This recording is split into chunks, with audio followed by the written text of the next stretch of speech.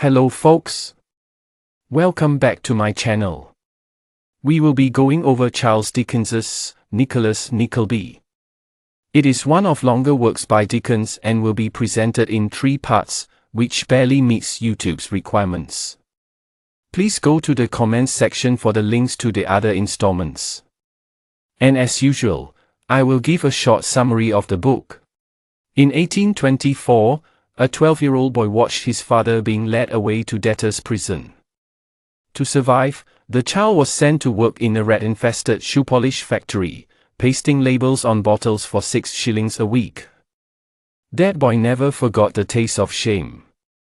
And when he grew up, he poured that memory into ink. His name was Charles Dickens. And his third novel, Nicholas Nickleby, is an explosion of righteous fury. By the time Dickens wrote Nicholas Nickleby in 1838, he was still in his 20s, yet already one of the most famous writers in England. But fame had not softened him. If anything, it had sharpened his rage. The novel opens with death.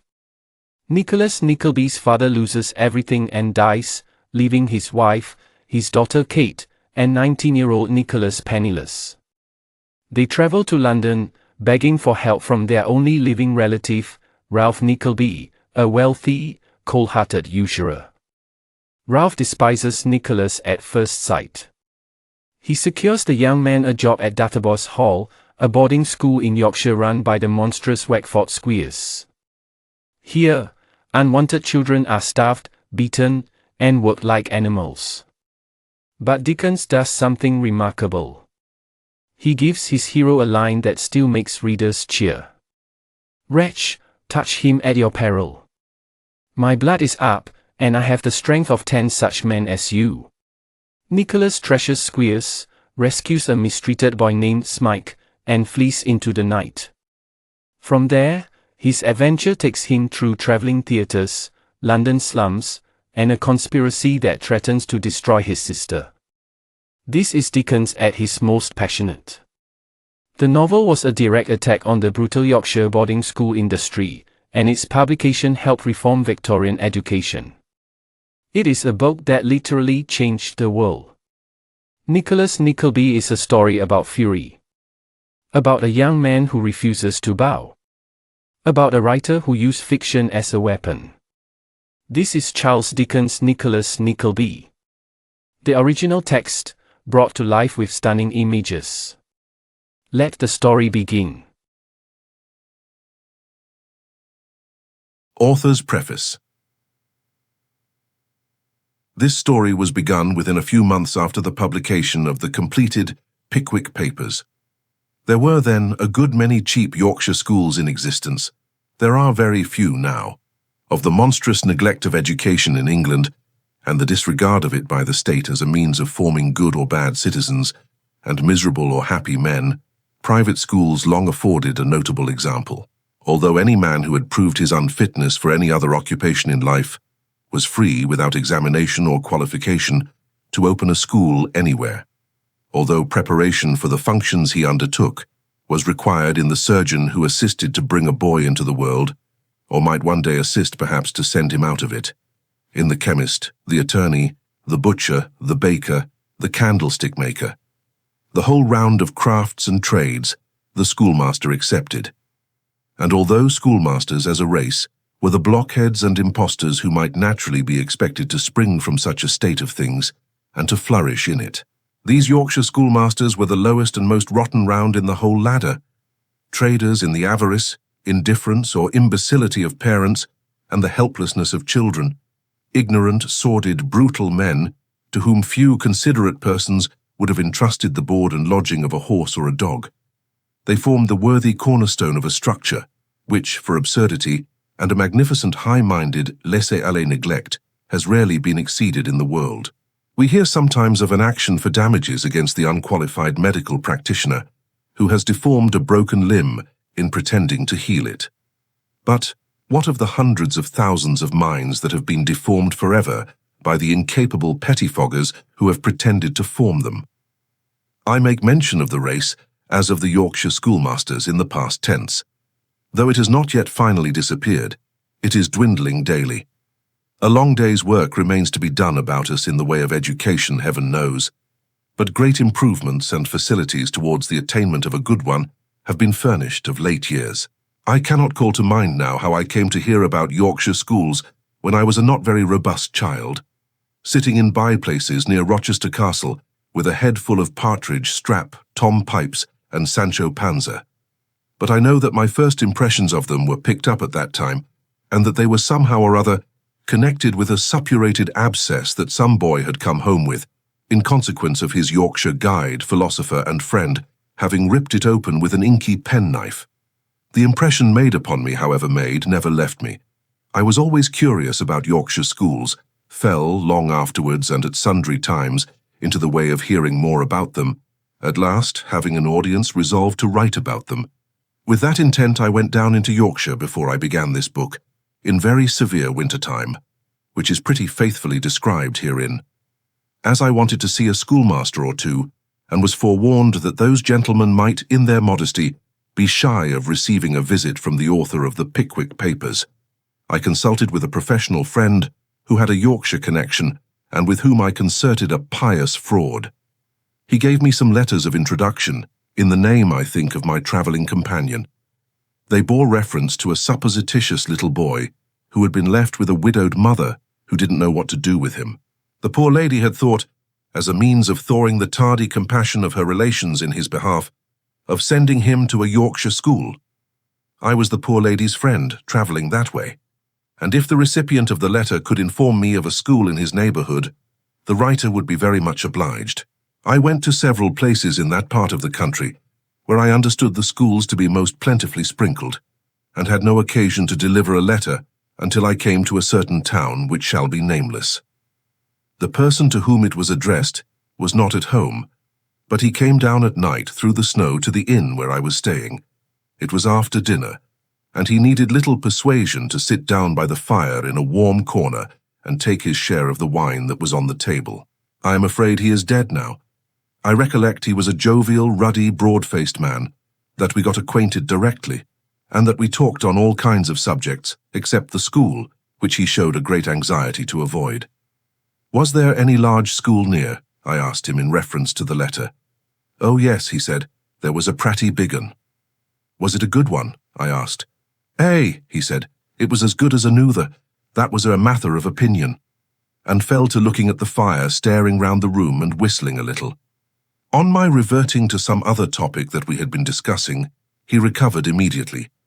But though I tried him again and again, I never approached the question of the school, even if he were in the middle of a laugh, without observing that his countenance fell, and that he became uncomfortable. At last, when we had passed a couple of hours or so very agreeably, he suddenly took up his hat, and leaning over the table and looking me full in the face, said in a low voice, "Weel, mister, we've been vera pleasant together, and I'll spak my moin tivy. Do not let the weeder send her lattle boy to yarn o' our schoolmeasters, while there's a harse to hold in a lunnon, or a goother to lie asleep in. I wouldn't make ill words among my neighbours, and I speak tivy quiet like. But I'm dummed if I can gang to bed and not tell 'ee for weeder's sake, to keep the lattle boy from a syke scoundrels, while there's a harse to hold in a lunnon, or a goother to lie asleep in." Repeating these words with great heartiness, and with a solemnity on his jolly face that made it look twice as large as before, he shook hands and went away. I never saw him afterwards, but I sometimes imagine that I descry a faint reflection of him in John Browdie. In reference to these gentry, I may here quote a few words from the original preface to this book. It has afforded the author great amusement and satisfaction during the progress of this work to learn, from country friends and from a variety of ludicrous statements concerning himself in provincial newspapers, that more than one Yorkshire schoolmaster lays claim to being the original of Mr. Squeers. One worthy, he has reason to believe, has actually consulted authorities learned in the law, as to his having good grounds on which to rest an action for libel. Another has meditated a journey to London for the express purpose of committing an assault and battery on his traducer. A third perfectly remembers being waited on last January 12th by two gentlemen, one of whom held him in conversation while the other took his likeness. And although Mr. Squeers has but one eye and he has two, and the published sketch does not resemble him, whoever he may be, in any other respect, still he and all his friends and neighbours know at once for whom it is meant, because the character is so like him. While the author cannot but feel the full force of the compliment thus conveyed to him, he ventures to suggest that these contentions may arise from the fact that Mr. Squeers is the representative of a class and not of an individual, where imposture, ignorance, and brutal cupidity are the stock in trade of a small body of men, and one is described by these characteristics. All his fellows will recognize something belonging to themselves, and each will have a misgiving that the portrait is his own. The author's object in calling public attention to the system would be very imperfectly fulfilled if he did not state now in his own person, emphatically and earnestly, that Mr. Squeers and his school are faint and feeble pictures of an existing reality, purposely subdued and kept down lest they should be deemed impossible. That there are, upon record, trials at law in which damages have been sought as a poor recompense for lasting agonies and disfigurements inflicted upon children by the treatment of the master in these places, involving such offensive and foul details of neglect, cruelty, and disease, as no writer of fiction would have the boldness to imagine, and that, since he has been engaged upon these adventures, he has received, from private quarters far beyond the reach of suspicion or distrust, accounts of atrocities, in the perpetration of which upon neglected or repudiated children, these schools have been the main instruments, very far exceeding any that appear in these pages. This comprises all I need say on the subject, except that if I had seen occasion, I had resolved to reprint a few of these details of legal proceedings from certain old newspapers. One other quotation from the same preface may serve to introduce a fact that my readers may think curious. To turn to a more pleasant subject, it may be right to say that there are two characters in this book which are drawn from life. It is remarkable that what we call the world, which is so very credulous in what professes to be true, is most incredulous in what professes to be imaginary, and that while every day in real life it will allow in one man no blemishes, and in another no virtues, it will seldom admit a very strongly marked character, either good or bad, in a fictitious narrative to be within the limits of probability.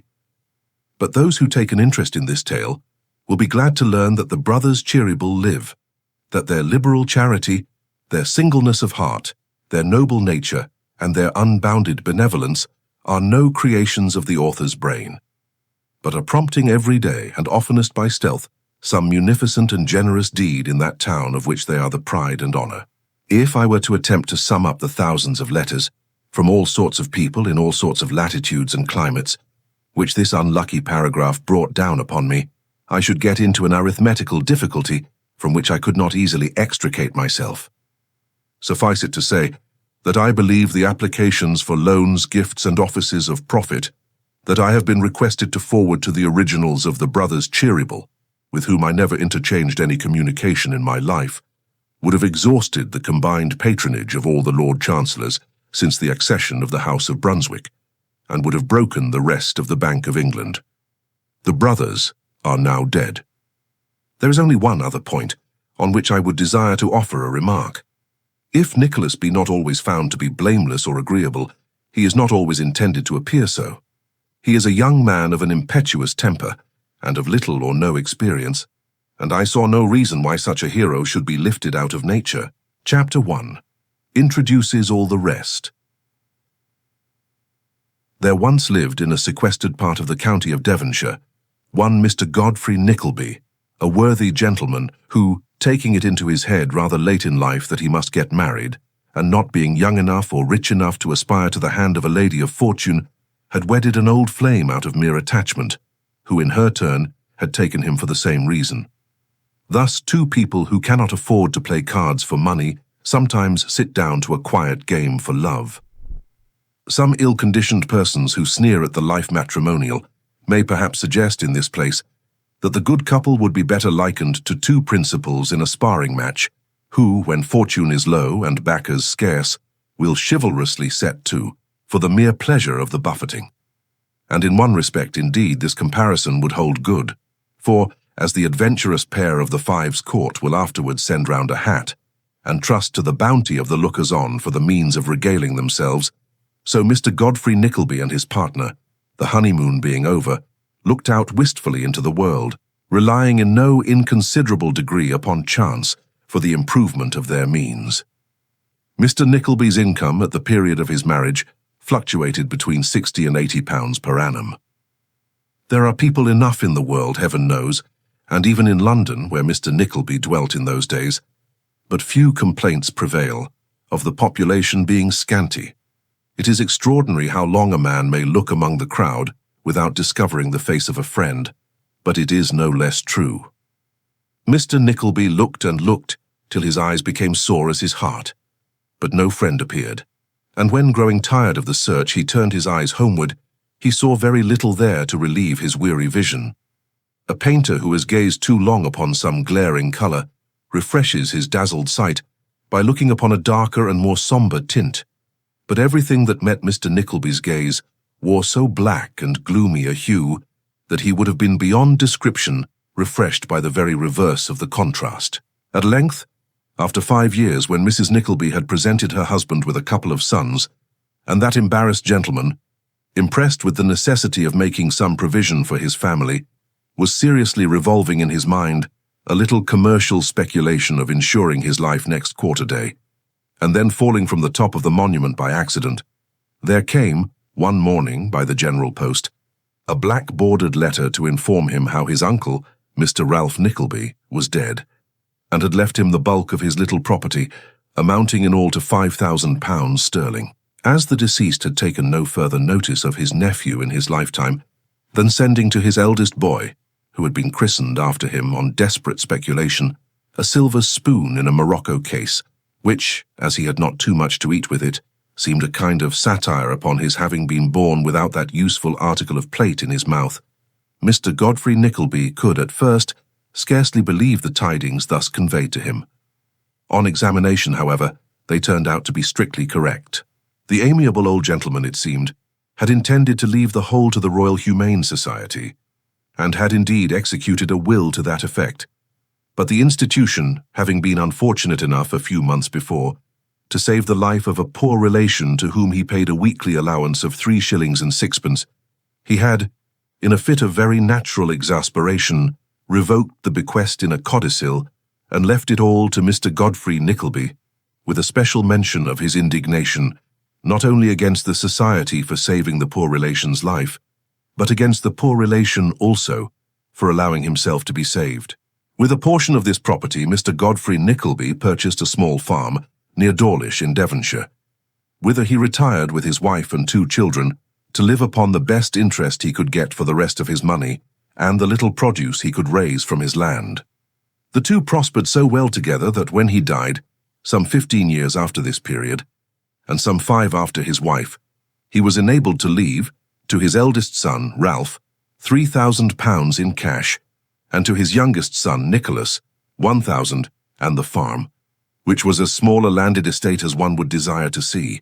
These 2 brothers had been brought up together in a school at Exeter, and being accustomed to go home once a week, had often heard from their mother's lips long accounts of their father's sufferings in his days of poverty, and of their deceased uncle's importance in his days of affluence, which recitals produced a very different impression on the 2. For while the younger, who was of a timid and retiring disposition, gleaned from thence nothing but forewarnings to shun the great world and attach himself to the quiet routine of a country life, Ralph the elder deduced from the often repeated tale the 2 great morals that riches are the only true source of happiness and power, and that it is lawful and just to compass their acquisition by all means short of felony. And, reasoned Ralph with himself, if no good came of my uncle's money when he was alive, a great deal of good came of it after he was dead, inasmuch as my father has got it now, and is saving it up for me, which is a highly virtuous purpose. And going back to the old gentleman, good did come of it to him too, for he had the pleasure of thinking of it all his life long, and of being envied and courted by all his family besides. And Ralph always wound up these mental soliloquies by arriving at the conclusion that there was nothing like money. Not confining himself to theory, or permitting his faculties to rust even at that early age in mere abstract speculations, this promising lad commenced usurer on a limited scale at school, putting out at good interest a small capital of slate pencil and marbles, and gradually extending his operations until they aspired to the copper coinage of this realm, in which he speculated to considerable advantage. Nor did he trouble his borrowers with abstract calculations of figures or references to ready reckoners, his simple rule of interest being all comprised in the one golden sentence, 2 pence for every half-penny, which greatly simplified the accounts, and which, as a familiar precept more easily acquired and retained in the memory than any known rule of arithmetic, cannot be too strongly recommended to the notice of capitalists, both large and small, and more especially of money brokers and bill discounters. Indeed, to do these gentlemen justice, many of them are to this day in the frequent habit of adopting it, with eminent success. In like manner, did young Ralph Nickleby avoid all those minute and intricate calculations of odd days, which nobody who has worked sums in simple interest can fail to have found most embarrassing, by establishing the one general rule that all sums of principal and interest should be paid on pocket money day, that is to say, on Saturday, and that whether a loan were contracted on the Monday or on the Friday, the amount of interest should be, in both cases, the same.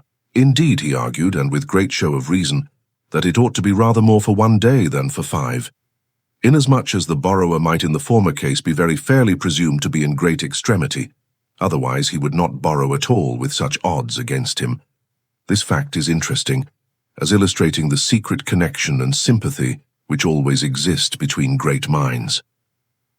Though Master Ralph Nickleby was not at that time aware of it, the class of gentlemen before alluded to proceed on just the same principle in all their transactions. From what we have said of this young gentleman, and the natural admiration the reader will immediately conceive of his character, it may perhaps be inferred that he is to be the hero of the work which we shall presently begin.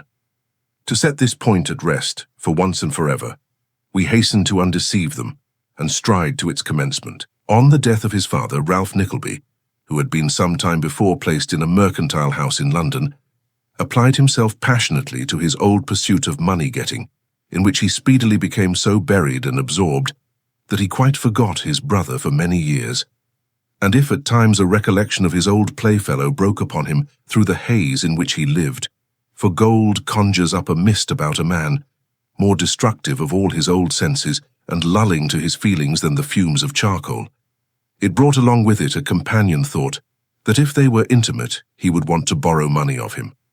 So Mr. Ralph Nickleby shrugged his shoulders and said things were better as they were. As for Nicholas, he lived a single man on the patrimonial estate until he grew tired of living alone, and then he took to wife the daughter of a neighbouring gentleman with a dower of £1,000.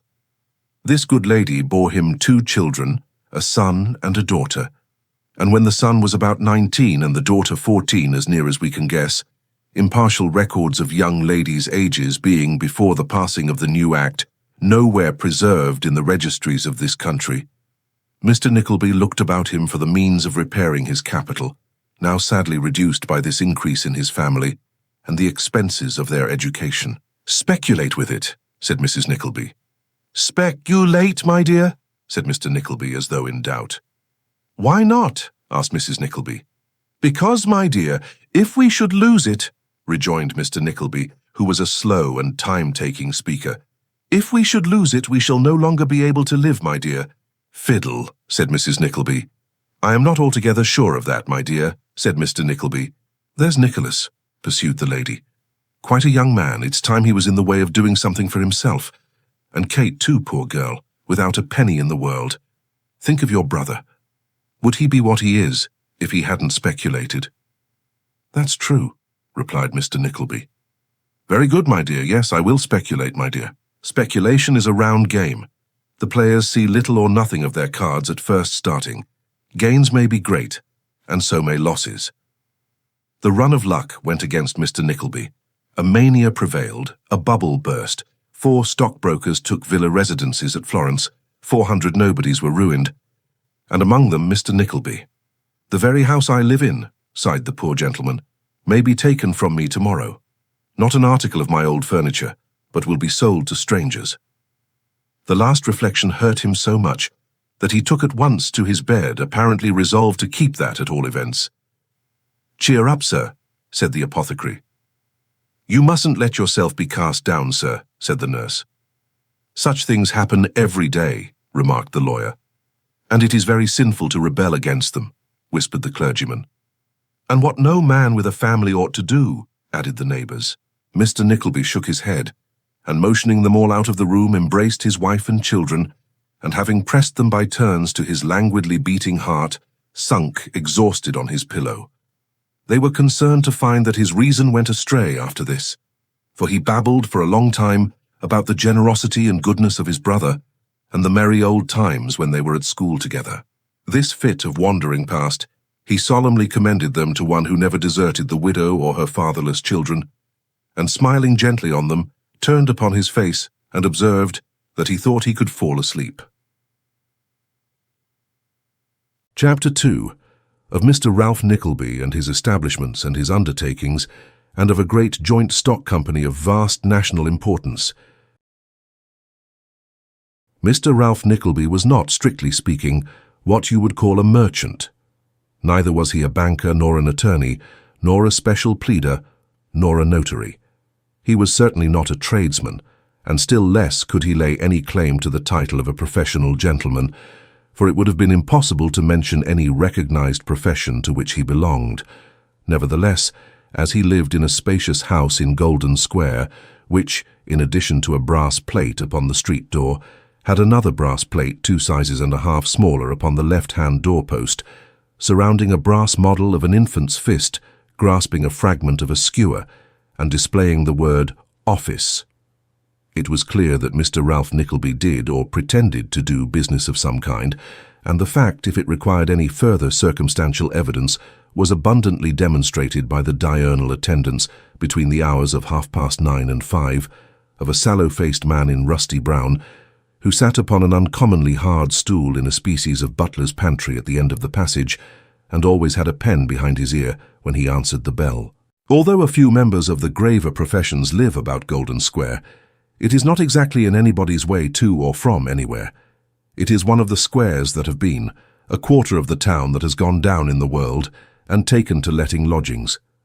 Many of its first and second floors are let, furnished, to single gentlemen, and it takes boarders besides. It is a great resort of foreigners.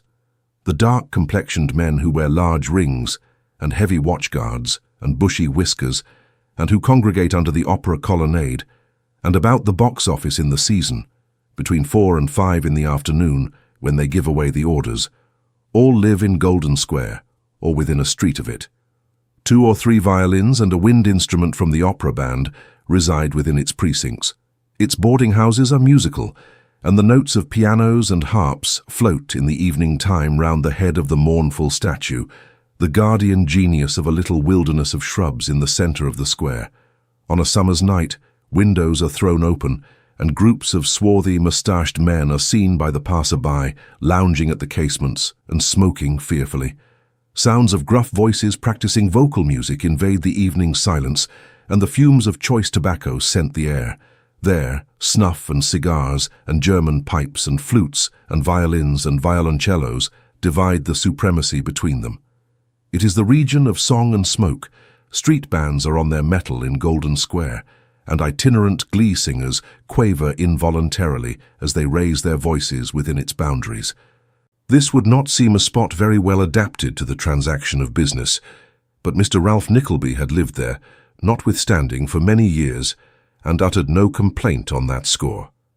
He knew nobody round about, and nobody knew him, although he enjoyed the reputation of being immensely rich. The tradesmen held that he was a sort of lawyer, and the other neighbours opined that he was a kind of general agent, both of which guesses were as correct and definite as guesses about other people's affairs usually are, or need to be. Mr. Ralph Nickleby sat in his private office one morning, ready dressed to walk abroad. He wore a bottle-green spencer over a blue coat, a white waistcoat, grey mixture pantaloons, and Wellington boots drawn over them.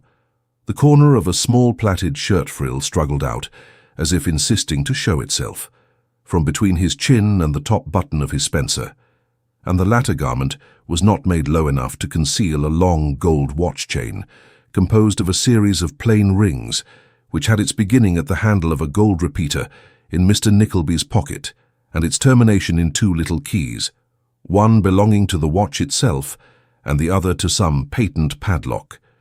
He wore a sprinkling of powder upon his head, as if to make himself look benevolent, but if that were his purpose, he would perhaps have done better to powder his countenance also, for there was something in its very wrinkles, and in his cold, restless eye which seemed to tell of cunning that would announce itself in spite of him.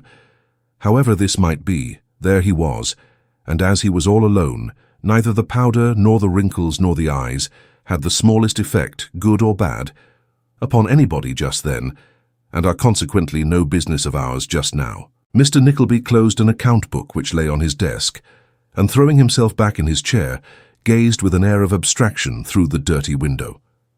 Some London houses have a melancholy little plot of ground behind them, usually fenced in by 4 high whitewashed walls and frowned upon by stacks of chimneys, in which there withers on from year to year a crippled tree that makes a show of putting forth a few leaves late in autumn when other trees shed theirs, and drooping in the effort lingers on all crackled and smoke-dried till the following season, when it repeats the same process, and perhaps, if the weather be particularly genial, even tempts some rheumatic sparrow to chirrup in its branches.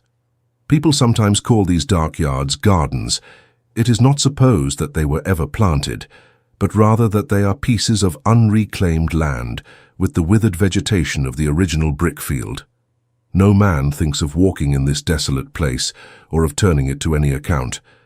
A few hampers, 6 broken bottles, and such like rubbish may be thrown there when the tenant first moves in, but nothing more, and there they remain until he goes away again, the damp straw taking just as long to moulder as it thinks proper, and mingling with the scanty box and stunted everbrowns and broken flower pots that are scattered mournfully about, a prey to blacks and dirt.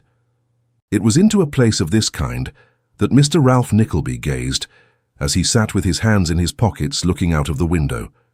He had fixed his eyes upon a distorted fir tree, planted by some former tenant in a tub that had once been green, and left there years before to rot away piecemeal.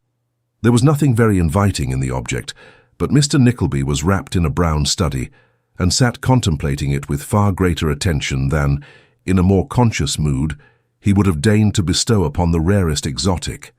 At length his eyes wandered to a little dirty window on the left, through which the face of the clerk was dimly visible.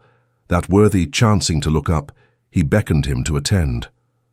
In obedience to this summons, the clerk got off the high stool, to which he had communicated a high polish by countless gettings off and on, and presented himself in Mr. Nickleby's room. He was a tall man of middle age, with 2 goggle eyes, whereof one was a fixture, a rubicund nose, a cadaverous face, and a suit of clothes, if the term be allowable when they suited him not at all, much the worse for wear, very much too small, and placed upon such a short allowance of buttons that it was marvellous how he contrived to keep them on. "Was that 12:30, Noggs?" said Mr. Nickleby in a sharp and grating voice. "Not more than 25 minutes by the—" Noggs was going to add public-house clock, but recollecting himself, substituted regular time. "My watch has stopped," said Mr. Nickleby. "I don't know from what cause." "Not wound up," said Noggs. "Yes, it is," said Mr. Nickleby. "Overwound, then," rejoined Noggs. "That can't very well be," observed Mr. Nickleby. "Must be," said Noggs. "Well," said Mr. Nickleby, putting the repeater back in his pocket, "perhaps it is." Noggs gave a peculiar grunt, as was his custom at the end of all disputes with his master, to imply that he, Noggs, triumphed, and, as he rarely spoke to anybody unless somebody spoke to him, fell into a grim silence and rubbed his hands slowly over each other, cracking the joints of his fingers and squeezing them into all possible distortions. The incessant performance of this routine on every occasion, and the communication of a fixed and rigid look to his unaffected eye, so as to make it uniform with the other, and to render it impossible for anybody to determine where or at what he was looking, were 2 among the numerous peculiarities of Mr. Noggs, which struck an inexperienced observer at first sight. "I am going to the London Tavern this morning," said Mr. Nickleby. "Public meeting?" inquired Noggs. Mr. Nickleby nodded. "I expect a letter from the solicitor respecting that mortgage of Ruddles. If it comes at all, it will be here by the 2 o'clock delivery. I shall leave the city about that time and walk to Charing Cross on the left-hand side of the way. If there are any letters, "Come and meet me, and bring them with you." Noggs nodded, and as he nodded, there came a ring at the office bell. The master looked up from his papers, and the clerk calmly remained in a stationary position. "The bell," said Noggs, as though in explanation. "At home?" "Yes." "To anybody?" "Yes." "To the tax-gatherer?" "No." "Let him call again." Noggs gave vent to his usual grunt, as much as to say, "I thought so," and, the ring being repeated, went to the door, whence he presently returned, ushering in by the name of Mr. Bonney, a pale gentleman in a violent hurry, who, with his hair standing up in great disorder all over his head, and a very narrow white cravat tied loosely round his throat, looked as if he had been knocked up in the night and had not dressed himself since. "My dear Nickleby," said the gentleman, taking off a white hat which was so full of papers that it would scarcely stick upon his head, "there's not a moment to lose. I have a cab at the door. Sir Matthew Pupker takes the chair, and 3 members of Parliament are positively coming. I have seen 2 of them safely out of bed.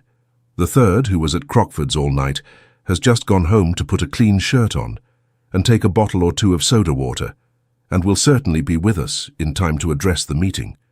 He is a little excited by last night, but never mind that. He always speaks the stronger for it." "It seems to promise pretty well," said Mr. Ralph Nickleby, whose deliberate manner was strongly opposed to the vivacity of the other man of business. "Pretty well," echoed Mr. Bonney. "It's the finest idea that was ever started. United Metropolitan Improved Hot Muffin and Crumpet Baking and Punctual Delivery Company. Capital 5 millions in 500,000 shares of £10 each. Why, the very name will get the shares up to a premium in 10 days. "And when they are at a premium," said Mr. Ralph Nickleby, smiling, "when they are, you know what to do with them as well as any man alive, and how to back quietly out at the right time," said Mr. Bonney, slapping the capitalist familiarly on the shoulder. "By the by, what a very remarkable man that clerk of yours is." "Yes, poor devil," replied Ralph, drawing on his gloves, "though Newman Noggs kept his horses and hounds once." "Aye, aye," said the other carelessly. "Yes," continued Ralph, "and not many years ago either. But he squandered his money, invested it anyhow, borrowed at interest, and in short made first a thorough fool of himself, and then a beggar. He took to drinking, and had a touch of paralysis, and then came here to borrow £1, as in his better days I had—" "Done business with him?" said Mr. Bonney with a meaning look. "Just so," replied Ralph. "I couldn't lend it, you know." "Oh, of course not. But as I wanted a clerk just then to open the door and so forth, I took him out of charity, and he has remained with me ever since. He is a little mad, I think," said Mr. Nickleby, calling up a charitable look, "but he is useful enough, poor creature, useful enough." The kind-hearted gentleman omitted to add that Newman Noggs, being utterly destitute, served him for rather less than the usual wages of a boy of 13, and likewise failed to mention in his hasty chronicle that his eccentric taciturnity rendered him an especially valuable person in a place where much business was done, of which it was desirable no mention should be made out of doors.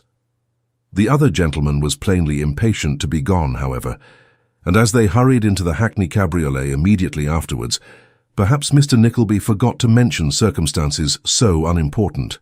There was a great bustle in Bishopsgate Street within as they drew up, and it being a windy day, 6 men were tacking across the road under a press of paper, bearing gigantic announcements that a public meeting would be holden at 1 o'clock precisely, to take into consideration the propriety of petitioning Parliament in favour of the United Metropolitan Improved Hot Muffin and Crumpet Baking and Punctual Delivery Company, capital 5 millions, in 500,000 shares of £10 each, which sums were duly set forth in fat black figures of considerable size.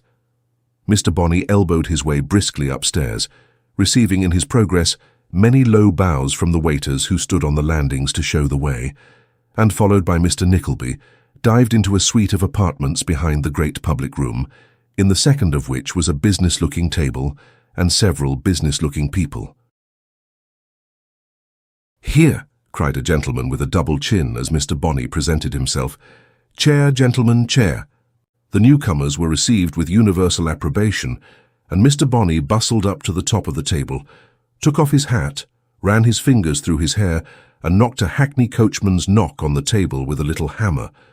whereat several gentlemen cried, "Here," and nodded slightly to each other, as much as to say what spirited conduct that was. Just at this moment, a waiter, feverish with agitation, tore into the room, and throwing the door open with a crash, shouted, "Sir Matthew Pupker!" The committee stood up and clapped their hands for joy, and while they were clapping them, in came Sir Matthew Pupker, attended by 2 live members of Parliament, 1 Irish and 1 Scotch, all smiling and bowing, and looking so pleasant that it seemed a perfect marvel how any man could have the heart to vote against them. Sir Matthew Pupker especially, who had a little round head with a flaxen wig on the top of it, fell into such a paroxysm of bows that the wig threatened to be jerked off every instant. When these symptoms had in some degree subsided, the gentlemen who were on speaking terms with Sir Matthew Pupker, or the 2 other members, crowded round them in 3 little groups, near one or other of which the gentlemen who were not on speaking terms with Sir Matthew Pupker, or the 2 other members, stood lingering and smiling and rubbing their hands in the desperate hope of something turning up which might bring them into notice. All this time, Sir Matthew Pupker and the 2 other members were relating to their separate circles what the intentions of government were about taking up the bill, with a full account of what the government had said in a whisper the last time they dined with it, and how the government had been observed to wink when it said so. From which premises they were at no loss to draw the conclusion that if the government had one object more at heart than another, that one object was the welfare and advantage of the United Metropolitan Improved Hot Muffin and Crumpet Baking and Punctual Delivery Company. Meanwhile, and pending the arrangement of the proceedings and a fair division of the speechifying, the public in the large room were eyeing by turns the empty platform and the ladies in the music gallery. In these amusements, the greater portion of them had been occupied for a couple of hours before, and as the most agreeable diversions pall upon the taste on a too protracted enjoyment of them, the sterner spirits now began to hammer the floor with their boot heels, and to express their dissatisfaction by various hoots and cries. These vocal exertions, emanating from the people who had been there longest, naturally proceeded from those who were nearest to the platform and furthest from the policemen in attendance, who, having no great mind to fight their way through the crowd, but entertaining nevertheless a praiseworthy desire to do something to quell the disturbance, immediately began to drag forth by the coat-tails and collars all the quiet people near the door, at the same time dealing out various smart and tingling blows with their truncheons, after the manner of that ingenious actor, Mr. Punch, whose brilliant example, both in the fashion of his weapons and their use, this branch of the executive occasionally follows.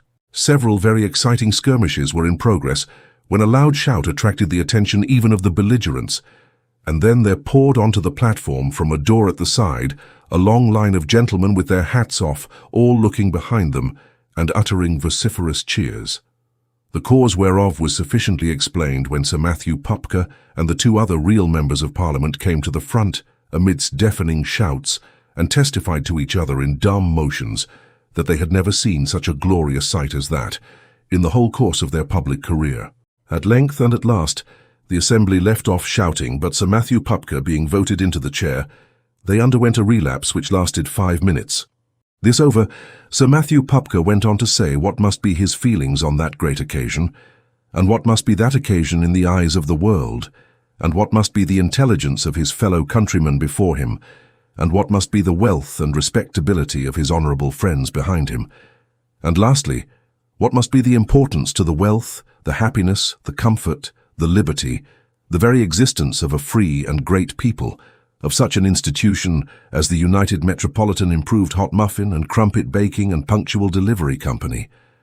Mr. Bonney then presented himself to move the first resolution, and having run his right hand through his hair and planted his left in an easy manner in his ribs, he consigned his hat to the care of the gentleman with the double chin, who acted as a species of bottle-holder to the orators generally, and said he would read to them the first resolution, that this meeting views with alarm and apprehension the existing state of the muffin trade in this metropolis and its neighbourhood, that it considers the muffin boys as at present constituted wholly underserving the confidence of the public, and that it deems the whole muffin system alike prejudicial to the health and morals of the people and subversive of the best interests of a great commercial and mercantile community.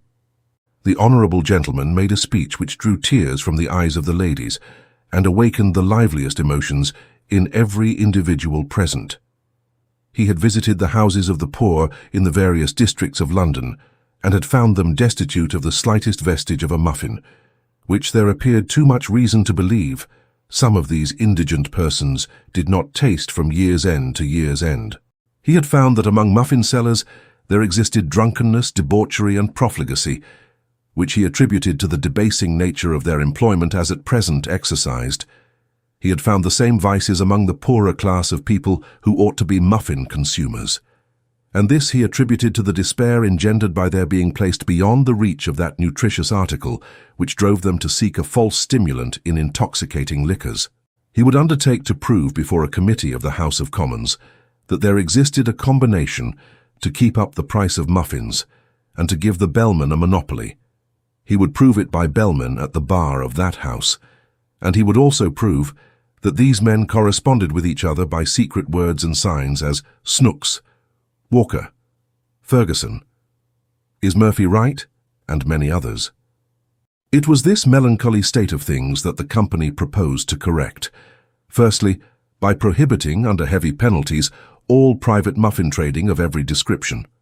Secondly, by themselves supplying the public generally, and the poor at their own homes, with muffins of first quality at reduced prices.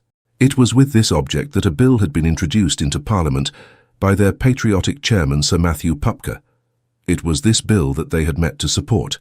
It was the supporters of this bill who would confer undying brightness and splendour upon England under the name of the United Metropolitan Improved Hot Muffin and Crumpet Baking and Punctual Delivery Company.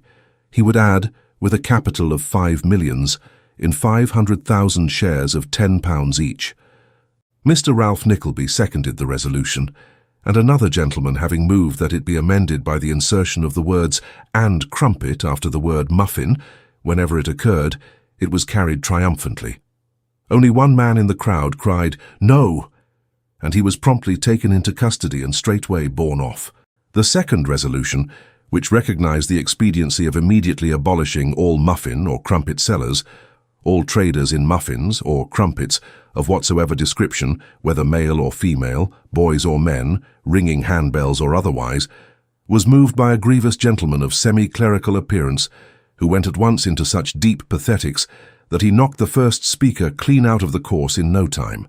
You might have heard a pin fall, a pin a feather, as he described the cruelties inflicted on muffin boys by their masters, which he very wisely urged were in themselves a sufficient reason for the establishment of that inestimable company.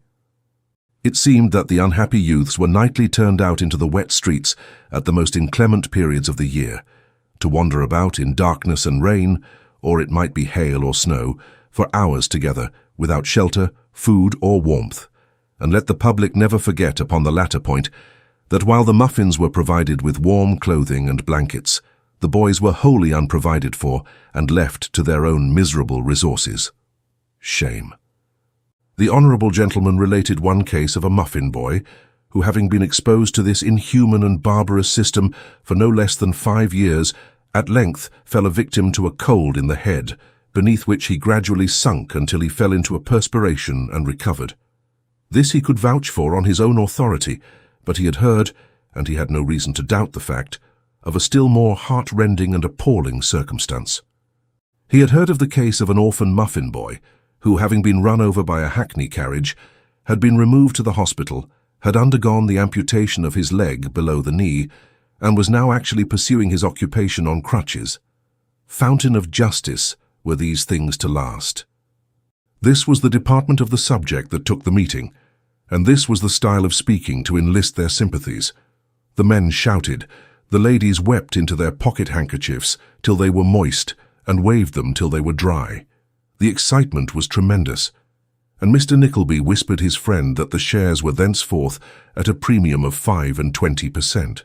The resolution was, of course, carried with loud acclamations, every man holding up both hands in favour of it, as he would in his enthusiasm have held up both legs also, if he could have conveniently accomplished it. This done, the draft of the proposed petition was read at length, and the petition said, as all petitions do say, that the petitioners were very humble, and the petitioned very honourable, and the object very virtuous. Therefore, said the petition, the bill ought to be passed into a law at once, to the everlasting honour and glory of that most honourable and glorious Commons of England in Parliament assembled. Then the gentleman who had been at Crockford's all night, and who looked something the worse about the eyes in consequence, came forward to tell his fellow countrymen what a speech he meant to make in favour of that petition whenever it should be presented, and how desperately he meant to taunt the Parliament if they rejected the bill, and to inform them also that he regretted his honourable friends had not inserted a clause rendering the purchase of muffins and crumpets compulsory upon all classes of the community, which he, opposing all half measures and preferring to go the extreme animal, pledged himself to propose and divide upon in committee. After announcing this determination, the honourable gentleman grew jocular, and as patent boots, lemon-coloured kid gloves, and a fur coat collar assist jokes materially, there was immense laughter and much cheering, and moreover such a brilliant display of ladies' pocket-handkerchiefs as threw the grievous gentleman quite into the shade.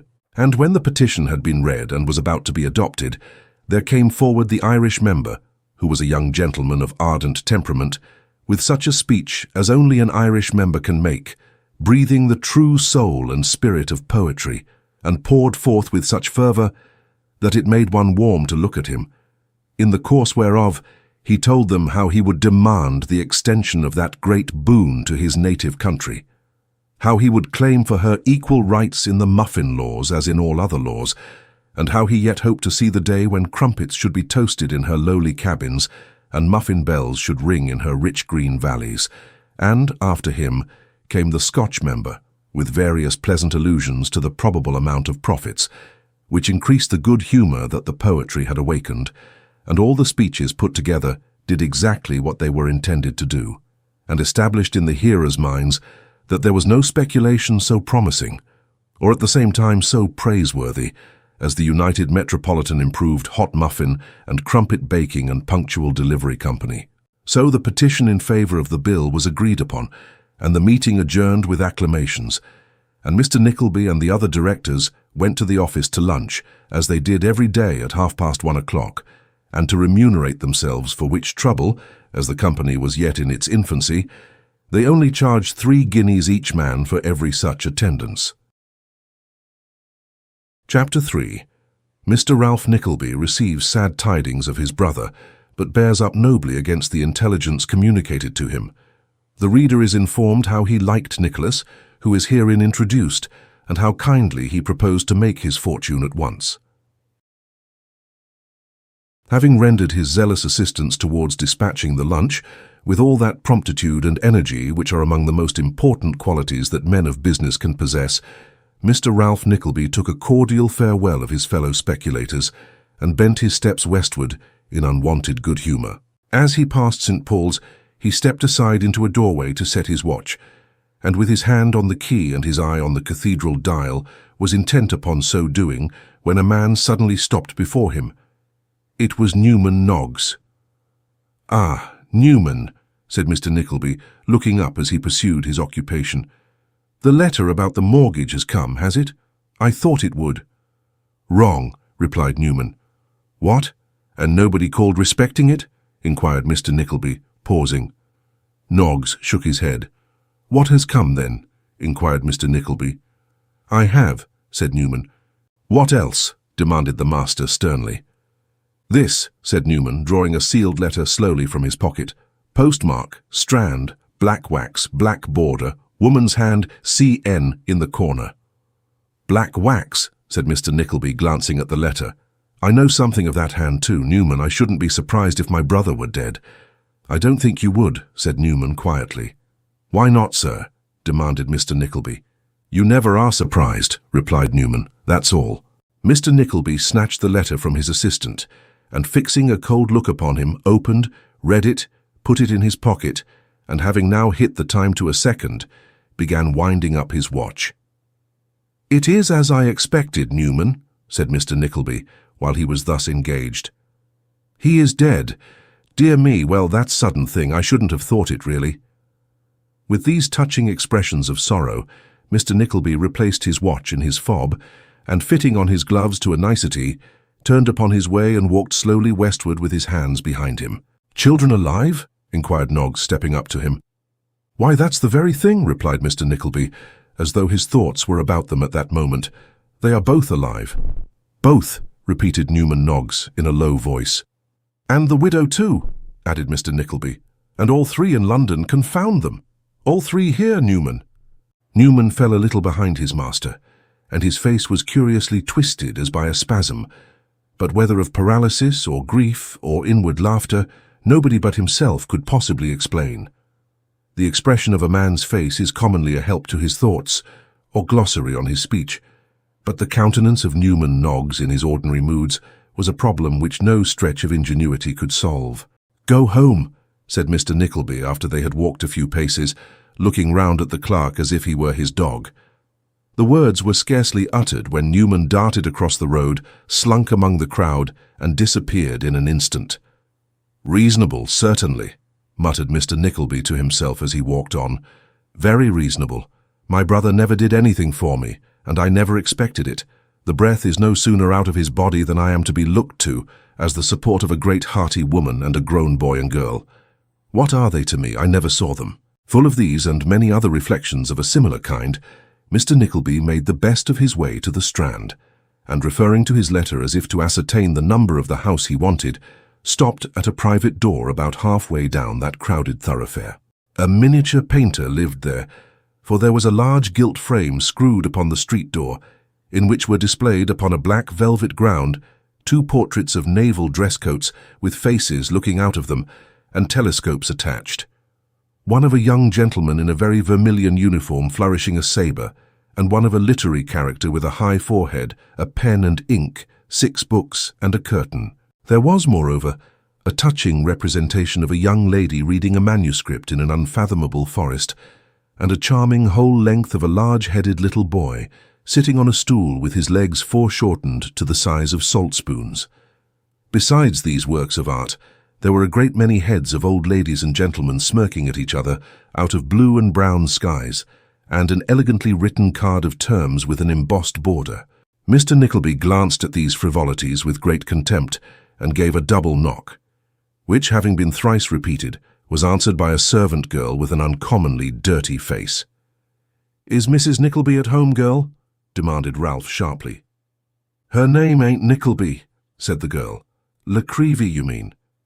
Mr. Nickleby looked very indignant at the handmaid on being thus corrected, and demanded with much asperity what she meant, which she was about to state, when a female voice, proceeding from a perpendicular staircase at the end of the passage, inquired who was wanted. "Mrs. Nickleby," said Ralph. "It's the second floor, Hannah," said the same voice. "What a stupid thing you are. Is the second floor at home?" "Somebody went out just now, but I think it was the attic which had been a cleaning of himself," replied the girl. "You had better see," said the invisible female. "Show the gentleman where the bell is and tell him he mustn't knock double knocks for the second floor. I can't allow a knock except when the bell's broke, and then it must be 2 single ones." "Here," said Ralph, walking in without more parley. "I beg your pardon, is that Mrs. what's her name?" "Nickleby," replied the voice, as a yellow headdress bobbed over the banisters. "I'll speak to you a moment, ma'am, with your leave," said Ralph. The voice replied that the gentleman was to walk up, but he had walked up before it spoke, and stepping into the first floor, was received by the wearer of the yellow headdress, who had a gown to correspond, and was of much the same colour herself. Miss Nickleby was a mincing young lady of 50, and Miss Nickleby's apartment was the gilt frame downstairs on a larger scale and something dirtier. "Hem," said Miss Nickleby, coughing delicately behind her black silk mitten. "A miniature, I presume. A very strongly marked countenance for the purpose, sir. Have you ever sat before?" "For you mistake my purpose, I see, ma'am," replied Mr. Nickleby in his usual blunt fashion. "I have no money to throw away on miniatures, ma'am, and nobody to give one to, thank God, if I had. Seeing you on the stairs, I wanted to ask a question of you, about some lodgers here." Miss Nickleby coughed once more. This cough was to conceal her disappointment, and said, "Oh, indeed." "I infer from what you said to your servant that the floor above belongs to you, ma'am," said Mr. Nickleby. "Yes, it did," Miss Nickleby replied. The upper part of the house belonged to her, and as she had no necessity for the second-floor rooms just then, she was in the habit of letting them. Indeed, there was a lady from the country and her 2 children in them at that present speaking. "A widow, ma'am?" said Ralph. "Yes, she is a widow," replied the lady. "A poor widow, ma'am," said Ralph, with a powerful emphasis on that little adjective which conveys so much. "Well, I'm afraid she is poor," rejoined Miss La Creevy. "I happen to know that she is, ma'am," said Ralph. "Now, what business has a poor widow in such a house as this, ma'am?" "Very true," replied Miss La Creevy, not at all displeased with this implied compliment to the apartments. "Exceedingly true." "I know her circumstances intimately, ma'am," said Ralph. "In fact, I am a relation of the family, and I should recommend you not to keep them here, ma'am. I should hope, if there was any incompatibility to meet the pecuniary obligations," said Miss La Creevy with another cough, "that the lady's family would—" "No, they wouldn't, ma'am," interrupted Ralph hastily. "Don't think it." "If I am to understand that," said Miss La Creevy, "the case wears a very different appearance." "You may understand it then, ma'am," said Ralph, "and make your arrangements accordingly. I am the family, ma'am. At least I believe I am the only relation they have, and I think it right that you should know I can't support them in their extravagances. How long have they taken these lodgings for?" "Only from week to week," replied Miss La Creevy. "Mrs. Nickleby paid the first week in advance." "Then you had better get them out at the end of it," said Ralph. "They can't do better than go back to the country, ma'am. They are in everybody's way here." "Certainly," said Miss La Creevy, rubbing her hands. "If Mrs. Nickleby took the apartments without the means of paying for them, it was very unbecoming a lady." "Of course it was, ma'am," said Ralph. "And naturally," continued Miss La Creevy, "I, who am at present, an unprotected female, cannot afford to lose by the apartments." "Of course you can't, ma'am," replied Ralph. "Though at the same time," added Miss La Creevy, who was plainly wavering between her good nature and her interest, "I have nothing whatever to say against the lady, who is extremely pleasant and affable, though, poor thing, she seems terribly low in her spirits, nor against the young people either, for nicer or better behaved young people cannot be." "Very well, ma'am," said Ralph, turning to the door, for these encomiums on poverty irritated him. "I have done my duty, and perhaps more than I ought. Of course nobody will thank me for saying what I have." "I am sure I am very much obliged to you at least, sir," said Miss La Creevy in a gracious manner. "Would you do me the favour to look at a few specimens of my portrait painting?" "You're very good, ma'am," said Mr. Nickleby, making off with great speed, "but as I have a visit to pay upstairs and my time is precious, I really can't." "At any other time when you are passing, I shall be most happy," said Miss La Creevy. "Perhaps you will have the kindness to take a card of terms with you." "Thank you. Good morning." "Good morning, ma'am," said Ralph, shutting the door abruptly after him to prevent any further conversation. "Now for my sister-in-law. Bah!" Climbing up another perpendicular flight, composed with great mechanical ingenuity of nothing but corner stairs, Mr. Ralph Nickleby stopped to take breath on the landing, when he was overtaken by the handmaid whom the politeness of Miss La Creevy had dispatched to announce him, and who had apparently been making a variety of unsuccessful attempts since their last interview, to wipe her dirty face clean upon an apron much dirtier. "What name?" said the girl. "Nickleby," replied Ralph. "Oh, Mrs. Nickleby," said the girl, throwing open the door. "Here's Mr. Nickleby." A lady in deep mourning rose as Mr. Ralph Nickleby entered, but appeared incapable of advancing to meet him, and leant upon the arm of a slight but very beautiful girl of about 17, who had been sitting by her. A youth who appeared a year or two older stepped forward and saluted Ralph as his uncle. "Oh," growled Ralph, with an ill-favoured frown, "you are Nicholas, I suppose?" "That is my name, sir," replied the youth. "Put my hat down," said Ralph imperiously. "Well, ma'am, how do you do? You must bear up against sorrow, ma'am, I always do." "Mine was no common loss," said Mrs. Nickleby, applying her handkerchief to her eyes. "It was no uncommon loss, ma'am," returned Ralph as he coolly unbuttoned his spencer. "Husbands die every day, ma'am, and wives too." "And brothers also, sir," said Nicholas with a glance of indignation. "Yes, sir, and puppies and pug dogs likewise," replied his uncle, taking a chair. "You didn't mention in your letter what my brother's complaint was, ma'am." "The doctors could attribute it to no particular disease," said Mrs. Nickleby, shedding tears.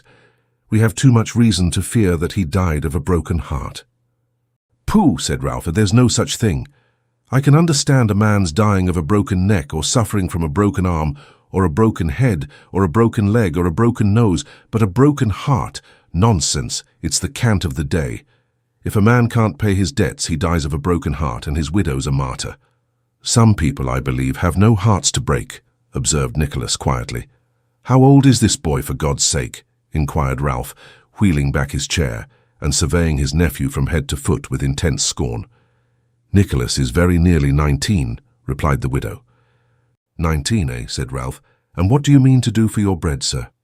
"Not to live upon my mother," replied Nicholas, his heart swelling as he spoke. "You'd have little enough to live upon if you did," retorted the uncle, eyeing him contemptuously. "Whatever it be," said Nicholas, flushed with anger, "I shall not look to you to make it more." "Nicholas, my dear, recollect yourself," remonstrated Mrs. Nickleby. "Dear Nicholas, pray," urged the young lady. "Hold your tongue, sir," said Ralph, "upon my word. Fine beginnings, Mrs. Nickleby, fine beginnings." Mrs. Nickleby made no other reply than entreating Nicholas by a gesture to keep silent, and the uncle and nephew looked at each other for some seconds without speaking. The face of the old man was stern, hard-featured, and forbidding, that of the young one open, handsome, and ingenuous. The old man's eye was keen with the twinklings of avarice and cunning, the young man's bright with the light of intelligence and spirit. His figure was somewhat slight, but manly and well-formed, and apart from all the grace of youth and comeliness, there was an emanation from the warm young heart in his look and bearing which kept the old man down. However striking such a contrast as this may be to lookers-on, none ever feel it with half the keenness or acuteness of perfection with which it strikes to the very soul of him whose inferiority it marks. It galled Ralph to the heart's core, and he hated Nicholas from that hour. The mutual inspection was at length brought to a close by Ralph withdrawing his eyes, with a great show of disdain, and calling Nicholas a boy. This word is much used as a term of reproach by elderly gentlemen towards their juniors, probably with the view of deluding society into the belief that if they could be young again, they wouldn't on any account. "Well, ma'am," said Ralph impatiently, "the creditors have administered, you tell me, and there's nothing left for you." "Nothing," replied Mrs. Nickleby. "And you spent what little money you had in coming all the way to London to see what I could do for you," pursued Ralph. "I hoped," faltered Mrs. Nickleby, "that you might have an opportunity of doing something for your brother's children. It was his dying wish that I should appeal to you in their behalf." "I don't know how it is," muttered Ralph, walking up and down the room, "but whenever a man dies without any property of his own, he always seems to think he has a right to dispose of other people's. What is your daughter fit for, ma'am?" "Kate has been well educated," sobbed Mrs. Nickleby. "Tell your uncle, my dear, how far you went in French and extras." The poor girl was about to murmur something when her uncle stopped her, very unceremoniously. "We must try and get you apprenticed at some boarding school," said Ralph. "You have not been brought up too delicately for that, I hope."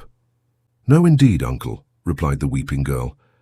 "I will try to do anything that will gain me a home and bread." "Well, well," said Ralph, a little softened, either by his niece's beauty or her distress. "Stretch a point and say the latter. You must try it, and if the life is too hard, perhaps dressmaking or tambour work will come lighter.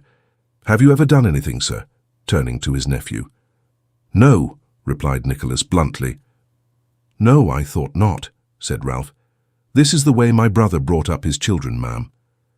"Nicholas has not long completed such education as his poor father could give him," rejoined Mrs. Nickleby. "And he was thinking of making something of him some day," said Ralph. "The old story, always thinking and never doing. If my brother had been a man of activity and prudence, he might have left you a rich woman, ma'am. And if he had turned his son into the world, as my father turned me when I wasn't as old as that boy by a year and a half, he would have been in a situation to help you instead of being a burden upon you and increasing your distress. My brother was a thoughtless, inconsiderate man, Mrs. Nickleby, and nobody, I am sure, can have better reason to feel that than you." This appeal set the widow upon thinking that perhaps she might have made a more successful venture with her £1,000, and then she began to reflect what a comfortable sum it would have been just then. which dismal thoughts made her tears flow faster. And in the excess of these griefs, she, being a well-meaning woman enough but weak withal, fell first to deploring her hard fate, and then to remarking with many sobs that to be sure she had been a slave to poor Nicholas, and had often told him she might have married better, as indeed she had very often, and that she never knew in his lifetime how the money went, but that if he had confided in her, they might all have been better off that day, with other bitter recollections common to most married ladies, either during their coverture or afterwards, or at both periods. Mrs. Nickleby concluded by lamenting that the dear departed had never deigned to profit by her advice save on one occasion, which was a strictly veracious statement, inasmuch as he had only acted upon it once, and had ruined himself in consequence. Mr. Ralph Nickleby heard all this with a half-smile, and when the widow had finished, quietly took up the subject where it had been left before the above outbreak. "Are you willing to work, sir?" he inquired, frowning on his nephew. "Of course I am," replied Nicholas haughtily. "Then see here, sir," said his uncle. "This caught my eye this morning, and you may thank your stars for it." With this exordium, Mr. Ralph Nickleby took a newspaper from his pocket, and after unfolding it, and looking for a short time among the advertisements, read as follows. Education. At Mr. Wackford Squeers' academy, Dotheboys Hall, at the delightful village of Dotheboys near Greta Bridge in Yorkshire, youth are boarded, clothed, booked, furnished with pocket money, provided with all necessaries, instructed in all languages living and dead. Mathematics, orthography, geometry, astronomy, trigonometry, the use of the globes, algebra, single stick, if required, writing, arithmetic, fortification, and every other branch of classical literature. Terms 20 guineas per annum. No extras, no vacations, and diet unparalleled. Mr. Squeers is in town, and attends daily from 1 till 4 at the Saracen's Head, Snow Hill. N.B. An able assistant wanted. Annual salary, £5. A Master of Arts would be preferred. "There," said Ralph, folding the paper again. "Let him get that situation and his fortune is made." "But he is not a Master of Arts," said Mrs. Nickleby. "That," replied Ralph, "that, I think, can be got over." "But the salary is so small, and it is such a long way off, uncle," faltered Kate. "Hush, Kate, my dear," interposed Mrs. Nickleby. "Your uncle must know best." "I say," repeated Ralph tartly, "let him get that situation and his fortune is made. If he don't like that, let him get one for himself. Without friends, money, recommendation, or knowledge of business of any kind, let him find honest employment in London, which will keep him in shoe leather, and I'll give him £1,000 at least," said Mr. Ralph Nickleby, checking himself. "I would if I had it." "Poor fellow," said the young lady. "Oh, uncle, must we be separated so soon?"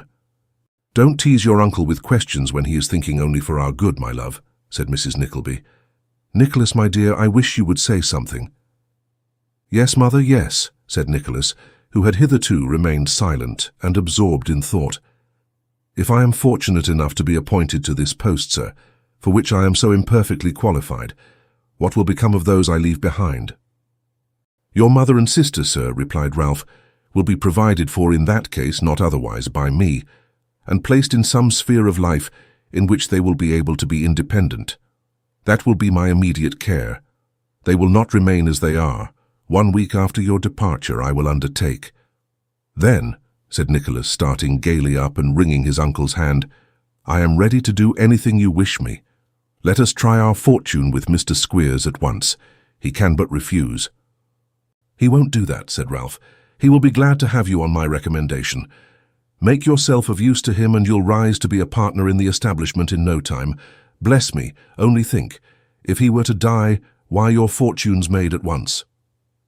"To be sure, I see it all," said poor Nicholas, delighted with 1,000 visionary ideas that his good spirits and his inexperience were conjuring up before him.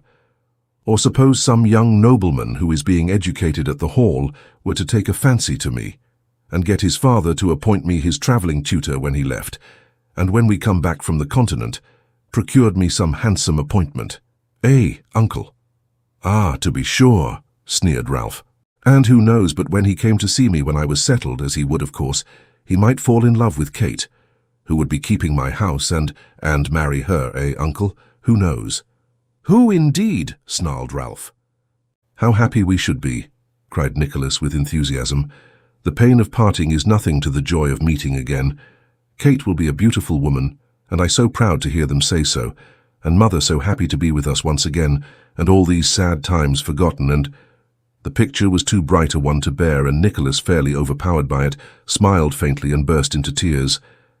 This simple family, born and bred in retirement, and wholly unacquainted with what is called the world, a conventional phrase which, being interpreted, often signifieth all the rascals in it, mingled their tears together at the thought of their first separation, and this first gush of feeling over, were proceeding to dilate with all the buoyancy of untried hope on the bright prospects before them, when Mr. Ralph Nickleby suggested that if they lost time, some more fortunate candidate might deprive Nicholas of the stepping stone to fortune which the advertisement pointed out, and so undermine all their air-built castles. This timely reminder effectually stopped the conversation. Nicholas, having carefully copied the address of Mr. Squeers, the uncle and nephew issued forth together in quest of that accomplished gentleman. Nicholas firmly persuading himself that he had done his relative great injustice in disliking him at first sight, and Mrs. Nickleby being at some pains to inform her daughter that she was sure he was a much more kindly disposed person than he seemed, which Miss Nickleby dutifully remarked he might very easily be. To tell the truth, the good lady's opinion had been not a little influenced by her brother-in-law's appeal to her better understanding, and his implied compliment to her high deserts, and although she had dearly loved her husband, and still doted on her children, he had struck so successfully on one of those little jarring chords in the human heart — Ralph was well acquainted with its worst weaknesses, though he knew nothing of its best — that she had already begun seriously to consider herself the amiable and suffering victim of her late husband's imprudence. Chapter 4. Nicholas and his uncle, to secure the fortune without loss of time, wait upon Mr. Wackford Squeers, the Yorkshire schoolmaster. Snow Hill.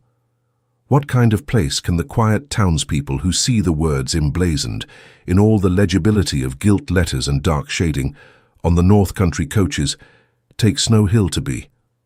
All people have some undefined and shadowy notion of a place whose name is frequently before their eyes, or often in their ears. What a vast number of random ideas there must be perpetually floating about regarding this same Snow Hill. The name is such a good one. Snow Hill too, coupled with a Saracen's Head, picturing to us by a double association of ideas something stern and rugged.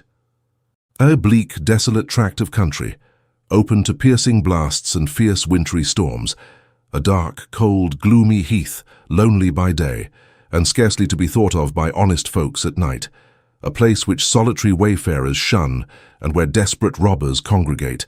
This, or something like this, should be the prevalent notion of Snow Hill in those remote and rustic parts, through which the Saracen's Head, like some grim apparition, rushes each day and night with mysterious and ghost-like punctuality, holding its swift and headlong course in all weathers, and seeming to bid defiance to the very elements themselves. The reality is rather different, but by no means to be despised notwithstanding. There, at the very core of London, in the heart of its business and animation, in the midst of a whirl of noise and motion, stemming as it were the giant currents of life that flow ceaselessly on from different quarters and meet beneath its walls, stands Newgate, and in that crowded street on which it frowns so darkly, within a few feet of the squalid tottering houses, upon the very spot on which the vendors of soup and fish and damaged fruit are now plying their trades, scores of human beings, amidst a roar of sounds to which even the tumult of a great city is as nothing, 4, 6, or 8 strong men at a time, have been hurried violently and swiftly from the world, when the scene has been rendered frightful with excess of human life, when curious eyes have glared from casement and housetop, and wall and pillar, and when, in the mass of white and upturned faces, the dying wretch, in his all-comprehensive look of agony, has met not one, that bore the impress of pity or compassion. Near to the jail, and by consequence near to Smithfield also, and the Compter, and the bustle and noise of the city, and just on that particular part of Snow Hill where omnibus horses going eastward seriously think of falling down on purpose, and where horses in hackney cabriolets going westward not unfrequently fall by accident, is the coach-yard of the Saracen's Head Inn, its portal guarded by two Saracens' heads and shoulders, which it was once the pride and glory of the choice spirits of this metropolis to pull down at night, but which have for some time remained in undisturbed tranquillity, possibly because this species of humour is now confined to St. James's parish, where doctor knockers are preferred as being more portable, and bell wires esteemed as convenient toothpicks. Whether this be the reason or not, there they are, frowning upon you from each side of the gateway. The inn itself, garnished with another Saracen's head, frowns upon you from the top of the yard, while from the door of the hind boot of all the red coaches that are standing therein, there glares a small Saracen's head, with a twin expression to the large Saracen's heads below, so that the general appearance of the pile is decidedly of the Saracenic order. When you walk up this yard, you will see the booking office on your left, and the tower of St. Sepulchre's Church darting abruptly up into the sky on your right, and a gallery of bedrooms on both sides. Just before you, you will observe a long window with the words "Coffee Room" legibly painted above it, and looking out of that window, you would have seen, in addition, if you had gone at the right time, Mr. Wackford Squeers with his hands in his pockets. Mr. Squeers's appearance was not prepossessing. He had but one eye, and the popular prejudice runs in favour of two. The eye he had was unquestionably useful, but decidedly not ornamental, being of a greenish grey, and in shape resembling the fanlight of a street door. The blank side of his face was much wrinkled and puckered up, which gave him a very sinister appearance, especially when he smiled, at which times his expression bordered closely on the villainous. His hair was very flat and shiny, save at the ends, where it was brushed stiffly up from a low protruding forehead, which assorted well with his harsh voice and coarse manner. He was about 2 or 3 and 50, and a trifle below the middle size. He wore a white neckerchief with long ends and a suit of scholastic black, but his coat sleeves being a great deal too long and his trousers a great deal too short, he appeared ill at ease in his clothes, and as if he were in a perpetual state of astonishment at finding himself so respectable. Mr. Squeers was standing in a box by one of the coffee-room fireplaces, fitted with one such table as is usually seen in coffee-rooms, and 2 of extraordinary shapes and dimensions made to suit the angles of the partition. In a corner of the seat was a very small deal trunk, tied round with a scanty piece of cord, and on the trunk was perched, his lace-up half-boots and corduroy trousers dangling in the air, a diminutive boy with his shoulders drawn up to his ears and his hands planted on his knees, who glanced timidly at the schoolmaster from time to time with evident dread and apprehension. "3:30, muttered Mr. Squeers, turning from the window and looking sulkily at the coffee-room clock. "There will be nobody here today." Much vexed by this reflection, Mr. Squeers looked at the little boy to see whether he was doing anything he could beat him for. As he happened not to be doing anything at all, he merely boxed his ears and told him not to do it again. "At midsummer," muttered Mr. Squeers, resuming his complaint, "I took down 10 boys. 10 20s is £200. I go back at 8 o'clock tomorrow morning, and have got only 3. 3 oughts is an ought. 3 2s is 6. £60. What's come of all the boys? What's parents got in their heads? What does it all mean?" Here the little boy on the top of the trunk gave a violent sneeze. "Hallo, sir," growled the schoolmaster, turning round. "What's that, sir?" "Nothing, please, sir," replied the little boy. "Nothing, sir," exclaimed Mr. Squeers. "Please, sir, I sneezed," rejoined the boy, trembling till the little trunk shook under him. "Oh, sneezed, did you?" retorted Mr. Squeers. "Then what did you say nothing for, sir?"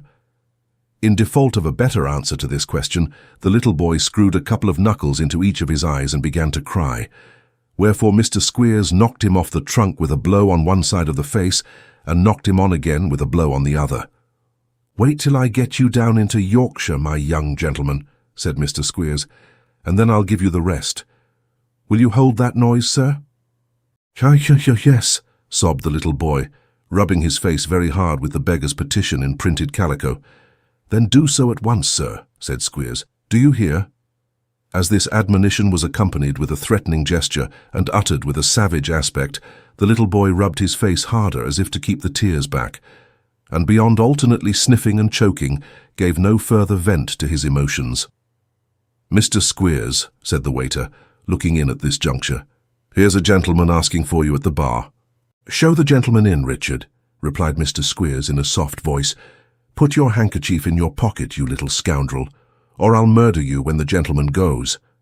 The schoolmaster had scarcely uttered these words in a fierce whisper when the stranger entered.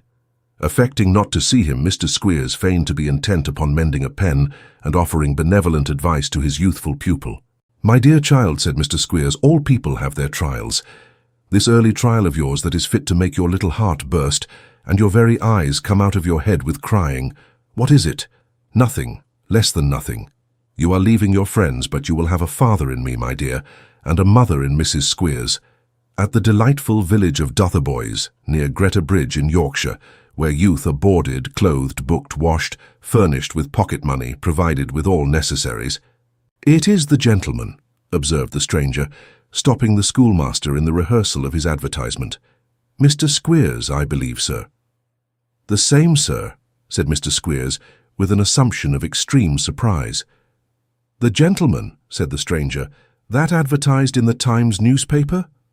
"Morning Post, Chronicle, Herald and Advertiser, regarding the academy called Dotheboys Hall at the delightful village of Dotheboys, near Greta Bridge in Yorkshire," added Mr. Squeers. "You come on business, sir. I see by my young friends. How do you do, my little gentleman, and how do you do, sir?" With this salutation, Mr. Squeers patted the heads of two hollow-eyed, small-boned little boys, whom the applicant had brought with him, and waited for further communications. "I am in the oil and colour way. My name is Snorley, sir," said the stranger. Squeers inclined his head as much as to say, "And a remarkably pretty name, too." The stranger continued, "I have been thinking, Mr. Squeers, of placing my two boys at your school." "It is not for me to say so, sir," replied Mr. Squeers, "but I don't think you could possibly do a better thing." "Hem," said the other. £20 per annum, I believe, Mr. Squeers." "Guineas," rejoined the schoolmaster with a persuasive smile. "Pounds for two, I think, Mr. Squeers," said Mr. Snorley solemnly. "I don't think it could be done, sir," replied Squeers, as if he had never considered the proposition before. "Let me see. 4 5s is 20, double that, and deduct well, £1 either way shall not stand betwixt us. You must recommend me to your connection, sir, and make it up that way." "They are not great eaters," said Mr. Snorley. "Oh, that doesn't matter at all," replied Squeers. "We don't consider the boys' appetites at our establishment." This was strictly true. They did not. "Every wholesome luxury, sir, that Yorkshire can afford," continued Squeers. "Every beautiful moral that Mrs. Squeers can instill, in short, every comfort of a home that a boy could wish for, will be theirs, Mr. Snorley." "I should wish their morals to be particularly attended to," said Mr. Snorley. "I am glad of that, sir," replied the schoolmaster, drawing himself up. "They have come to the right shop for morals, sir." "You are a moral man yourself," said Mr. Snorley. "I rather believe I am, sir," replied Squeers. "I have the satisfaction to know you are, sir," said Mr. Snorley. "I asked one of your references, and he said you were pious." "Well, sir, I hope I am a little in that line," replied Squeers. "I hope I am also," rejoined the other. "Could I say a few words with you in the next box?" "By all means," rejoined Squeers with a grin. "My dears, will you speak to your new playfellow a minute or two? That is one of my boys, sir. Belling his name is. A Taunton boy that, sir." "Is he indeed?" rejoined Mr. Snorley, looking at the poor little urchin as if he were some extraordinary natural curiosity. "He goes down with me tomorrow, sir," said Squeers. "That's his luggage that he is a-sitting upon now. Each boy is required to bring, sir, 2 suits of clothes, 6 shirts, 6 pair of stockings, 2 nightcaps, 2 pocket handkerchiefs, 2 pair of shoes, 2 hats and a razor." "A razor!" exclaimed Mr. Snorley as they walked into the next box. "What for?" "To shave with," replied Squeers, in a slow and measured tone. There was not much in these 3 words, but there must have been something in the manner in which they were said to attract attention.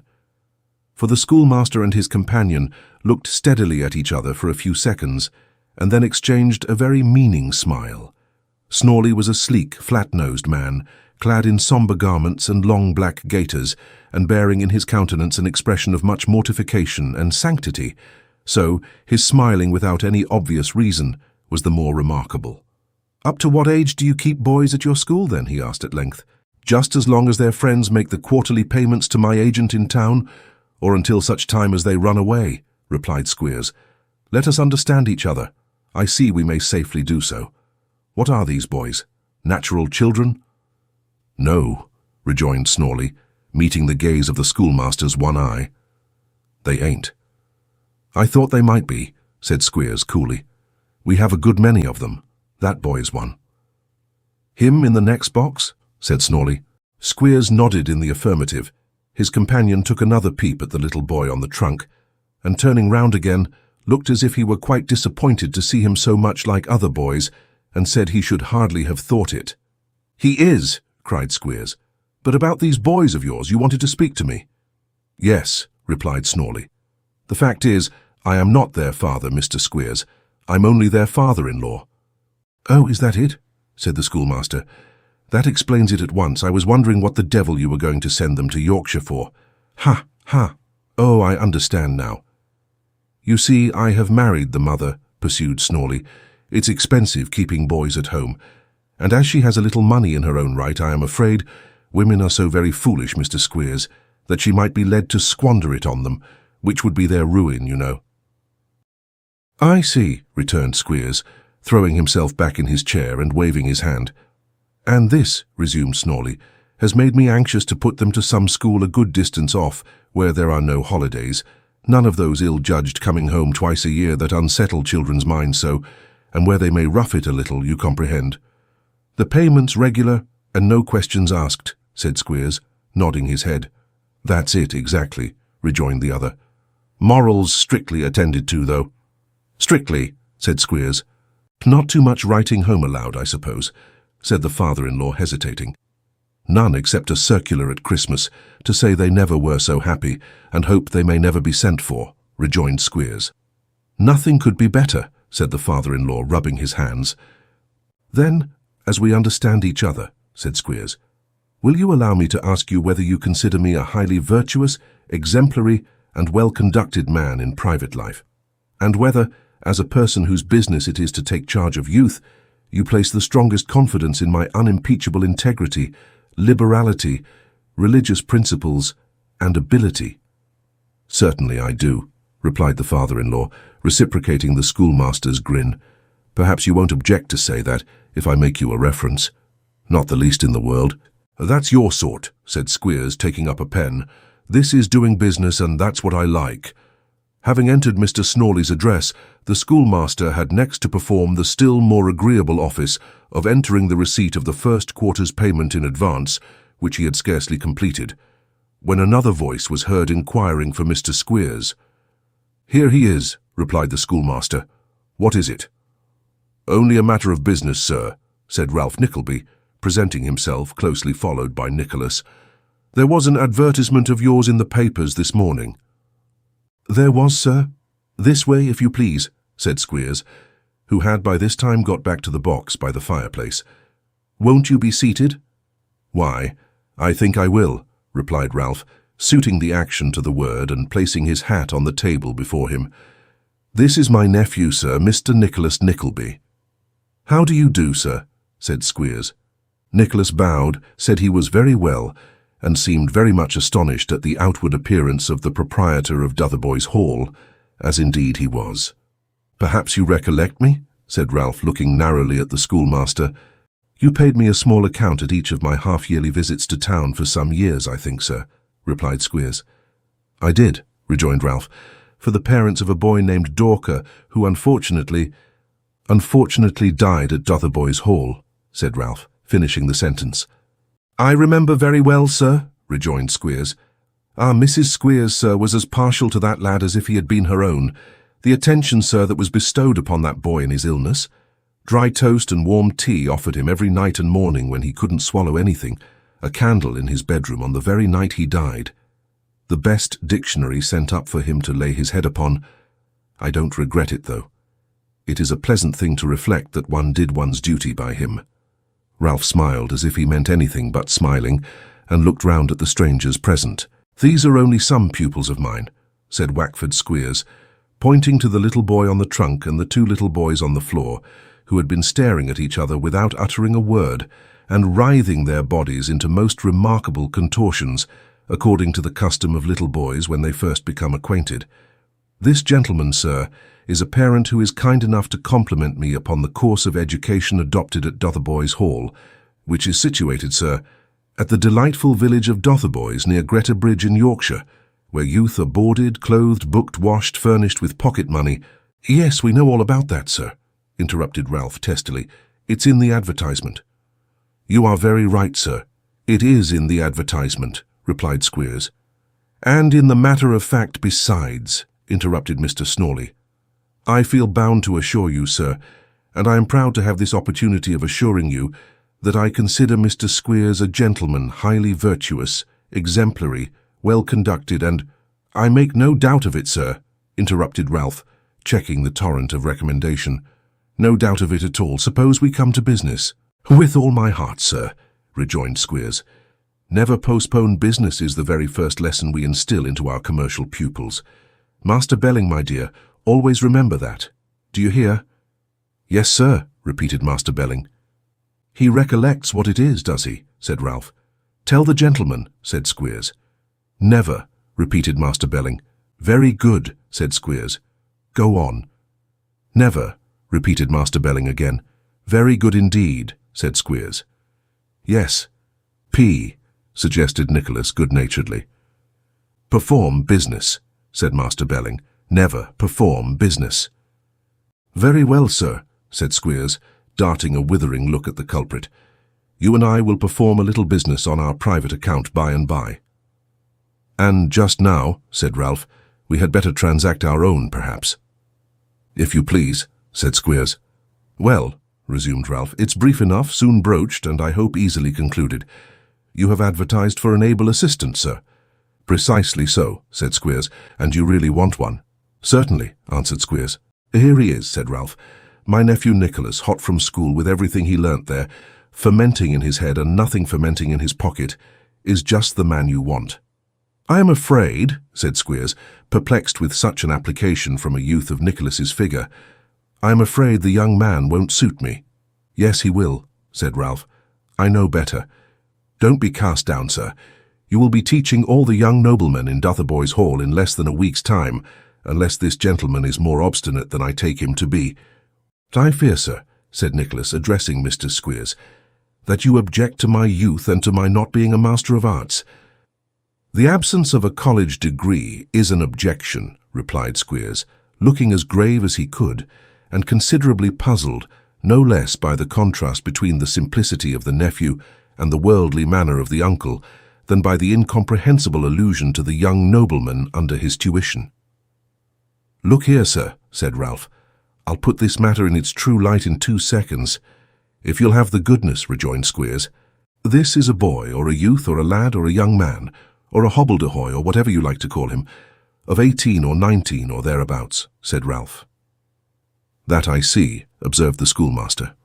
"So do I," said Mr. Snawley, thinking it as well to back his new friend occasionally. "His father is dead. He is wholly ignorant of the world, has no resources whatever, and wants something to do," said Ralph. "I recommend him to this splendid establishment of yours as an opening which will lead him to fortune if he turns it to proper account. Do you see that?" "Everybody must see that," replied Squeers, half imitating the sneer with which the old gentleman was regarding his unconscious relative. "I do, of course," said Nicholas eagerly. "He does, of course, you observe," said Ralph in the same dry, hard manner. "If any caprice of temper should induce him to cast aside this golden opportunity before he has brought it to perfection, I consider myself absolved from extending any assistance to his mother and sister. Look at him, and think of the use he may be to you in 6 ways. Now the question is, whether, for some time to come at all events, he won't serve your purpose better than 20 of the kind of people you would get under ordinary circumstances. Isn't that a question for consideration?" "Yes, it is," said Squeers, answering a nod of Ralph's head with a nod of his own. "Good," rejoined Ralph. "Let me have 2 words with you." The 2 words were had apart. In a couple of minutes, Mr. Wackford Squeers announced that Mr. Nicholas Nickleby was, from that moment, thoroughly nominated to and installed in the office of First Assistant Master at Dotheboys Hall. "Your uncle's recommendation has done it, Mr. Nickleby," said Wackford Squeers. Nicholas, overjoyed at his success, shook his uncle's hand warmly, and could almost have worshipped Squeers upon the spot. "He is an odd-looking man," thought Nicholas. "What of that? Pawson was an odd-looking man, and so was Dr. Johnson. All these bookworms are." "At 8 o'clock tomorrow morning, Mr. Nickleby," said Squeers. "The coach starts. You must be here at 1:15 as we take these boys with us." "Certainly, sir," said Nicholas. "And your fare down I have paid," growled Ralph. "So, you'll have nothing to do but keep yourself warm." Here was another instance of his uncle's generosity. Nicholas felt his unexpected kindness so much that he could scarcely find words to thank him. Indeed, he had not found half enough when they took leave of the schoolmaster and emerged from the Saracen's Head gateway. "I shall be here in the morning to see you fairly off," said Ralph. "No skulking." "Thank you, sir," replied Nicholas. "I never shall forget this kindness." "Take care you don't," replied his uncle. "You had better go home now and pack up what you have got to pack. Do you think you could find your way to Golden Square first?" "Certainly," said Nicholas. "I can easily inquire." "Leave these papers with my clerk, then," said Ralph, producing a small parcel, "and tell him to wait till I come home." Nicholas cheerfully undertook the errand, and bidding his worthy uncle an affectionate farewell, which that warm-hearted old gentleman acknowledged by a growl, hastened away to execute his commission. He found Golden Square in due course. Mr. Noggs, who had stepped out for a minute or so to the public house, was opening the door with a latchkey as he reached the steps. "What's that?" inquired Noggs, pointing to the parcel. "Papers from my uncle," replied Nicholas, "and you're to have the goodness to wait till he comes home, if you please." "Uncle!" cried Noggs. "Mr. Nickleby," said Nicholas in explanation. "Come in," said Newman. Without another word, he led Nicholas into the passage, and thence into the official pantry at the end of it, where he thrust him into a chair, and mounting upon his high stool, sat, with his arms hanging straight down by his sides, gazing fixedly upon him, as from a tower of observation. "There is no answer," said Nicholas, laying the parcel on a table beside him. Newman said nothing, but folding his arms and thrusting his head forward so as to obtain a nearer view of Nicholas's face, scanned his features closely. "No answer," said Nicholas, speaking very loud, under the impression that Newman Noggs was deaf. Newman placed his hands upon his knees, and, without uttering a syllable, continued the same close scrutiny of his companion's face. This was such a very singular proceeding on the part of an utter stranger, and his appearance was so extremely peculiar that Nicholas, who had a sufficiently keen sense of the ridiculous, could not refrain from breaking into a smile as he inquired whether Mr. Noggs had any commands for him.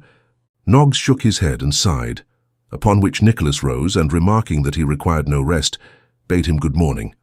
It was a great exertion for Newman Noggs, and nobody knows to this day how he ever came to make it, the other party being wholly unknown to him, but he drew a long breath and actually said out loud, without once stopping, that if the young gentleman did not object to tell, he should like to know what his uncle was going to do for him. And Nicholas had not the least objection in the world, but on the contrary was rather pleased to have an opportunity of talking on the subject which occupied his thoughts. So he sat down again, and, his sanguine imagination warming as he spoke, entered into a fervent and glowing description of all the honours and advantages to be derived from his appointment at that seat of learning, Dotheboys Hall. "But what's the matter? Are you ill?"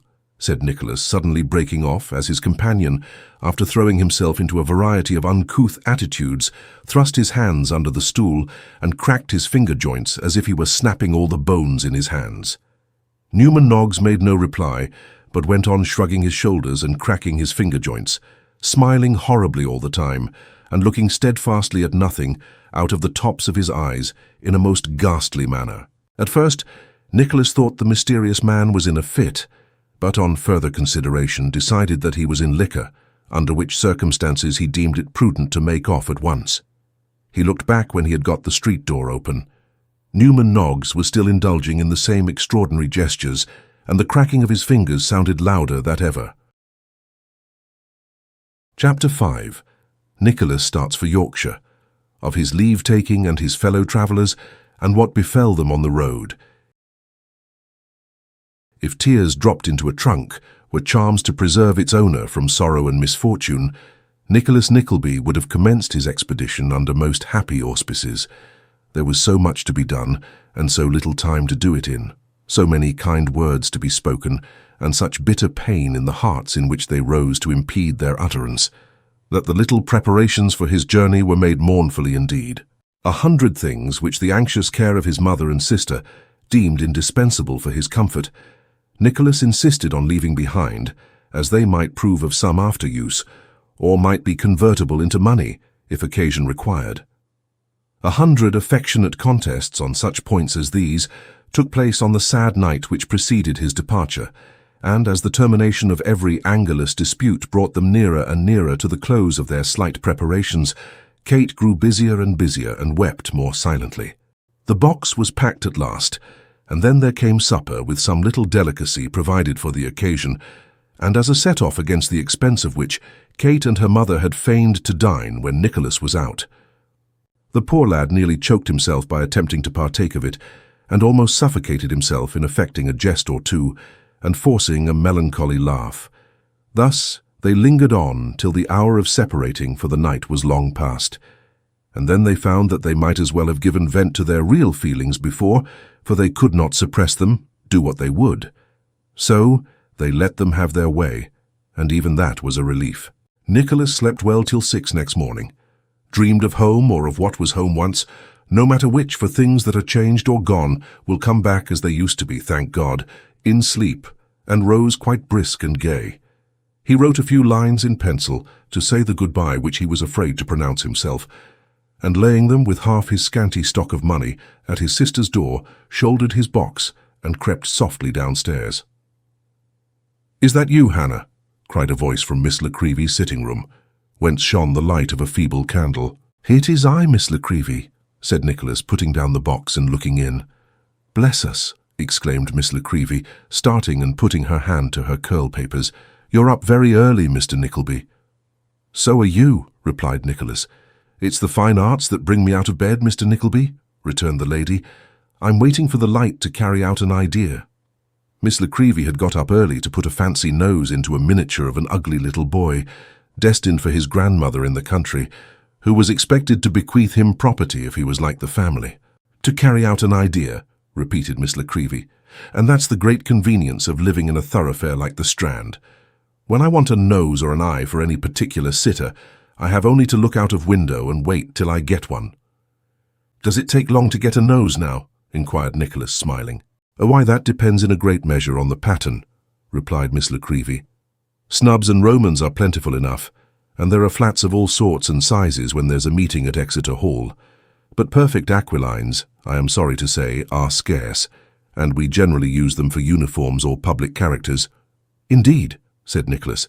"If I should meet with any in my travels, I'll endeavour to sketch them for you."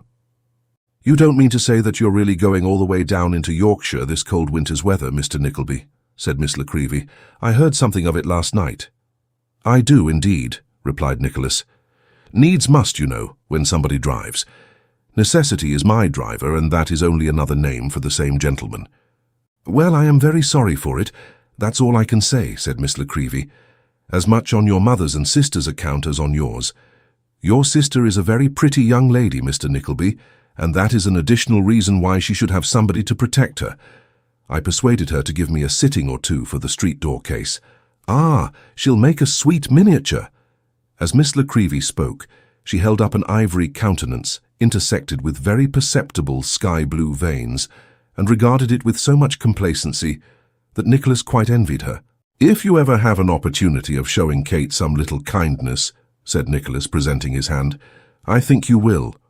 "Depend upon that," said the good-natured miniature painter, "and God bless you, Mr. Nickleby, and I wish you well."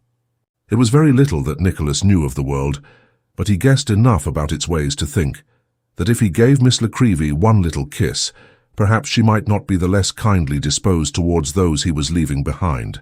So he gave her 3 or 4 with a kind of jocose gallantry, and Miss La Creevy evinced no greater symptoms of displeasure than declaring, as she adjusted her yellow turban, that she had never heard of such a thing, and couldn't have believed it possible. Having terminated the unexpected interview in this satisfactory manner, Nicholas hastily withdrew himself from the house. By the time he had found a man to carry his box, it was only 7 o'clock, so he walked slowly on, a little in advance of the porter, and very probably with not half as light a heart in his breast as the man had, although he had no waistcoat to cover it with, and had evidently, from the appearance of his other garments, been spending the night in a stable and taking his breakfast at a pump, regarding with no small curiosity and interest all the busy preparations for the coming day which every street and almost every house displayed, and thinking now and then that it seemed rather hard that so many people of all ranks and stations could earn a livelihood in London, and that he should be compelled to journey so far in search of one. Nicholas speedily arrived at the Saracen's Head, Snow Hill. Having dismissed his attendant and seen the box safely deposited in the coach office, he looked into the coffee room in search of Mr. Squeers. He found that learned gentleman sitting at breakfast with the 3 little boys before noticed, and 2 others who had turned up by some lucky chance since the interview of the previous day, ranged in a row on the opposite seat. Mr. Squeers had before him a small measure of coffee, a plate of hot toast, and a cold round of beef, but he was at that moment intent on preparing breakfast for the little boys. "This is 2 pennorth of milk, is it, waiter?" said Mr. Squeers, looking down into a large blue mug and slanting it gently so as to get an accurate view of the quantity of liquid contained in it. "That's 2 pennorth, sir," replied the waiter. "What a rare article milk is, to be sure, in London," said Mr. Squeers with a sigh. "Just fill that mug up with lukewarm water, William, will you?" "To the very top, sir?" inquired the waiter. "Why, the milk will be drowned." "Never you mind that," replied Mr. Squeers. "Serve it right for being so dear. You ordered that thick bread and butter for 3, did you?" "Coming directly, sir." "You needn't hurry yourself," said Squeers. "There's plenty of time. Conquer your passions, boys, and don't be eager after victuals." As he uttered this moral precept, Mr. Squeers took a large bite out of the cold beef and recognized Nicholas. "Sit down, Mr. Nickleby," said Squeers. "Here we are, a-breakfasting, you see." Nicholas did not see that anybody was breakfasting except Mr. Squeers, but he bowed with all becoming reverence and looked as cheerful as he could. "Oh, that's the milk and water, is it, William?" said Squeers. "Very good. Don't forget the bread and butter presently." At this fresh mention of the bread and butter, the 5 little boys looked very eager and followed the waiter out with their eyes. Meanwhile, Mr. Squeers tasted the milk and water. "Ah," said that gentleman, smacking his lips, "here's richness. Think of the many beggars and orphans in the streets that would be glad of this, little boys. A shocking thing, hunger, isn't it, Mr. Nickleby?" "Very shocking, sir," said Nicholas. "When I say number 1, pursued Mr. Squeers, putting the mug before the children, "the boy on the left hand nearest the window may take a drink, and when I say number 2, the boy next him will go in, and so till we come to number 5, which is the last boy. Are you ready?" "Yes, sir," cried all the little boys with great eagerness. "That's right," said Squeers, calmly getting on with his breakfast. "Keep ready till I tell you to begin. Subdue your appetites, my dears, and you've conquered human nature. This is the way we inculcate strength of mind, Mr. Nickleby," said the schoolmaster, turning to Nicholas and speaking with his mouth very full of beef and toast.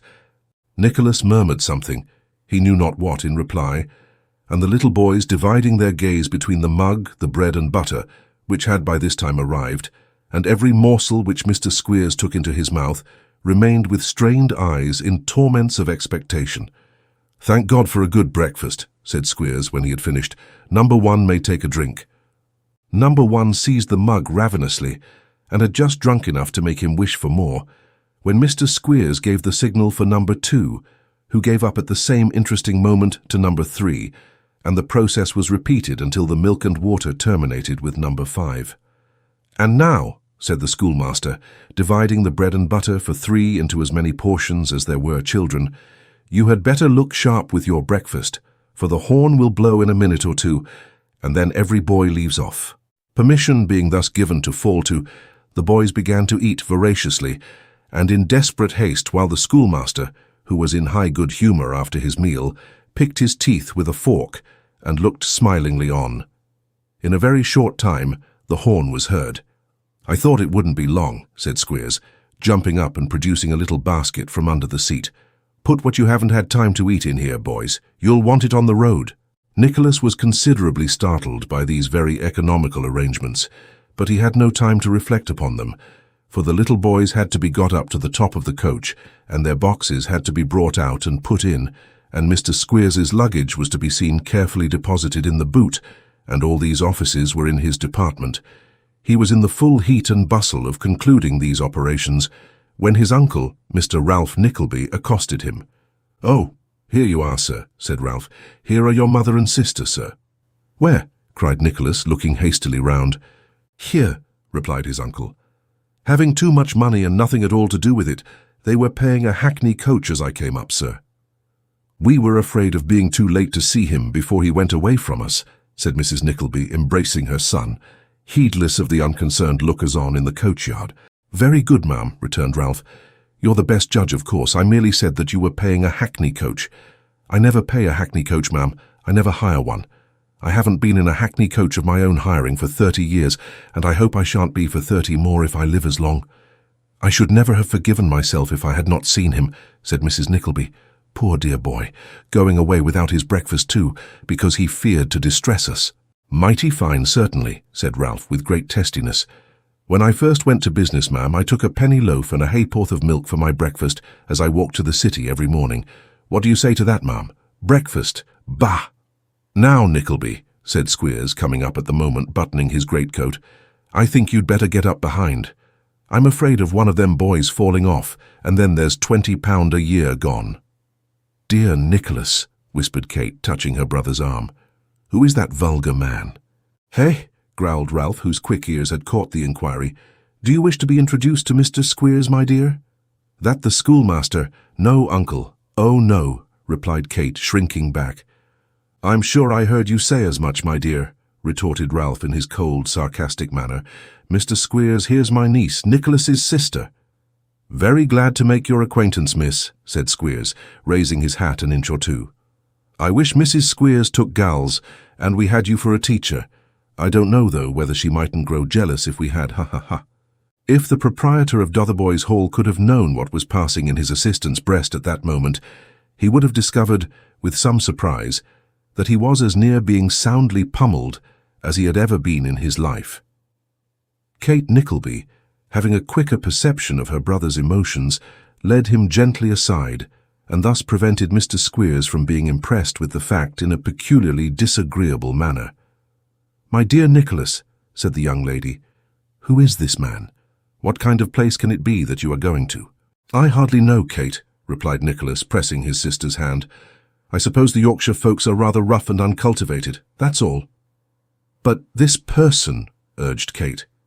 "Is my employer, or master, or whatever the proper name may be," replied Nicholas quickly. "And I was an ass to take his coarseness ill. They are looking this way, and it is time I was in my place. Bless you, love, and goodbye. Mother, look forward to our meeting again some day. Uncle, farewell. Thank you heartily for all you have done and all you mean to do. Quite ready, sir." With these hasty adieux, Nicholas mounted nimbly to his seat, and waved his hand as gallantly as if his heart went with it. At this moment, when the coachman and guard were comparing notes for the last time before starting, on the subject of the waybill, when porters were screwing out the last reluctant sixpences, itinerant newsmen making the last offer of a morning paper, and the horses giving the last impatient rattle to their harness, Nicholas felt somebody pulling softly at his leg. He looked down, and there stood Newman Noggs, who pushed up into his hand a dirty letter. "What's this?" inquired Nicholas. "Hush," rejoined Noggs, pointing to Mr. Ralph Nickleby, who was saying a few earnest words to Squeers a short distance off. "Take it. Read it. Nobody knows. That's all." "Stop," cried Nicholas. "No," replied Noggs. Nicholas cried stop again, but Newman Noggs was gone. Noggs.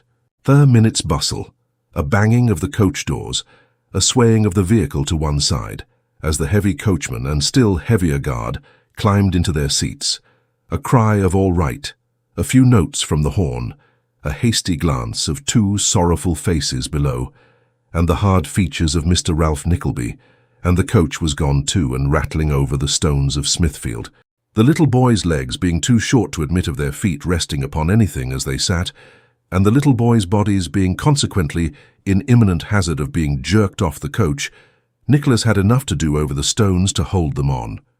Between the manual exertion and the mental anxiety attendant upon this task, he was not a little relieved when the coach stopped at the Peacock at Islington. He was still more relieved when a hearty-looking gentleman, with a very good-humoured face and a very fresh colour, got up behind and proposed to take the other corner of the seat. "If we put some of these youngsters in the middle," said the newcomer, "they'll be safer in case of their going to sleep, eh?" "If you'll have the goodness, sir," replied Squeers, "that'll be the very thing. Mr. Nickleby, take 3 of them boys between you and the gentleman. Belling and the youngest Snorley can sit between me and the guard. 3 children," said Squeers, explaining to the stranger. "Books as 2. "I have not the least objection, I am sure," said the fresh-coloured gentleman. "I have a brother who wouldn't object to book his 6 children as 2 at any butcher's or baker's in the kingdom, I dare say. Far from it." "6 children, sir?" exclaimed Squeers. "Yes, and all boys," replied the stranger. "Mr. Nickleby," said Squeers in great haste, "catch hold of that basket. Let me give you a card, sir, of an establishment where those 6 boys can be brought up in an enlightened, liberal and moral manner, with no mistake at all about it, for 20 guineas a year each. 20 guineas, sir. Or I'd take all the boys together upon an average right through, and say £100 a year for the lot." "Oh," said the gentleman, glancing at the card, "you are the Mr. Squeers mentioned here, I presume?" "Yes, I am, sir," replied the worthy pedagogue. "Mr. Wackford Squeers is my name, and I'm very far from being ashamed of it. These are some of my boys, sir. That's one of my assistants, sir. Mr. Nickleby, a gentleman's son, and a good scholar, mathematical, classical, and commercial. We don't do things by halves at our shop. All manner of learning my boys take down, sir. The expense is never thought of, and they get paternal treatment and washing in." "Upon my word," said the gentleman, glancing at Nicholas with a half-smile and a more than half expression of surprise. "These are advantages indeed." "You may say that, sir," rejoined Squeers, thrusting his hands into his great-coat pockets. "The most unexceptionable references are given and required. I wouldn't take a reference with any boy that wasn't responsible for the payment of £5.5 a quarter. No, not if you went down on your knees and asked me with the tears running down your face to do it." "Highly considerate," said the passenger. "It's my great aim and end to be considerate, sir," rejoined Squeers. "Snorley Junior, if you don't leave off chattering your teeth and shaking with the cold, I'll warm you with a severe thrashing in about half a minute's time." "Sit fast here, gentlemen," said the guard as he clambered up. "All right behind there, Dick?" cried the coachman. "All right," was the reply. "Off she goes." And off she did go, if coaches be feminine, amidst a loud flourish from the guard's horn, and the calm approval of all the judges of coaches and coach-horses congregated at the Peacock, but more especially of the helpers, who stood with the cloths over their arms watching the coach till it disappeared, and then lounged admiringly stablewards, bestowing various gruff encomiums on the beauty of the turnout. When the guard, who was a stout old Yorkshireman, had blown himself quite out of breath, he put the horn into a little tunnel of a basket fastened to the coach side for the purpose, and giving himself a plentiful shower of blows on the chest and shoulders, observed it was uncommon cold. After which he demanded of every person separately whether he was going right through, and if not, where he was going. Satisfactory replies being made to these queries, he surmised that the roads were pretty heavy arter that fall last night, and took the liberty of asking whether any of them gentlemen carried a snuff-box. It happening that nobody did, he remarked with a mysterious air, that he had heard a medical gentleman as went down to Grantham last week say how that snuff-taking was bad for the eyes, but for his part he had never found it so, and what he said was that everybody should speak as they found. Nobody attempting to controvert this position, he took a small brown paper parcel out of his hat, and putting on a pair of horn spectacles, the writing being crabbed, read the direction half a dozen times over, having done which he consigned the parcel to its old place, put up his spectacles again, and stared at everybody in turn. After this, he took another blow at the horn by way of refreshment, and having now exhausted his usual topics of conversation, folded his arms as well as he could in so many coats, and falling into a solemn silence, looked carelessly at the familiar objects which met his eye on every side as the coach rolled on, the only things he seemed to care for being horses and droves of cattle, which he scrutinized with a critical air as they were passed upon the road. The weather was intensely and bitterly cold, a great deal of snow fell from time to time, and the wind was intolerably keen. Mr. Squeers got down at almost every stage, to stretch his legs as he said, and as he always came back from such excursions with a very red nose, and composed himself to sleep directly, there is reason to suppose that he derived great benefit from the process. The little pupils having been stimulated with the remains of their breakfast, and further invigorated by sundry small cups of a curious cordial carried by Mr. Squeers, which tasted very like toast and water, put into a brandy bottle by mistake, went to sleep, woke, shivered, and cried as their feelings prompted. Nicholas and the good-tempered man found so many things to talk about that between conversing together and cheering up the boys, the time passed with them as rapidly as it could, under such adverse circumstances. So the day wore on. At Eton Slocombe there was a good coach dinner, of which the box, the 4 front outsides, the 1 inside, Nicholas, the good-tempered man, and Mr. Squeers partook, while the 5 little boys were put to thaw by the fire and regaled with sandwiches. A stage or 2 further on, the lamps were lighted, and a great to-do occasioned by the taking up at a roadside inn of a very fastidious lady with an infinite variety of cloaks and small parcels, who loudly lamented for the behoof of the outsides the non-arrival of her own carriage which was to have taken her on, and made the guard solemnly promise to stop every green chariot he saw coming, which, as it was a dark night and he was sitting with his face the other way, that officer undertook with many fervent asseverations to do. Lastly, the fastidious lady, finding there was a solitary gentleman inside, had a small lamp lighted which she carried in reticule, and being after much trouble shut in, the horses were put into a brisk canter, and the coach was once more in rapid motion. The night and the snow came on together, and dismal enough they were. There was no sound to be heard but the howling of the wind, for the noise of the wheels and the tread of the horses' feet were rendered inaudible by the thick coating of snow which covered the ground, and was fast increasing every moment.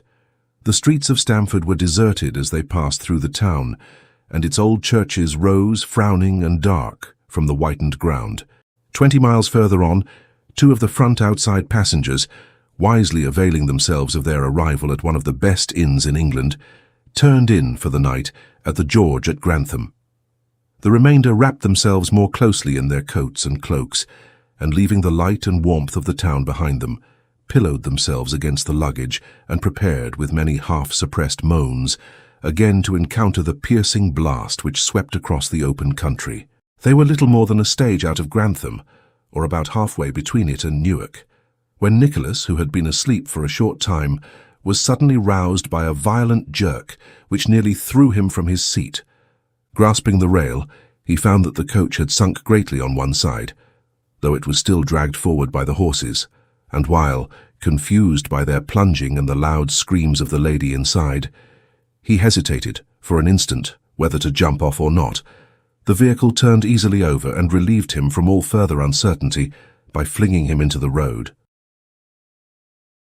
Chapter 6, in which the occurrence of the accident mentioned in the last chapter affords an opportunity to a couple of gentlemen to tell stories against each other.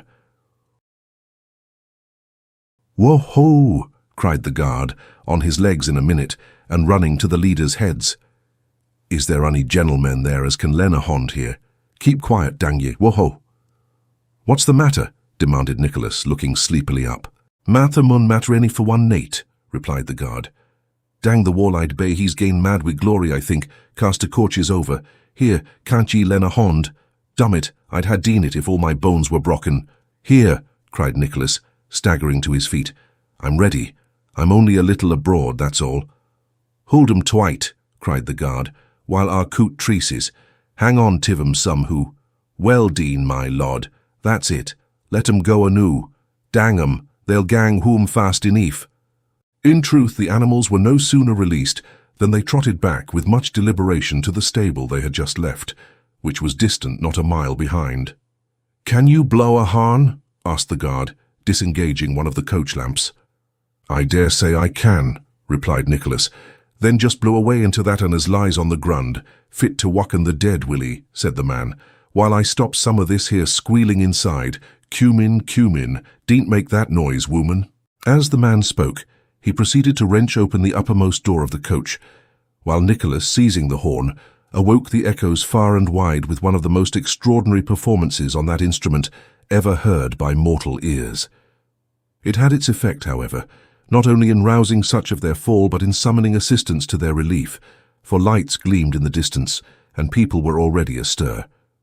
In fact, a man on horseback galloped down, before the passengers were well collected together, and a careful investigation being instituted, it appeared that the lady inside had broken her lamp, and the gentleman his head, that the two front outsides had escaped with black eyes, the box with a bloody nose, the coachman with a contusion on the temple, Mr. Squeers with a portmanteau bruise on his back, and the remaining passengers without any injury at all, thanks to the softness of the snowdrift in which they had been overturned.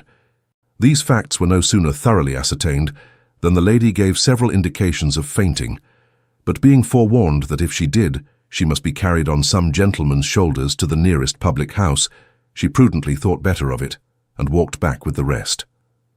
They found on reaching it that it was a lonely place with no very great accommodation in the way of apartments, that portion of its resources being all comprised in one public room with a sanded floor and a chair or two.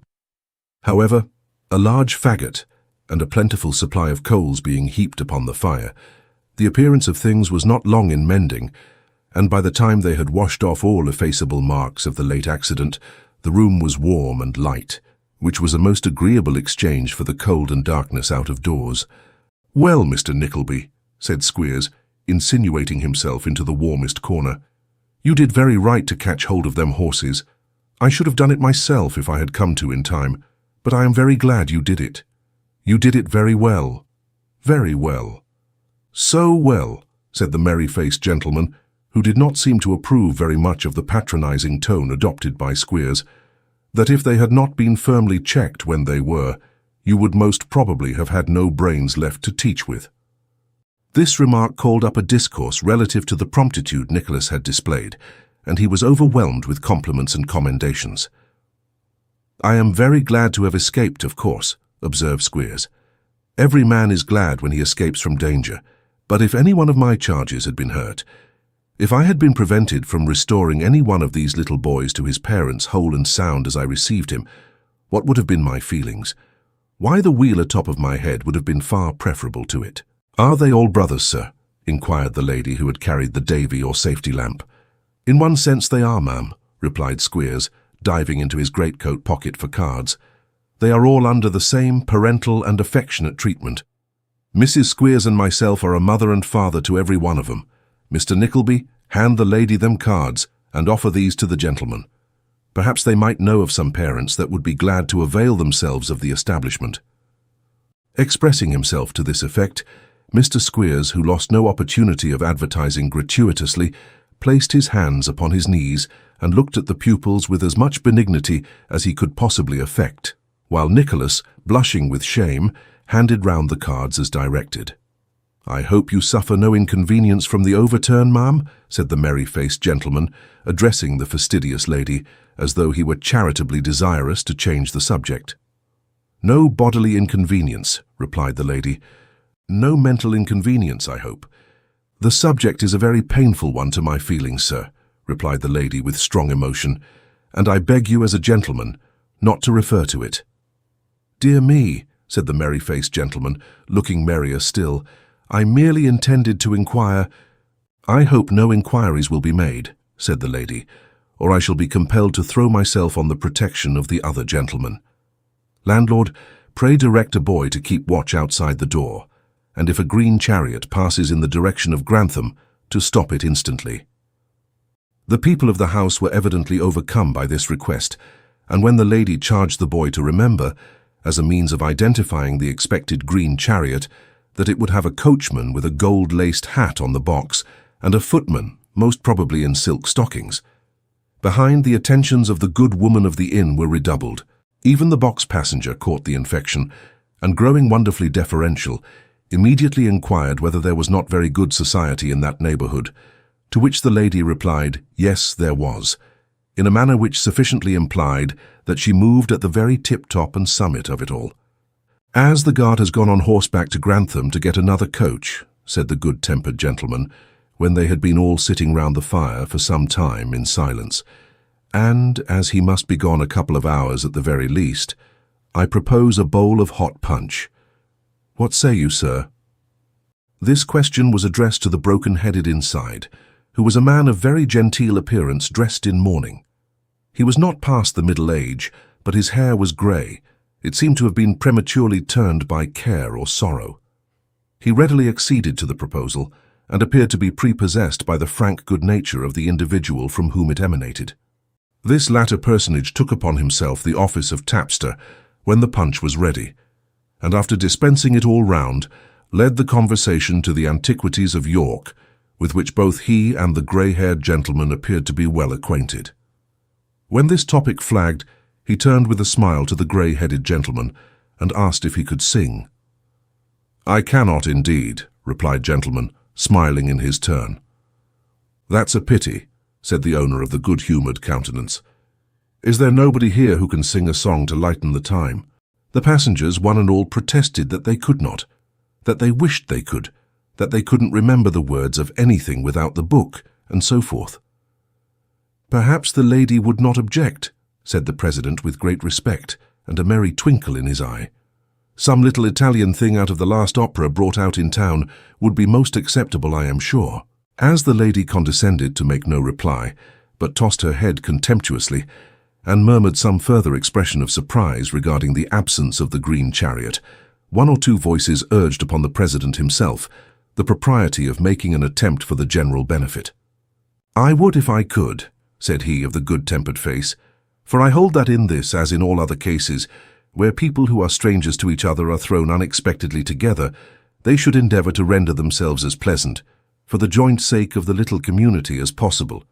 I wish the maxim were more generally acted on in all cases," said the grey-headed gentleman.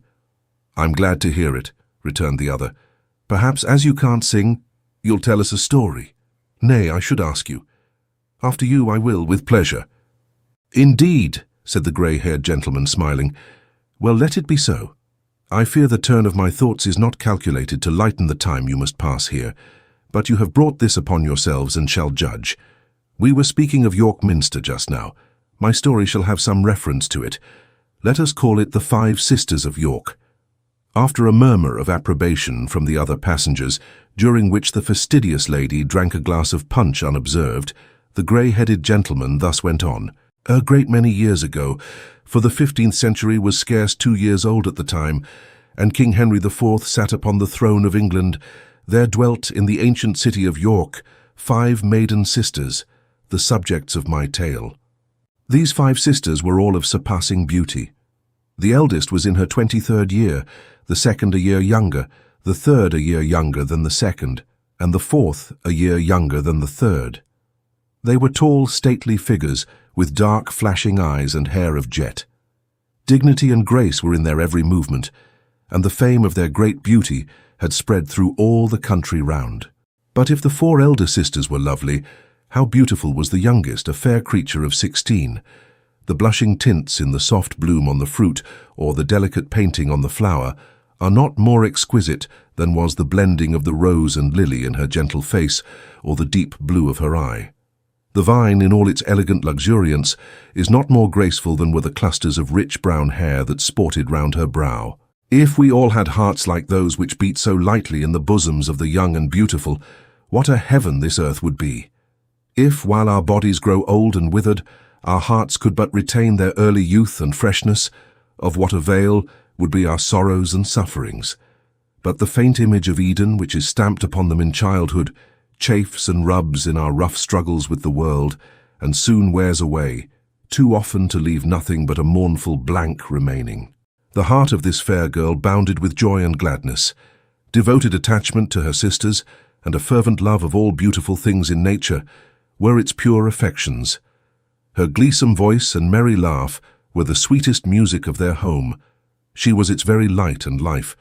The brightest flowers in the garden were reared by her. The caged birds sang when they heard her voice, and pined when they missed its sweetness. Alice, dear Alice, What living thing within the sphere of her gentle witchery could fail to love her? You may seek in vain now for the spot on which these sisters lived, for their very names have passed away, and dusty antiquaries tell of them as of a fable. But they dwelt in an old wooden house, old even in those days, with overhanging gables and balconies of rudely carved oak, which stood within a pleasant orchard, and was surrounded by a rough stone wall, whence a stout archer might have winged an arrow to St. Mary's Abbey. The old abbey flourished then, and the 5 sisters living on its fair domains paid yearly dues to the black monks of St. Benedict, to which fraternity it belonged. It was a bright and sunny morning in the pleasant time of summer, when one of those black monks emerged from the abbey portal and bent his steps towards the house of the fair sisters. Heaven above was blue, and earth beneath was green. The river glistened like a path of diamonds in the sun. The birds poured forth their songs from the shady trees. The lark soared high above the waving corn, and the deep buzz of insects filled the air. Everything looked gay and smiling, but the holy man walked gloomily on with his eyes bent upon the ground. The beauty of the earth is but a breath, and man is but a shadow. What sympathy should a holy preacher have with either?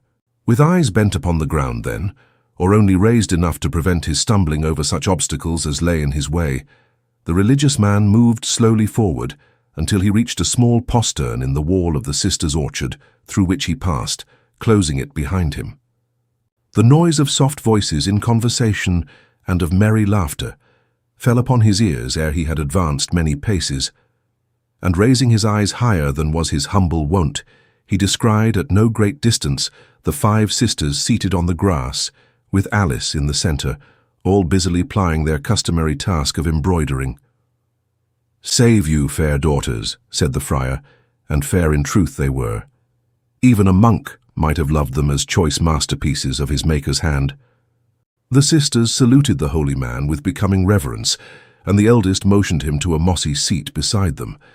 But the good friar shook his head and bumped himself down on a very hard stone, at which, no doubt, approving angels were gratified. "Ye were merry, daughters," said the monk. "You know how light of heart sweet Alice is," replied the eldest sister, passing her fingers through the tresses of the smiling girl. "And what joy and cheerfulness it wakes up within us, to see all nature beaming in brightness and sunshine, father," added Alice, blushing beneath the stern look of the recluse. The monk answered not, save by a grave inclination of the head, and the sisters pursued their task in silence. "Still wasting the precious hours," said the monk at length, turning to the eldest sister as he spoke. "Still wasting the precious hours on this vain trifling. Alas, alas, that the few bubbles on the surface of eternity, all that heaven wills we should see of that dark deep stream, should be so lightly scattered." "Father," urged the maiden, pausing, as did each of the others in her busy task, "we have prayed at matins. Our daily alms have been distributed at the gate. The sick peasants have been tended. All our morning tasks have been performed. I hope our occupation is a blameless one." "See here," said the friar, taking the frame from her hand, "an intricate winding of gaudy colours, without purpose or object, unless it be that one day it is destined for some vain ornament, to minister to the pride of your frail and giddy sex. Day after day has been employed upon this senseless task, and yet it is not half accomplished. The shade of each departed day falls upon our graves, and the worm exults as he beholds it, to know that we are hastening thither. Daughters, is there no better way to pass the fleeting hours?"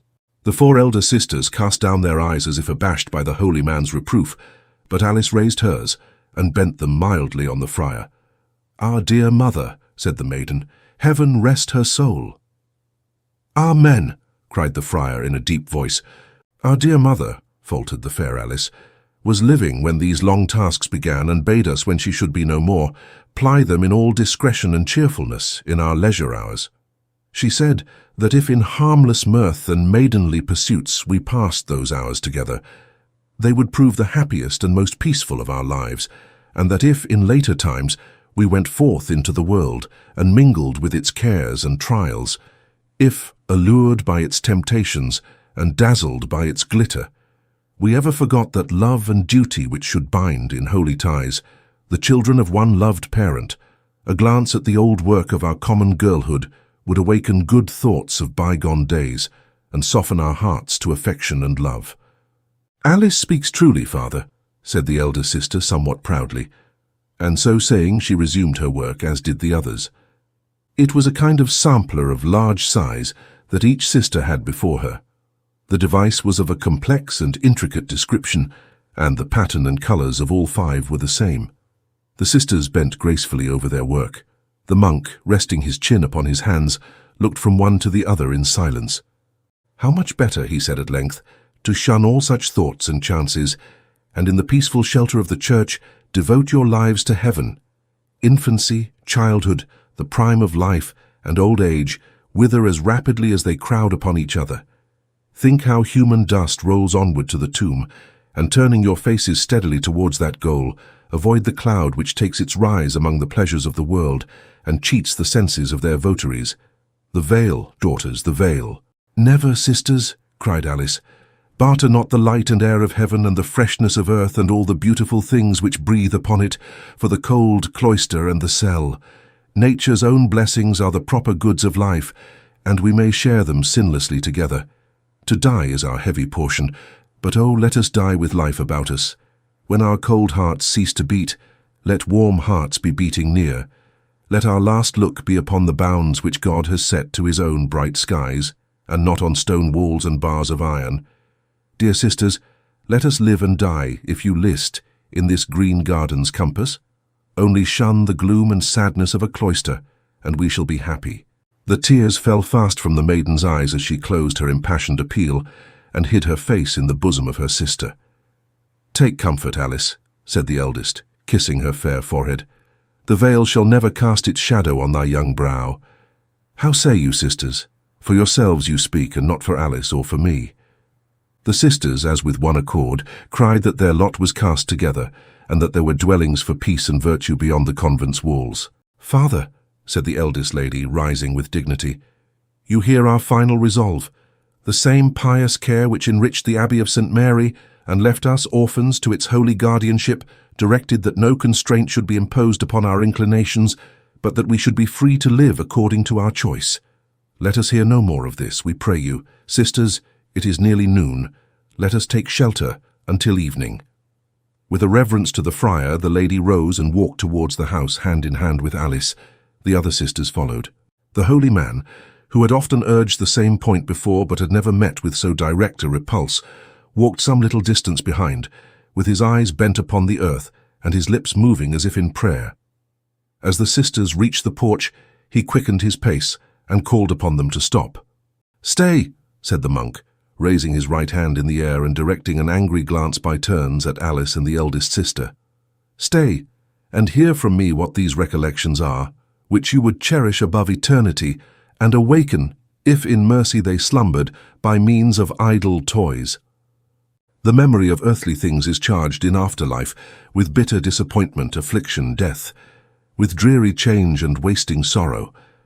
The time will one day come when a glance at those unmeaning baubles will tear open deep wounds in the hearts of some among you and strike to your inmost souls.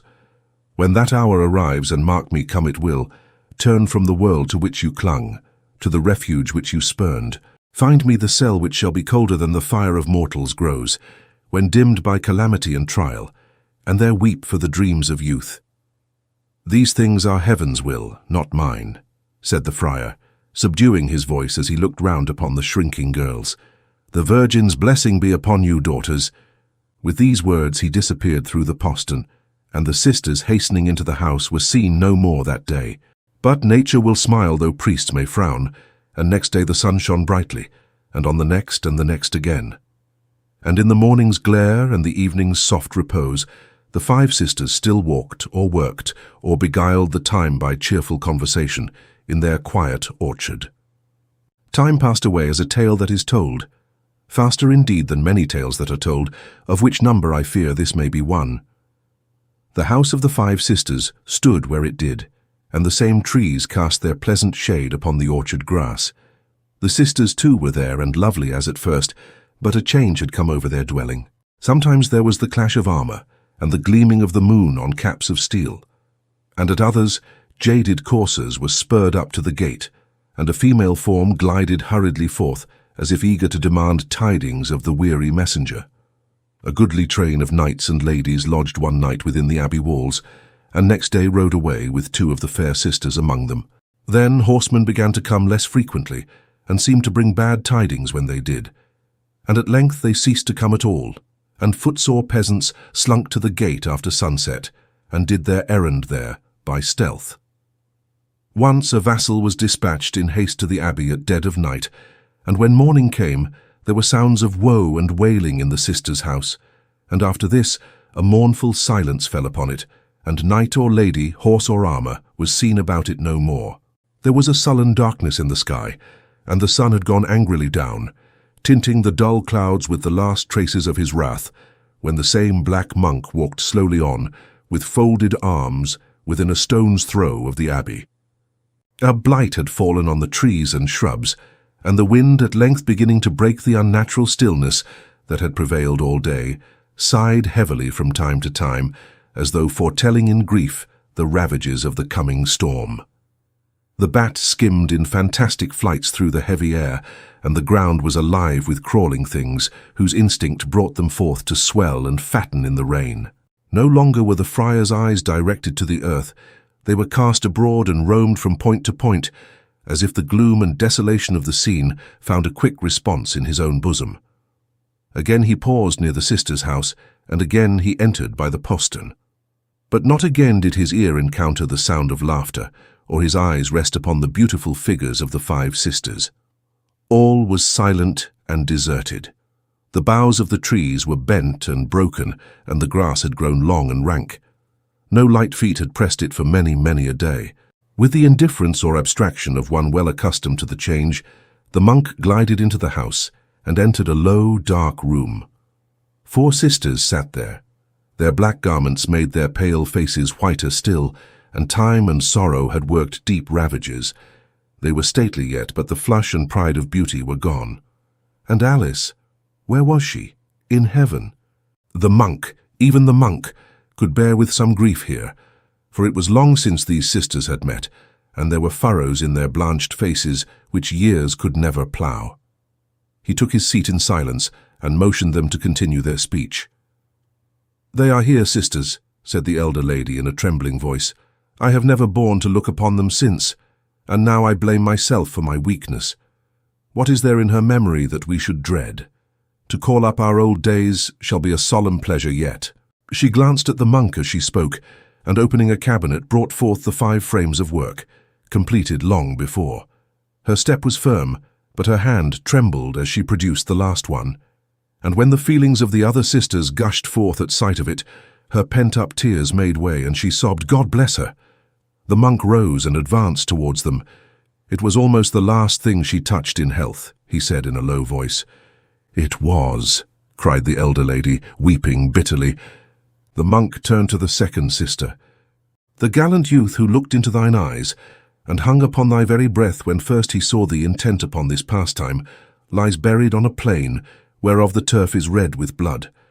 Rusty fragments of armour, once brightly burnished, lie rotting on the ground, and are as little distinguishable for his as are the bones that crumble in the mould." The lady groaned and wrung her hands.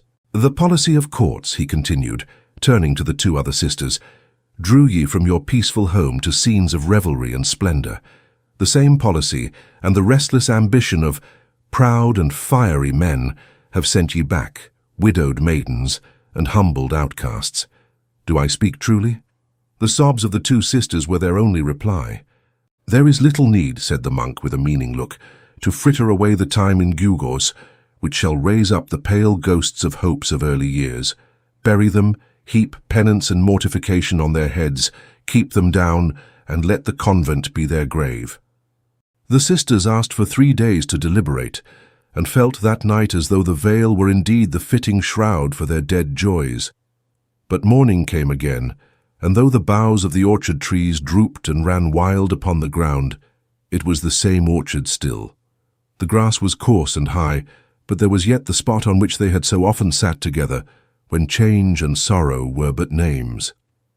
There was every walk and nook which Alice had made glad, and in the minster nave was one flat stone beneath which she slept in peace. And could they, remembering how her young heart had sickened at the thought of cloistered walls, look upon her grave in garbs which would chill the very ashes within it? Could they bow down in prayer, and when all heaven turned to hear them, bring the dark shade of sadness on one angel's face? No. They sent abroad, to artists of great celebrity in those times, and having obtained the Church's sanction to their work of piety, caused to be executed, in 5 large compartments of richly stained glass, a faithful copy of their old embroidery work. These were fitted into a large window, until that time bare of ornament, and when the sun shone brightly, as she had so well loved to see it, the familiar patterns were reflected in their original colours, and throwing a stream of brilliant light upon the pavement, fell warmly on the name of Alice. For many hours in every day, the sisters paced slowly up and down the nave or knelt by the side of the flat, broad stone. Only 3 were seen in the customary place after many years, then but 2, and, for a long time afterwards, but one solitary female bent with age. At length she came no more, and the stone bore 5 plain Christian names. That stone has worn away and been replaced by others, and many generations have come and gone since then. Time has softened down the colours, but the same stream of light still falls upon the forgotten tomb, of which no trace remains, and to this day the stranger is shown in York Cathedral, an old window called the 5 Sisters. "That's a melancholy tale," said the merry-faced gentleman, emptying his glass. "It is a tale of life, and life is made up of such sorrows," returned the other courteously, but in a grave and sad tone of voice. "There are shades in all good pictures, but there are lights too if we choose to contemplate them," said the gentleman with the merry face. "The youngest sister in your tale was always light-hearted." "And died early," said the other gently. "She would have died earlier, perhaps, had she been less happy," said the first speaker with much feeling. "Do you think the sisters who loved her so well would have grieved the less if her life had been one of gloom and sadness? If anything could soothe the first sharp pain of a heavy loss, it would be, with me, the reflection that those I mourned by being innocently happy here and loving all about them had prepared themselves for a purer and happier world. The sun does not shine upon this fair earth to meet frowning eyes, depend upon it." "I believe you are right," said the gentleman who had told the story. "Believe," retorted the other. "Can anybody doubt it? Take any subject of sorrowful regret, and see with how much pleasure it is associated. The recollection of past pleasure may become pain." "It does," interposed the other. "Well, it does. To remember happiness which cannot be restored is pain, but of a softened kind. Our recollections are unfortunately mingled with much that we deplore, and with many actions which we bitterly repent. Still, in the most checkered life, I firmly think there are so many little rays of sunshine to look back upon, that I do not believe any mortal, unless he had put himself without the pale of hope, would deliberately drain a goblet of the waters of Lethe if he had it in his power." "Possibly you are correct in that belief," said the grey-haired gentleman after a short reflection. "I am inclined to think you are." "Why then," replied the other, "the good in this state of existence preponderates over the bad. Let miscalled philosophers tell us what they will. If our affections be tried, our affections are our consolation and comfort, and memory, however sad, is the best and purest link between this world and a better. But come, I'll tell you a story of another kind." After a very brief silence, the merry-faced gentleman sent round the punch, and glancing slyly at the fastidious lady, who seemed desperately apprehensive that he was going to relate something improper, began, "The Baron of Grogzwig. The Baron von Koeldwethout of Grogzwig in Germany was as likely a young baron as you would wish to see. I needn't say that he lived in a castle, because that's of course. Neither need I say that he lived in an old castle, for what German baron ever lived in a new one? There were many strange circumstances connected with this venerable building, among which, not the least startling and mysterious were, that when the wind blew, it rumbled in the chimneys, or even howled among the trees in the neighbouring forest, and that when the moon shone she found her way through certain small loopholes in the wall, and actually made some parts of the wide halls and galleries quite light, while she left others in gloomy shadow. I believe that one of the baron's ancestors, being short of money, had inserted a dagger in a gentleman who called one night to ask his way, and it was supposed that these miraculous occurrences took place in consequence. And yet I hardly know how that could have been either, because the Baron's ancestor, who was an amiable man, felt very sorry afterwards for having been so rash, and laying violent hands upon a quantity of stone and timber which belonged to a weaker baron, built a chapel as an apology, and so took a receipt from heaven in full of all demands. Talking of the Baron's ancestor puts me in mind of the Baron's great claims to respect on the score of his pedigree. I'm afraid to say I'm sure how many ancestors the Baron had, but I know that he had a great many more than any other man of his time, and I only wish that he had lived in these latter days that he might have had more. It is a very hard thing upon the great men of past centuries that they should have come into the world so soon, because a man who was born 300 or 400 years ago cannot reasonably be expected to have had as many relations before him as a man who is born now. The last man, whoever he is, and he may be a cobbler or some low vulgar dog for aught we know, will have a longer pedigree than the greatest nobleman now alive, and I contend that this is not fair. Well, but the Baron von Kildwithout of Grogzwig, he was a fine swarthy fellow, with dark hair and large mustachios, who rode a-hunting in clothes of Lincoln green, with russet boots on his feet, and a bugle slung over his shoulder like the guard of a long stage. When he blew this bugle, 24 other gentlemen of inferior rank, in Lincoln green a little coarser, and russet boots with a little thicker soles, turned out directly, and away galloped the whole train, with spears in their hands like lacquered area railings, to hunt down the boars or perhaps encounter a bear, in which latter case the Baron killed him first, and greased his whiskers with him afterwards. This was a merry life for the Baron of Grogzwig, and a merrier still for the Baron's retainers, who drank Rhine wine every night till they fell under the table, and then had the bottles on the floor, and called for pipes. Never were such jolly, roystering, rollicking, merry-making blades as the jovial crew of Grogzwig. But the pleasures of the table, or the pleasures of under the table, require a little variety, especially when the same 25 people sit daily down to the same board, to discuss the same subjects, and tell the same stories. The Baron grew weary, and wanted excitement.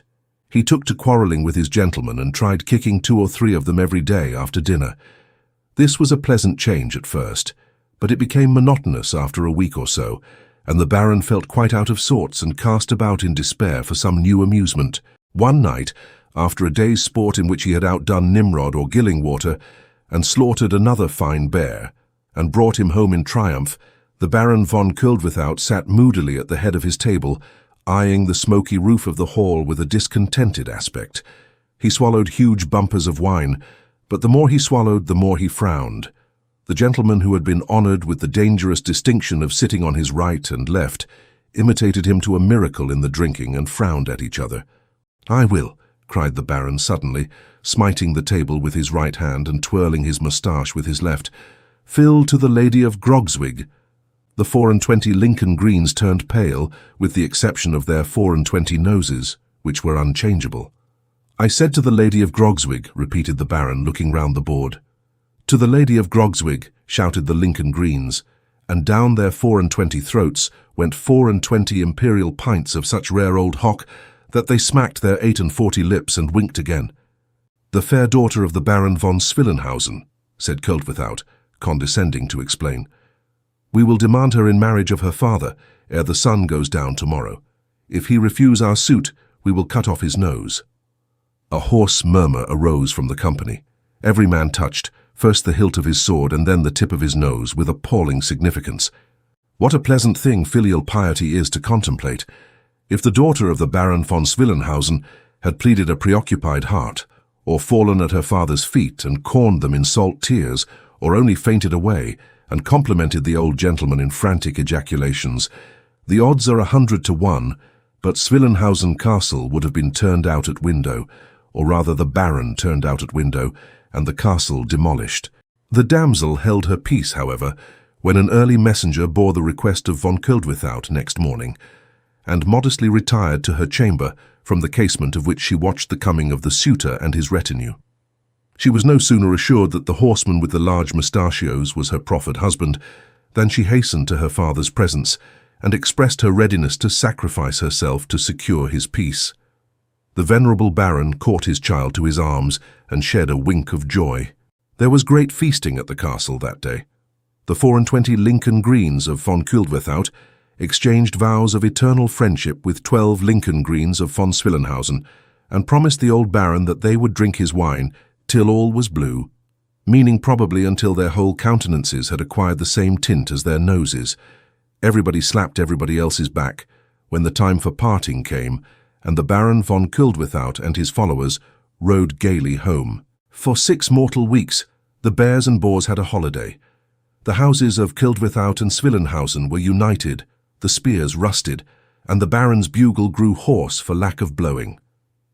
Those were great times for the 24, but, alas, their high and palmy days had taken boots to themselves and were already walking off. "My dear," said the Baroness. "My love," said the Baron. "Those coarse, noisy men—" "Which, ma'am?" said the Baron, starting. The Baroness pointed from the window at which they stood to the courtyard beneath, where the unconscious Lincoln Greens were taking a copious stirrup cup, preparatory to issuing forth after a boar or two. "My hunting train, ma'am?" said the Baron. "Disband them, love," murmured the Baroness. "Disband them," cried the Baron in amazement. "To please me, love," replied the Baroness. "To please the devil, ma'am," answered the Baron, whereupon the Baroness uttered a great cry and swooned away at the Baron's feet. What could the Baron do? He called for the lady's maid and roared for the doctor, and then rushing into the yard, kicked the 2 Lincoln Greens who were the most used to it, and cursing the others all round, bade them go, but never mind where. I don't know the German for it, or I would put it delicately that way. It is not for me to say by what means or by what degrees some wives manage to keep down some husbands as they do, although I may have my private opinion on the subject, and may think that no member of Parliament ought to be married, inasmuch as 3 married members out of every 4 must vote according to their wives' consciences, if there be such things, and not according to their own. All I need say just now is that the Baroness von Kuldwithout somehow or other acquired great control over the Baron von Kuldwithout, and that little by little, and bit by bit, and day by day, and year by year, the Baron got the worst of some disputed question, or was slyly unhorsed from some old hobby, and that by the time he was a fat, hearty fellow of 48 or thereabouts, he had no feasting, no revelry, no hunting train, and no hunting, nothing in short that he liked or used to have, and that, although he was as fierce as a lion and as bold as brass, he was decidedly snubbed and put down by his own lady in his own castle of Grogzwig. Nor was this the whole extent of the Baron's misfortunes. About a year after his nuptials, there came into the world a lusty young Baron, in whose honour a great many fireworks were let off and a great many dozens of wine drunk. But next year there came a young Baroness, and next year another young Baron, and so on. Every year either a Baron or Baroness, and one year both together, until the Baron found himself the father of a small family of 12. Upon every one of these anniversaries, the venerable Baroness von Swillenhausen was nervously sensitive for the well-being of her child, the Baroness von Kuldwithout. And although it was not found that the good lady ever did anything material towards contributing to her child's recovery, still she made it a point of duty to be as nervous as possible at the castle of Grogzwig, and to divide her time between moral observations on the Baron's housekeeping and bewailing the hard lot of her unhappy daughter. And if the Baron of Grogzwig, a little hurt and irritated at this, took heart, and ventured to suggest that his wife was at least no worse off than the wives of other barons, the Baroness von Swillenhausen begged all persons to take notice that nobody but she sympathized with her dear daughter's sufferings, upon which her relations and friends remarked that to be sure she did cry a great deal more than her son-in-law, and that if there were a hard-hearted brute alive, it was that Baron of Grogzwig. The poor Baron bore it all as long as he could, and when he could bear it no longer lost his appetite and his spirits, and sat himself gloomily and dejectedly down. But there were worse troubles yet in store for him, and as they came on, his melancholy and sadness increased. Times changed. He got into debt. The Grogzwig coffers ran low, though the Swillenhausen family had looked upon them as inexhaustible, and just when the Baroness was on the point of making a 13th addition to the family pedigree, von Kuldwithout discovered that he had no means of replenishing them. "I don't see what is to be done," said the Baron. "I think I'll kill myself." This was a bright idea. The Baron took an old hunting knife from a cupboard hard by, and having sharpened it on his boot, made what boys call an offer at his throat. "Hem," said the Baron, stopping short. "Perhaps it's not sharp enough."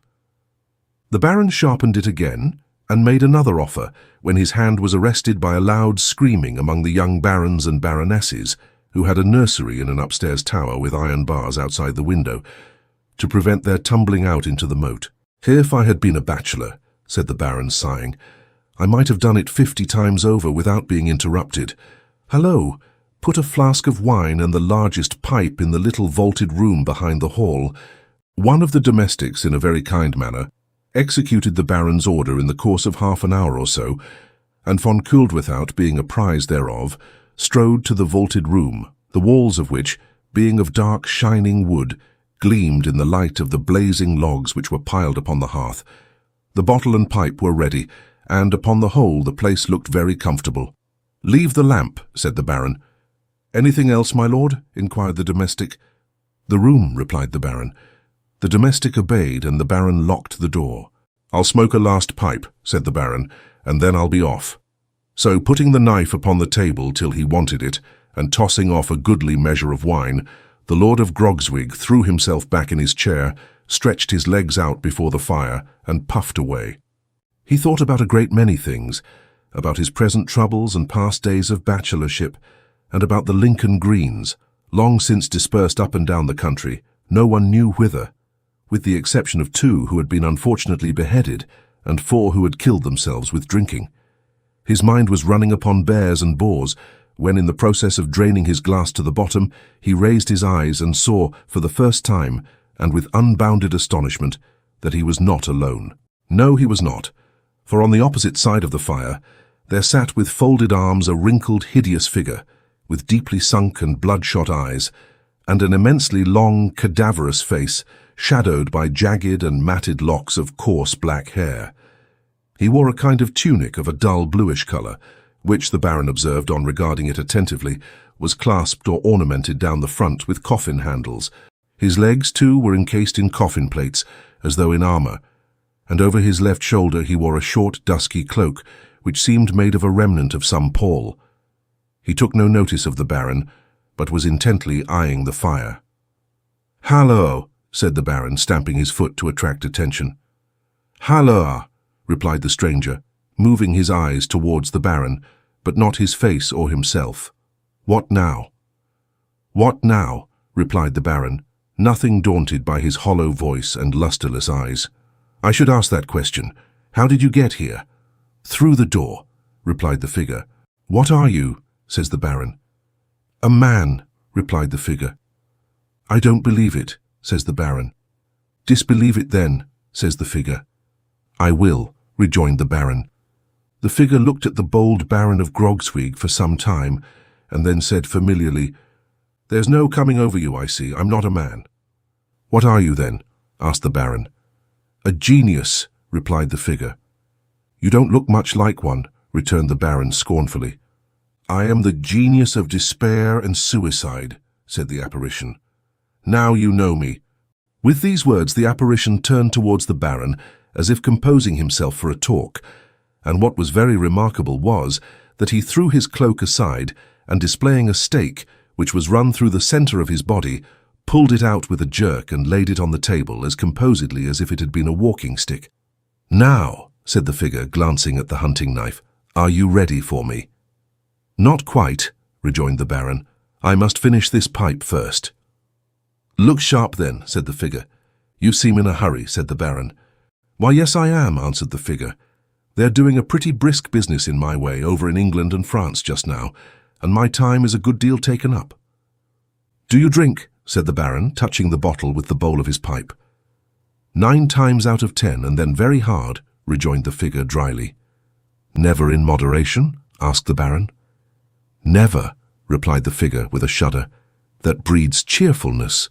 The Baron took another look at his new friend, whom he thought an uncommonly queer customer, and at length inquired whether he took any active part in such little proceedings as that which he had in contemplation. "No," replied the figure evasively, "but I am always present." "Just to see fair, I suppose," said the Baron. "Just that," replied the figure, playing with his stake and examining the ferrule. "Be as quick as you can, will you? for there's a young gentleman who is afflicted with too much money and leisure wanting me now, I find." "Going to kill himself because he has too much money," exclaimed the Baron, quite tickled. "Ha, ha, that's a good one." This was the first time the Baron had laughed for many a long day. "I say," expostulated the figure, looking very much scared. "Don't do that again." "Why not?" demanded the Baron. "Because it gives me pain all over," replied the figure. "Sigh as much as you please. That does me good." The Baron sighed mechanically at the mention of the word. The figure, brightening up again, handed him the hunting knife with most winning politeness. "It's not a bad idea, though," said the Baron, feeling the edge of the weapon. "A man killing himself because he has too much money." "Pooh!" said the apparition petulantly. "No better than a man's killing himself because he has none or little." Whether the genius unintentionally committed himself in saying this, or whether he thought the Baron's mind was so thoroughly made up that it didn't matter what he said, I have no means of knowing.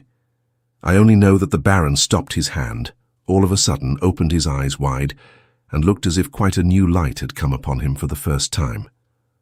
"Why, certainly," said von Koeldwethout. "Nothing is too bad to be retrieved." "Except empty coffers," cried the genius. "Well, but they may be one day filled again," said the Baron. "Scolding wives," snarled the genius. "Oh, they may be made quiet," said the Baron. 13 children, shouted the genius. "Can't all go wrong, surely," said the Baron. The genius was evidently growing very savage with the Baron for holding these opinions all at once, but he tried to laugh it off and said if he would let him know when he had left off joking, he should feel obliged to him. "But I am not joking. I was never farther from it," remonstrated the Baron. "Well, I am glad to hear that," said the genius, looking very grim, "because a joke without any figure of speech is the death of me. Come, quit this dreary world at once."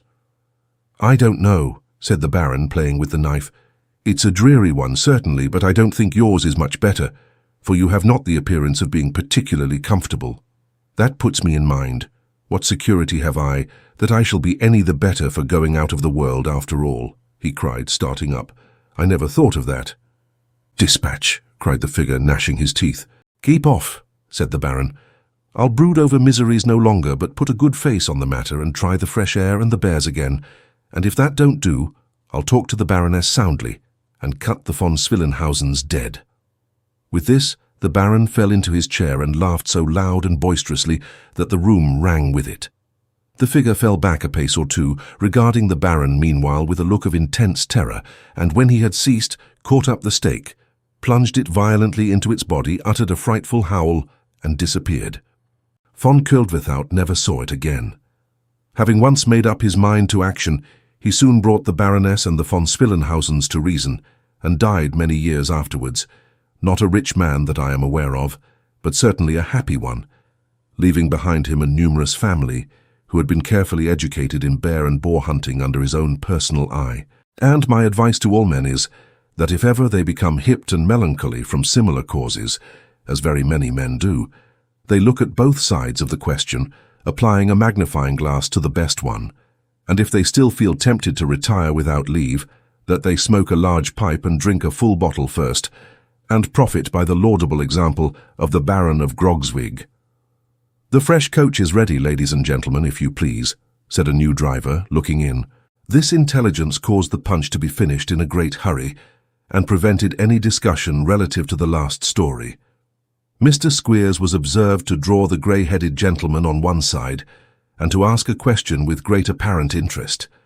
It bore reference to the 5 sisters of York, and was in fact an inquiry whether he could inform him how much per annum the Yorkshire convents got in those days with their boarders. The journey was then resumed. Nicholas fell asleep towards morning, and when he awoke found with great regret that during his nap both the Baron of Grogzwig and the grey-haired gentleman had got down and were gone. The day dragged on uncomfortably enough. At about 6 o'clock that night, he and Mr. Squeers and the little boys and their united luggage were all put down together at the George and New Inn, Greta Bridge. Chapter 7. Mr. and Mrs. Squeers at Home. Mr. Squeers, being safely landed, left Nicholas and the boys standing with the luggage in the road to amuse themselves by looking at the coach as it changed horses, while he ran into the tavern and went through the leg-stretching process at the bar. After some minutes he returned with his legs thoroughly stretched, if the hue of his nose and a short hiccup afforded any criterion, and at the same time there came out of the yard a rusty pony chaise and a cart, driven by 2 labouring men. "Put the boys and the boxes into the cart," said Squeers, rubbing his hands, "and this young man and me will go on in the chaise. Get in, Nickleby." Nicholas obeyed. Mr. Squeers with some difficulty inducing the pony to obey also, they started off, leaving the cartload of infant misery to follow at leisure. "Are you cold, Nickleby?" inquired Squeers, after they had travelled some distance in silence. "Rather, sir, I must say." "Well, I don't find fault with that," said Squeers. "It's a long journey this weather." "Is it much farther to Dotheboys Hall, sir?" asked Nicholas. "About 3 miles from here," replied Squeers, "but you needn't call it a hall down here." Nicholas coughed, as if he would like to know why. "The fact is, it ain't a hall," observed Squeers dryly. "Oh, indeed," said Nicholas, whom this piece of intelligence much astonished. "No," replied Squeers, "we call it a hall up in London because it sounds better, but they don't know it by that name in these parts. A man may call his house an island if he likes. There's no Act of Parliament against that, I believe." "I believe not, sir," rejoined Nicholas. Squeers eyed his companion slyly at the conclusion of this little dialogue, and finding that he had grown thoughtful and appeared in no wise disposed to volunteer any observations, contented himself with lashing the pony until they reached their journey's end. "Jump out," said Squeers. "Hello there, come and put this horse up. Be quick, will you?" While the schoolmaster was uttering these and other impatient cries, Nicholas had time to observe that the school was a long, cold-looking house, 1 story high, with a few straggling outbuildings behind, and a barn and stable adjoining. After the lapse of a minute or 2, the noise of somebody unlocking the yard gate was heard, and presently a tall, lean boy, with a lantern in his hand, issued forth. "Is that you, Smike?" cried Squeers. "Yes, sir," replied the boy. "Then why the devil didn't you come before?" "Please, sir, I fell asleep over the fire," answered Smike with humility. "Fire? What fire? Where's there a fire?" demanded the schoolmaster sharply. "Only in the kitchen, sir," replied the boy. "Missus said as I was sitting up I might go in there for a warm." "Your missus is a fool," retorted Squeers. "You'd have been a deuced deal more wakeful in the cold, I'll engage." By this time Mr. Squeers had dismounted, and after ordering the boy to see to the pony, and to take care that he hadn't any more corn that night, he told Nicholas to wait at the front door a minute while he went round and let him in. A host of unpleasant misgivings, which had been crowding upon Nicholas during the whole journey, thronged into his mind with redoubled force when he was left alone. His great distance from home and the impossibility of reaching it, except on foot, should he feel ever so anxious to return, presented itself to him in most alarming colours. And as he looked up at the dreary house and dark windows, and upon the wild country round, covered with snow, he felt a depression of heart and spirit which he had never experienced before. "Now then," cried Squeers, poking his head out at the front door. "Where are you, Nickleby?" "Here, sir," replied Nicholas. "Come in, then," said Squeers. "The wind blows in at this door, fit to knock a man off his legs." Nicholas sighed and hurried in. Mr. Squeers, having bolted the door to keep it shut, ushered him into a small parlour scantily furnished with a few chairs, a yellow map hung against the wall, and a couple of tables, one of which bore some preparations for supper, while on the other a tutor's assistant, a Murray's grammar, 6 cards of terms, and a worn letter directed to Wackford Squeers, Esquire, were arranged in picturesque confusion. They had not been in this apartment a couple of minutes, when a female bounced into the room and, seizing Mr. Squeers by the throat, gave him 2 loud kisses, one close after the other, like a postman's knock. The lady, who was of a large, raw-boned figure, was about half a head taller than Mr. Squeers, and was dressed in a dimity night-jacket, with her hair in papers. She had also a dirty nightcap on, relieved by a yellow cotton handkerchief which tied it under the chin. "How is my Squeery?" said this lady in a playful manner and a very hoarse voice. "Quite well, my love," replied Squeers. "How's the cows?" "All right, every one of 'em," answered the lady. "And the pigs," said Squeers, "as well as they were when you went away." "Come, that's a blessing," said Squeers, pulling off his great coat. The boys are all as they were, I suppose." "Oh yes, they're well enough," replied Mrs. Squeers snappishly. "That young Pitcher's had a fever." "No!" exclaimed Squeers.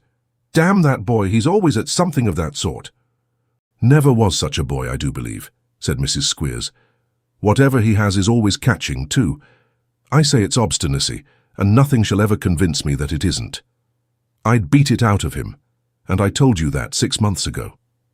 "So you did, my love," rejoined Squeers. "We'll try what can be done." Pending these little endearments, Nicholas had stood, awkwardly enough, in the middle of the room, not very well knowing whether he was expected to retire into the passage or to remain where he was. He was now relieved from his perplexity by Mr. Squeers.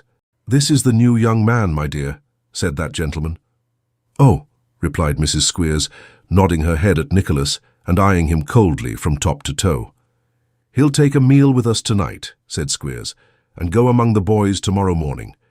You can give him a shakedown here tonight, can't you?" "We must manage it somehow," replied the lady. "You don't much mind how you sleep, I suppose, sir?" "No, indeed," replied Nicholas. "I am not particular." "That's lucky," said Mrs. Squeers. And as the lady's humour was considered to lie chiefly in retort, Mr. Squeers laughed heartily and seemed to expect that Nicholas should do the same. After some further conversation between the master and mistress relative to the success of Mr. Squeers's trip, and the people who had paid, and the people who had made default in payment, a young servant girl brought in a Yorkshire pie and some cold beef, which being set upon the table, the boy Smike appeared with a jug of ale. Mr. Squeers was emptying his greatcoat pockets of letters to different boys and other small documents, which he had brought down in them. The boy glanced with an anxious and timid expression at the papers, as if with a sickly hope that one among them might relate to him. The look was a very painful one, and went to Nicholas's heart at once, for it told a long and very sad history. It induced him to consider the boy more attentively, and he was surprised to observe the extraordinary mixture of garments which formed his dress. Although he could not have been less than 18 or 19 years old, and was tall for that age, he wore a skeleton suit, such as is usually put upon very little boys, and which, though most absurdly short in the arms and legs, was quite wide enough for his attenuated frame. In order that the lower part of his legs might be in perfect keeping with this singular dress, he had a very large pair of boots, originally made for tops, which might have been once worn by some stout farmer, but were now too patched and tattered for a beggar.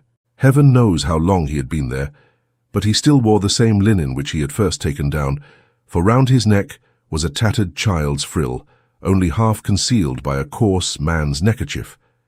He was lame, and as he feigned to be busy in arranging the table, glanced at the letters with a look so keen, and yet so dispirited and hopeless, that Nicholas could hardly bear to watch him. "What are you bothering about there, Smike?" cried Mrs. Squeers. "Let the things alone, can't you?" "Eh?" said Squeers, looking up. "Oh, it's you, is it?" "Yes, sir," replied the youth, pressing his hands together as though to control by force the nervous wandering of his fingers. "Is there—" "Well," said Squeers, "did anybody— has nothing been heard about me?" "Devil a bit," replied Squeers testily. The lad withdrew his eyes and, putting his hand to his face, moved towards the door. "Not a word," resumed Squeers, "and never will be. Now this is a pretty sort of thing, isn't it, that you should have been left here all these years, and no money paid after the first 6, nor no notice taken, nor no clue to be got who you belong to. It's a pretty sort of thing that I should have to feed a great fellow like you, and never hope to get 1 penny for it, isn't it?" The boy put his hand to his head, as if he were making an effort to recollect something, and then, looking vacantly at his questioner, gradually broke into a smile and limped away. "I'll tell you what, Squeers," remarked his wife as the door closed. "I think that young chap's turning silly." "I hope not," said the schoolmaster, "for he's a handy fellow out of doors, and worth his meat and drink anyway. I should think he'd have wit enough for us, though, if he was. But come, let's have supper, for I am hungry and tired and want to get to bed." This reminder brought in an exclusive steak for Mr. Squeers, who speedily proceeded to do it ample justice. Nicholas drew up his chair, but his appetite was effectually taken away. "How's the steak, Squeers?" said Mrs. S. "Tender as a lamb," replied Squeers. "Have a bit." "I couldn't eat a morsel," replied his wife. What'll the young man take, my dear? Whatever he likes that's present, rejoined Squeers, in a most unusual burst of generosity. What do you say, Mr. Knuckleboy? Inquired Mrs. Squeers.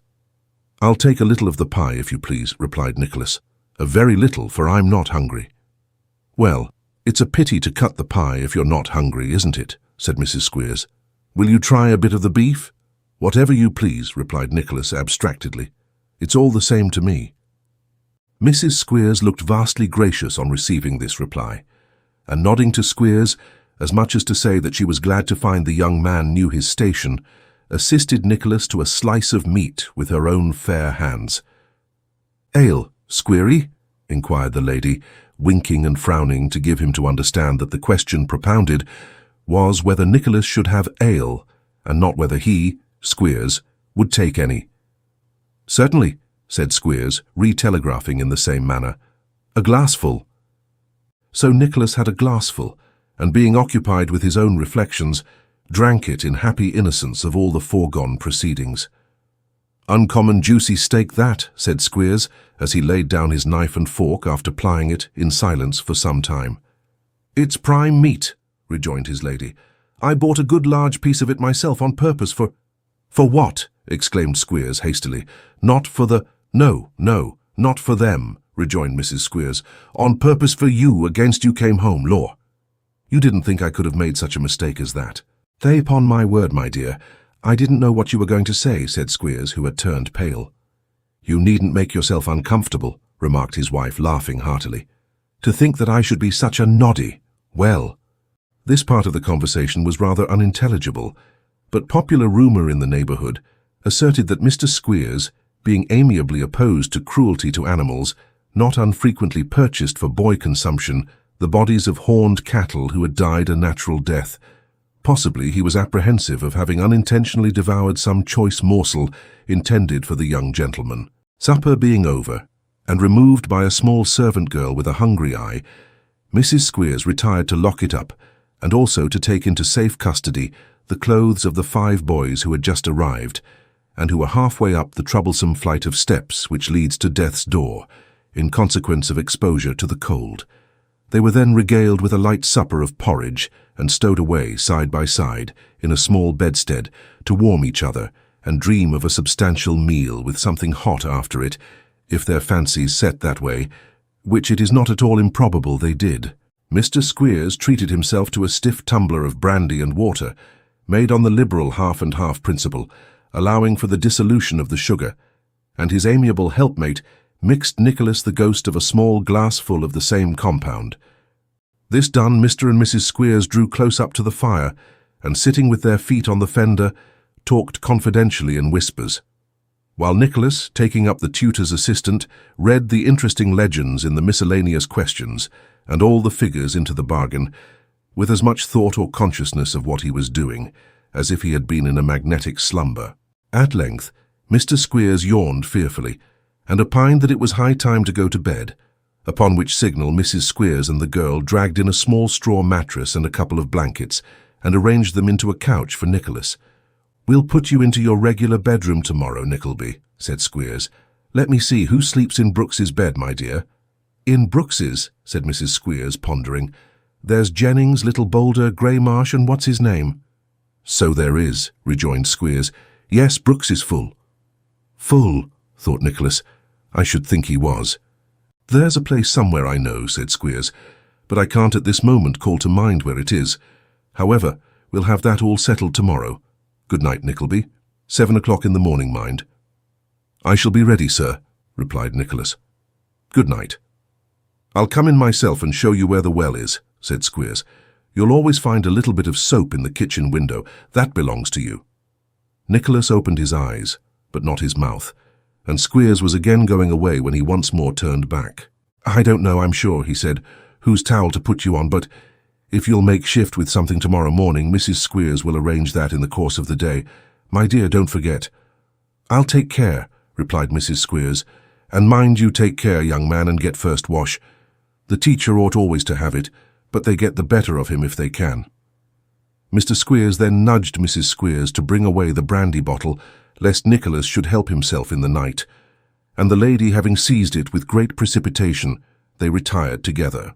Nicholas, being left alone, took half a dozen turns up and down the room in a condition of much agitation and excitement, but, growing gradually calmer, sat himself down in a chair, and mentally resolved that, come what come might, he would endeavour for a time to bear whatever wretchedness might be in store for him, and that, remembering the helplessness of his mother and sister, he would give his uncle no plea for deserting them in their need. Good resolutions seldom fail of producing some good effect in the mind from which they spring. He grew less desponding, and, so sanguine and buoyant is youth, even hoped that affairs at Dotheboys Hall might yet prove better than they promised. He was preparing for bed with something like renewed cheerfulness when a sealed letter fell from his coat pocket. In the hurry of leaving London, it had escaped his attention, and had not occurred to him since, but it at once brought back to him the recollection of the mysterious behaviour of Newman Noggs. "Dear me," said Nicholas, "what an extraordinary hand! It was directed to himself, was written upon very dirty paper, and in such cramped and crippled writing as to be almost illegible. After great difficulty and much puzzling, he contrived to read as follows: 'My dear young man, I know the world. Your father did not, or he would not have done me a kindness when there was no hope of return. You do not, or you would not be bound on such a journey. If ever you want a shelter in London, don't be angry at this, I once thought I never should, they know where I live, at the sign of the Crown, in Silver Street, Golden Square. It is at the corner of Silver Street and James Street, with a bar door both ways. You can come at night. Once nobody was ashamed, never mind that, it's all over. Excuse errors. I should forget how to wear a whole coat now. I have forgotten all my old ways. My spelling may have gone with them. Newman Noggs. P.S. If you should go near Barnard Castle, there is good ale at the King's Head. Say you know me, and I am sure they will not charge you for it. You may say Mr. Noggs there, for I was a gentleman then. I was indeed. It may be a very undignified circumstances to record, but after he had folded this letter and placed it in his pocket-book, Nicholas Nickleby's eyes were dimmed with a moisture that might have been taken for tears. Chapter 8. Of the Internal Economy of Dotheboys Hall. A ride of 200 and odd miles in severe weather is one of the best softeners of a hard bed that ingenuity can devise. Perhaps it is even a sweetener of dreams, for those which hovered over the rough couch of Nicholas and whispered their airy nothings in his ear were of an agreeable and happy kind. He was making his fortune very fast indeed, when the faint glimmer of an expiring candle shone before his eyes, and a voice he had no difficulty in recognizing as part and parcel of Mr. Squeers admonished him that it was time to rise. "Past 7, Nickleby," said Mr. Squeers. "Has morning come already?" asked Nicholas, sitting up in bed. "Ah, that has it," replied Squeers, "and ready iced too. Now, Nickleby, come, tumble up, will you?" Nicholas needed no further admonition, but tumbled up at once and proceeded to dress himself by the light of the taper which Mr. Squeers carried in his hand. "Here's a pretty go," said that gentleman. "The pumps froze." "Indeed," said Nicholas, not much interested in the intelligence. "Yes," replied Squeers. "You can't wash yourself this morning?" "Not wash myself!" exclaimed Nicholas. "No, not a bit of it," rejoined Squeers tartly. "So you must be content with giving yourself a dry polish till we break the ice in the well and can get a bucketful out for the boys. Don't stand staring at me, but do look sharp, will you?" Offering no further observation, Nicholas huddled on his clothes. Squeers, meanwhile, opened the shutters and blew the candle out, when the voice of his amiable consort was heard in the passage, demanding admittance. "Come in, my love," said Squeers. Mrs. Squeers came in, still habited in the primitive night-jacket which had displayed the symmetry of her figure on the previous night, and further ornamented with a beaver bonnet of some antiquity, which she wore with much ease and lightness on the top of the nightcap before mentioned. "Drat the thing," said the lady, opening the cupboard. "I can't find the school spoon anywhere." "Never mind it, my dear," observed Squeers in a soothing manner. "It's of no consequence." "No consequence? Why, how you talk!" retorted Mrs. Squeers sharply. "Isn't it brimstone morning?" "I forgot, my dear," rejoined Squeers. "Yes, it certainly is. We purify the boys' bloods now and then, Nickleby." "Purify fiddlesticks' ends," said his lady. "Don't think, young man, that we go to the expense of flour of brimstone and molasses just to purify them. Because if you think we carry on the business in that way, you'll find yourself mistaken, and so I tell you plainly." "My dear," said Squeers, frowning. "Hem! Oh, nonsense," rejoined Mrs. Squeers. "If the young man comes to be a teacher here, let him understand at once that we don't want any foolery about the boys. They have the brimstone and treacle, partly because if they hadn't something or other in the way of medicine, they'd be always ailing and giving a world of trouble, and partly because it spoils their appetites and comes cheaper than breakfast and dinner. So, it does them good and us good at the same time, and that's fair enough, I'm sure." Having given this explanation, Mrs. Squeers put her head into the closet and instituted a stricter search after the spoon, in which Mr. Squeers assisted. A few words passed between them while they were thus engaged, but as their voices were partially stifled by the cupboard, all that Nicholas could distinguish was that Mr. Squeers said what Mrs. Squeers had said was injudicious, and that Mrs. Squeers said what Mr. Squeers said was stuff. A vast deal of searching and rummaging ensued, and it proving fruitless, Smike was called in and pushed by Mrs. Squeers and boxed by Mr. Squeers, which course of treatment, brightening his intellects, enabled him to suggest that possibly Mrs. Squeers might have the spoon in her pocket, as indeed turned out to be the case.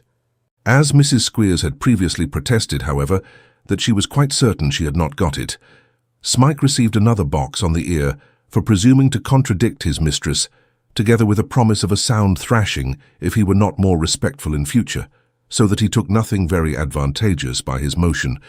"A most invaluable woman, that Nickleby," said Squeers when his consort had hurried away, pushing the drudge before her. "Indeed, sir," observed Nicholas. "I don't know her equal," said Squeers. "I do not know her equal. That woman Nickleby is always the same bustling, lively, active, saving creature that you see her now." Nicholas sighed involuntarily at the thought of the agreeable domestic prospect thus open to him, but Squeers was, fortunately, too much occupied with his own reflections to perceive it. "It's my way to say when I'm up in London," continued Squeers, "that to them boys she is a mother. But she is more than a mother to them, 10 times more. She does things for them boys, Nickleby, that I don't believe half the mothers going would do for their own sons." "I should think they would not, sir," answered Nicholas. Now the fact was that both Mr. and Mrs. Squeers viewed the boys in the light of their proper and natural enemies, or in other words, they held and considered that their business and profession was to get as much from every boy as could, by possibility, be screwed out of him. On this point they were both agreed, and behaved in unison accordingly. The only difference between them was that Mrs. Squeers waged war against the enemy openly and fearlessly, and that Squeers covered his rascality, even at home, with a spice of his habitual deceit, as if he really had a notion of some day or other being able to take himself in and persuade his own mind that he was a very good fellow.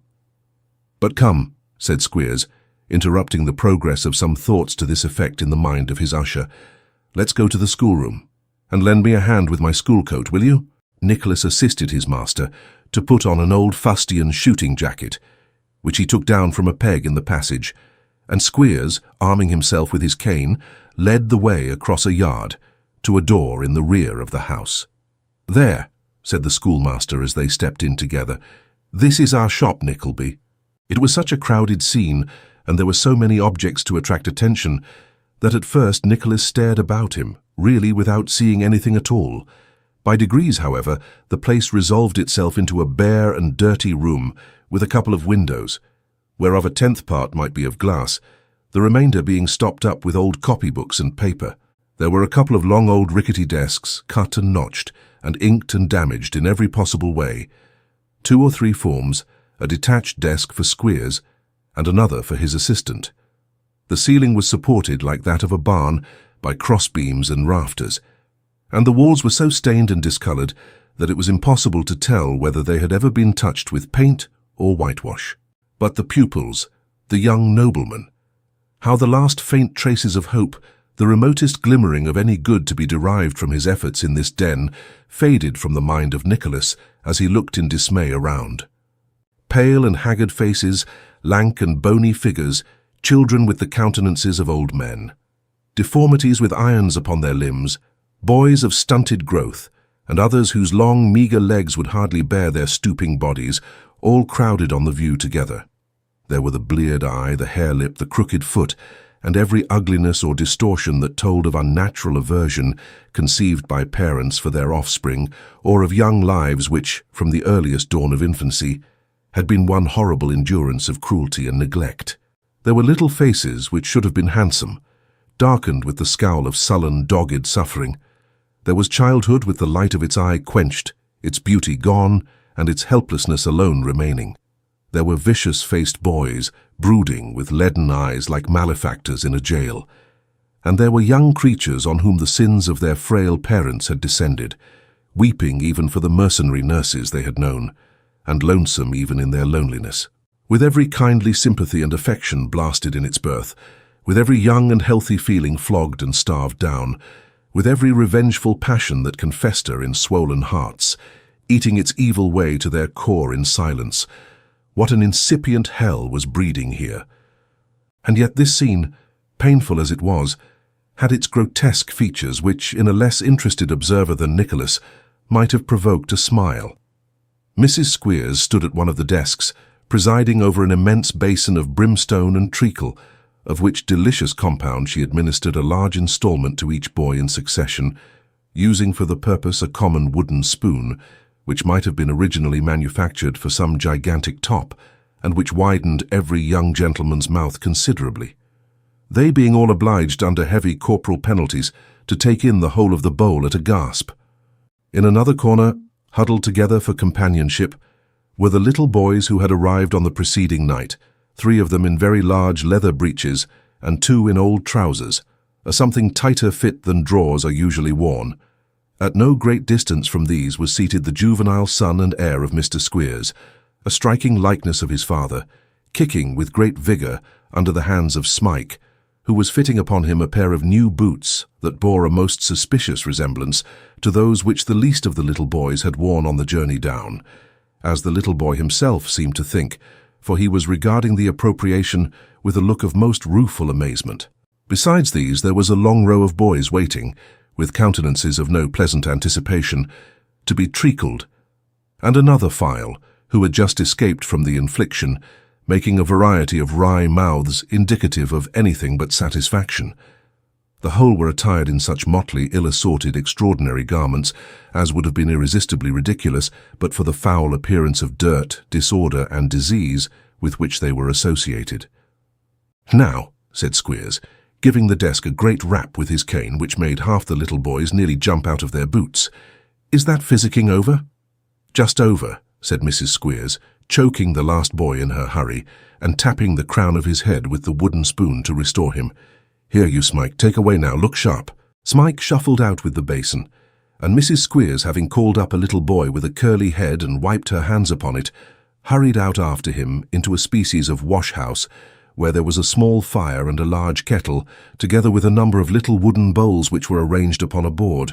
Into these bowls Mrs. Squeers, assisted by the hungry servant, poured a brown composition which looked like diluted pin-cushions without the covers, and was called porridge.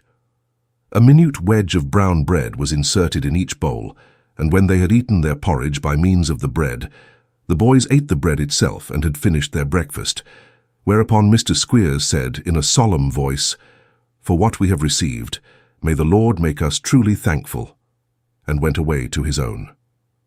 Nicholas distended his stomach with a bowl of porridge, for much the same reason which induces some savages to swallow earth, lest they should be inconveniently hungry when there is nothing to eat.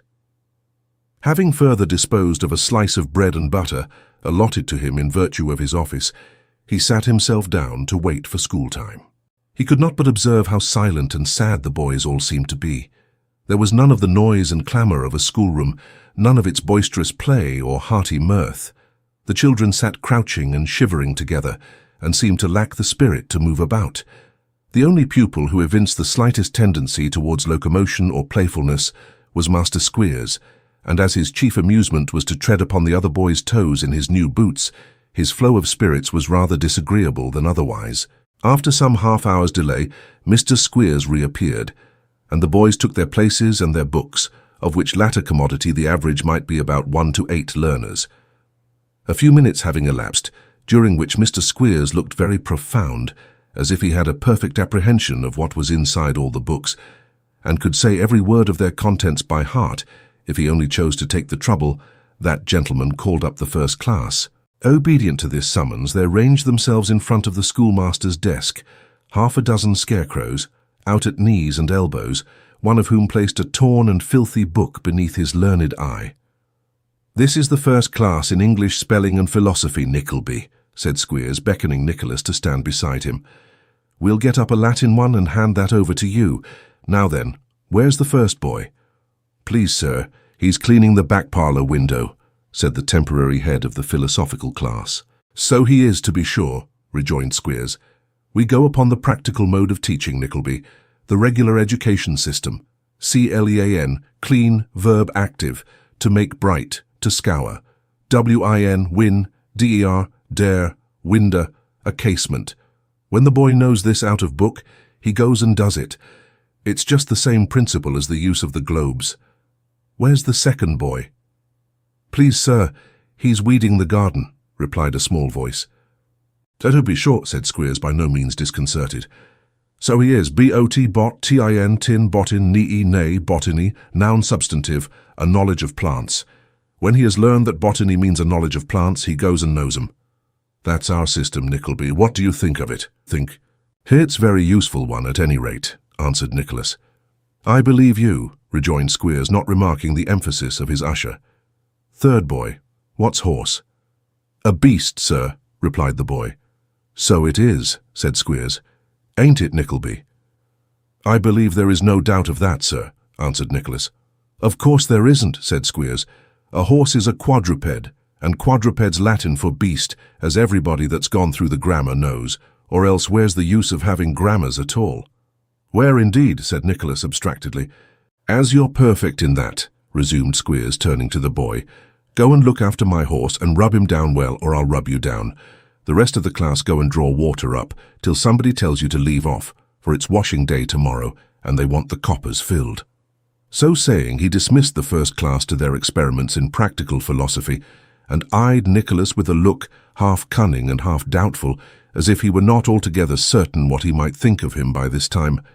"That's the way we do it, Nickleby," he said after a pause. Nicholas shrugged his shoulders in a manner that was scarcely perceptible, and said he saw it was. "And a very good way it is, too," said Squeers.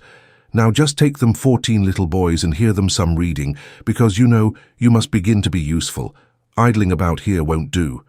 Mr. Squeers said this, as if it had suddenly occurred to him, either that he must not say too much to his assistant, or that his assistant did not say enough to him in praise of the establishment. The children were arranged in a semicircle round the new master, and he was soon listening to their dull, drawling, hesitating recital of those stories of engrossing interest which are to be found in the more antiquated spelling books. In this exciting occupation, the morning lagged heavily on.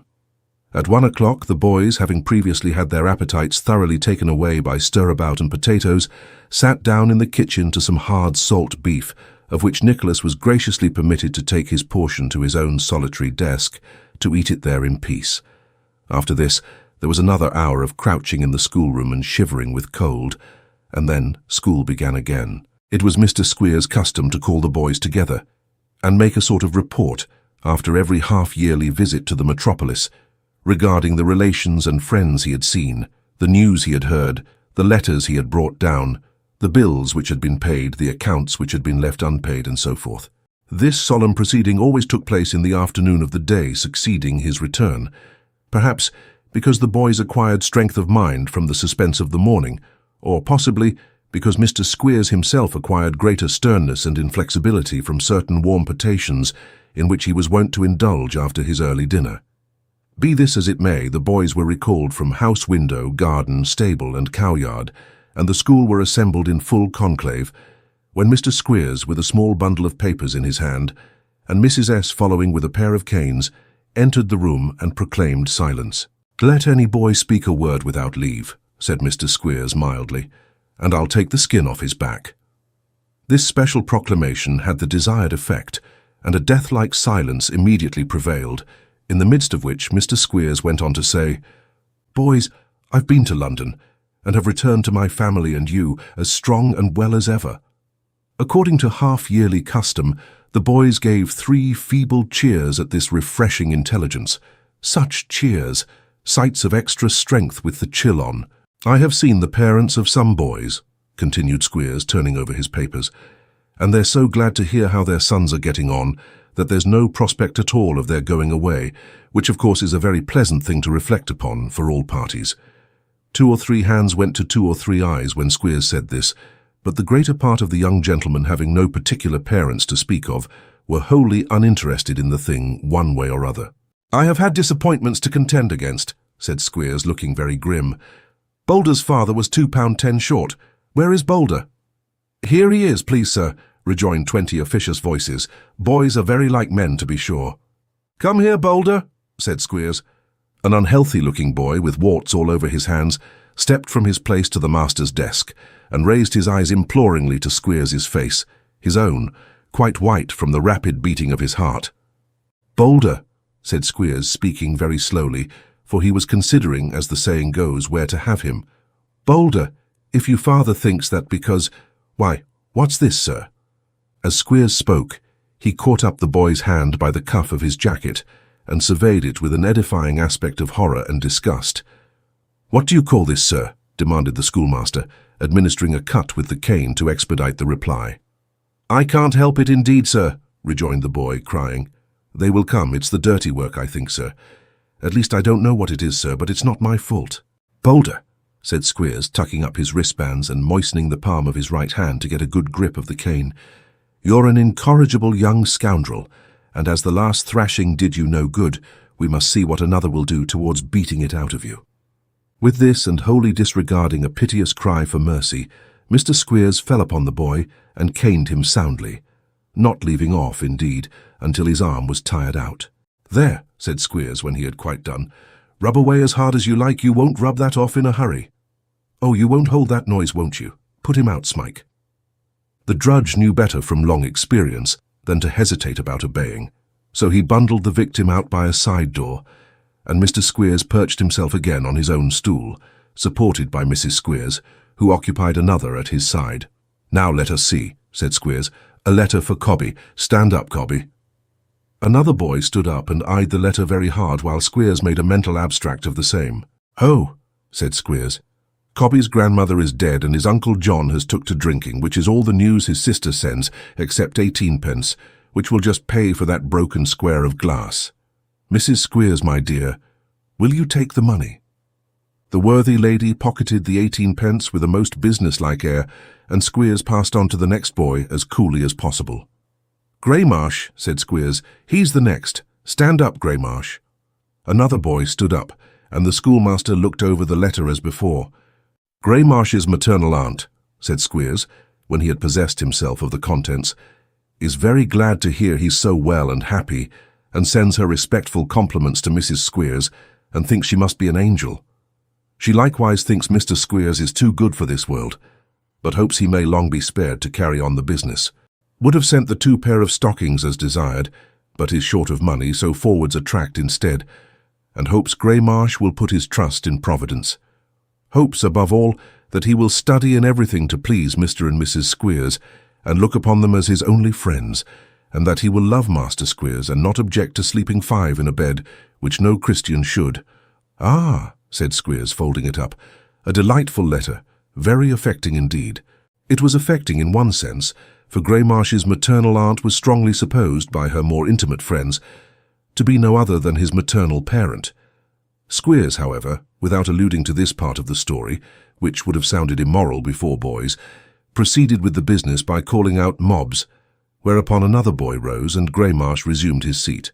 "Mobbs's stepmother," said Squeers, "took to her bed on hearing that he wouldn't eat fat and has been very ill ever since. She wishes to know by an early post where he expects to go to if he quarrels with his victuals, and with what feelings he could turn up his nose at the cow's liver broth after his good master had asked a blessing on it. This was told her in the London newspapers, not by Mr. Squeers, for he is too kind and too good to set anybody against anybody, and it has vexed her so much, Mobbs can't think. She is sorry to find he is discontented, which is sinful and horrid, and hopes Mr. Squeers will flog him into a happier state of mind, with which view she has also stopped his halfpenny-a-week pocket money and given a double-bladed knife with a corkscrew in it to the missionaries, which she had bought on purpose for him. "A sulky state of feeling," said Squeers after a terrible pause, during which he had moistened the palm of his right hand again. "Won't do. Cheerfulness and contentment must be kept up. Mobbs, come to me." Mobbs moved slowly towards the desk, rubbing his eyes in anticipation of good cause for doing so, and he soon afterwards retired by the side door, with as good cause as a boy need have. Mr. Squeers then proceeded to open a miscellaneous collection of letters, some enclosing money, which Mrs. Squeers took care of, and others referring to small articles of apparel, as caps and so forth, all of which the same lady stated to be too large or too small, and calculated for nobody but young Squeers, who would appear indeed to have had most accommodating limbs, since everything that came into the school fitted him to a nicety. His head, in particular, must have been singularly elastic, for hats and caps of all dimensions were alike to him. This business dispatched, a few slovenly lessons were performed, and Squeers retired to his fireside, leaving Nicholas to take care of the boys in the schoolroom, which was very cold, and where a meal of bread and cheese was served out shortly after dark. There was a small stove at that corner of the room which was nearest to the master's desk, and by it Nicholas sat down, so depressed and self-degraded by the consciousness of his position that if death could have come upon him at that time, he would have been almost happy to meet it. The cruelty of which he had been an unwilling witness, the coarse and ruffianly behaviour of Squeers even in his best moods, the filthy place, the sights and sounds about him, all contributed to this state of feeling, but when he recollected that being there as an assistant, he actually seemed, no matter what unhappy train of circumstances had brought him to that pass, to be the aider and abettor of a system which filled him with honest disgust and indignation, he loathed himself and felt for the moment as though the mere consciousness of his present situation must, through all time to come, prevent his raising his head again. But for the present, his resolve was taken, and the resolution he had formed on the preceding night remained undisturbed. He had written to his mother and sister, announcing the safe conclusion of his journey, and saying as little about Dotheboys Hall, and saying that little as cheerfully as he possibly could. He hoped that by remaining where he was, he might do some good, even there. At all events, others depended too much on his uncle's favour to admit of his awakening his wrath just then. One reflection disturbed him far more than any selfish considerations arising out of his own position. This was the probable destination of his sister Kate. His uncle had deceived him, and might he not consign her to some miserable place where her youth and beauty would prove a far greater curse than ugliness and decrepitude? To a caged man, bound hand and foot, this was a terrible idea. But no, he thought, his mother was by. There was the portrait painter, too, simple enough, but still living in the world, and of it. He was willing to believe that Ralph Nickleby had conceived a personal dislike to himself. Having pretty good reason by this time to reciprocate it, he had no great difficulty in arriving at this conclusion, and tried to persuade himself that the feeling extended no farther than between them. As he was absorbed in these meditations, he all at once encountered the upturned face of Smike, who was on his knees before the stove, picking a few stray cinders from the hearth and planting them on the fire.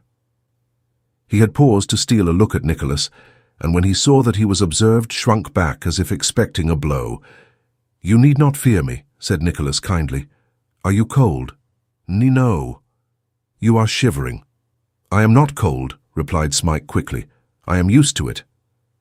There was such an obvious fear of giving offence in his manner, and he was such a timid, broken-spirited creature, that Nicholas could not help exclaiming, "Poor fellow!" If he had struck the drudge, he would have slunk away without a word. But now he burst into tears. "Oh dear," he cried, covering his face with his cracked and horny hands. "My heart will break. It will. It will." "Hush," said Nicholas, laying his hand upon his shoulder. "Be a man. You are nearly won by years, God help you." "By years?" cried Smike. "Oh dear, how many of them? How many of them since I was a little child, younger than any that are here now? Where are they all?" "Whom do you speak of?" inquired Nicholas, wishing to rouse the poor half-witted creature to reason. "Tell me." "My friends," he replied, "myself, oh, what sufferings mine have been." "There is always hope," said Nicholas. He knew not what to say. "No," rejoined the other. "No, none for me. Do you remember the boy that died here?" "I was not here, you know," said Nicholas gently. "But what of him?" "Why," replied the youth, drawing closer to his questioner's side, "I was with him at night, and when it was all silent he cried no more for friends he wished to come and sit with him, but began to see faces round his bed that came from home. He said they smiled and talked to him, and he died at last lifting his head to kiss them, do you hear?" "Yes, yes," rejoined Nicholas. "What faces will smile on me when I die?" cried his companion, shivering. "Who will talk to me in those long nights? They cannot come from home. They would frighten me if they did, for I don't know what it is, and shouldn't know them. Pain and fear for me, alive or dead. No hope, no hope." The bell rang to bed, and the boy, subsiding at the sound into his usual listless state, crept away as if anxious to avoid notice. It was with a heavy heart that Nicholas soon afterwards, no, not retired, there was no retirement there, followed, to his dirty and crowded dormitory. Chapter 9. Of Miss Squeers, Mrs. Squeers, Master Squeers, and Mr. Squeers, and of various matters and persons connected no less with the Squeerses than Nicholas Nickleby. When Mr. Squeers left the schoolroom for the night, he betook himself, as has been before remarked, to his own fireside, which was situated, not in the room in which Nicholas had supped on the night of his arrival, but in a smaller apartment in the rear of the premises, where his lady wife, his amiable son, and accomplished daughter were in the full enjoyment of each other's society. Mrs. Squeers being engaged in the matronly pursuit of stocking darning, and the young lady and gentleman being occupied in the adjustment of some youthful differences, by means of a pugilistic contest across the table, which, on the approach of their honoured parent, subsided into a noiseless exchange of kicks beneath it. And in this place, it may be as well to apprise the reader that Miss Fanny Squeers was in her 23rd year. If there be any one grace or loveliness inseparable from that particular period of life, Miss Squeers may be presumed to have been possessed of it, as there is no reason to suppose that she was a solitary exception to an universal rule. She was not tall like her mother, but short like her father. From the former, she inherited a voice of harsh quality. From the latter, a remarkable expression of the right eye, something akin to having none at all. Miss Squeers had been spending a few days with a neighbouring friend, and had only just returned to the parental roof. To this circumstance may be referred her having heard nothing of Nicholas, until Mr. Squeers himself now made him the subject of conversation. "Well, my dear," said Squeers, drawing up his chair, "what do you think of him by this time?" "Think of who?" inquired Mrs. Squeers, who, as she often remarked, was no grammarian, thank heaven. "Of the young man, the new teacher. Who else could I mean?" "Oh, that knuckle boy," said Mrs. Squeers impatiently. "I hate him." "What do you hate him for, my dear?" asked Squeers. "What's that to you?" retorted Mrs. Squeers. "If I hate him, that's enough, ain't it?" "Quite enough for him, my dear, and a great deal too much, I dare say, if he knew it," replied Squeers in a pacific tone. "I only ask from curiosity, my dear."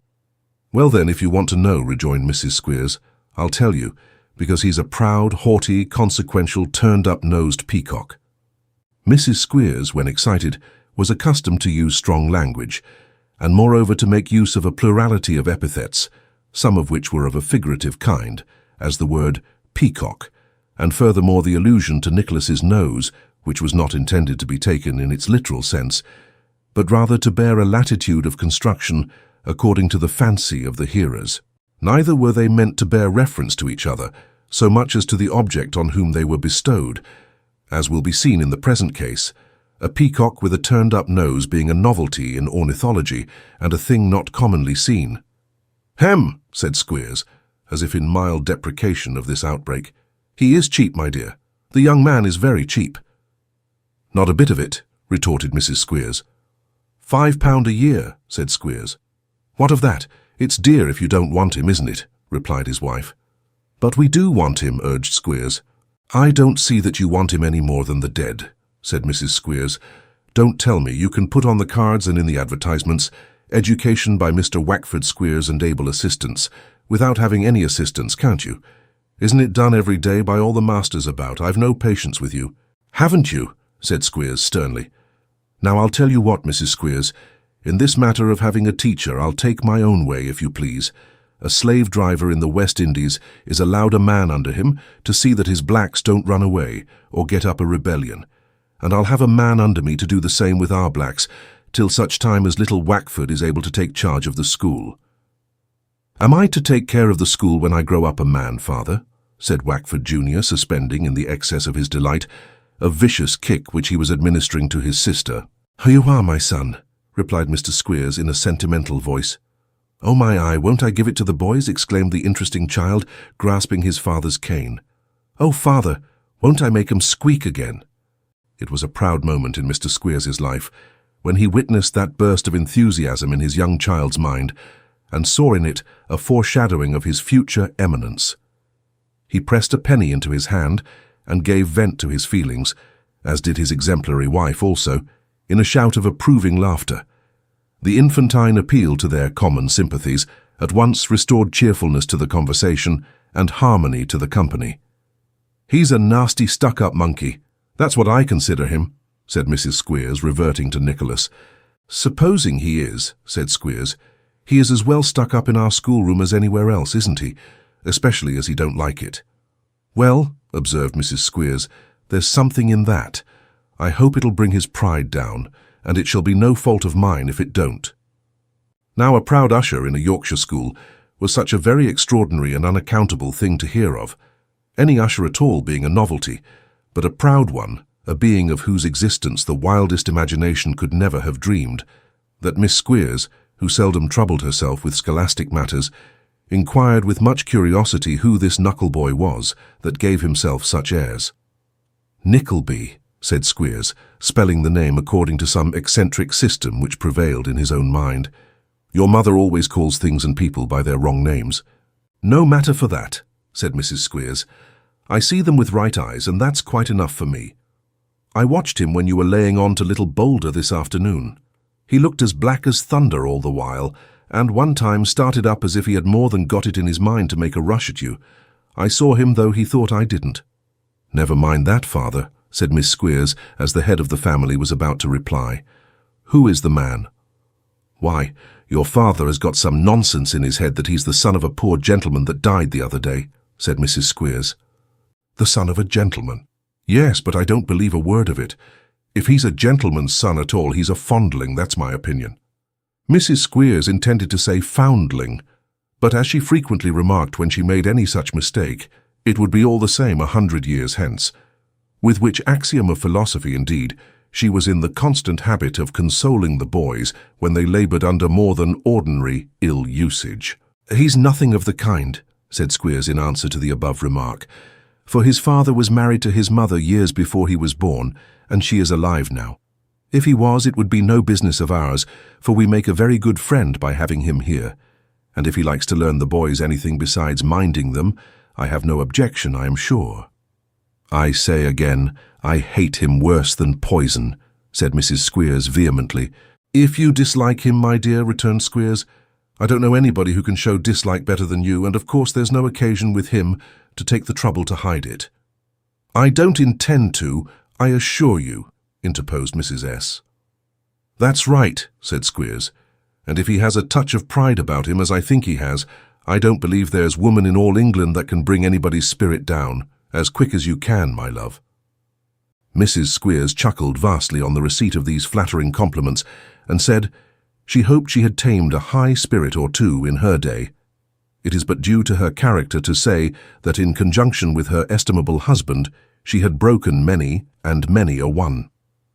Miss Fanny Squeers carefully treasured up this, and much more conversation on the same subject, until she retired for the night, when she questioned the hungry servant minutely regarding the outward appearance and demeanour of Nicholas, to which queries the girl returned such enthusiastic replies, coupled with so many laudatory remarks touching his beautiful dark eyes, and his sweet smile, and his straight legs, upon which last-named articles she laid particular stress, the general run of legs at Dotheboys Hall being crooked, that Miss Squeers was not long in arriving at the conclusion that the new usher must be a very remarkable person, or, as she herself significantly phrased it, something quite out of the common.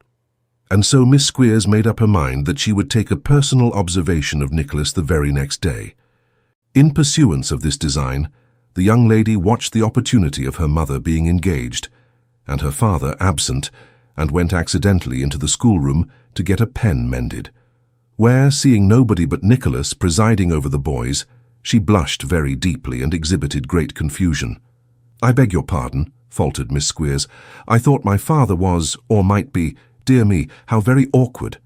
"Mr. Squeers is out," said Nicholas, by no means overcome by the apparition, unexpected though it was. "Do you know, will he be long, sir?" asked Miss Squeers with bashful hesitation.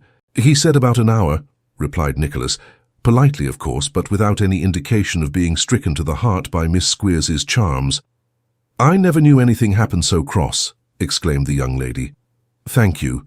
I am very sorry I intruded, I am sure. If I hadn't thought my father was here, I wouldn't upon any account have— It is very provoking, must look so very strange," murmured Miss Squeers, blushing once more, and glancing from the pen in her hand to Nicholas at his desk, and back again. "If that is all you want," said Nicholas, pointing to the pen and smiling in spite of himself at the affected embarrassment of the schoolmaster's daughter, "perhaps I can supply his place." Miss Squeers glanced at the door, as if dubious of the propriety of advancing any nearer to an utter stranger, then round the schoolroom, as though in some measure reassured by the presence of 40 boys, and finally sidled up to Nicholas and delivered the pen into his hand, with a most winning mixture of reserve and condescension. "Shall it be a hard or a soft nib?" inquired Nicholas, smiling to prevent himself from laughing outright. "He has a beautiful smile," thought Miss Squeers. "Which did you say?" asked Nicholas. "Dear me, I was thinking of something else for the moment, I declare," replied Miss Squeers. "Oh, as soft as possible, if you please." With which words Miss Squeers sighed. It might be to give Nicholas to understand that her heart was soft, and that the pen was wanted to match. Upon these instructions, Nicholas made the pen. When he gave it to Miss Squeers dropped it, and when he stooped to pick it up, Miss Squeers stooped also, and they knocked their heads together, whereat 25 little boys laughed aloud, being positively for the first and only time that half-year. "Very awkward of me," said Nicholas, opening the door for the young lady's retreat. "Not at all, sir," replied Miss Squeers. "It was my fault. It was all my foolish— good morning." "Goodbye," said Nicholas. "The next I make for you I hope will be made less clumsily. Take care, you are biting the nib off now." "Really," said Miss Squeers, "so embarrassing that I scarcely know what I— Very sorry to give you so much trouble." "Not the least trouble in the world," replied Nicholas, closing the schoolroom door. "I never saw such legs in the whole course of my life," said Miss Squeers as she walked away. In fact, Miss Squeers was in love with Nicholas Nickleby. To account for the rapidity with which this young lady had conceived a passion for Nicholas, it may be necessary to state that the friend from whom she had so recently returned was a miller's daughter of only 18, who had contracted herself unto the son of a small corn factor, resident in the nearest market town. Miss Squeers and the miller's daughter, being fast friends, had covenanted together some 2 years before, according to a custom prevalent among young ladies, that whoever was first engaged to be married should straightway confide the mighty secret to the bosom of the other, before communicating it to any living soul, and bespeak her as bridesmaid without loss of time. In fulfillment of which pledge the miller's daughter, when her engagement was formed, came out express at 11 o'clock at night, as the corn factor's son made an offer of his hand and heart at 25 minutes past 10 by the Dutch clock in the kitchen, and rushed into Miss Squeers' bedroom with the gratifying intelligence.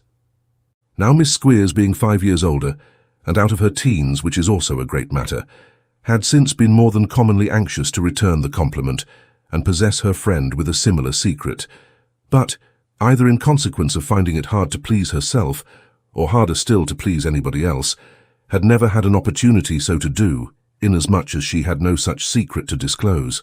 The little interview with Nicholas had no sooner passed, as above described, however, than Miss Squeers, putting on her bonnet, made her way with great precipitation to her friend's house, and, upon a solemn renewal of divers old vows of secrecy, revealed how that she was, not exactly engaged but going to be, to a gentleman's son, none of your corn factors, but a gentleman's son of high descent, who had come down as teacher to Dotheboys Hall under most mysterious and remarkable circumstances.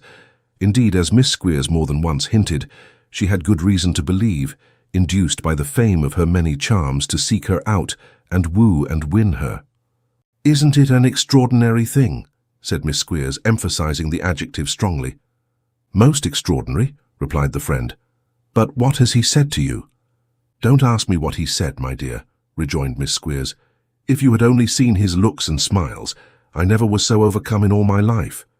"Did he look in this way?" inquired the miller's daughter, counterfeiting as nearly as she could a favourite leer of the corn factor. "Very like that, only more genteel," replied Miss Squeers. "Ah," said the friend, "then he means something, depend on it." Miss Squeers, having slight misgivings on the subject, was by no means ill-pleased to be confirmed by a competent authority, and discovering, on further conversation and comparison of notes, a great many points of resemblance between the behaviour of Nicholas and that of the corn factor, grew so exceedingly confidential that she entrusted her friend with a vast number of things Nicholas had not said, which were all so very complimentary as to be quite conclusive. Then she dilated on the fearful hardship of having a father and mother strenuously opposed to her intended husband, on which unhappy circumstance she dwelt at great length, for the friend's father and mother were quite agreeable to her being married, and the whole courtship was in consequence as flat and commonplace an affair as it was possible to imagine. "How I should like to see him!" exclaimed the friend. "So you shall, Tilda," replied Miss Squeers. "I should consider myself one of the most ungrateful creatures alive if I denied you. I think mother's going away for 2 days to fetch some boys, and when she does, I'll ask you and John up to tea and have him to meet you." This was a charming idea, and having fully discussed it, the friends parted. Yet it so fell out that Mrs. Squeers's journey to some distance, to fetch 3 new boys and dun the relations of 2 old ones for the balance of a small account, was fixed that very afternoon, for the next day but one, and on the next day but one, Mrs. Squeers got up outside the coach, as it stopped to change at Greta Bridge, taking with her a small bundle containing something in a bottle and some sandwiches, and carrying besides a large white top coat to wear in the night time, with which baggage she went her way.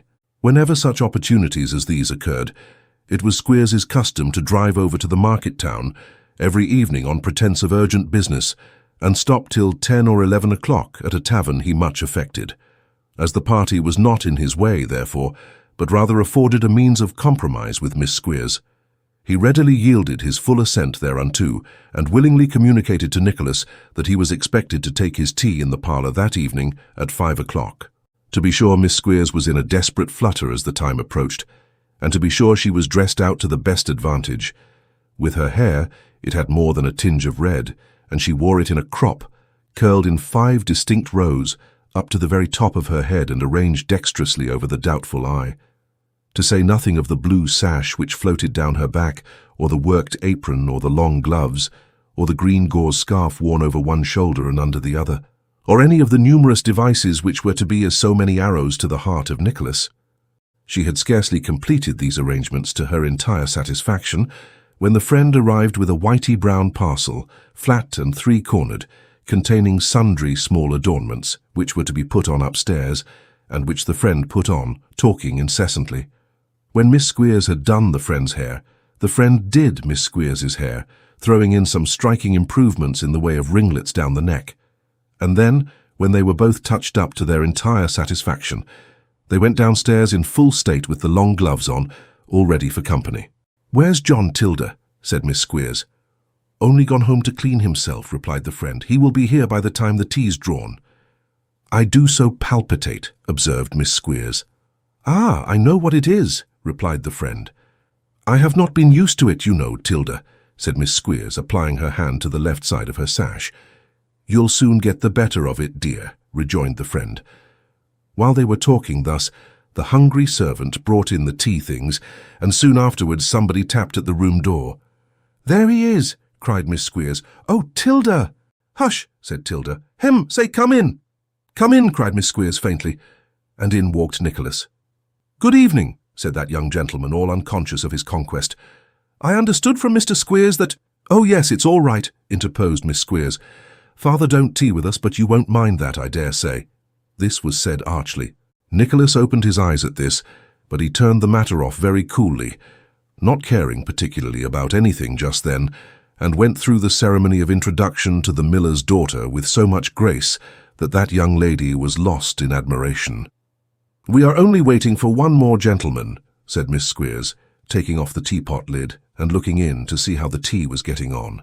It was matter of equal moment to Nicholas whether they were waiting for one gentleman or 20, so he received the intelligence with perfect unconcern, and, being out of spirits, and not seeing any especial reason why he should make himself agreeable, looked out of the window and sighed involuntarily. As luck would have it, Miss Squeers's friend was of a playful turn, and hearing Nicholas sigh, she took it into her head to rally the lovers on their lowness of spirits. "But if it's caused by my being here," said the young lady, "don't mind me a bit, for I'm quite as bad. You may go on just as you would if you were alone." "Tilda," said Miss Squeers, colouring up to the top row of curls, "I am ashamed of you."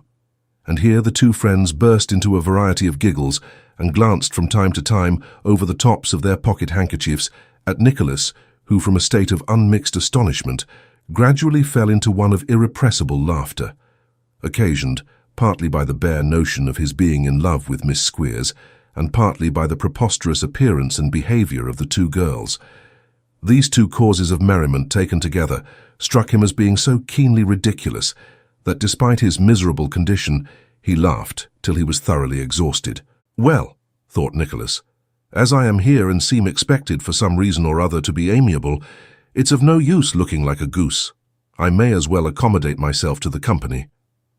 We blush to tell it, but his youthful spirits and vivacity getting for the time the better of his sad thoughts, he no sooner formed this resolution than he saluted Miss Squeers and the friend with great gallantry, and drawing a chair to the tea-table, began to make himself more at home than in all probability an usher has ever done in his employer's house, since ushers were first invented.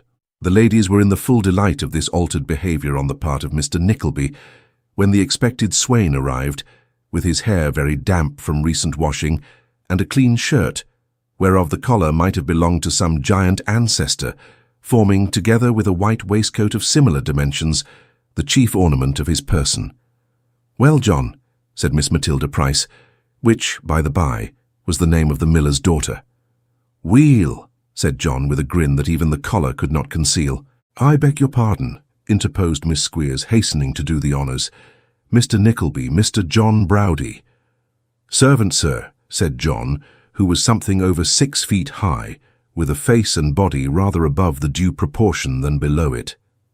"Yours to command, sir," replied Nicholas, making fearful ravages on the bread and butter.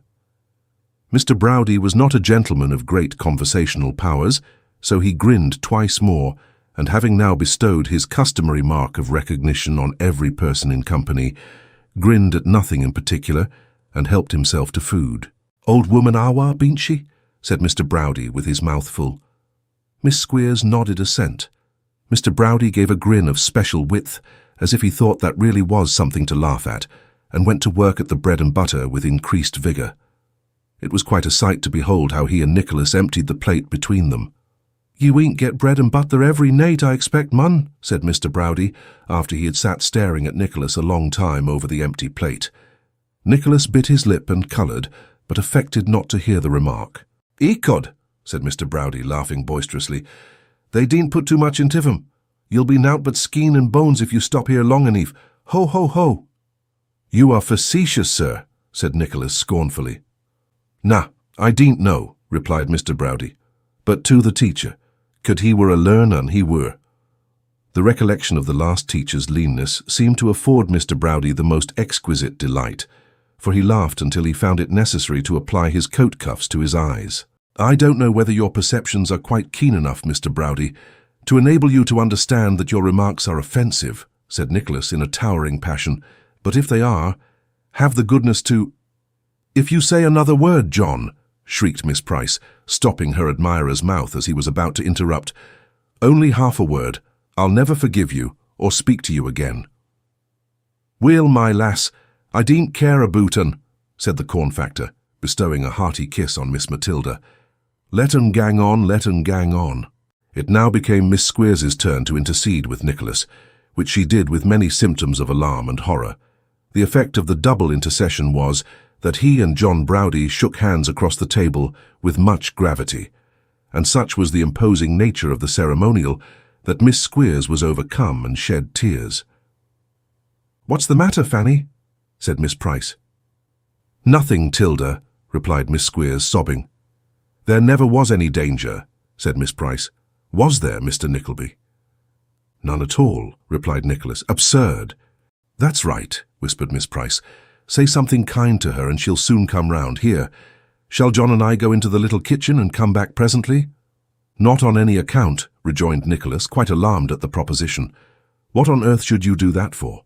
"Well," said Miss Price, beckoning him aside and speaking with some degree of contempt, "you are a one to keep company." "What do you mean?" said Nicholas. "I am not a one to keep company at all. Here, at all events. I can't make this out." "No, nor I neither," rejoined Miss Price. "But men are always fickle, and always were, and always will be, that I can make out very easily." "Fickle!" cried Nicholas. "What do you suppose? You don't mean to say that you think—" "Oh, no, I think nothing at all," retorted Miss Price pettishly. "Look at her, dressed so beautiful and looking so well, really almost handsome. I am ashamed at you."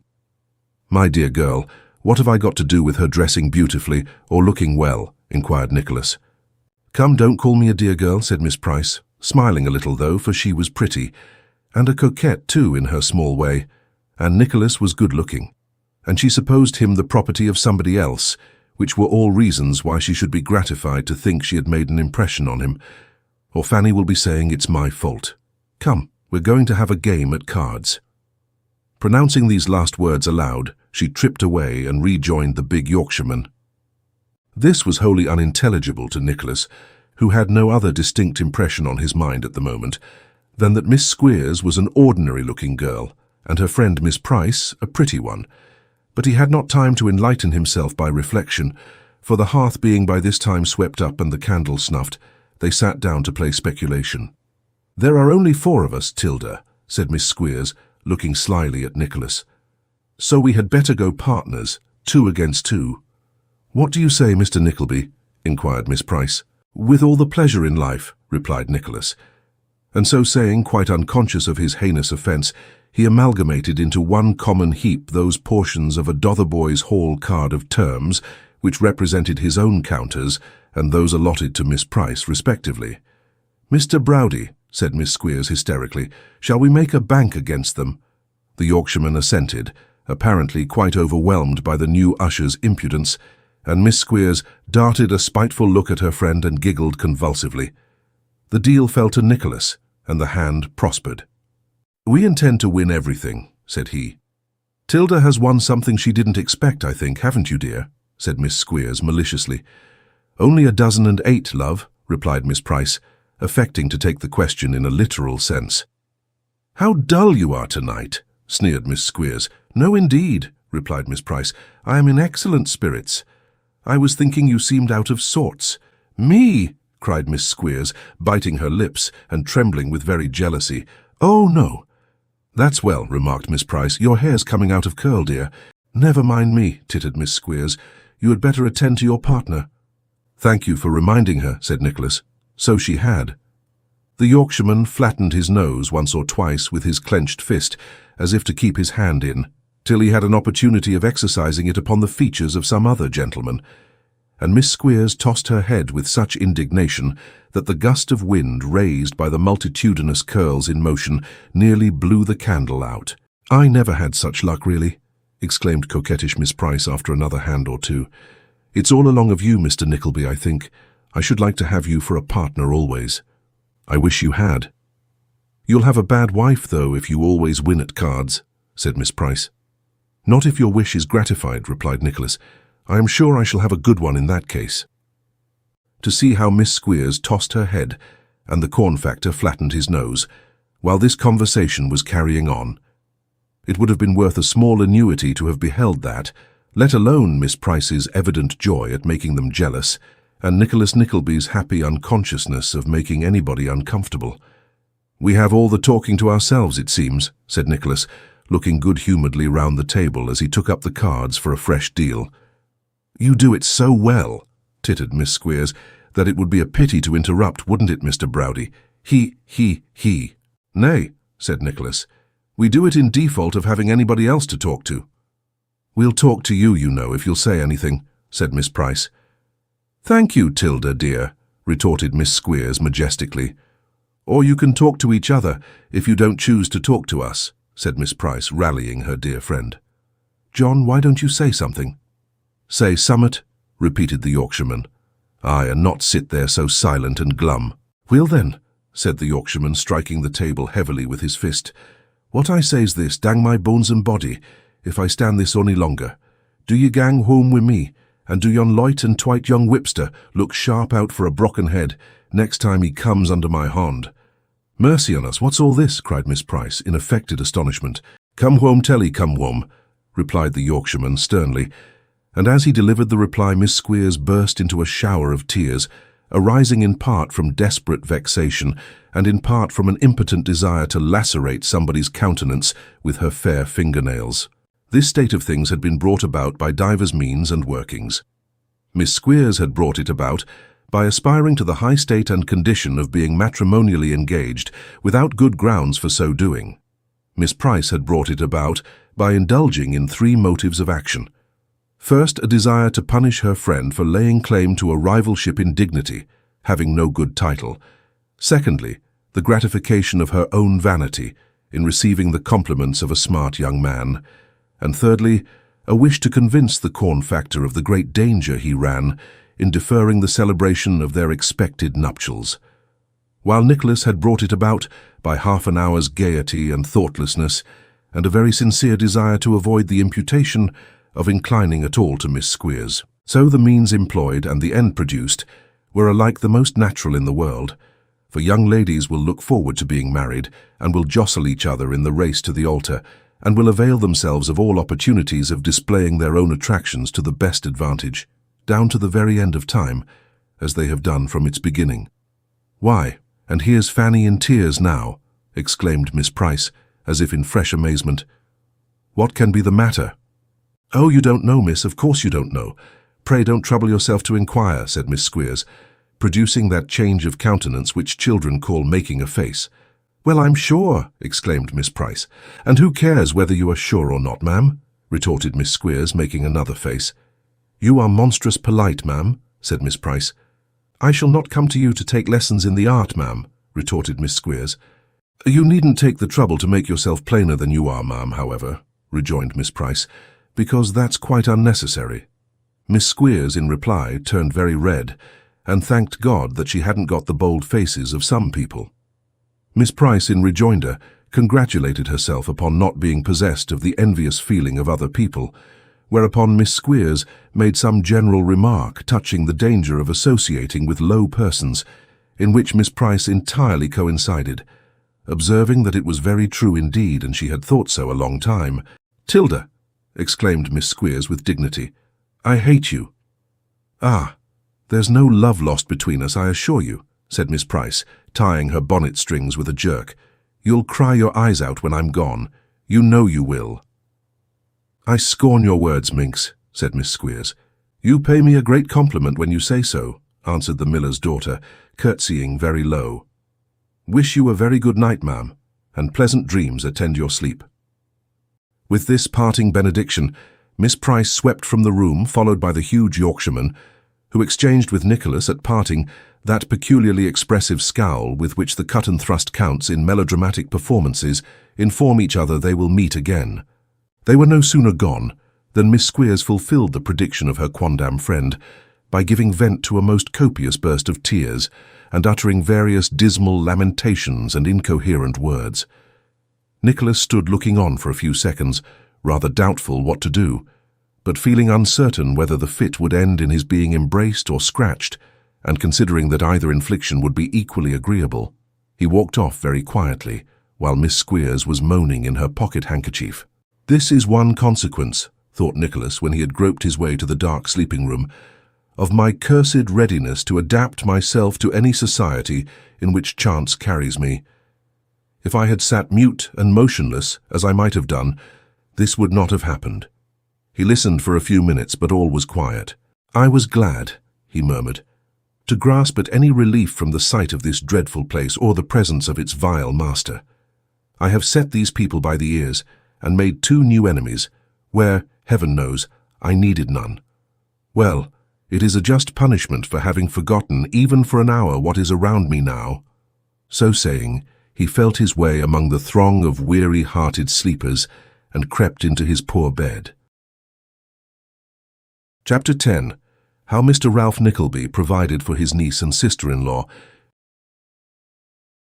On the second morning after the departure of Nicholas for Yorkshire, Kate Nickleby sat in a very faded chair, raised upon a very dusty throne in Miss La Creevy's room, giving that lady a sitting for the portrait upon which she was engaged, and towards the full perfection of which Miss La Creevy had had the street door case brought upstairs, in order that she might be the better able to infuse into the counterfeit countenance of Miss Nickleby a bright salmon flesh tint which she had originally hit upon while executing the miniature of a young officer therein contained, and which bright salmon flesh tint was considered, by Miss La Creevy's chief friends and patrons, to be quite a novelty in art, as indeed it was.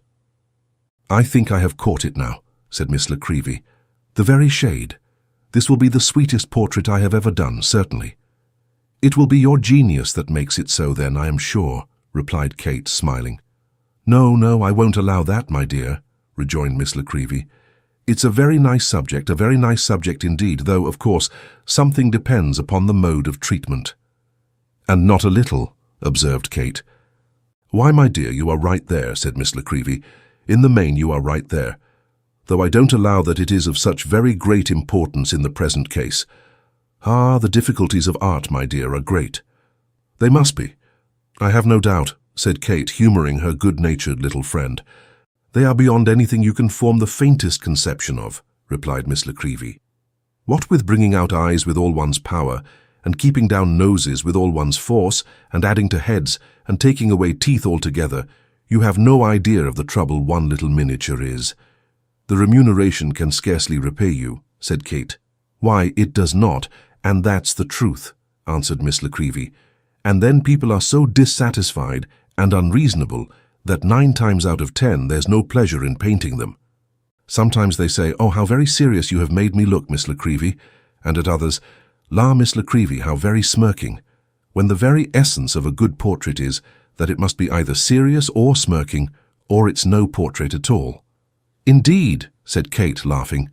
"Certainly, my dear, because the sitters are always either the one or the other," replied Miss La Creevy. "Look at the Royal Academy. All those beautiful shiny portraits of gentlemen in black velvet waistcoats, with their fists doubled up on round tables or marble slabs, are serious, you know. And all the ladies who are playing with little parasols or little dogs or little children, it's the same rule in art, only varying the objects, are smirking. In fact," said Miss La Creevy, sinking her voice to a confidential whisper, "there are only 2 styles of portrait painting, the serious and the smirk, and we always use the serious for professional people, except actors sometimes, and the smirk for private ladies and gentlemen who don't care so much about looking clever." Kate seemed highly amused by this information, and Miss La Creevy went on painting and talking with immovable complacency. "What a number of officers you seem to paint," said Kate, availing herself of a pause in the discourse and glancing round the room. "Number of what, child?" inquired Miss La Creevy, looking up from her work. "Character portraits. Oh, yes. They're not real military men, you know." "No. Bless your heart, of course not. Only clerks and that who hire a uniform coat to be painted in and send it here in a carpet bag. Some artists," said Miss La Creevy, "keep a red coat and charge 7 and 6pence extra for hire and carmine, but I don't do that myself, for I don't consider it legitimate." Drawing herself up, as though she plumed herself greatly upon not resorting to these lures to catch sitters, Miss La Creevy applied herself more intently to her task, only raising her head occasionally to look with unspeakable satisfaction at some touch she had just put in, and now and then giving Miss Nickleby to understand what particular feature she was at work upon at the moment. "Not," she expressly observed, "that you should make it up for painting, my dear, but because it's our custom sometimes to tell sitters what part we are upon, in order that if there's any particular expression they want introduced, they may throw it in at the time, you know." "And when?" said Miss La Creevy after a long silence, to wit, an interval of full a minute and a half. "When do you expect to see your uncle again?" "I scarcely know. I had expected to have seen him before now," replied Kate. "Soon, I hope, for this state of uncertainty is worse than anything. I suppose he has money, hasn't he?" inquired Miss La Creevy. "He is very rich, I have heard," rejoined Kate. "I don't know that he is, but I believe so." "Ah, you may depend upon it he is, or he wouldn't be so surly," remarked Miss La Creevy, who was an odd little mixture of shrewdness and simplicity. "When a man's a bear, he is generally pretty independent." "His manner is rough," said Kate. "Rough!" cried Miss La Creevy. "A porcupine's a feather-bed to him. I never met with such a cross-grained old savage." "It is only his manner, I believe," observed Kate timidly. "He was disappointed in early life, I think I have heard, or has had his temper soured by some calamity. I should be sorry to think ill of him until I knew he deserved it." "Well, that's very right and proper," observed the miniature painter, "and heaven forbid that I should be the cause of your doing so. But now, mightn't he, without feeling it himself, make you and your mamma some nice little allowance that would keep you both comfortable until you were well married, and be a little fortune to her afterwards? What would 100 a year, for instance, be to him?"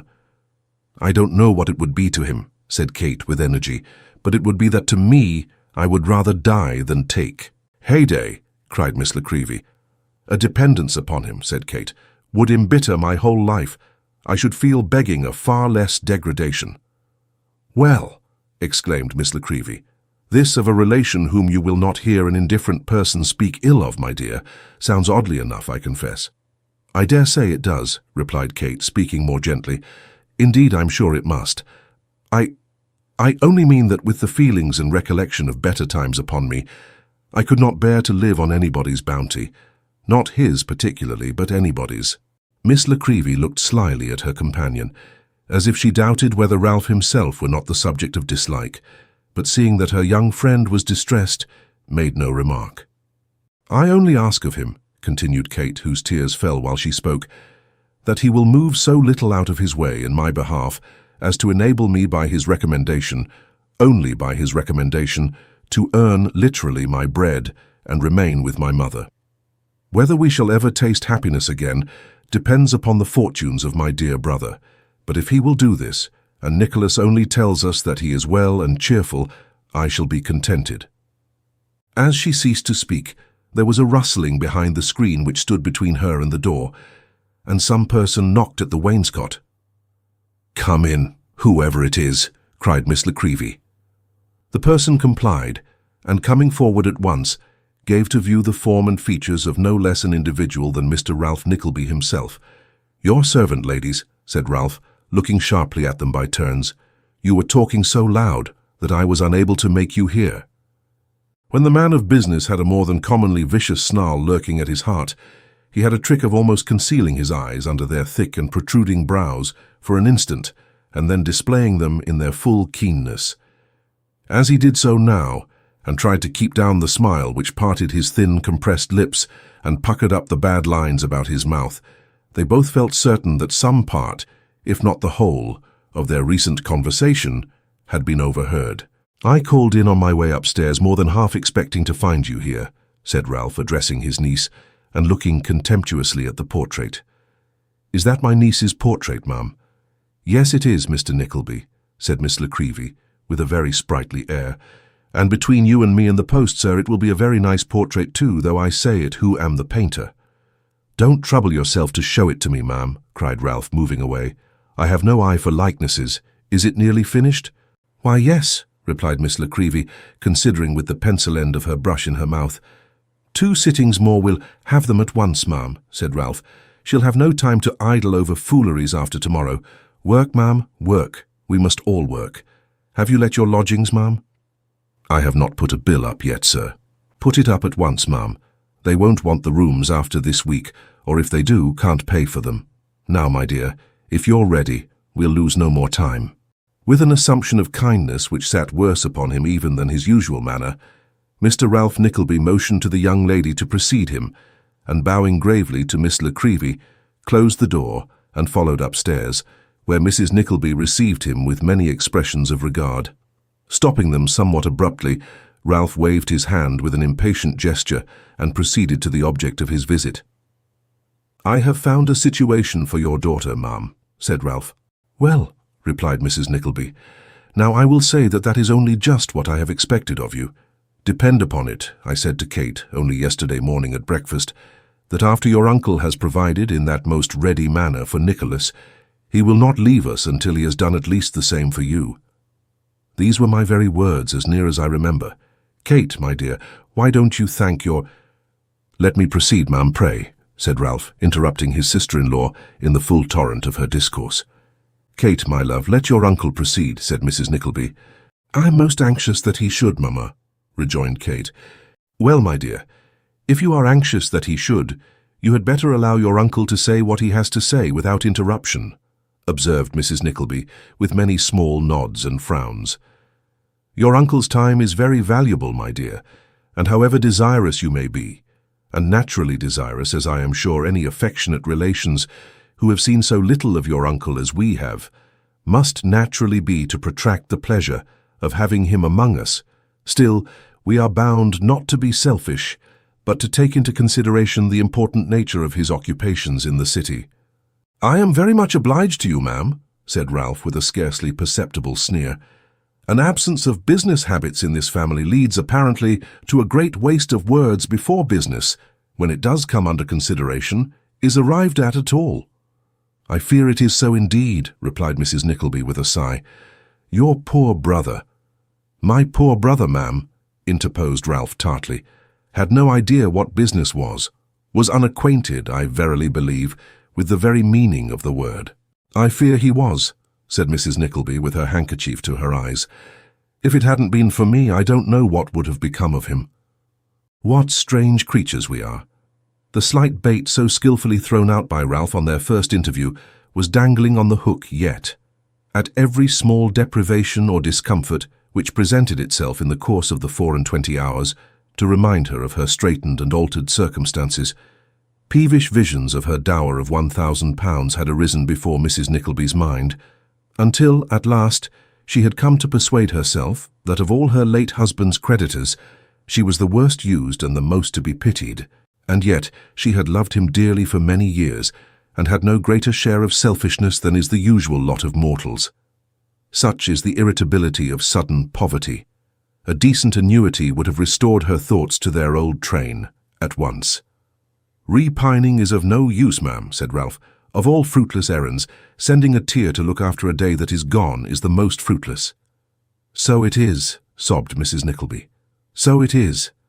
As you feel so keenly in your own person the consequences of inattention to business, ma'am," said Ralph, "I am sure you will impress upon your children the necessity of attaching themselves to it early in life." "Of course I must see that," rejoined Mrs. Nickleby. "Sad experience, you know, brother-in-law. Kate, my dear, put that down in the next letter to Nicholas, or remind me to do it if I write."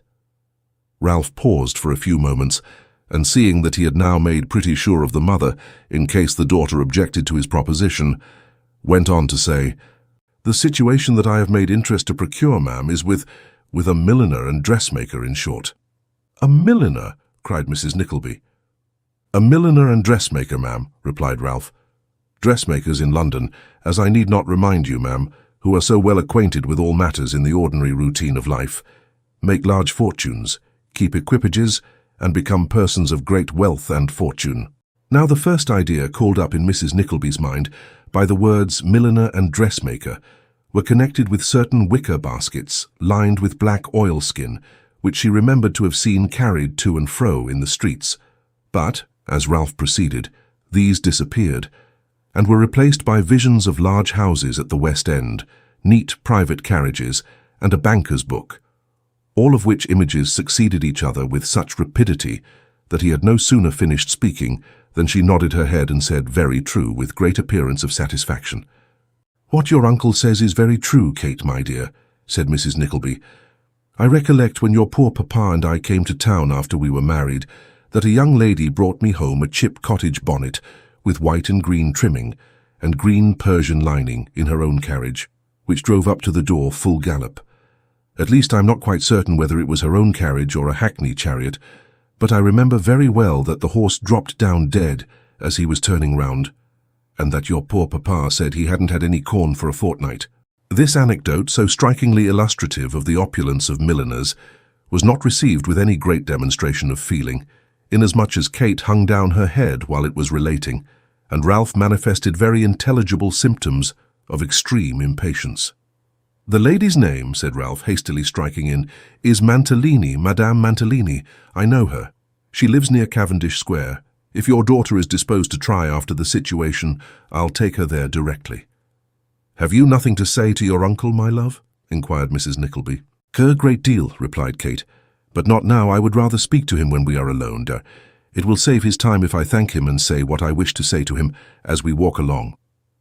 With these words Kate hurried away, to hide the traces of emotion that were stealing down her face, and to prepare herself for the walk, while Mrs. Nickleby amused her brother-in-law by giving him, with many tears, a detailed account of the dimensions of a rosewood cabinet piano they had possessed in their days of affluence, together with a minute description of 8 drawing-room chairs, with turned legs and green chintz squabs to match the curtains, which had cost £2 15 apiece, and had gone at the sale for a mere nothing. These reminiscences were at length cut short by Kate's return in her walking dress, when Ralph, who had been fretting and fuming during the whole time of her absence, lost no time and used very little ceremony in descending into the street. "Now," he said, taking her arm, "walk as fast as you can, and you'll get into the step that you'll have to walk to business with every morning." So saying, he led Kate off, at a good round pace, towards Cavendish Square. "I am very much obliged to you, uncle," said the young lady after they had hurried on in silence for some time. "Very." "I'm glad to hear it," said Ralph. "I hope you'll do your duty." "I will try to please, uncle," replied Kate. "Indeed, Don't begin to cry," growled Ralph. "I hate crying." "It's very foolish, I know, uncle," began poor Kate. "It is," replied Ralph, stopping her short, "and very affected besides. Let me see no more of it." Perhaps this was not the best way to dry the tears of a young and sensitive female, about to make her first entry on an entirely new scene of life, among cold and uninterested strangers, but it had its effect notwithstanding. Kate coloured deeply, breathed quickly for a few moments, and then walked on with a firmer and more determined step. It was a curious contrast to see how the timid country girl shrunk through the crowd that hurried up and down the streets, giving way to the press of people and clinging closely to Ralph as though she feared to lose him in the throng, and how the stern and hard-featured man of business went doggedly on, elbowing the passengers aside, and now and then exchanging a gruff salutation with some passing acquaintance, who turned to look back upon his pretty charge with looks expressive of surprise, and seemed to wonder at the ill-assorted companionship. But it would have been a stranger contrast still, to have read the hearts that were beating side by side, to have laid bare the gentle innocence of the one and the rugged villainy of the other, to have hung upon the guileless thoughts of the affectionate girl, and been amazed that among all the wily plots and calculations of the old man, there should not be one word or figure denoting thought of death or of the grave. But so it was. And stranger still, though this is a thing of every day, the warm young heart palpitated with 1,000 anxieties and apprehensions, while that of the old worldly man lay rusting in its cell, beating only as a piece of cunning mechanism, and yielding no one throb of hope or fear or love or care for any living thing. "Uncle," said Kate, when she judged they must be near their destination, "I must ask one question of you. I am to live at home." "At home?" replied Ralph. "Where's that?" "I mean with my mother, the widow," said Kate emphatically. "You will live to all intents and purposes here," rejoined Ralph, "for here you will take your meals, and here you will be from morning till night, occasionally perhaps till morning again." "But at night, I mean," said Kate. "I cannot leave her, uncle. I must have some place that I can call a home. It will be wherever she is, you know, and may be a very humble one." "May be," said Ralph, walking faster in the impatience provoked by the remark. "Must be, you mean? May be a humble one. Is the girl mad?" "The word slipped from my lips. I did not mean it indeed," urged Kate. "I hope not," said Ralph. "But my question, uncle, you have not answered it." "Why, I anticipated something of the kind," said Ralph, "and, though I object very strongly, mind, have provided against it. I spoke of you as an out-of-door worker, so you will go to this home that may be humble every night." There was comfort in this. Kate poured forth many thanks for her uncle's consideration, which Ralph received as if he had deserved them all, and they arrived without any further conversation at the dressmaker's door, which displayed a very large plate with Madame Mantalini's name and occupation, and was approached by a handsome flight of steps. There was a shop to the house, but it was let off to an importer of otto of roses.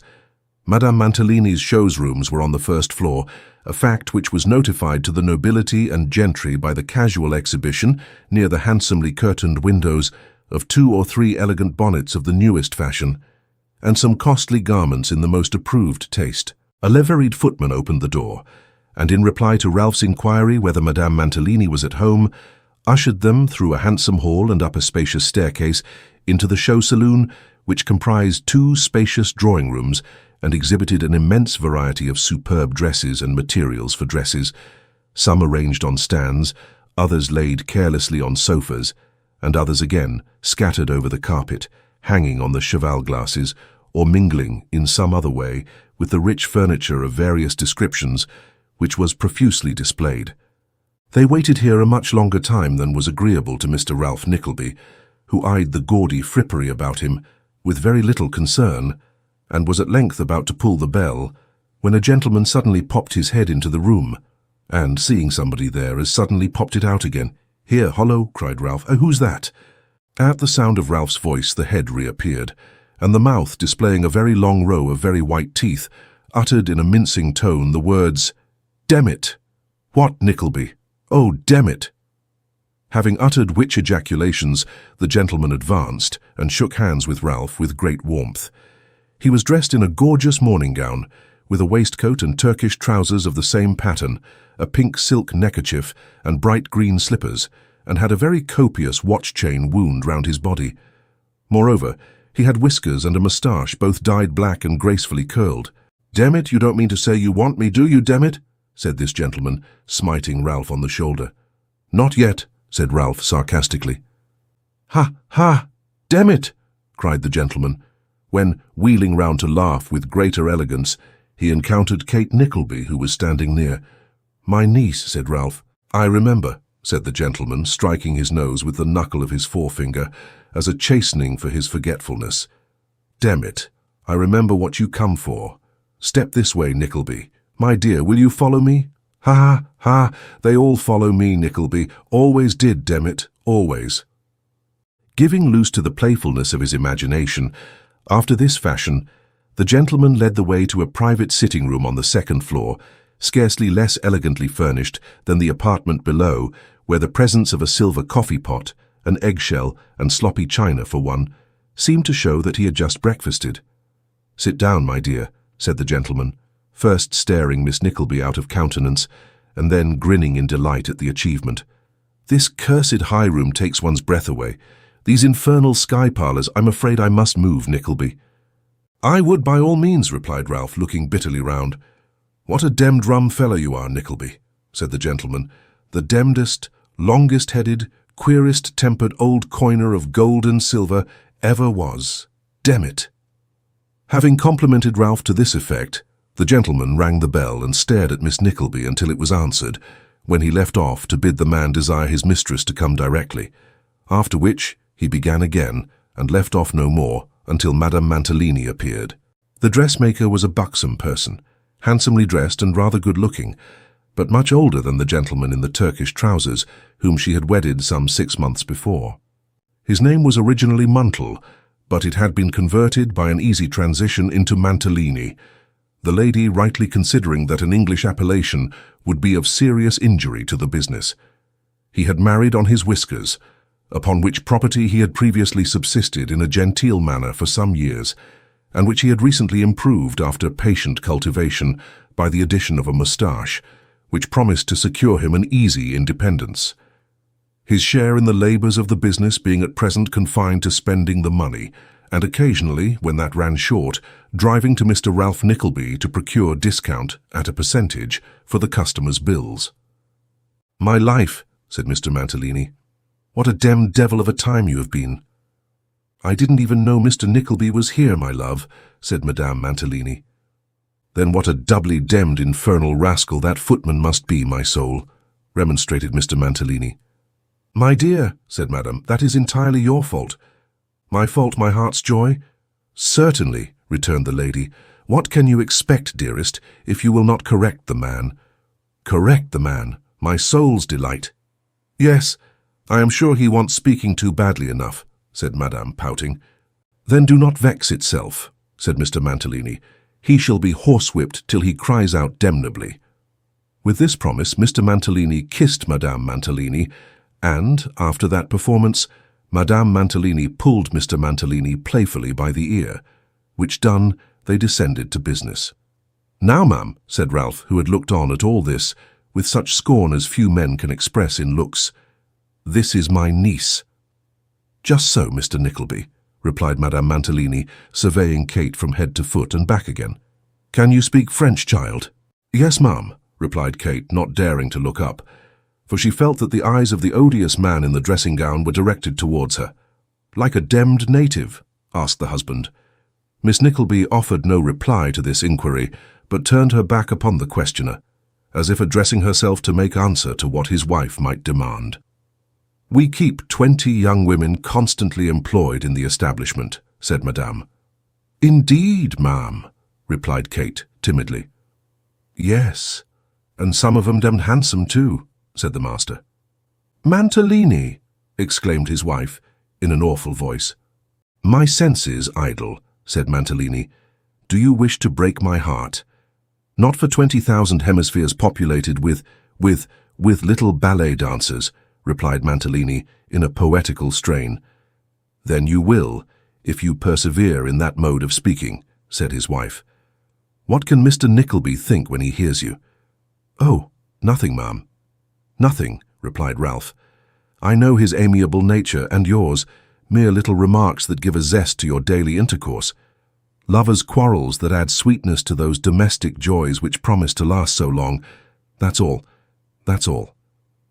If an iron door could be supposed to quarrel with its hinges, and to make a firm resolution to open with slow obstinacy, and grind them to powder in the process, it would emit a pleasanter sound in so doing than did these words in the rough and bitter voice in which they were uttered by Ralph. Even Mr. Mantalini felt their influence, and turning affrighted round exclaimed, "What a demmed horrid croaking!" "You will pay no attention, if you please, to what Mr. Mantalini says," observed his wife, addressing Miss Nickleby. "I do not, ma'am," said Kate with quiet contempt. "Mr. Mantalini knows nothing whatever about any of the young women," continued Madame, looking at her husband and speaking to Kate. "If he has seen any of them, he must have seen them in the street, going to or returning from their work, and not here. He was never even in the room. I do not allow it. What hours of work have you been accustomed to?" "I have never yet been accustomed to work at all, ma'am," replied Kate in a low voice.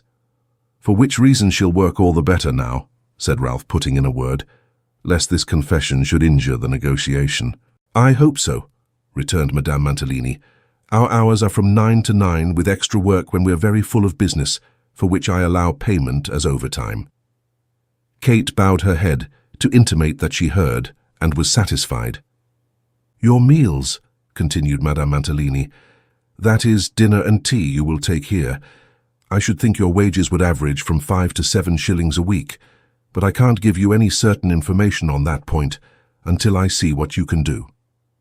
Kate bowed her head again. "If you're ready to come," said Madame Mantalini, "you had better begin on Monday morning at 9 exactly, and Miss Nagg the forewoman shall then have directions to try you with some easy work at first. Is there anything more, Mr. Nickleby?" "Nothing more, ma'am," replied Ralph, rising. "Then I believe that's all," said the lady. Having arrived at this natural conclusion, she looked at the door, as if she wished to be gone, but hesitated notwithstanding, as though unwilling to leave to Mr. Mantalini the sole honour of showing them downstairs. Ralph relieved her from her perplexity by taking his departure without delay. Madame Mantalini making many gracious inquiries why he never came to see them, and Mr. Mantalini anathematizing the stairs with great volubility as he followed them down in the hope of inducing Kate to look round, a hope, however, which was destined to remain ungratified. "There," said Ralph when they got into the street. "Now you're provided for." Kate was about to thank him again, but he stopped her. "I had some idea," he said, "of providing for your mother in a pleasant part of the country." He had a presentation to some almshouses on the borders of Cornwall, which had occurred to him more than once. "But as you want to be together, I must do something else for her. She has a little money." "A very little," replied Kate. "A little will go a long way if it's used sparingly," said Ralph. "She must see how long she can make it last, living rent-free. You leave your lodgings on Saturday?" "You told us to do so, uncle." "Yes, there is a house empty that belongs to me, which I can put you into till it is let. And then, if nothing else turns up, perhaps I shall have another. You must live there." "Is it far from here, sir?" inquired Kate. "Pretty well," said Ralph, "in another quarter of the town at the East End. But I'll send my clerk down to you at 5 o'clock on Saturday to take you there. Goodbye. You know your way. Straight on." Coldly shaking his niece's hand, Ralph left her at the top of Regent Street and turned down a by-thoroughfare intent on schemes of money-getting. Kate walked sadly back to their lodgings in the Strand. Chapter 11. Newman Noggs inducts Mrs. and Miss Nickleby into their new dwelling in the city. Miss Nickleby's reflections as she wended her way homewards were of that desponding nature which the occurrences of the morning had been sufficiently calculated to awaken. Her uncle's was not a manner likely to dispel any doubts or apprehensions she might have formed. In the outset, neither was the glimpse she had had of Madame Mantalini's establishment by any means encouraging. It was with many gloomy forebodings and misgivings, therefore, that she looked forward, with a heavy heart, to the opening of her new career. If her mother's consolations could have restored her to a pleasanter and more enviable state of mind, there were abundance of them to produce the effect. By the time Kate reached home, the good lady had called to mind 2 authentic cases of milliners who had been possessed of considerable property, though whether they had acquired it all in business, or had had a capital to start with, or had been lucky and married to advantage, she could not exactly remember. However, as she very logically remarked, there must have been some young person in that way of business who had made a fortune without having anything to begin with, and that being taken for granted, why should not Kate do the same? Miss La Creevy, who was a member of the little council, ventured to insinuate some doubts relative to the probability of Miss Nickleby's arriving at this happy consummation in the compass of an ordinary lifetime. But the good lady set that question entirely at rest by informing them that she had a presentiment on the subject, a species of second sight with which she had been in the habit of clenching every argument with the deceased Mr. Nickleby, and in 9 cases and 3/4 out of every 10, determining it the wrong way. "I am afraid it is an unhealthy occupation," said Miss La Creevy. "I recollect getting 3 young milliners to sit to me when I first began to paint, and I remember that they were all very pale and sickly." "Oh, that's not a general rule by any means," observed Mrs. Nickleby, "for I remember, as well as if it was only yesterday, employing one that I was particularly recommended to make me a scarlet cloak at the time when scarlet cloaks were fashionable, and she had a very red face indeed." "Perhaps she drank," suggested Miss La Creevy. "I don't know how that may have been," returned Mrs. Nickleby, "but I know she had a very red face, so your argument goes for nothing." In this manner, and with like powerful reasoning, did the worthy matron meet every little objection that presented itself to the new scheme of the morning. Happy Mrs. Nickleby! A project had but to be new, and it came home to her mind, brightly varnished and gilded as a glittering toy. This question disposed of, Kate communicated her uncle's desire about the empty house, to which Mrs. Nickleby assented with equal readiness, characteristically remarking that, on the fine evenings, it would be a pleasant amusement for her to walk to the West End to fetch her daughter home, and no less characteristically forgetting that there were such things as wet nights and bad weather to be encountered in almost every week of the year. "I shall be sorry, truly sorry to leave you, my kind friend," said Kate. on whom the good feeling of the poor miniature painter had made a deep impression. "You shall not shake me off for all that," replied Miss La Creevy, with as much sprightliness as she could assume. "I shall see you very often and come and hear how you get on, and if in all London or all the wide world besides, there is no other heart that takes an interest in your welfare, there will be one little lonely woman that prays for it night and day." With this, the poor soul who had a heart big enough for Gog, the guardian genius of London, and enough to spare for Magog to boot, after making a great many extraordinary faces which would have secured her an ample fortune, could she have transferred them to ivory or canvas, sat down in a corner, and had what she termed a real good cry. But no crying or talking or hoping or fearing could keep off the dreaded Saturday afternoon.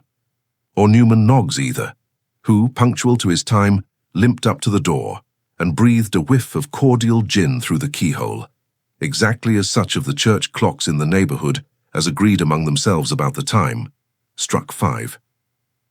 Newman waited for the last stroke and then knocked.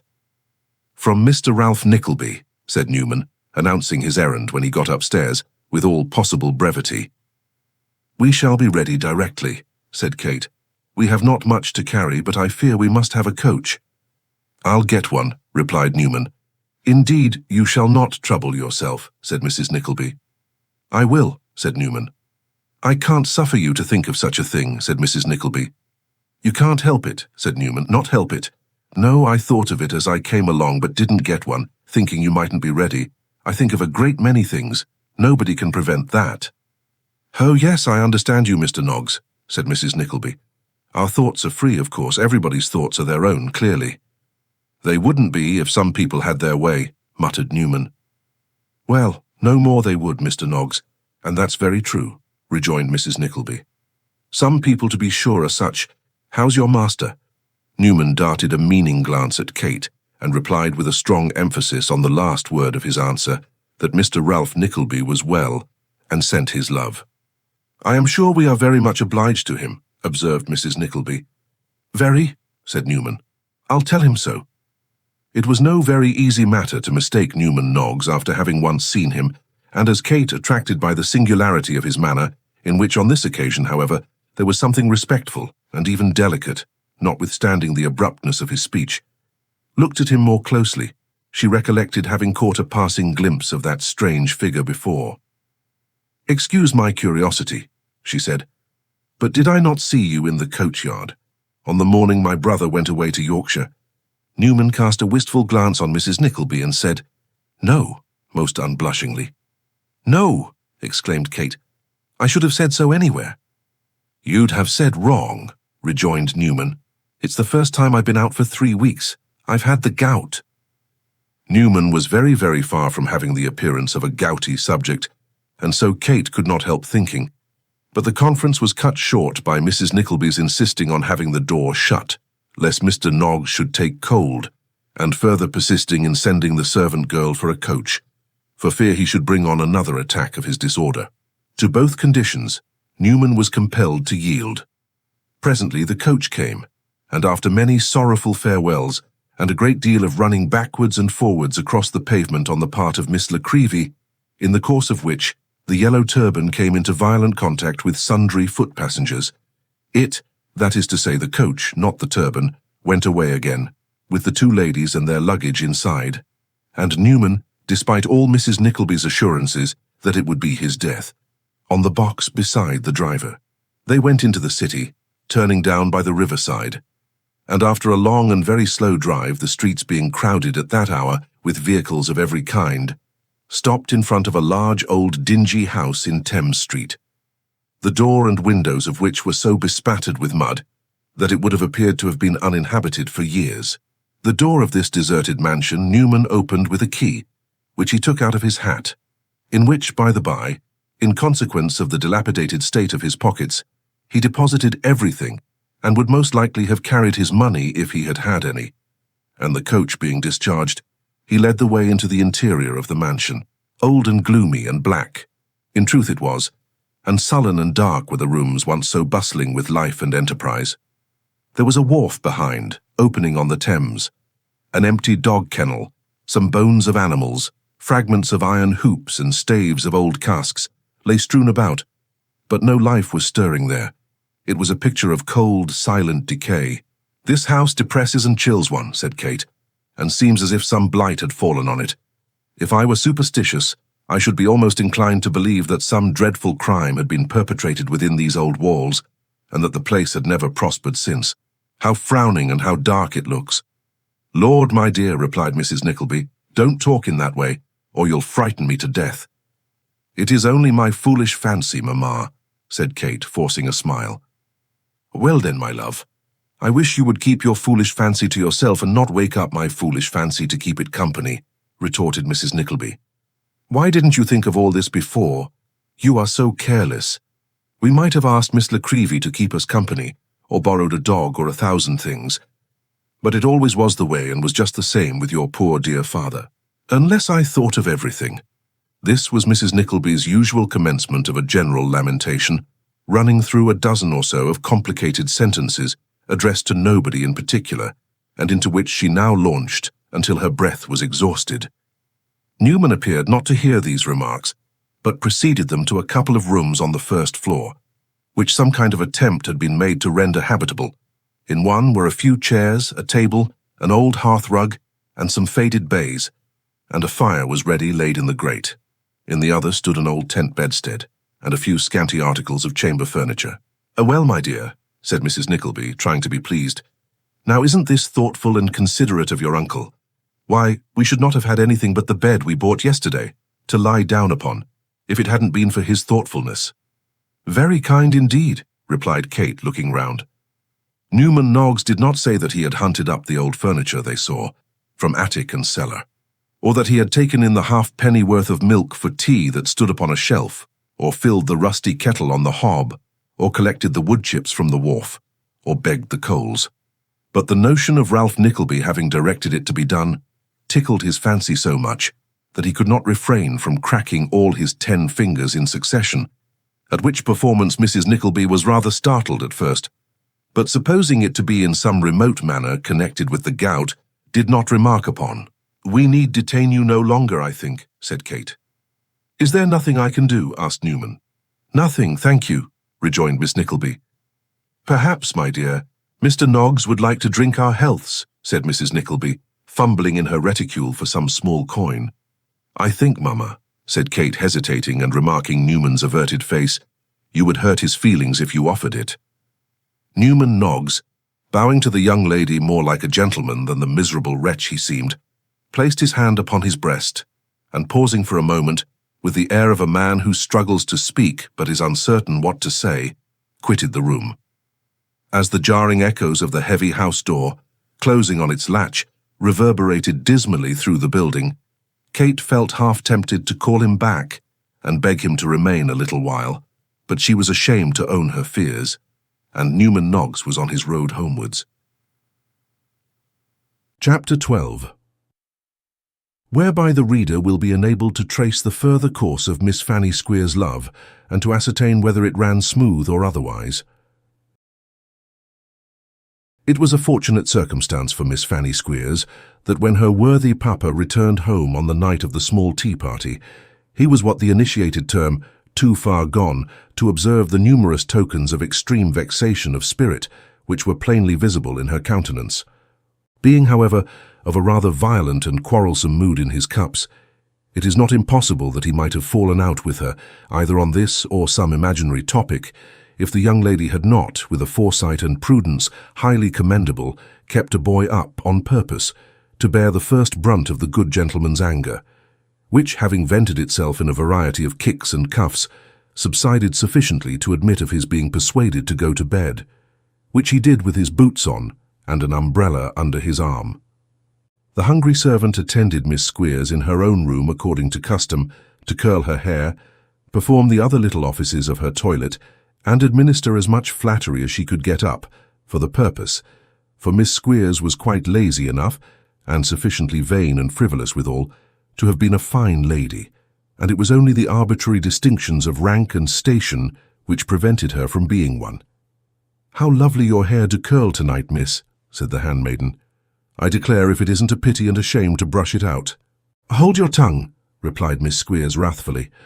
Some considerable experience prevented the girl from being at all surprised at any outbreak of ill temper on the part of Miss Squeers. Having a half-perception of what had occurred in the course of the evening, she changed her mode of making herself agreeable and proceeded on the indirect tack. "Well, I couldn't help saying, miss, if you was to kill me for it," said the attendant, "that I never see nobody look so vulgar as Miss Price this night." Miss Squeers sighed and composed herself to listen. "I know it's very wrong in me to say so, miss," continued the girl, delighted to see the impression she was making. "Miss Price being a friend of yourn, and all, but she do dress herself out so, and go on in such a manner to get noticed, that, oh, well, if people only saw themselves—" "What do you mean, Fib?"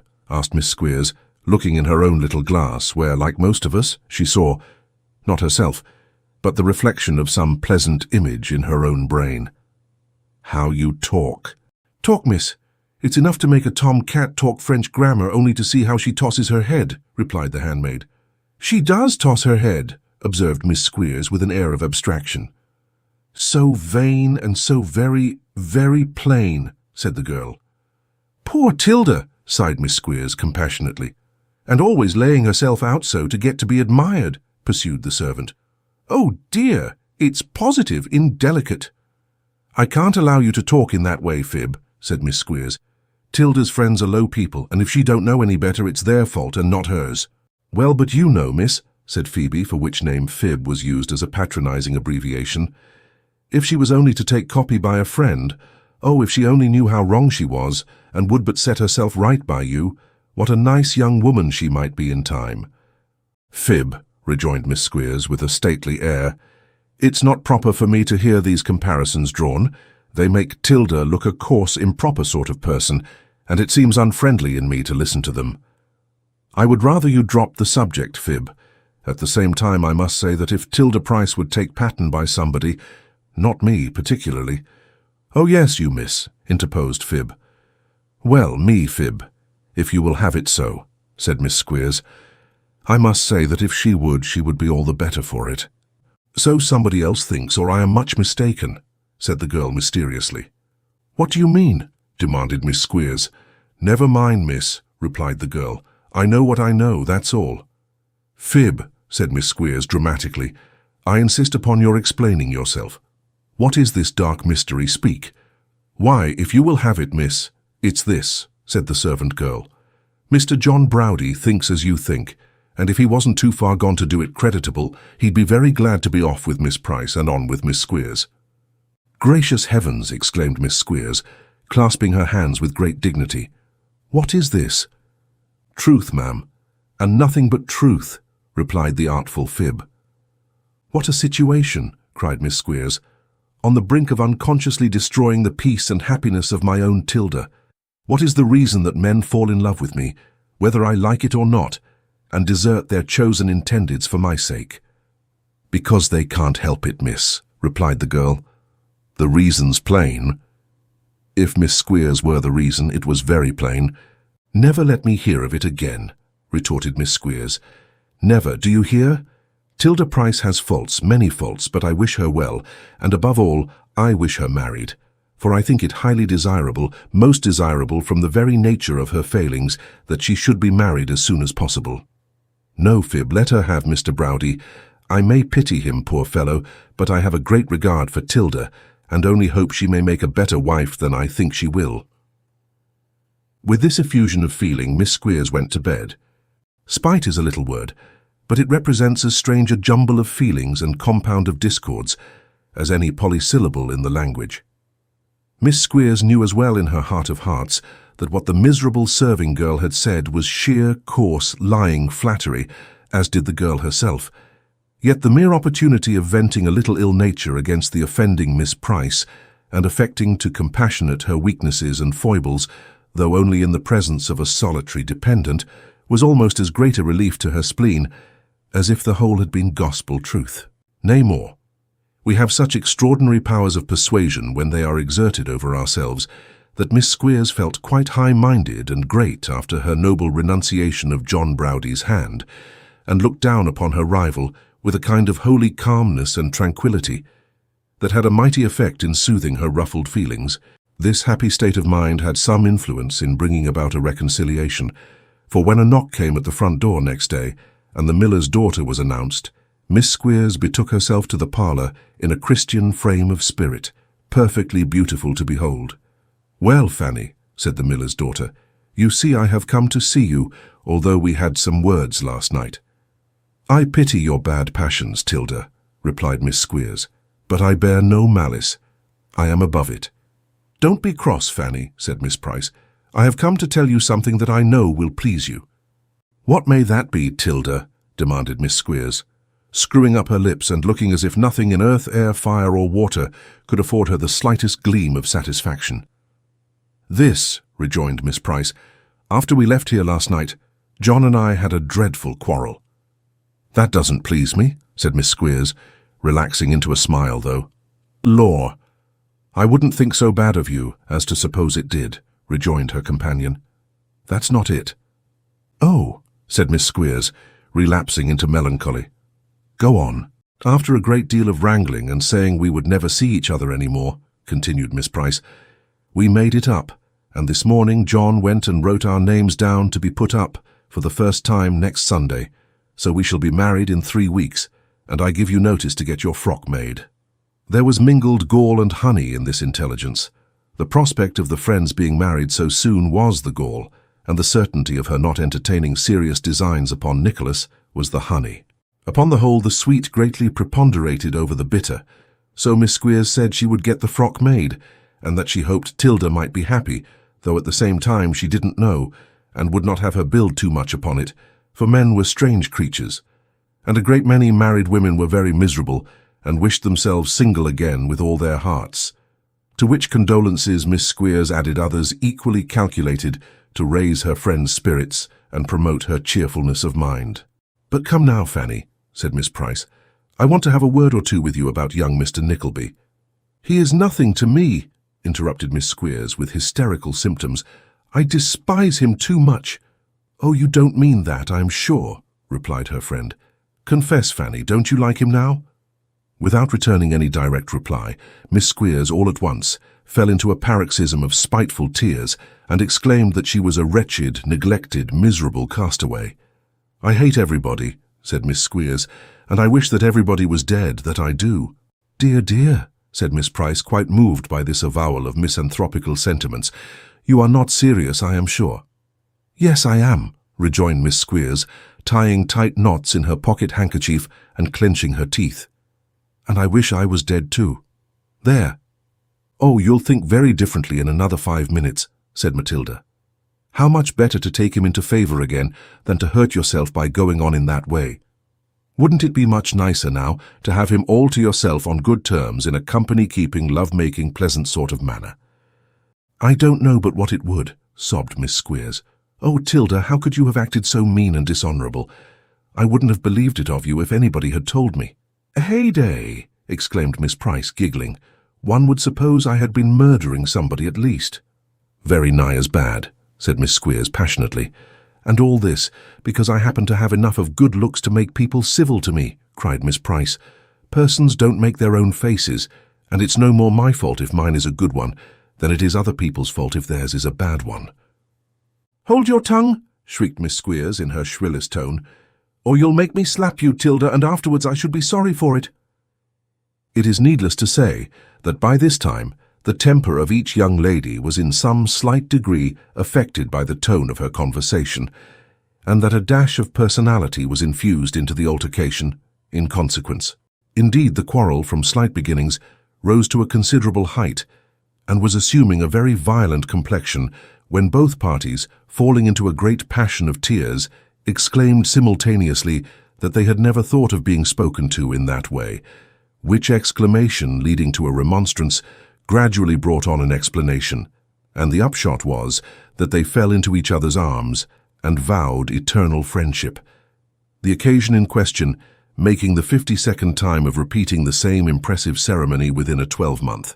Perfect amicability being thus restored, a dialogue naturally ensued upon the number and nature of the garments which would be indispensable for Miss Price's entrance into the holy state of matrimony, when Miss Squeers clearly showed that a great many more than the miller could or would afford were absolutely necessary, and could not decently be dispensed with. The young lady then, by an easy digression, led the discourse to her own wardrobe, and after recounting its principal beauties at some length, took her friend upstairs to make inspection thereof. The treasures of 2 drawers and a closet having been displayed, and all the smaller articles tried on, it was time for Miss Price to return home.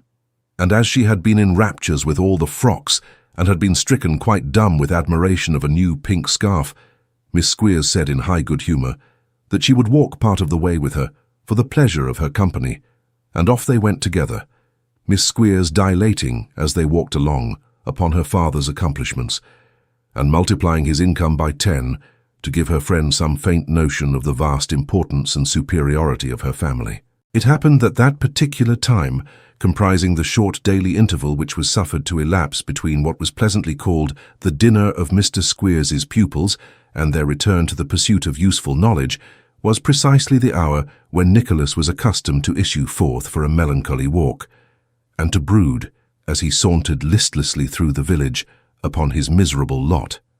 Miss Squeers knew this perfectly well, but had perhaps forgotten it, for when she caught sight of that young gentleman advancing towards them, she evinced many symptoms of surprise and consternation, and assured her friend that she felt fit to drop into the earth. "Shall we turn back or run into a cottage?" asked Miss Price. "He don't see us yet." "No, Tilda," replied Miss Squeers. "It is my duty to go through with it, and I will." As Miss Squeers said this, in the tone of one who has made a high moral resolution, and was besides taken with 1 or 2 chokes and catchings of breath, indicative of feelings at a high pressure, her friend made no further remark, and they bore straight down upon Nicholas, who, walking with his eyes bent upon the ground, was not aware of their approach until they were close upon him. Otherwise, he might perhaps have taken shelter himself. "Good morning," said Nicholas, bowing and passing by.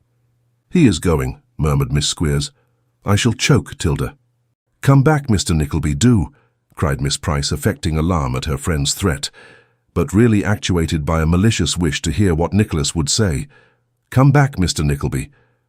Mr. Nickleby came back, and looked as confused as might be, as he inquired whether the ladies had any commands for him. "Don't stop to talk," urged Miss Price hastily, "but support her on the other side. How do you feel now, dear?" "Better," sighed Miss Squeers, laying a beaver bonnet of a reddish-brown with a green veil attached on Mr. Nickleby's shoulder. "This foolish faintness—" "Don't call it foolish, dear," said Miss Price, her bright eye dancing with merriment as she saw the perplexity of Nicholas. "You have no reason to be ashamed of it. It's those who are too proud to come round again, without all this to do, that ought to be ashamed." "You are resolved to fix it upon me, I see," said Nicholas, smiling, "although I told you last night it was not my fault." "There. He says it was not his fault, my dear," remarked the wicked Miss Price. "Perhaps you were too jealous or too hasty with him. He says it was not his fault, you hear. I think that's apology enough." "You will not understand me," said Nicholas.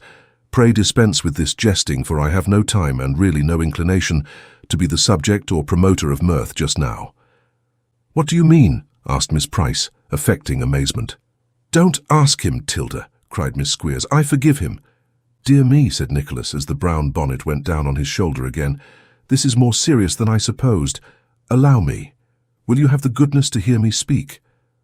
Here he raised up the brown bonnet, and regarding with most unfeigned astonishment a look of tender reproach from Miss Squeers, shrunk back a few paces to be out of the reach of the fair burden, and went on to say, "I am very sorry, truly and sincerely sorry, for having been the cause of any difference among you last night. I reproach myself most bitterly for having been so unfortunate as to cause the dissension that occurred, although I did so, I assure you, most unwittingly and heedlessly." "Well, that's not all you have got to say, surely," exclaimed Miss Price, as Nicholas paused. "I fear there is something more," stammered Nicholas with a half-smile, and looking towards Miss Squeers. "It is a most awkward thing to say, but the very mention of such a supposition makes one look like a puppy. Still, may I ask if that lady supposes that I entertain any— in short, does she think that I am in love with her?" "Delightful embarrassment," thought Miss Squeers. "I have brought him to it, at last." "Answer for me, dear," she whispered to her friend. "Does she think so?" rejoined Miss Price. "Of course she does." "She does," exclaimed Nicholas with such energy of utterance as might have been for the moment mistaken for rapture. "Certainly," replied Miss Price. "If Mr. Nickleby has doubted that—" "Tilda," said the blushing Miss Squeers in soft accents, "he may set his mind at rest. His sentiments are "Stop!" cried Nicholas hurriedly. "Pray hear me. This is the grossest and wildest delusion, the completest and most signal mistake that ever human being laboured under or committed. I have scarcely seen the young lady half a dozen times, but if I had seen her 60 times, or am destined to see her 60,000, it would be and will be precisely the same. I have not one thought, wish or hope connected with her, unless it be, and I say this not to hurt her feelings, but to impress her with the real state of my own, unless it be the one object, dear to my heart as life itself, of being one day able to turn my back upon this accursed place, never to set foot in it again, or think of it, even think of it, but with loathing and disgust." With this particularly plain and straightforward declaration, which he made with all the vehemence that his indignant and excited feelings could bring to bear upon it, Nicholas, waiting to hear no more, retreated. But poor Miss Squeers, her anger, rage and vexation, the rapid succession of bitter and passionate feelings that whirled through her mind, are not to be described. Refused by a teacher, picked up by advertisement, at an annual salary of £5 payable at indefinite periods, and found in food and lodging like the very boys themselves, and this too in the presence of a little chit of a miller's daughter of 18, who was going to be married in 3 weeks' time to a man who had gone down on his very knees to ask her. She could have choked in right good earnest at the thought of being so humbled. But there was one thing clear in the midst of her mortification, and that was that she hated and detested Nicholas with all the narrowness of mind and littleness of purpose worthy a descendant of the house of Squeers. And there was one comfort too, and that was that every hour and every day she could wound his pride, and goad him with the infliction of some slight or insult or deprivation which could not but have some effect on the most insensible person, and must be acutely felt by one so sensitive as Nicholas. With these two reflections uppermost in her mind, Miss Squeers made the best of the matter to her friend, by observing that Mr. Nickleby was such an odd creature and of such a violent temper that she feared she should be obliged to give him up, and parted from her. And here it may be remarked that Miss Squeers, having bestowed her affections, or whatever it might be that in the absence of anything better represented them, on Nicholas Nickleby, had never once seriously contemplated the possibility of his being of a different opinion from herself in the business. Miss Squeers reasoned that she was prepossessing and beautiful, and that her father was master, and Nicholas man, and that her father had saved money, and Nicholas had none, all of which seemed to her conclusive arguments why the young man should feel only too much honoured by her preference. She had not failed to recollect either how much more agreeable she could render his situation if she were his friend, and how much more disagreeable if she were his enemy, and, doubtless, many less scrupulous young gentlemen than Nicholas would have encouraged her extravagance had it been only for this very obvious and intelligible reason. However, he had thought proper to do otherwise, and Miss Squeers was outrageous. "Let him see," said the irritated young lady, when she had regained her own room and eased her mind by committing an assault on Fib, "if I don't set mother against him a little more when she comes back." It was scarcely necessary to do this, but Miss Squeers was as good as her word. And poor Nicholas, in addition to bad food, dirty lodging, and the being compelled to witness one dull, unvarying round of squalid misery, was treated with every special indignity that malice could suggest, or the most grasping cupidity put upon him. Nor was this all. There was another and deeper system of annoyance which made his heart sink, and nearly drove him wild by its injustice and cruelty. The wretched creature, Smike, since the night Nicholas had spoken kindly to him in the schoolroom, had followed him to and fro with an ever-restless desire to serve or help him, anticipating such little wants as his humble ability could supply, and content only to be near him. He would sit beside him for hours, looking patiently into his face, and a word would brighten up his careworn visage and call into it a passing gleam, even of happiness. He was an altered being. He had an object now, and that object was to show his attachment to the only person, that person a stranger, who had treated him, not to say with kindness, but like a human creature. Upon this poor being, all the spleen and ill humour that could not be vented on Nicholas were unceasingly bestowed. Drudgery would have been nothing. Smike was well used to that. Buffetings inflicted without cause would have been equally a matter of course, for to them also he had served a long and weary apprenticeship. But it was no sooner observed that he had become attached to Nicholas than stripes and blows. Morning, noon, and night were his only portion. Squeers was jealous of the influence which his man had so soon acquired, and his family hated him, and Smike paid for both. Nicholas saw it and ground his teeth at every repetition of the savage and cowardly attack. He had arranged a few regular lessons for the boys, and one night, as he paced up and down the dismal schoolroom, his swollen heart almost bursting to think that his protection and countenance should have increased the misery of the wretched being whose peculiar destitution had awakened his pity, he paused mechanically in a dark corner, where sat the object of his thoughts. The poor soul was poring hard over a tattered book, with the traces of recent tears still upon his face, vainly endeavouring to master some task which a child of 9 years old, possessed of ordinary powers, could have conquered with ease, but which, to the addled brain of the crushed boy of 19, was a sealed and hopeless mystery.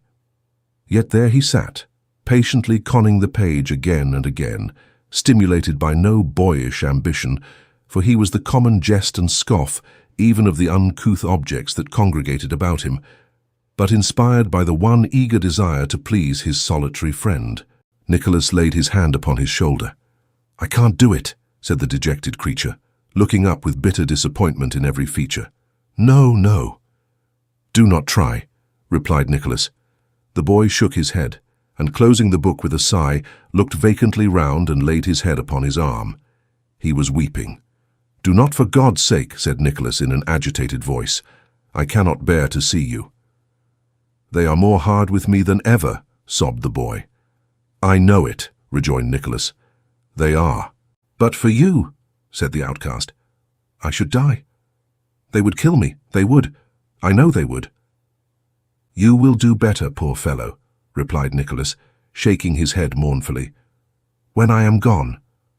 "Gone!" cried the other, looking intently in his face. "Softly," rejoined Nicholas. "Yes." "Are you going?" demanded the boy in an earnest whisper. "I cannot say," replied Nicholas. "I was speaking more to my own thoughts than to you." "Tell me," said the boy imploringly. "Oh, do tell me. Will you go? Will you?" "I shall be driven to that at last," said Nicholas. "The world is before me, after all." "Tell me," urged Smike, "is the world as bad and dismal as this place?" "Heaven forbid," replied Nicholas, pursuing the train of his own thoughts. "Its hardest, coarsest toil were happiness to this." "Should I ever meet you there?" demanded the boy, speaking with unusual wildness and volubility. "Yes," replied Nicholas, willing to soothe him. "No, no," said the other, clasping him by the hand. Should I tell me that again, say I should be sure to find you." "You would," replied Nicholas with the same humane intention, "and I would help and aid you, and not bring fresh sorrow on you as I have done here." The boy caught both the young man's hands passionately in his, and hugging them to his breast, uttered a few broken sounds which were unintelligible. Squeers entered at the moment, and he shrunk back into his old corner. Chapter 13. Nicholas varies the monotony of Dotheboys Hall by a most vigorous and remarkable proceeding which leads to consequences of some importance. The cold, feeble dawn of a January morning was stealing in at the windows of the common sleeping-room, when Nicholas, raising himself on his arm, looked among the prostrate forms which on every side surrounded him, as though in search of some particular object. It needed a quick eye to detect, from among the huddled mass of sleepers, the form of any given individual. As they lay closely packed together, covered, for warmth's sake, with their patched and ragged clothes, little could be distinguished but the sharp outlines of pale faces, over which the sombre light shed the same dull, heavy colour, with here and there a gaunt arm thrust forth, its thinness hidden by no covering but fully exposed to view in all its shrunken ugliness. There were some who, lying on their backs with upturned faces and clenched hands, just visible in the leaden light, bore more the aspect of dead bodies than of living creatures, and there were others coiled up into strange and fantastic postures, such as might have been taken for the uneasy efforts of pain, to gain some temporary relief rather than the freaks of slumber. A few, and these were among the youngest of the children, slept peacefully on with smiles upon their faces, dreaming perhaps of home, but ever and again a deep and heavy sigh, breaking the stillness of the room, announced that some new sleeper had awakened to the misery of another day, and as morning took the place of night, the smiles gradually faded away with the friendly darkness which had given them birth. Dreams are the bright creatures of poem and legend, who sport on earth in the night season, and melt away in the first beam of the sun, which lights grim care and stern reality on their daily pilgrimage through the world. Nicholas looked upon the sleepers, at first with the air of one who gazes upon a scene which, though familiar to him, has lost none of its sorrowful effect in consequence, and afterwards with a more intense and searching scrutiny, as a man would who missed something his eye was accustomed to meet and had expected to rest upon. He was still occupied in this search, and had half risen from his bed in the eagerness of his quest, when the voice of Squeers was heard, calling from the bottom of the stairs. "Now then," cried that gentleman, "are you going to sleep all day up there?" "You lazy hounds," added Mrs. Squeers, finishing the sentence and producing at the same time a sharp sound, like that which is occasioned by the lacing of stays. "We shall be down directly, sir," replied Nicholas. "Down directly," said Squeers. "Ah, you had better be down directly, or I'll be down upon some of you in less. Where's that Smike?" Nicholas looked hurriedly round again, but made no answer. "Smike!" shouted Squeers. "Do you want your head broke in a fresh place, Smike?" demanded his amiable lady in the same key. Still there was no reply, and still Nicholas stared about him, as did the greater part of the boys, who were by this time roused. "Confound his impudence!" muttered Squeers, rapping the stair-rail impatiently with his cane. "Nickleby!" "Well, sir?" "Send that obstinate scoundrel down. Don't you hear me calling?" "He is not here, sir," replied Nicholas. "Don't tell me a lie," retorted the schoolmaster. "He is." "He is not," retorted Nicholas angrily. "Don't tell me one." "We shall soon see that," said Mr. Squeers, rushing upstairs. "I'll find him, I warrant you." With which assurance Mr. Squeers bounced into the dormitory, and swinging his cane in the air ready for a blow, darted into the corner where the lean body of the drudge was usually stretched at night. The cane descended harmlessly upon the ground. There was nobody there. "What does this mean?" said Squeers, turning round with a very pale face. "Where have you hid him?" "I have seen nothing of him since last night," replied Nicholas. "Come," said Squeers, evidently frightened, though he endeavoured to look otherwise. "You won't save him this way. Where is he?" "At the bottom of the nearest pond, for aught I know," rejoined Nicholas in a low voice, and fixing his eyes full on the master's face. "Damn you, what do you mean by that?" retorted Squeers in great perturbation. Without waiting for a reply, he inquired of the boys whether anyone among them knew anything of their missing schoolmate. There was a general hum of anxious denial, in the midst of which one shrill voice was heard to say, as indeed everybody thought, "Please, sir, I think Smike's run away, sir." "Ha!" cried Squeers, turning sharp round. "Who said that?" "Tomkins, please, sir," rejoined a chorus of voices. Mr. Squeers made a plunge into the crowd, and at one dive caught a very little boy, habited still in his night gear, and the perplexed expression of whose countenance, as he was brought forward, seemed to intimate that he was as yet uncertain whether he was about to be punished or rewarded for the suggestion. He was not long in doubt. "You think he has run away, do you, sir?" demanded Squeers. "Yes, please, sir," replied the little boy. "And what, sir?" said Squeers, catching the little boy suddenly by the arms and whisking up his drapery in a most dexterous manner. "What reason have you to suppose that any boy would want to run away from this establishment? Eh, sir?"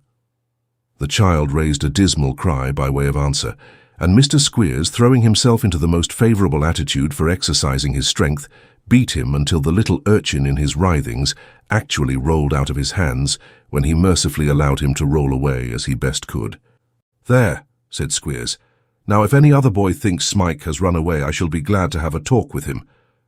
There was, of course, a profound silence, during which Nicholas showed his disgust as plainly as looks could show it.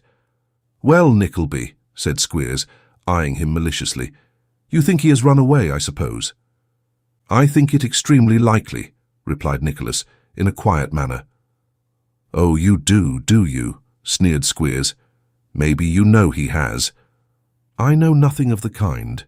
"He didn't tell you he was going, I suppose, did he?" sneered Squeers. "He did not," replied Nicholas. "I am very glad he did not, for it would then have been my duty to have warned you in time." "Which, no doubt, you would have been devilish sorry to do," said Squeers in a taunting fashion. "I should indeed," replied Nicholas. "You interpret my feelings with great accuracy." Mrs. Squeers had listened to this conversation from the bottom of the stairs, but now losing all patience, she hastily assumed her night-jacket and made her way to the scene of action. "What's all this here to do?" said the lady, as the boys fell off right and left to save her the trouble of clearing a passage with her brawny arms. "What on earth are you a-talking to him for, Squeery?" "Why, my dear," said Squeers, "the fact is that Smike is not to be found." "Well, I know that," said the lady. "And where's the wonder? If you get a parcel of proud-stomached teachers that set the young dogs a-rebelling, what else can you look for?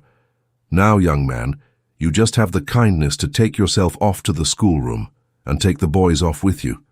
And don't you stir out of there till you have leave given you, or you and I may fall out in a way that'll spoil your beauty, handsome as you think yourself. And so I tell you." "Indeed," said Nicholas.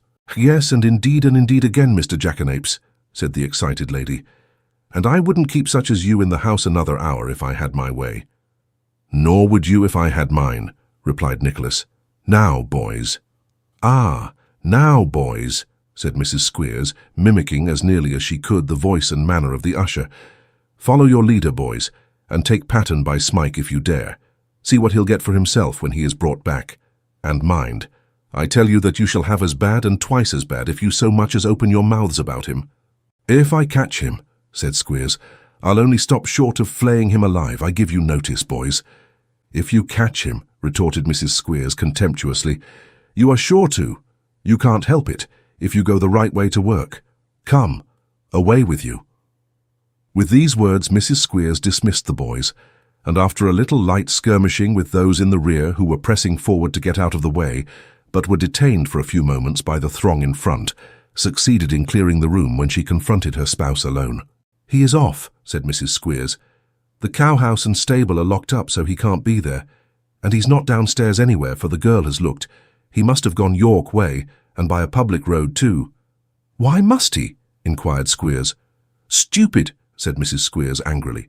"He hadn't any money, had he?" "Never had a penny of his own in his whole life that I know of," replied Squeers. "To be sure," rejoined Mrs. Squeers, "and he didn't take anything to eat with him. That I'll answer for. Ha, ha, ha! Ha, ha, ha!" laughed Squeers. "Then, of course," said Mrs. S., "he must beg his way, and he could do that nowhere but on the public road." "That's true," exclaimed Squeers, clapping his hands. "True, yes. But you would never have thought of it for all that if I hadn't said so," replied his wife. "Now if you take the chaise and go one road, and I borrow Swallow's chaise and go the other, what with keeping our eyes open and asking questions, one or other of us is pretty certain to lay hold of him." The worthy lady's plan was adopted and put in execution without a moment's delay. After a very hasty breakfast and the prosecution of some inquiries in the village, the result of which seemed to show that he was on the right track, Squeers started forth in the pony chaise intent upon discovery and vengeance. Shortly afterwards, Mrs. Squeers, arrayed in the white topcoat and tied up in various shawls and handkerchiefs, issued forth in another chaise and another direction, taking with her a good-sized bludgeon, several odd pieces of strong cord, and a stout labouring man. All provided and carried upon the expedition with the sole object of assisting in the capture, and, once caught, ensuring the safe custody of the unfortunate Smike. Nicholas remained behind, in a tumult of feeling, sensible that whatever might be the upshot of the boy's flight, nothing but painful and deplorable consequences were likely to ensue from it. Death, from want and exposure to the weather, was the best that could be expected from the protracted wandering of so poor and helpless a creature, alone and unfriended, through a country of which he was wholly ignorant. There was little, perhaps, to choose between this fate and a return to the tender mercies of the Yorkshire school. But the unhappy being had established a hold upon his sympathy and compassion, which made his heart ache at the prospect of the suffering he was destined to undergo. He lingered on, in restless anxiety, picturing 1,000 possibilities, until the evening of next day, when Squeers returned, alone and unsuccessful. "No news of the scamp," said the schoolmaster, who had evidently been stretching his legs on the old principal not a few times during the journey. "I'll have consolation for this out of somebody, Nickleby, if Mrs. Squeers don't hunt him down, so I give you warning." "It is not in my power to console you, sir," said Nicholas. "It is nothing to me." "Isn't it?" said Squeers in a threatening manner. "We shall see." "We shall," rejoined Nicholas. "Here's the pony run right off his legs, and me obliged to come home with a hack cob. That'll cost 15 shillings besides other expenses," said Squeers. "Who's to pay for that, do you hear?" Nicholas shrugged his shoulders and remained silent. "I'll have it out of somebody, I tell you," said Squeers, his usual harsh, crafty manner changed to open bullying. "None of your whining vapourings here, Mr. Puppy, but be off to your kennel, for it's past your bedtime. Come, get out." Nicholas bit his lip and knit his hands involuntarily, for his finger ends tingled to avenge the insult.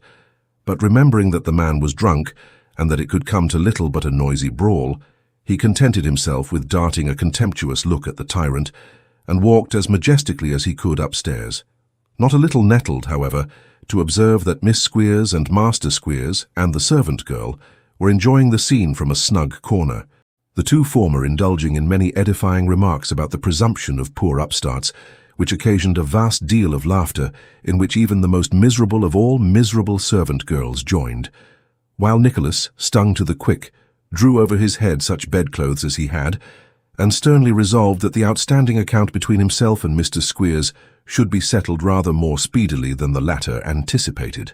Another day came, and Nicholas was scarcely awake when he heard the wheels of a chaise approaching the house. It stopped. The voice of Mrs. Squeers was heard, and in exultation, ordering a glass of spirits for somebody, which was in itself a sufficient sign that something extraordinary had happened. Nicholas hardly dared to look out of the window, but he did so, and the very first object that met his eyes was the wretched Smike, so bedabbled with mud and rain, so haggard and worn, and wild that, but for his garments being such as no scarecrow was ever seen to wear, he might have been doubtful even then of his identity. "Lift him out," said Squeers, after he had literally feasted his eyes in silence upon the culprit. "Bring him in, bring him in." "Take care," cried Mrs. Squeers, as her husband proffered his assistance. "We tied his legs under the apron and made him fast to the chaise to prevent his giving us the slip again." With hands trembling with delight, Squeers unloosened the cord, and Smike, to all appearance more dead than alive, was brought into the house and securely locked up in a cellar, until such time as Mr. Squeers should deem it expedient to operate upon him in presence of the assembled school. Upon a hasty consideration of the circumstances, it may be matter of surprise to some persons that Mr. and Mrs. Squeers should have taken so much trouble to repossess themselves of an encumbrance of which it was their wont to complain so loudly. But their surprise will cease when they are informed that the manifold services of the drudge, if performed by anybody else, would have cost the establishment some 10 or 12 shillings per week in the shape of wages, and furthermore, that all runaways were, as a matter of policy, made severe examples of at Dotheboys Hall, inasmuch as in consequence of the limited extent of its attractions, there was but little inducement beyond the powerful impulse of fear for any pupil, provided with the usual number of legs and the power of using them to remain. The news that Smike had been caught and brought back in triumph ran like wildfire through the hungry community, and expectation was on tiptoe all the morning. On tiptoe it was destined to remain, however, until afternoon, when Squeers, having refreshed himself with his dinner, and further strengthened himself by an extra libation or so, made his appearance, accompanied by his amiable partner, with a countenance of portentous import, and a fearful instrument of flagellation, strong, supple, wax-ended, and new, in short, purchased that morning expressly for the occasion. "Is every boy here?" asked Squeers in a tremendous voice.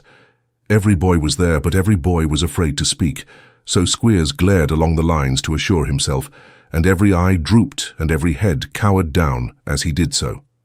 "Each boy keep his place," said Squeers, administering his favourite blow to the desk and regarding with gloomy satisfaction the universal start which it never failed to occasion. "Nickleby." "To your desk, sir." It was remarked by more than one small observer that there was a very curious and unusual expression in the usher's face, but he took his seat without opening his lips in reply. Squeers, casting a triumphant glance at his assistant and a look of most comprehensive despotism on the boys, left the room and shortly afterwards returned, dragging Smike by the collar, or rather by that fragment of his jacket which was nearest the place where his collar would have been, had he boasted such a decoration. In any other place, the appearance of the wretched, jaded, spiritless object would have occasioned a murmur of compassion and remonstrance. It had some effect, even there, for the lookers-on moved uneasily in their seats, and a few of the boldest ventured to steal looks at each other, expressive of indignation and pity. They were lost on Squeers, however, whose gaze was fastened on the luckless Smike, as he inquired, according to custom in such cases, whether he had anything to say for himself. "Nothing, I suppose?" said Squeers with a diabolical grin. Smike glanced round, and his eye rested for an instant on Nicholas, as if he had expected him to intercede. But his look was riveted on his desk. "Have you anything to say?" demanded Squeers again, giving his right arm 2 or 3 flourishes to try its power and suppleness. "Stand a little out of the way, Mrs. Squeers, my dear. I've hardly got room enough." "Spare me, sir," cried Smike. "Oh, that's all, is it?" said Squeers. "Yes, I'll flog you within an inch of your life and spare you that." "Ha, ha, ha!" laughed Mrs. Squeers. "That's a good un." "I was driven to do it," said Smike faintly, and casting another imploring look about him. "Driven to do it, were you?" said Squeers. "Oh, it wasn't your fault. It was mine, I suppose, eh?" "A nasty, ungrateful, pig-headed, brutish, obstinate, sneaking dog," exclaimed Mrs. Squeers, taking Smike's head under her arm and administering a cuff at every epithet. "What does he mean by that?" "Stand aside, my dear," replied Squeers. "We'll try and find out." Mrs. Squeers, being out of breath with her exertions, complied. Squeers caught the boy firmly in his grip. One desperate cut had fallen on his body. He was wincing from the lash and uttering a scream of pain. It was raised again and again, about to fall, when Nicholas Nickleby, suddenly starting up, cried, "Stop!" in a voice that made the rafters ring. "Who cried stop?" said Squeers, turning savagely round. "I," said Nicholas, stepping forward. "This must not go on." "Must not go on?" cried Squeers, almost in a shriek. "No!" thundered Nicholas. Aghast and stupefied by the boldness of the interference, Squeers released his hold of Smike, and falling back a pace or 2, gazed upon Nicholas with looks that were positively frightful. "I say must not," repeated Nicholas, nothing daunted. "Shall not. I will prevent it." Squeers continued to gaze upon him, with his eyes starting out of his head, but astonishment had actually, for the moment, bereft him of speech. "You have disregarded all my quiet interference in the miserable lad's behalf," said Nicholas. "You have returned no answer to the letter in which I begged forgiveness for him, and offered to be responsible that he would remain quietly here. Don't blame me for this public interference. You have brought it upon yourself, not I." "Sit down, beggar," screamed Squeers, almost beside himself with rage, and seizing Smike as he spoke. "Wretch," rejoined Nicholas fiercely, "touch him at your peril. I will not stand by and see it done. My blood is up, and I have the strength of 10 such men as you. Look to yourself, for by heaven I will not spare you if you drive me on." "Stand back," cried Squeers, brandishing his weapon. "I have a long series of insults to avenge," said Nicholas, flushed with passion, "and my indignation is aggravated by the dastardly cruelties practiced on helpless infancy in this foul den. Have a care, for if you do raise the devil within me, the consequences shall fall heavily upon your own head." He had scarcely spoken when Squeers, in a violent outbreak of wrath and with a cry like the howl of a wild beast, spat upon him and struck him a blow across the face with his instrument of torture, which raised up a bar of livid flesh as it was inflicted. Smarting with the agony of the blow and concentrating into that one moment all his feelings of rage, scorn, and indignation, Nicholas sprang upon him, wrested the weapon from his hand, and pinning him by the throat, beat the ruffian till he roared for mercy. The boys, with the exception of Master Squeers, who, coming to his father's assistance, harassed the enemy in the rear, moved not hand or foot, but Mrs. Squeers, with many shrieks for aid, hung on to the tail of her partner's coat and endeavoured to drag him from his infuriated adversary, while Miss Squeers, who had been peeping through the keyhole in expectation of a very different scene, darted in at the very beginning of the attack, and after launching a shower of inkstands at the usher's head, beat Nicholas to her heart's content, animating herself at every blow with the recollection of his having refused her proffered love, and thus imparting additional strength to an arm which, as she took after her mother in this respect, was at no time one of the weakest.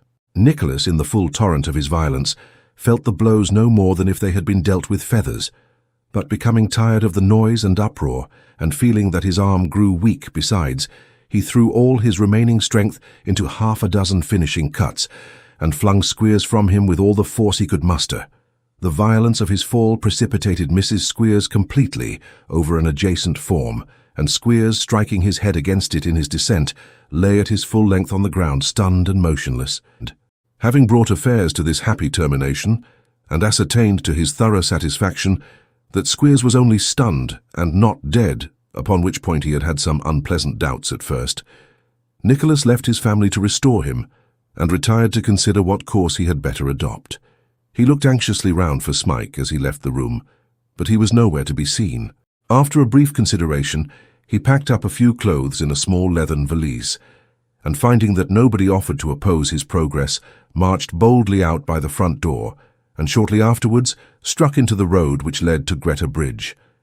When he had cooled sufficiently to be enabled to give his present circumstances some little reflection, they did not appear in a very encouraging light.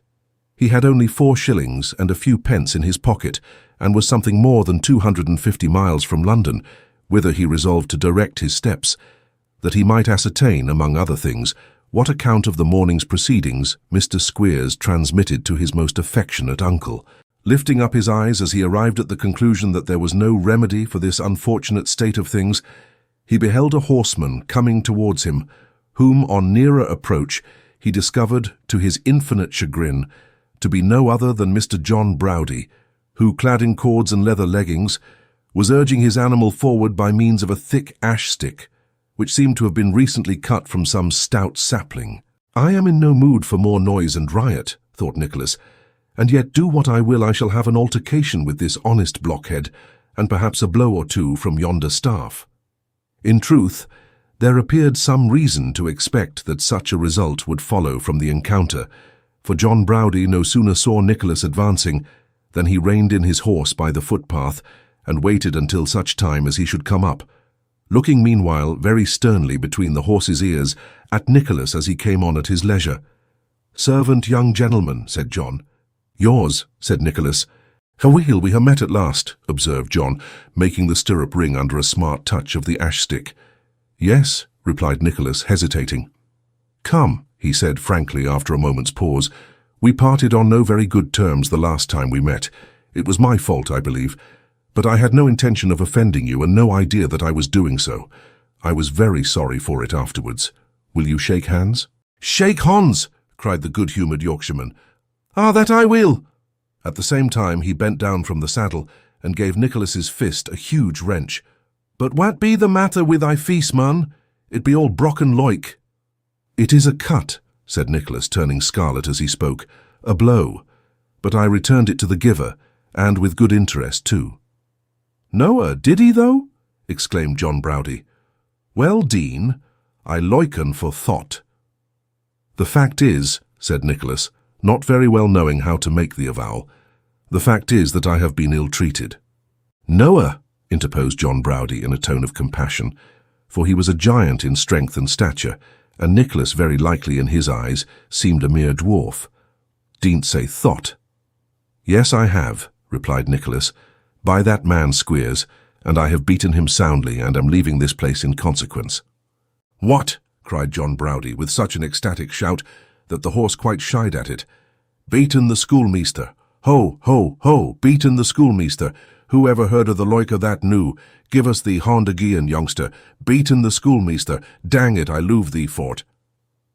With these expressions of delight, John Browdie laughed and laughed again, so loud that the echoes far and wide sent back nothing but jovial peals of merriment, and shook Nicholas by the hand, meanwhile, no less heartily. When his mirth had subsided, he inquired what Nicholas meant to do. On his informing him to go straight to London, he shook his head doubtfully and inquired if he knew how much the coaches charged to carry passengers so far.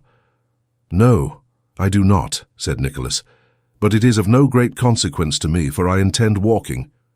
"Gang awa to Lunnon afoot," cried John in amazement. "Every step of the way," replied Nicholas. "I should be many steps further on by this time, and so goodbye." "Nay, no," replied the honest countryman, reining in his impatient horse. "Stand still, tell ye. Who much cash hast thee gotten?" "Not much," said Nicholas, colouring, "but I can make it enough. Where there's a will, there's a way, you know." John Browdie made no verbal answer to this remark, but putting his hand in his pocket, pulled out an old purse of solid leather, and insisted that Nicholas should borrow from him whatever he required for his present necessities. "Dean't be afeard, man," he said. "Take enough to carry thee home. Thee'll pay me yon day, a warrant." Nicholas could by no means be prevailed upon to borrow more than a sovereign, with which loan Mr. Browdie, after many entreaties that he would accept of more, observing, with a touch of Yorkshire caution, that if he didn't spend it all he could put the surplus by till he had an opportunity of remitting it carriage-free, was fain to content himself. "Take that bit of timber to help thee on wee, mun," he added, pressing his stick on Nicholas, and giving his hand another squeeze. "Keep a good heart and bless thee. Beaten the schoolmeaster, 'cause it's the best thing I've heard this 20 year." So saying and indulging, with more delicacy than might have been expected from him, in another series of loud laughs, for the purpose of avoiding the thanks which Nicholas poured forth, John Browdie set spurs to his horse and went off at a smart canter, looking back from time to time as Nicholas stood gazing after him and waving his hand cheerily as if to encourage him on his way. Nicholas watched the horse and rider until they disappeared over the brow of a distant hill, and then set forward on his journey. He did not travel far that afternoon, for by this time it was nearly dark, and there had been a heavy fall of snow, which not only rendered the way toilsome, but the track uncertain and difficult to find, after daylight, save by experienced wayfarers. He lay that night at a cottage, where beds were let at a cheap rate to the more humble class of travellers, and rising betimes next morning, made his way before night to Boroughbridge. Passing through that town in search of some cheap resting place, he stumbled upon an empty barn within a couple of 100 yards of the roadside, in a warm corner of which he stretched his weary limbs and soon fell asleep. When he awoke next morning and tried to recollect his dreams, which had been all connected with his recent sojourn at Dotheboys Hall, he sat up, rubbed his eyes and stared, not with the most composed countenance possible, at some motionless object which seemed to be stationed within a few yards in front of him. "Strange!" cried Nicholas. "Can this be some lingering creation of the visions that have scarcely left me? It cannot be real, and yet I am awake. Smike!" The form moved, rose, advanced, and dropped upon its knees at his feet. It was Smike indeed. "Why do you kneel to me?" said Nicholas, hastily raising him. "To go with you anywhere, everywhere, to the world's end, to the churchyard grave," replied Smike, clinging to his hand. "Let me, oh, do let me. You are my home, my kind friend. Take me with you, pray." "I'm a friend who can do little for you," said Nicholas kindly.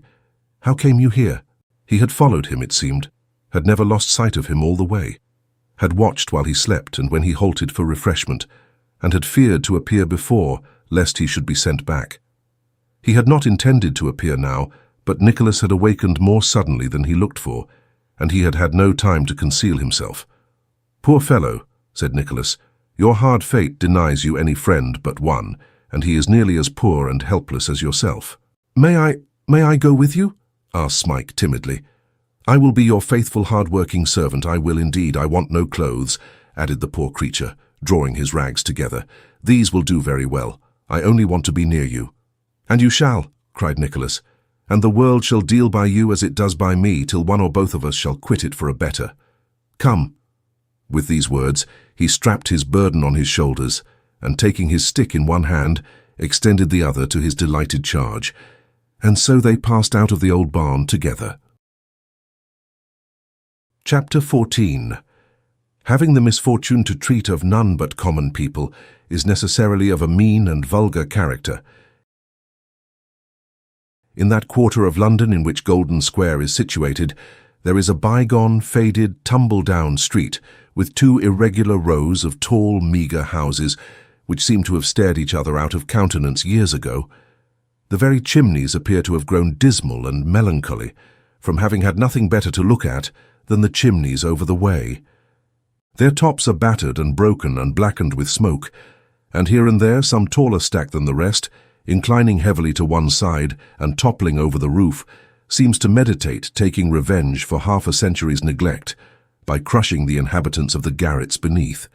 The fowls who peck about the kennels, jerking their bodies hither and thither with a gait which none but town fowls are ever seen to adopt, and which any country cock or hen would be puzzled to understand, are perfectly in keeping with the crazy habitations of their owners.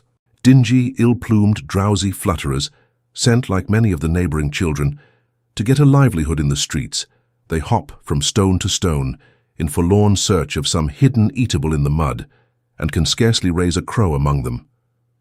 The only one with anything approaching to a voice is an aged bantam at the baker's, and even he is hoarse, in consequence of bad living in his last place.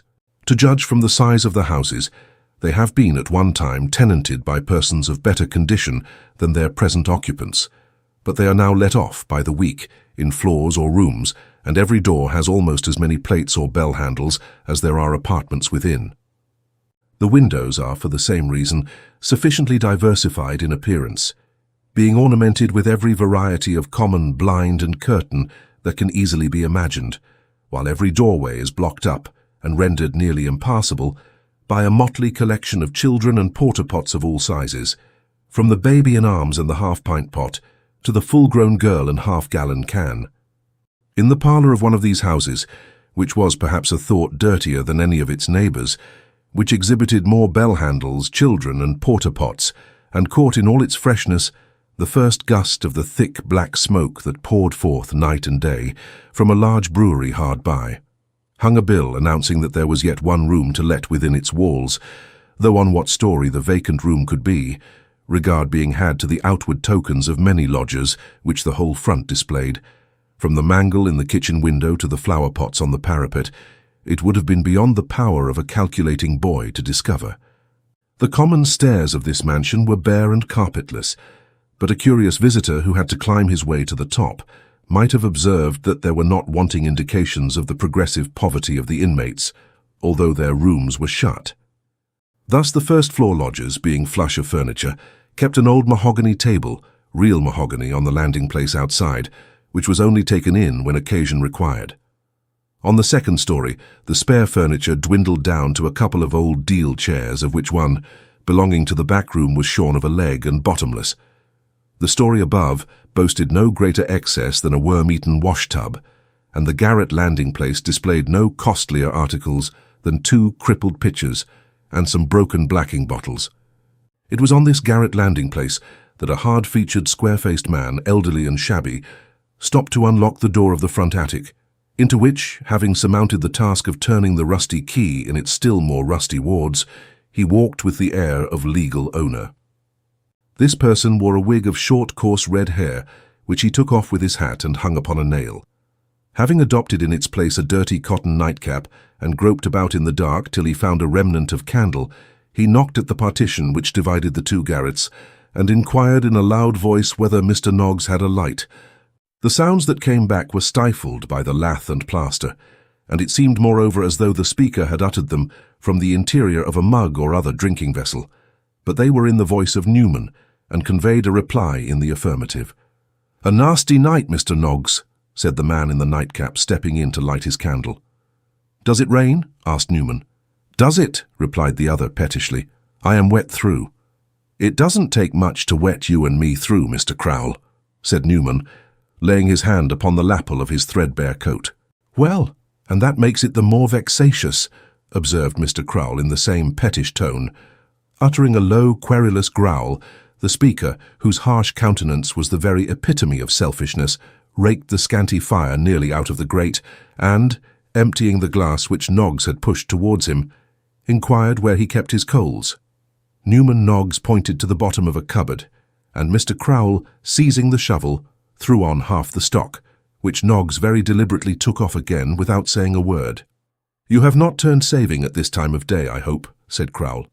Newman pointed to the empty glass, as though it were a sufficient refutation of the charge, and briefly said that he was going downstairs to supper. "To the Kenwigses?" asked Crowle. Newman nodded assent. "Think of that now," said Crowle.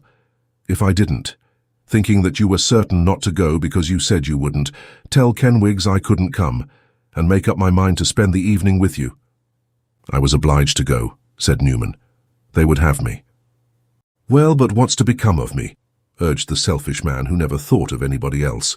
"It's all your fault, I'll tell you what. I'll sit by your fire till you come back again." Newman cast a despairing glance at his small store of fuel, but not having the courage to say no, a word which in all his life he never had said at the right time, either to himself or anyone else, gave way to the proposed arrangement. Mr. Crowle immediately went about making himself as comfortable with Newman Noggs' means as circumstances would admit of his being made. The lodgers to whom Crowle had made allusion under the designation of the Kenwigses were the wife and olive branches of one Mr. Kenwigs, a turner in ivory, who was looked upon as a person of some consideration on the premises, inasmuch as he occupied the whole of the first floor, comprising a suite of 2 rooms. Mrs. Kenwigs, too, was quite a lady in her manners, and of a very genteel family, having an uncle who collected a water rate, besides which distinction the 2 eldest of her little girls went twice a week to a dancing school in the neighbourhood, and had flaxen hair tied with blue ribbons, hanging in luxuriant pigtails down their backs, and wore little white trousers with frills round the ankles, for all of which reasons, and many more equally valid but too numerous to mention, Mrs. Kenwigs was considered a very desirable person to know, and was the constant theme of all the gossips in the street, and even 3 or 4 doors round the corner at both ends. It was the anniversary of that happy day on which the Church of England, as by law established, had bestowed Mrs. Kenwigs upon Mr. Kenwigs, and in grateful commemoration of the same, Mrs. Kenwigs had invited a few select friends to cards and a supper in the first floor, and had put on a new gown to receive them in, which gown, being of a flaming colour and made upon a juvenile principle, was so successful that Mr. Kenwigs said the 8 years of matrimony and the 5 children seemed all a dream, and Mrs. Kenwigs younger and more blooming than on the very first Sunday he had kept company with her. Beautiful as Mrs. Kenwigs looked when she was dressed, though, and so stately that you would have supposed she had a cook and housemaid at least, and nothing to do but order them about, she had a world of trouble with the preparations. More indeed than she, being of a delicate and genteel constitution, could have sustained had not the pride of housewifery upheld her. At last, however, all the things that had to be got together were got together, and all the things that had to be got out of the way were got out of the way, and everything was ready, and the collector himself having promised to come, fortune smiled upon the occasion. The party was admirably selected. There were first of all Mr. Kenwigs and Mrs. Kenwigs, and 4 Olive Kenwigses who sat up to supper. Firstly, because it was but right that they should have a treat on such a day, and secondly, because their going to bed in presence of the company would have been inconvenient, not to say improper. Then there was a young lady who had made Mrs. Kenwigs's dress, and who, it was the most convenient thing in the world, living in the 2-pair back, gave up her bed to the baby, and got a little girl to watch it.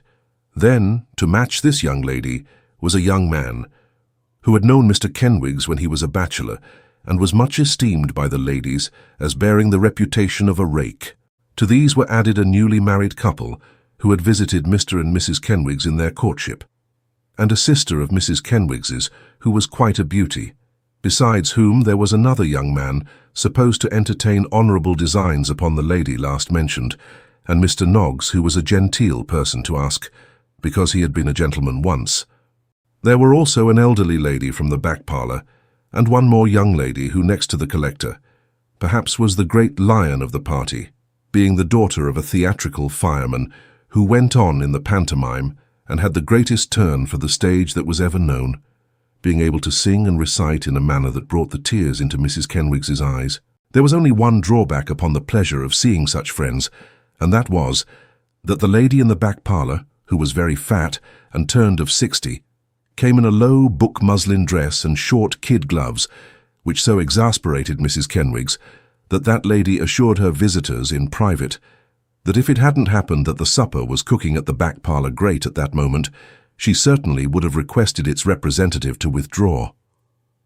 "My dear," said Mr. Kenwigs, "wouldn't it be better to begin a round game?" "Kenwigs, my dear," returned his wife, "I am surprised at you. Would you begin without my uncle?" "I forgot the collector," said Kenwigs. "Oh no, that would never do." "He's so particular," said Mrs. Kenwigs, turning to the other married lady, "that if we began without him I should be out of his will forever." "Dear," cried the married lady. "You've no idea what he is," replied Mrs. Kenwigs, "and yet as good a creature as ever breathed." "The kindest-hearted man as ever was," said Kenwigs.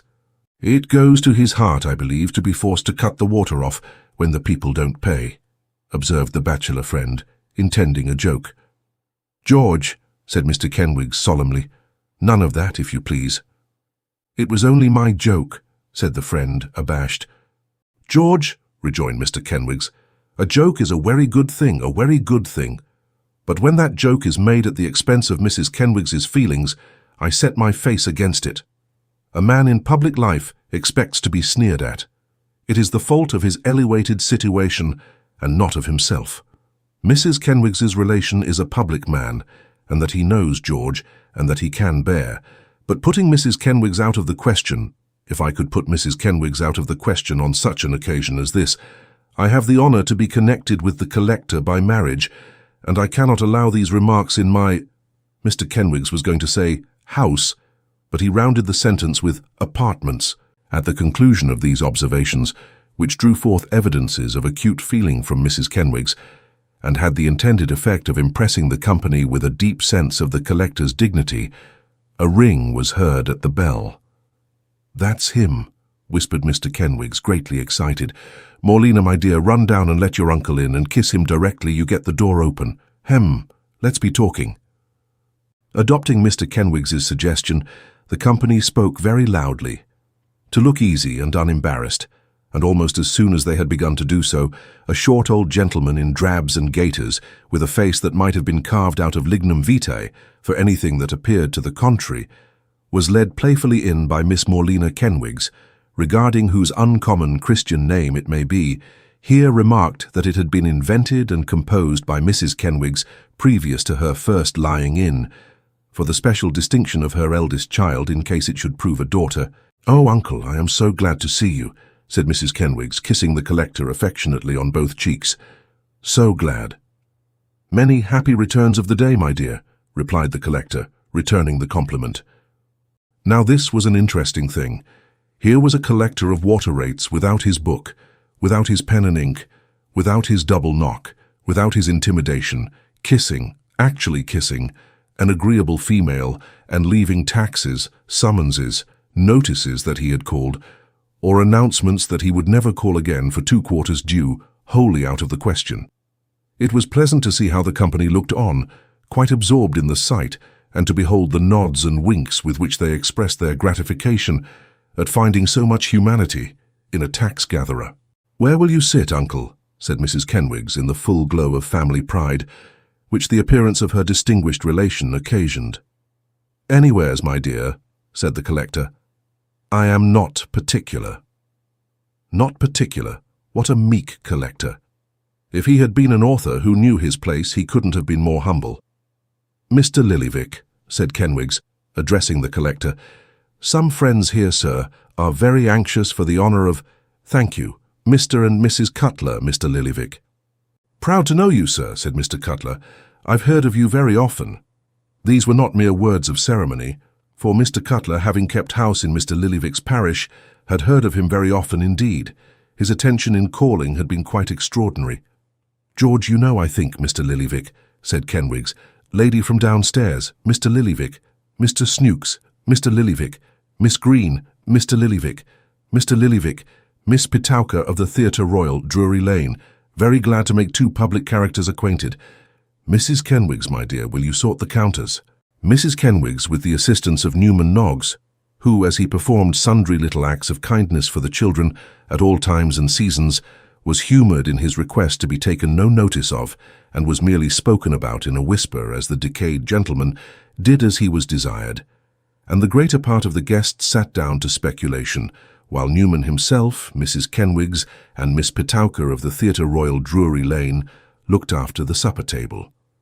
While the ladies were thus busying themselves, Mr. Lillyvick was intent upon the game in progress, and as all should be fish that comes to a water collector's net, the dear old gentleman was by no means scrupulous in appropriating to himself the property of his neighbours, which, on the contrary, he abstracted whenever an opportunity presented itself, smiling good-humouredly all the while, and making so many condescending speeches to the owners that they were delighted with his amiability, and thought in their hearts that he deserved to be Chancellor of the Exchequer at least.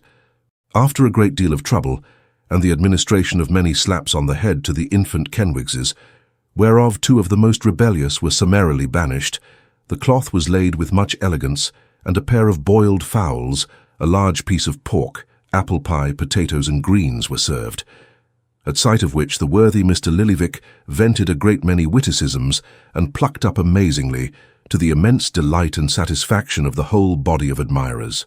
Very well and very fast the supper went off, no more serious difficulties occurring than those which arose from the incessant demand for clean knives and forks, which made poor Mrs. Kenwigs wish more than once that private society adopted the principle of schools, and required that every guest should bring his own knife, fork, and spoon, which doubtless would be a great accommodation in many cases, and to no one more so than to the lady and gentleman of the house, especially if the school principle were carried out to the full extent, and the articles were expected, as a matter of delicacy, not to be taken away again.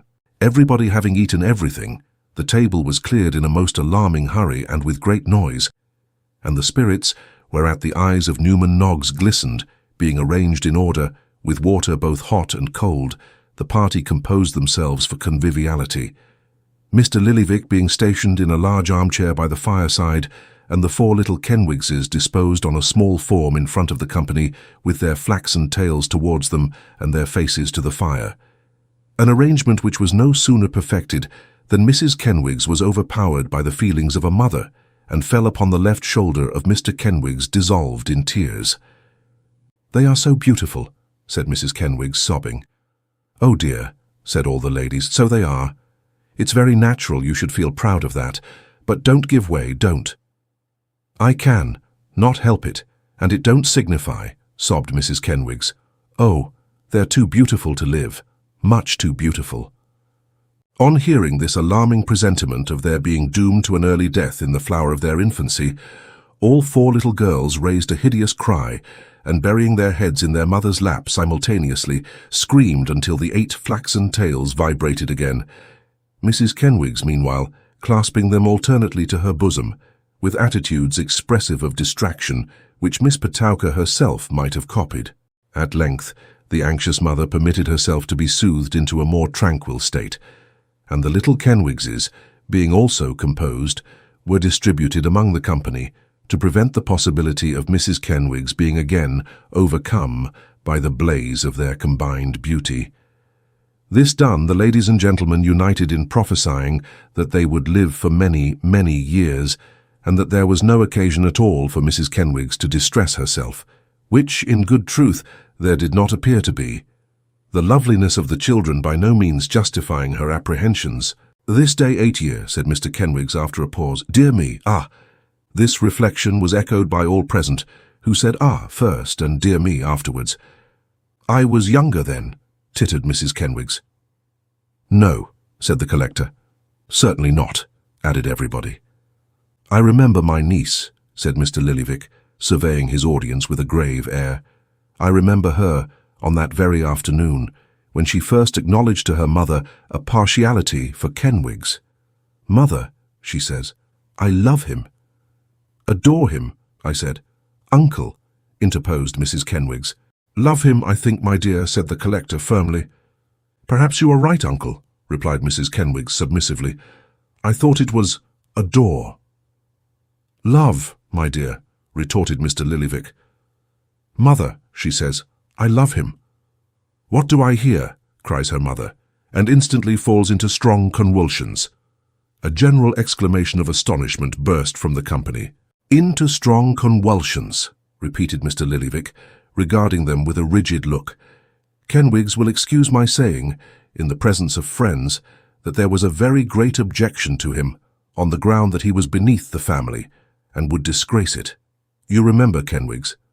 "Certainly," replied that gentleman, in no way displeased at the reminiscence, inasmuch as it proved beyond all doubt what a high family Mrs. Kenwigs came of. "I shared in that feeling," said Mr. Lillyvick. "Perhaps it was natural, perhaps it wasn't." A gentle murmur seemed to say that in one of Mr. Lillyvick's station the objection was not only natural but highly praiseworthy. "I came round to him in time," said Mr. Lillyvick. "After they were married, and there was no help for it, I was one of the first to say that Kenwigs must be taken notice of.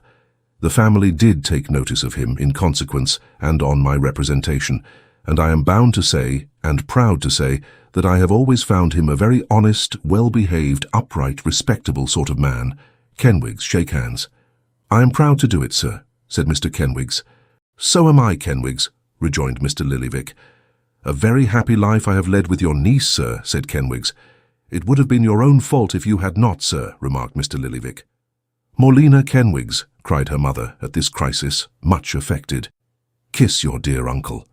The young lady did as she was requested, and the 3 other little girls were successively hoisted up to the collector's countenance and subjected to the same process, which was afterwards repeated on them by the majority of those present. "Oh dear, Mrs. Kenwigs," said Miss Petowker, "while Mr. Noggs is making that punch to drink happy returns in, do let Morlena go through that figure dance before Mr. Lillyvick." "No, no, my dear," replied Mrs. Kenwigs. "It will only worry my uncle." "It can't worry him, I am sure," said Miss Petowker. "You will be very much pleased, won't you, sir?" "That I am sure I shall," replied the collector, glancing at the punch-mixer. "Well, then, I'll tell you what," said Mrs. Kenwigs. "Morlena shall do the steps if uncle can persuade Miss Petowker to recite us the blood drinker's burial afterwards." There was a great clapping of hands and stamping of feet at this proposition, the subject whereof gently inclined her head several times in acknowledgment of the reception. "You know," said Miss Petowker reproachfully, "that I dislike doing anything professional in private parties." "Oh, but not here," said Mrs. Kenwigs. "We are all so very friendly and pleasant that you might as well be going through it in your own room. Besides, the occasion—" "I can't resist that," interrupted Miss Petowker. "Anything in my humble power I shall be delighted to do." Mrs. Kenwigs and Miss Petowker had arranged a small programme of the entertainments between them, of which this was the prescribed order, but they had settled to have a little pressing on both sides, because it looked more natural. The company being all ready, Miss Petowker hummed a tune and Morlena danced a dance, having previously had the soles of her shoes chalked with as much care as if she were going on the tightrope. It was a very beautiful figure, comprising a great deal of work for the arms, and was received with unbounded applause. "If I was blessed with a child," said Miss Petowker, blushing, "of such genius as that, I would have her out at the opera instantly." Mrs. Kenwigs sighed and looked at Mr. Kenwigs, who shook his head and observed that he was doubtful about it. "Kenwigs is afraid," said Mrs. K. "What of?" inquired Miss Petowker. "Not of her failing?" "Oh, no," replied Mrs. Kenwigs. "But if she grew up what she is now, only think of the young dukes and marquises." "Very right," said the collector. "Still," submitted Miss Petowker, "if she took a proper pride in herself, you know—" "There's a good deal in that," observed Mrs. Kenwigs, looking at her husband. "I only know," faltered Miss Petowker, "it may be no rule to be sure, but I have never found any inconvenience or unpleasantness of that sort." Mr. Kenwigs, with becoming gallantry, said that settled the question at once, and that he would take the subject into his serious consideration. This being resolved upon, Miss Petowker was entreated to begin the blood drinker's burial, to which end that young lady let down her back hair, and taking up her position at the other end of the room, with the bachelor friend posted in a corner, to rush out at the queue in death expire, and catch her in his arms when she died raving mad, went through the performance with extraordinary spirit, and to the great terror of the little Kenwigses, who were all but frightened into fits. The ecstasies consequent upon the effort had not yet subsided, and Newman, who had not been thoroughly sober at so late an hour for a long, long time, had not yet been able to put in a word of announcement that the punch was ready, when a hasty knock was heard at the room door, which elicited a shriek from Mrs. Kenwigs, who immediately divined that the baby had fallen out of bed. "Who is that?" demanded Mr. Kenwigs sharply. "Don't be alarmed, it's only me," said Crowle, looking in his nightcap. "The baby is very comfortable, for I peeped into the room as I came down, and it's fast asleep, and so is the girl, and I don't think the candle will set fire to the bed curtain unless a draught was to get into the room. It's Mr. Noggs that's wanted." "Me!" cried Newman, much astonished. "Why, it is a queer hour, isn't it?" replied Crowle, who was not best pleased at the prospect of losing his fire. "And they are queer-looking people too, all covered with rain and mud. Shall I tell them to go away?" "No," said Newman, rising. "People? How many?" "2," rejoined Crowle. "Want me? By name?" asked Newman. "By name," replied Crowle. "Mr. Newman Noggs, as pat as need be." Newman reflected for a few seconds, and then hurried away, muttering that he would be back directly. He was as good as his word, for in an exceedingly short time he burst into the room, and seizing, without a word of apology or explanation, a lighted candle and tumbler of hot punch from the table, darted away like a madman. "What the deuce is the matter with him?" exclaimed Crowle, throwing the door open. "Hark, is there any noise above?" The guests rose in great confusion, and, looking in each other's faces with much perplexity and some fear, stretched their necks forward and listened attentively. Chapter 15 acquaints the reader with the cause and origin of the interruption described in the last chapter, and with some other matters necessary to be known. Newman Noggs scrambled in violent haste upstairs with the steaming beverage, which he had so unceremoniously snatched from the table of Mr. Kenwigs, and indeed from the very grasp of the water-rate collector, who was eyeing the contents of the tumbler at the moment of its unexpected abstraction, with lively marks of pleasure visible in his countenance. He bore his prize straight to his own back garret, where, footsore and nearly shoeless, wet, dirty, jaded, and disfigured with every mark of fatiguing travel, sat Nicholas and Smike, at once the cause and partner of his toil, both perfectly worn out by their unwonted and protracted exertion. Newman's first act was to compel Nicholas, with gentle force, to swallow half of the punch at a breath, nearly boiling as it was, and his next, to pour the remainder down the throat of Smike, who, never having tasted anything stronger than a prurient medicine in his whole life, exhibited various odd manifestations of surprise and delight during the passage of the liquor down his throat, and turned up his eyes most emphatically when it was all gone. "How you are wet through," said Newman, passing his hand hastily over the coat which Nicholas had thrown off. "And I haven't even a change," he added, with a wistful glance at the shabby clothes he wore himself. "I have dry clothes, or at least such as will serve my turn well in my bundle," replied Nicholas. "If you look so distressed to see me, you will add to the pain I feel already at being compelled for one night to cast myself upon your slender means for aid and shelter." Newman did not look the less distressed to hear Nicholas talking in this strain, but, upon his young friend grasping him heartily by the hand and assuring him that nothing but implicit confidence in the sincerity of his professions and kindness of feeling towards himself would have induced him, on any consideration, even to have made him acquainted with his arrival in London, Mr. Noggs brightened up again and went about making such arrangements as were in his power for the comfort of his visitors, with extreme alacrity. These were simple enough, poor Newman's means halting at a very considerable distance short of his inclinations, but, slight as they were not made without much bustling and running about.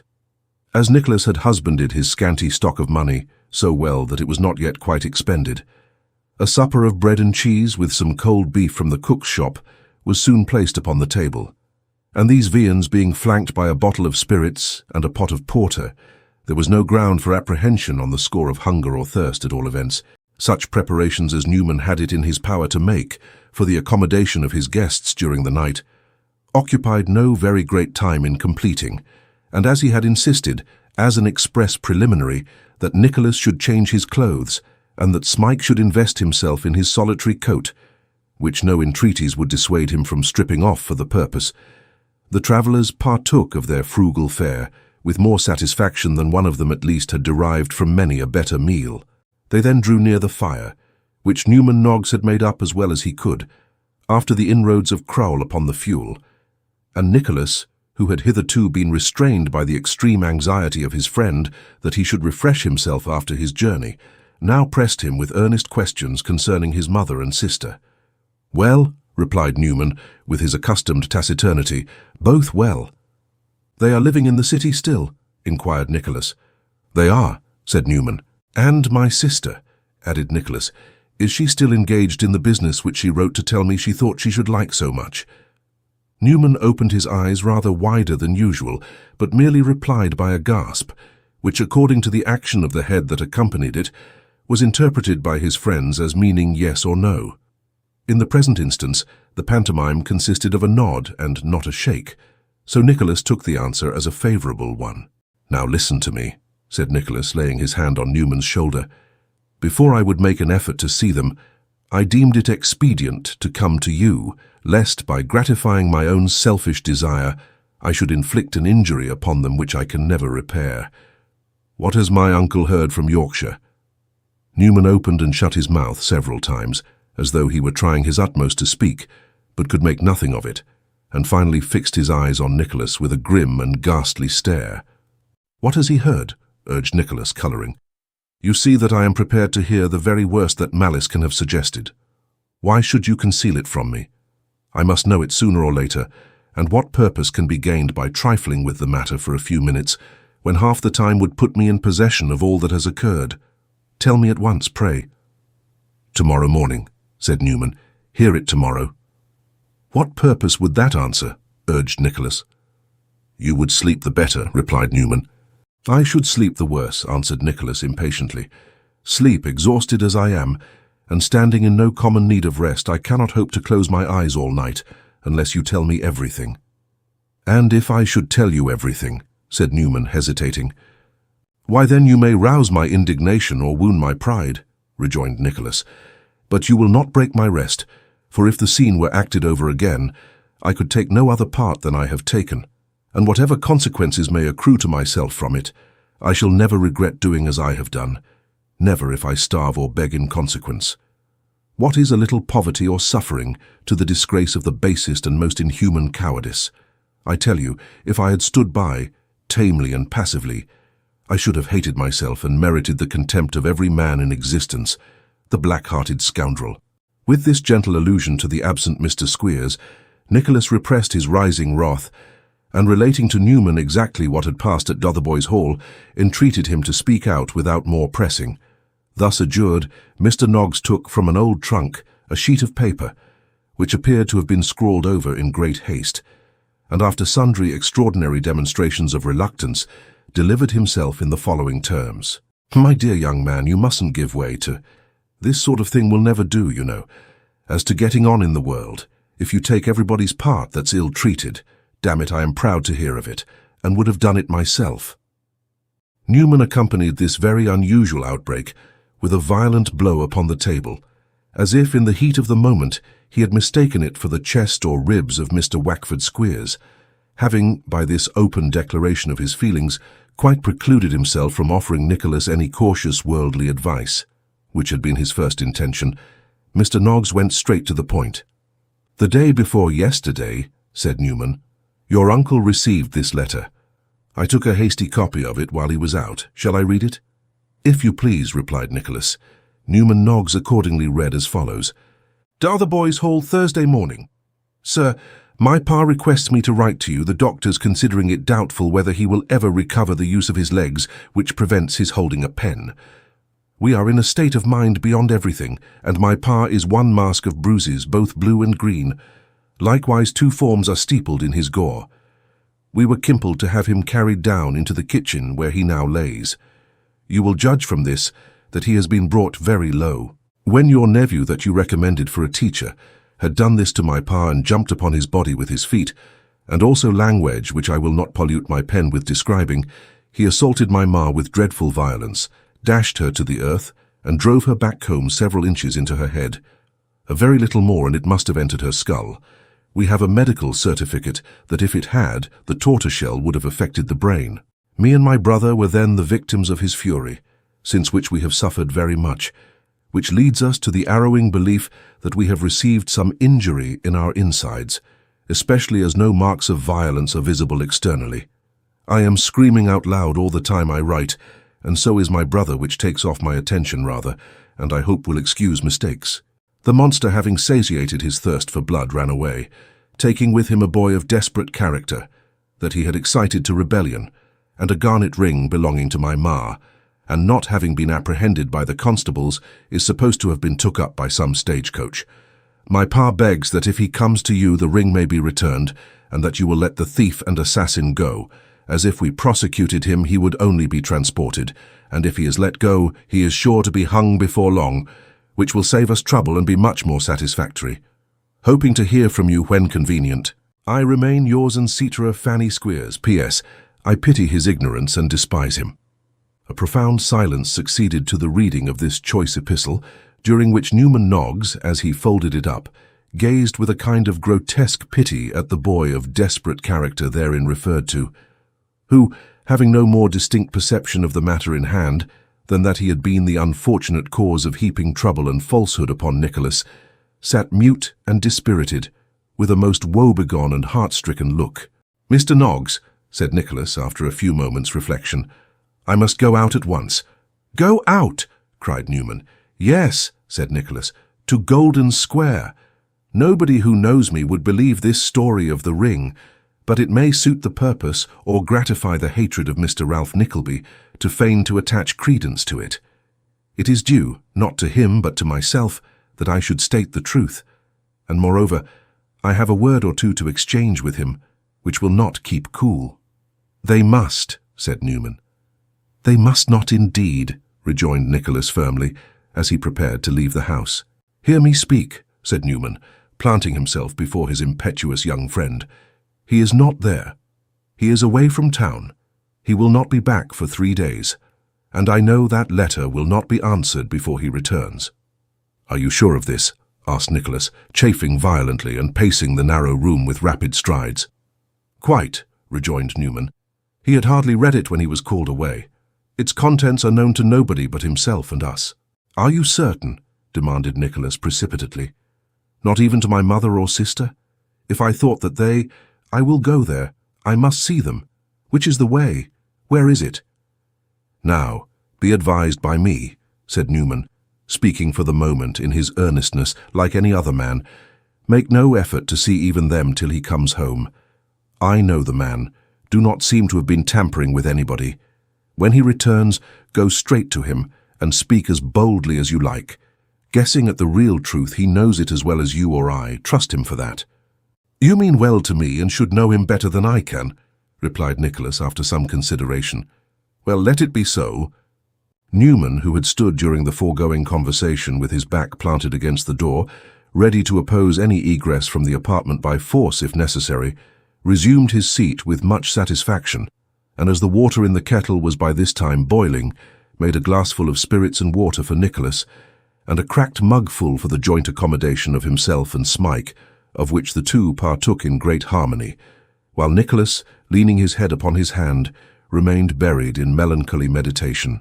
Meanwhile, the company below stairs, after listening attentively and not hearing any noise which would justify them in interfering for the gratification of their curiosity, returned to the chamber of the Kenwigses, and employed themselves in hazarding a great variety of conjectures relative to the cause of Mr. Noggs's sudden disappearance and detention.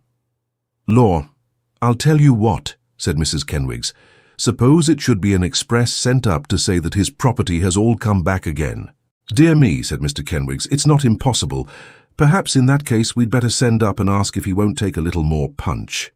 "Kenwigs," said Mr. Lillyvick in a loud voice, "I'm surprised at you."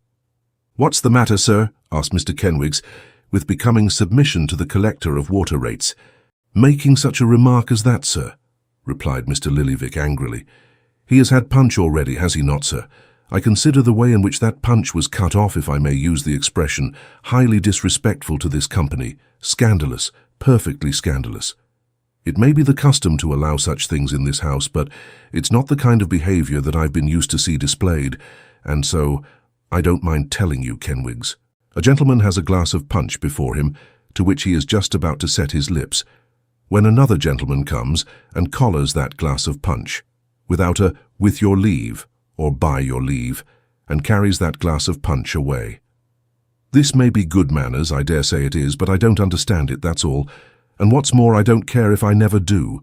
It's my way to speak my mind, Kenwigs, and that is my mind, and if you don't like it, it's past my regular time for going to bed, and I can find my way home without making it later.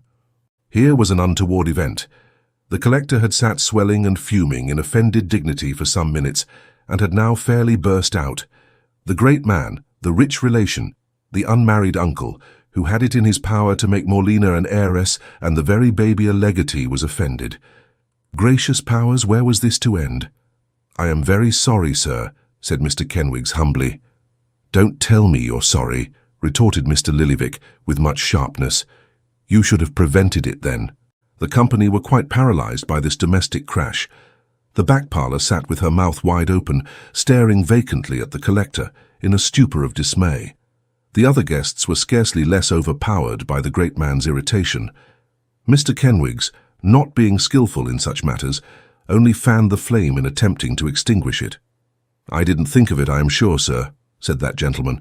"I didn't suppose that such a little thing as a glass of punch would have put you out of temper." "Out of temper? What the devil do you mean by that piece of impertinence, Mr. Kenwigs?" said the collector. "Morlina, child, give me my hat." "Oh, you're not going, Mr. Lillyvick, sir," interposed Miss Petowker with her most bewitching smile. But still Mr. Lillyvick, regardless of the siren, cried obdurately, "Morlina, my hat!" Upon the fourth repetition of which demand, Mrs. Kenwigs sunk back in her chair with a cry that might have softened a water-butt, not to say a water-collector, while the four little girls, privately instructed to that effect, clasped their uncle's drab shorts in their arms and prayed him in imperfect English to remain. "Why should I stop here, my dears?" said Mr. Lillyvick. "I'm not wanted here." "Oh, do not speak so cruelly, uncle," sobbed Mrs. Kenwigs, "unless you wish to kill me." "I shouldn't wonder if some people were to say I did," replied Mr. Lillyvick, glancing angrily at Kenwigs. "Out of temper." "Oh, I cannot bear to see him look so at my husband," cried Mrs. Kenwigs. "It's so dreadful in families. Oh." "Mr. Lillyvick," said Kenwigs, "I hope for the sake of your niece that you won't object to be reconciled." The collector's features relaxed as the company added their entreaties to those of his nephew-in-law. He gave up his hat and held out his hand. "There, Kenwigs," said Mr. Lillyvick, "and let me tell you, at the same time, to show you how much out of temper I was, that if I had gone away without another word, it would have made no difference respecting that £1 or £2 which I shall leave among your children when I die." "Morlina Kenwigs," cried her mother in a torrent of affection, "go down upon your knees to your dear uncle, and beg him to love you all his life through, for he's more an angel than a man, and I've always said so." Miss Morlina, approaching to do homage in compliance with this injunction, was summarily caught up and kissed by Mr. Lillyvick, and thereupon Mrs. Kenwigs darted forward and kissed the collector, and an irrepressible murmur of applause broke from the company who had witnessed his magnanimity. The worthy gentleman then became once more the life and soul of the society, being again reinstated in his old post of lion, from which high station the temporary distraction of their thoughts had for a moment dispossessed him. Quadruped lions are said to be savage only when they are hungry. Biped lions are rarely sulky, longer than when their appetite for distinction remains unappeased.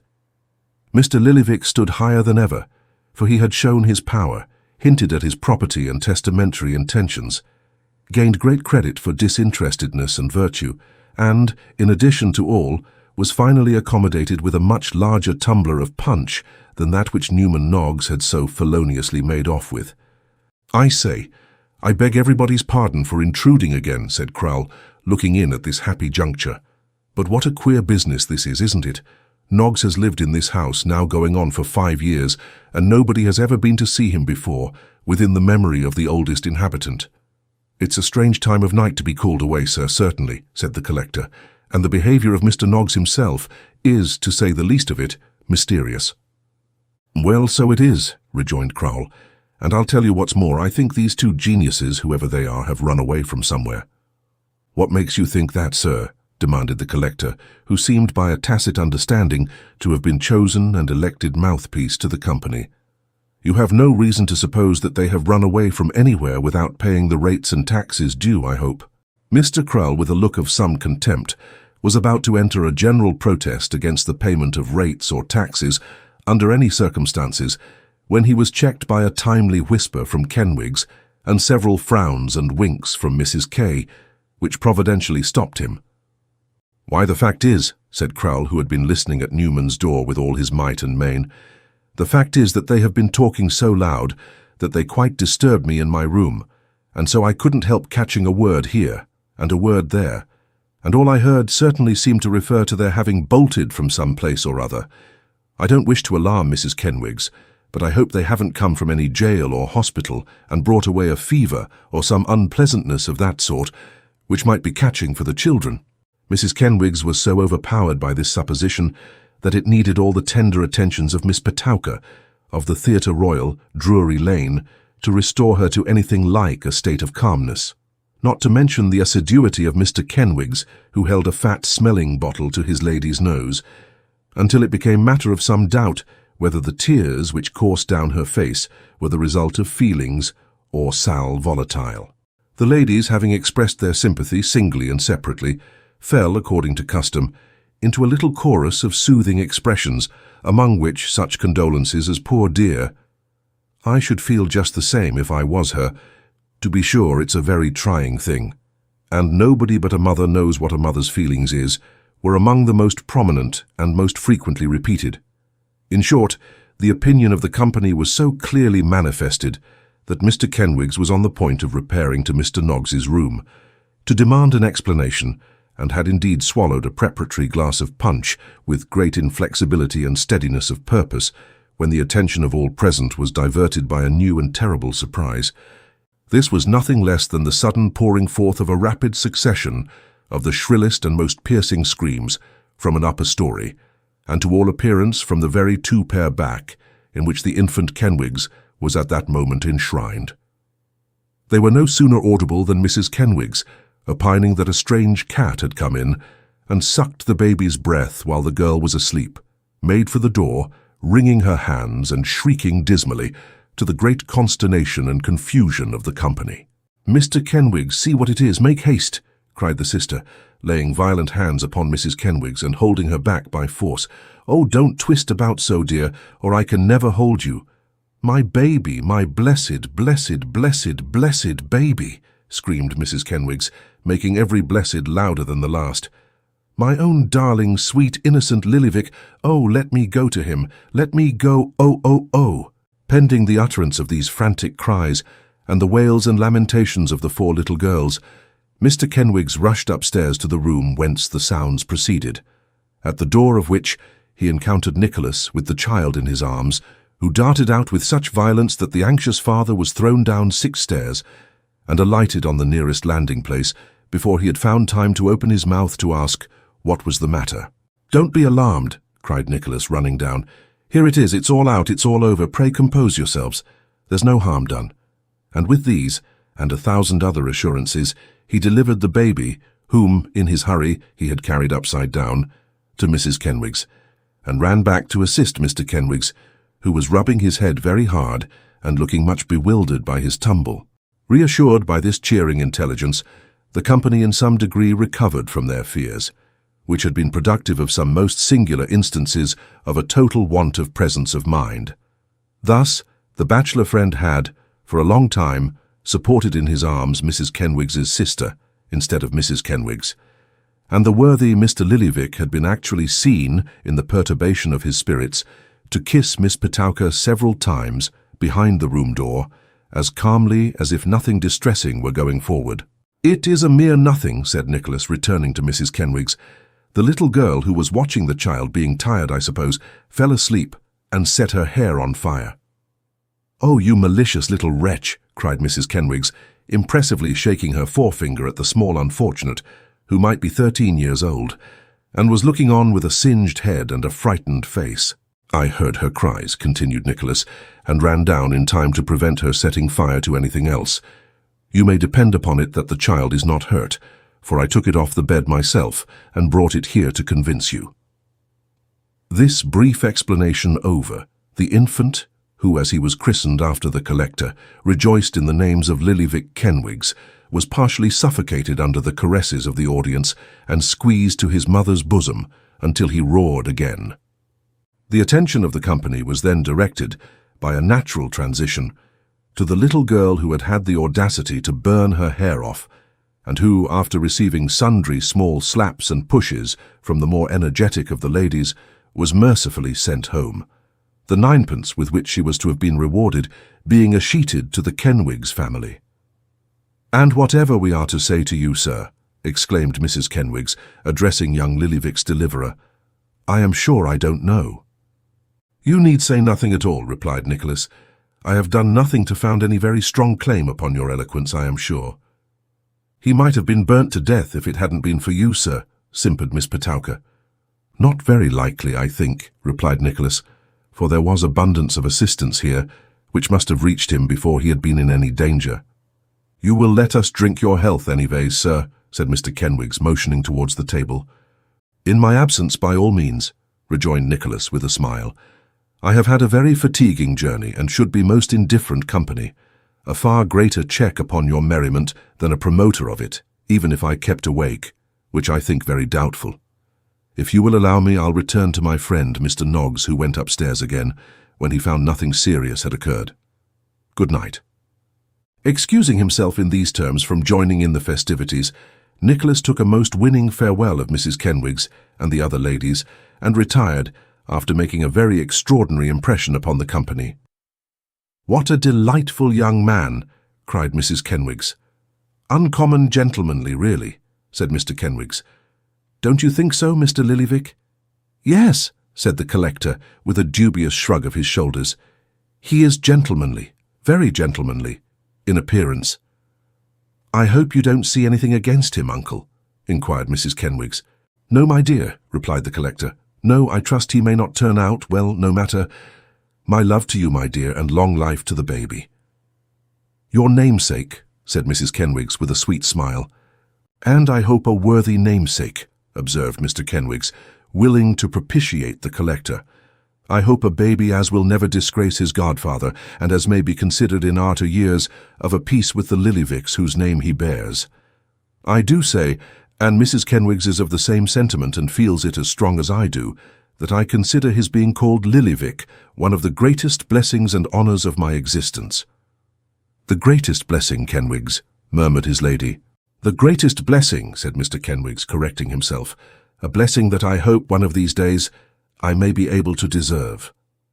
This was a politic stroke of the Kenwigses, because it made Mr. Lillyvick the great head and fountain of the baby's importance. The good gentleman felt the delicacy and dexterity of the touch, and at once proposed the health of the gentleman, name unknown, who had signalized himself that night by his coolness and alacrity. "Who, I don't mind saying," observed Mr. Lillyvick as a great concession, "is a good-looking young man enough with manners that I hope his character may be equal to." "He has a very nice face and style, really," said Mrs. Kenwigs. "He certainly has," added Miss Petowker. "There's something in his appearance quite dear, what's that word again?" "What word?" inquired Mr. Lillyvick. "Why, dear me, how stupid I am," replied Miss Petowker, hesitating. "What do you call it when lords break off door-knockers and beat policemen and play at coaches with other people's money, and all that sort of thing?" "Aristocratic," suggested the collector. "Ah, aristocratic," replied Miss Petowker. "Something very aristocratic about him, isn't there?" The gentlemen held their peace and smiled at each other, as who should say, well, there's no accounting for tastes. But the ladies resolved unanimously that Nicholas had an aristocratic air, and nobody caring to dispute the position, it was established triumphantly.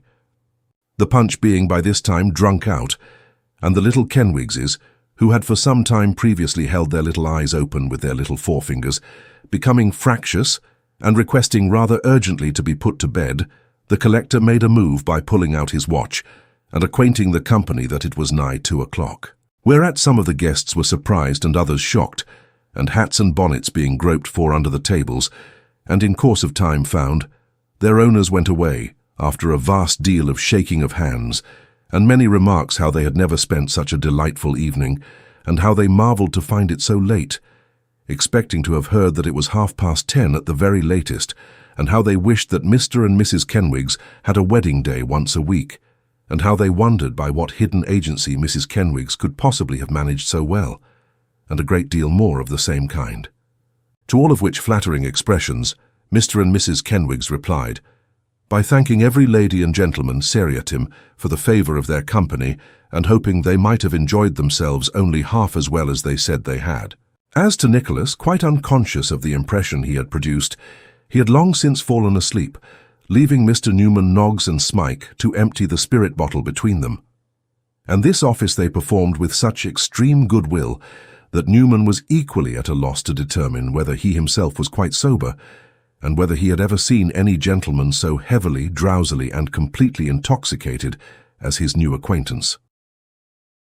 Chapter 16. Nicholas seeks to employ himself in a new capacity, and being unsuccessful accepts an engagement as tutor in a private family. The first care of Nicholas next morning was to look after some room in which, until better times dawned upon him, he could contrive to exist, without trenching upon the hospitality of Newman Noggs, who would have slept upon the stairs with pleasure, so that his young friend was accommodated. The vacant apartment to which the bill in the parlour window bore reference appeared on inquiry to be a small back room on the second floor, reclaimed from the leads and overlooking a soot-bespeckled prospect of tiles and chimney-pots. For the letting of this portion of the house from week to week, on reasonable terms, the parlour lodger was empowered to treat, he being deputed by the landlord to dispose of the rooms as they became vacant, and to keep a sharp lookout that the lodgers didn't run away, as a means of securing the punctual discharge of which last service he was permitted to live rent-free, lest he should at any time be tempted to run away himself.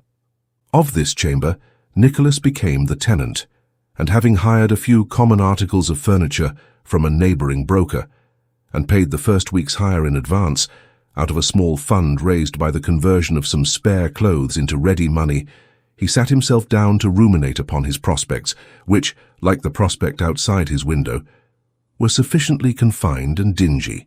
As they by no means improved on better acquaintance, and as familiarity breeds contempt, he resolved to banish them from his thoughts by dint of hard walking. So, taking up his hat, and leaving poor Smike to arrange and rearrange the room with as much delight as if it had been the costliest palace, he betook himself to the streets and mingled with the crowd which thronged them. Although a man may lose a sense of his own importance when he is a mere unit among a busy throng, all utterly regardless of him, it by no means follows that he can dispossess himself, with equal facility, of a very strong sense of the importance and magnitude of his cares. The unhappy state of his own affairs was the one idea which occupied the brain of Nicholas. Walk as fast as he would, and when he tried to dislodge it by speculating on the situation and prospects of the people who surrounded him, he caught himself, in a few seconds, contrasting their condition with his own, and gliding almost imperceptibly back into his old train of thought again. Occupied in these reflections, as he was making his way along one of the great public thoroughfares of London, he chanced to raise his eyes to a blue board, whereon was inscribed in characters of gold, General Agency Office. For places and situations of all kinds inquire within.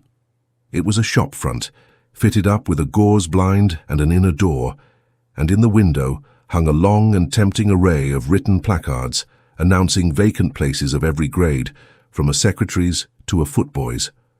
Nicholas halted instinctively before this temple of promise and ran his eye over the capital text openings in life which were so profusely displayed. When he had completed his survey, he walked on a little way, and then back, and then on again. At length, after pausing irresolutely several times before the door of the General Agency Office, he made up his mind, and stepped in. He found himself in a little floor-clothed room, with a high desk railed off in one corner, behind which sat a lean youth with cunning eyes and a protruding chin, whose performances in capital text darkened the window. He had a thick ledger lying open before him, and with the fingers of his right hand inserted between the leaves, and his eyes fixed on a very fat old lady in a mob cap, evidently the proprietress of the establishment, who was airing herself at the fire, seemed to be only waiting her directions to refer to some entries contained within its rusty clasps.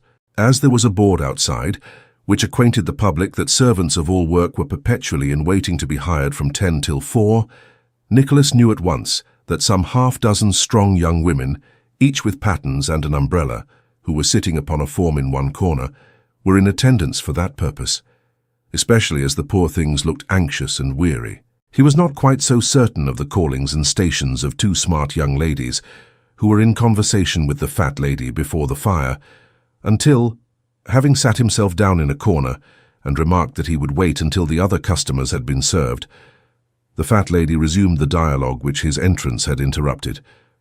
"Cook, Tom," said the fat lady, still airing herself as aforesaid. "Cook," said Tom, turning over some leaves of the ledger. "Well, read out an easy place or two," said the fat lady. "Pick out very light ones, if you please, young man," interposed a genteel female in shepherd's plaid boots, who appeared to be the client. "Mrs. Marker," said Tom, reading. "Russell Place, Russell Square, offers 18 guineas, tea and sugar found. 2 in family and see very little company.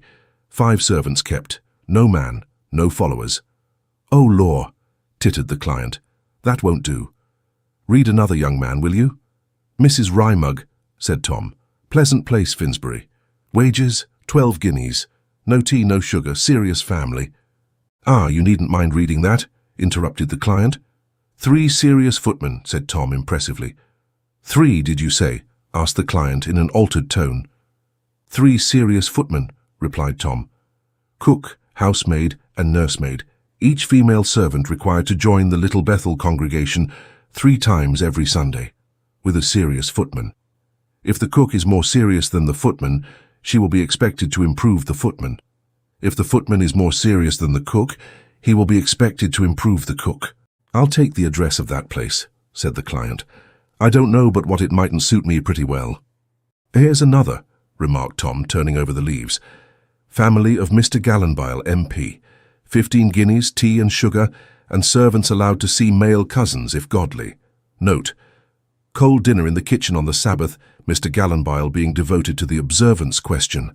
No victuals whatever cooked on the Lord's Day, with the exception of dinner for Mr. and Mrs. Gallanbile, which, being a work of piety and necessity, is exempted. Mr. Gallanbile dines late on the day of rest, in order to prevent the sinfulness of the cook's dressing herself." "I don't think that'll answer as well as the other," said the client after a little whispering with her friend. "I'll take the other direction, if you please, young man. I can but come back again, if it don't do." Tom made out the address, as requested, and the genteel client, having satisfied the fat lady with a small fee meanwhile, went away accompanied by her friend.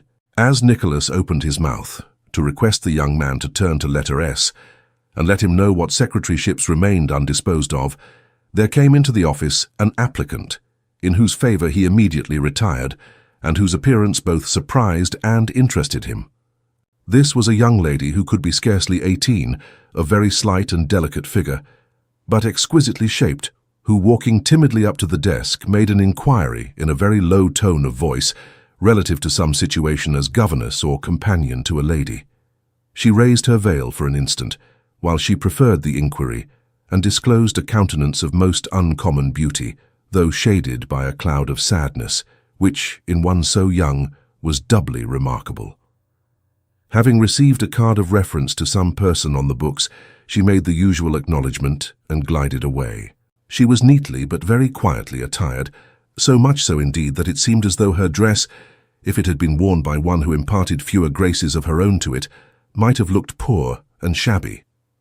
Her attendant, for she had one, was a red-faced, round-eyed, slovenly girl, who, from a certain roughness about the bare arms that peeped from under her draggled shawl, and the half-washed-out traces of smut and blacklead which tattooed her countenance, was clearly of a kin with the servants of all work on the form, between whom and herself there had passed various grins and glances, indicative of the freemasonry of the craft.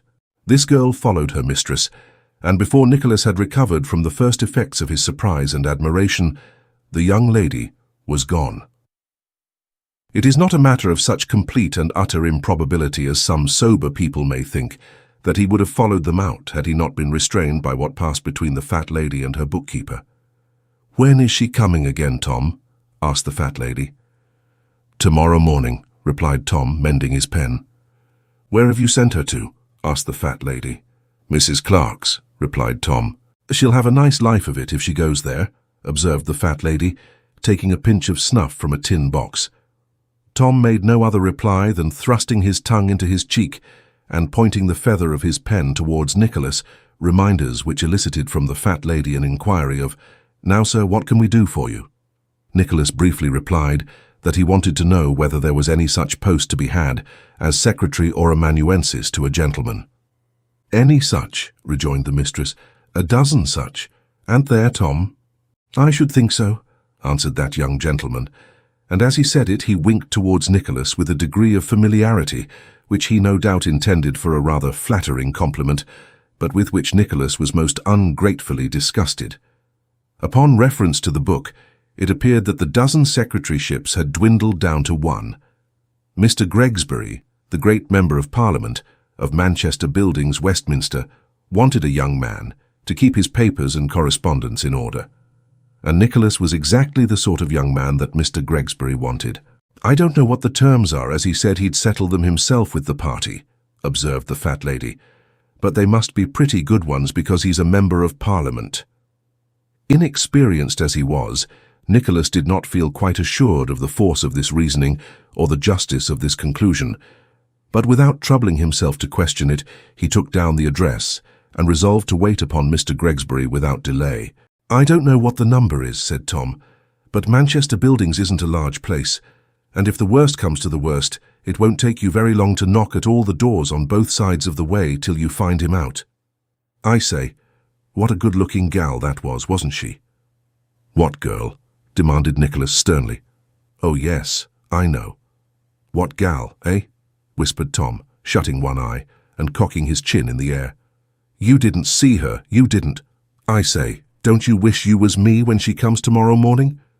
Nicholas looked at the ugly clerk, as if he had a mind to reward his admiration of the young lady by beating the ledger about his ears, but he refrained and strode haughtily out of the office, setting at defiance, in his indignation, those ancient laws of chivalry, which not only made it proper and lawful for all good knights to hear the praise of the ladies to whom they were devoted, but rendered it incumbent upon them to roam about the world and knock at head all such matter-of-fact and unpoetical characters as declined to exalt above all the earth damsels whom they had never chanced to look upon or hear of, as if that were any excuse.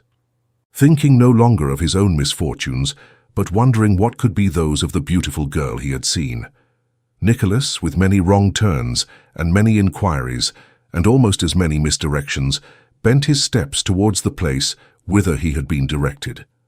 Within the precincts of the ancient city of Westminster, and within half a quarter of a mile of its ancient sanctuary, is a narrow and dirty region, the sanctuary of the smaller members of Parliament in modern days. It is all comprised in one street of gloomy lodging-houses, from whose windows in vacation time there frown long melancholy rows of bills, which say, as plainly as did the countenances of their occupiers, ranged on ministerial and opposition benches, in the session which slumbers with its fathers, to let, to let. In busier periods of the year, these bills disappear, and the houses swarm with legislators. There are legislators in the parlours, in the first floor, in the second, in the third, in the garrets. The small apartments reek with the breath of deputations and delegates. In damp weather, the place is rendered close by the steams of moist acts of Parliament and frowsy petitions. General postmen grow faint as they enter its infected limits, and shabby figures in quest of francs flit restlessly to and fro like the troubled ghosts of complete letter-writers departed. This is Manchester Buildings, and here at all hours of the night may be heard the rattling of latchkeys in their respective keyholes, with now and then, when a gust of wind sweeping across the water which washes the building's feet impels the sound towards its entrance, the weak, shrill voice of some young member practicing tomorrow's speech. All the livelong day, There is a grinding of organs and clashing and clanging of little boxes of music. For Manchester Buildings is an eel pot, which has no outlet but its awkward mouth, a case bottle which has no thoroughfare, and a short and narrow neck, and in this respect it may be typical of the fate of some few among its more adventurous residents, who, after wriggling themselves into Parliament by violent efforts and contortions, find that it too is no thoroughfare for them. That, like Manchester Buildings, it leads to nothing beyond itself, and that they are fain at last to back out, no wiser, no richer, not one whit more famous than they went in. Into Manchester Buildings. Nicholas turned with the address of the great Mr. Gregsbury in his hand.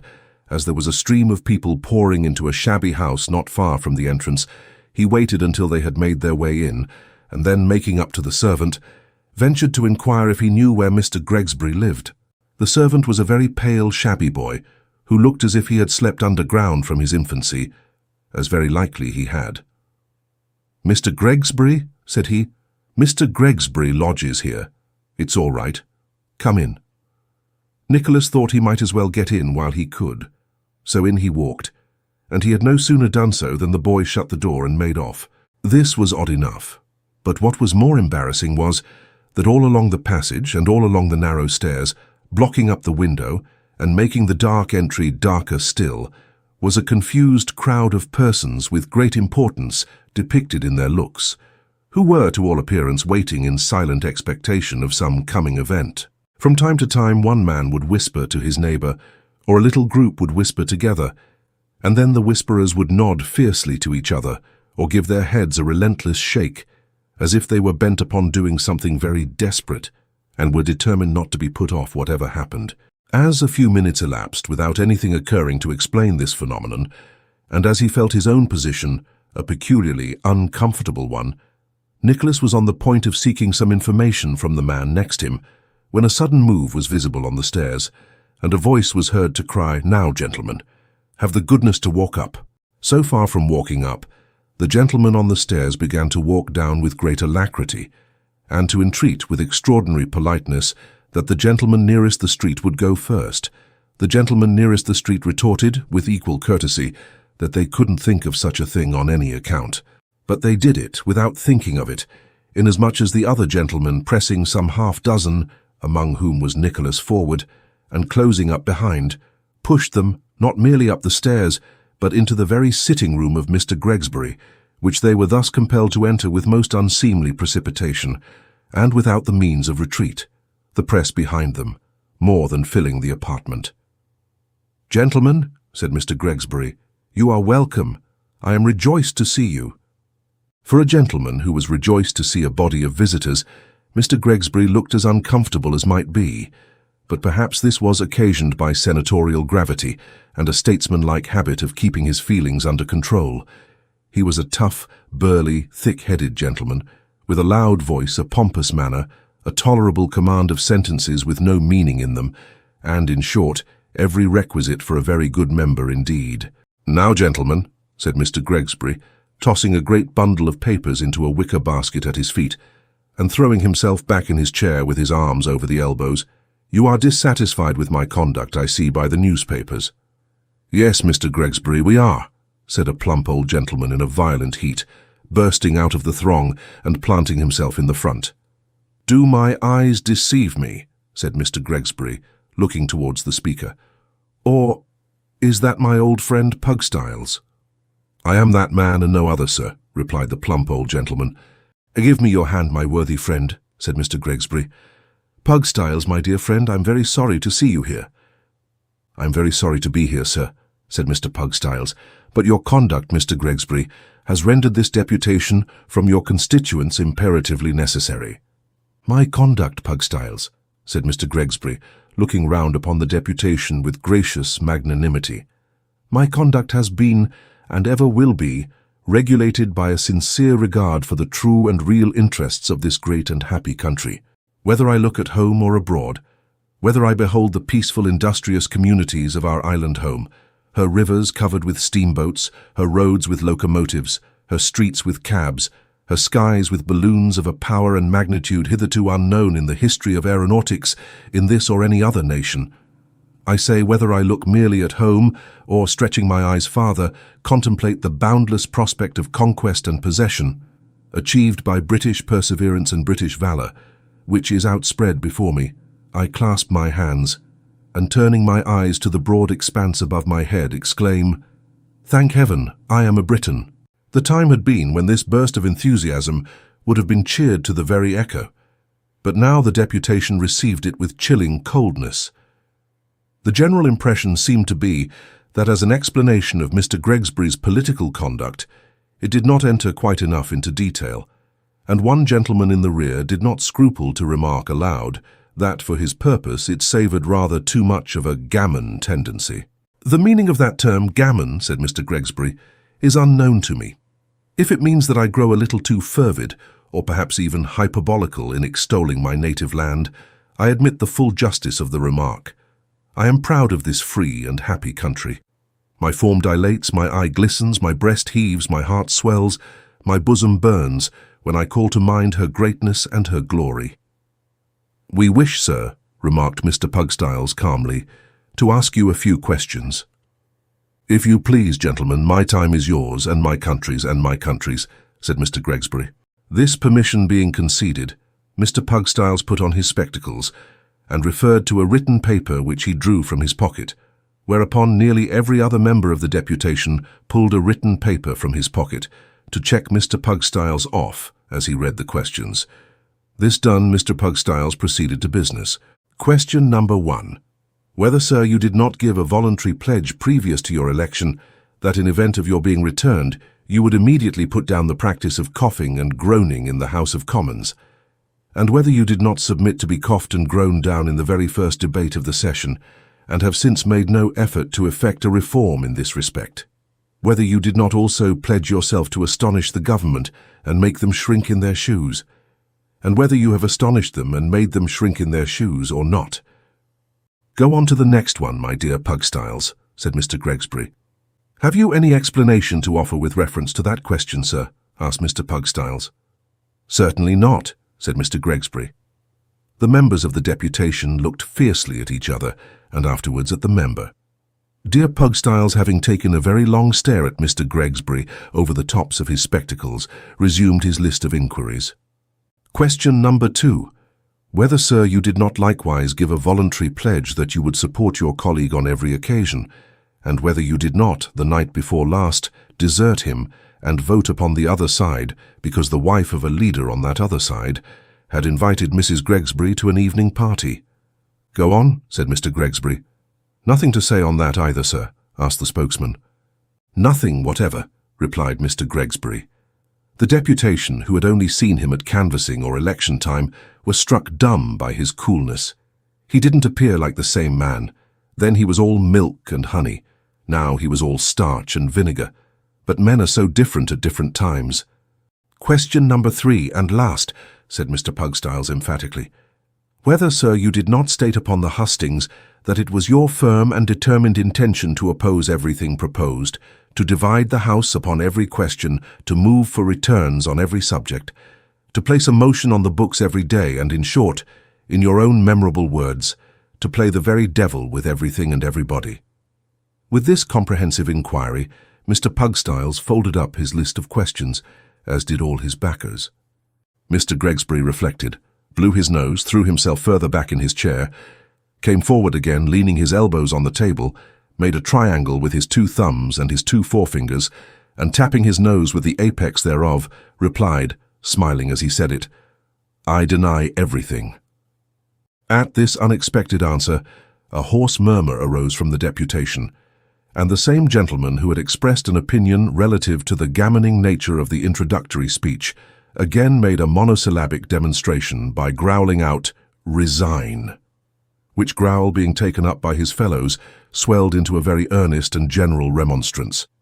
"I am requested, sir, to express a hope," said Mr. Pugstyles with a distant bow, "that on receiving a requisition to that effect from a great majority of your constituents, you will not object at once to resign your seat in favour of some candidate whom they think they can better trust." To this Mr. Gregsbury read the following reply, which, anticipating the request, he had composed in the form of a letter, whereof copies had been made to send round to the newspapers. My dear Mr. Pugstyles, next to the welfare of our beloved island, this great and free and happy country, whose powers and resources are, I sincerely believe, illimitable, I value that noble independence which is an Englishman's proudest boast, and which I fondly hope to bequeath to my children, untarnished and unsullied, actuated by no personal motives, but moved only by high and great constitutional considerations, which I will not attempt to explain, for they are really beneath the comprehension of those who have not made themselves masters, as I have, of the intricate and arduous study of politics. I would rather keep my seat and intend doing so. Will you do me the favour to present my compliments to the constituent body and acquaint them with this circumstance? With great esteem, my dear Mr. Pugstyles, etc., etc.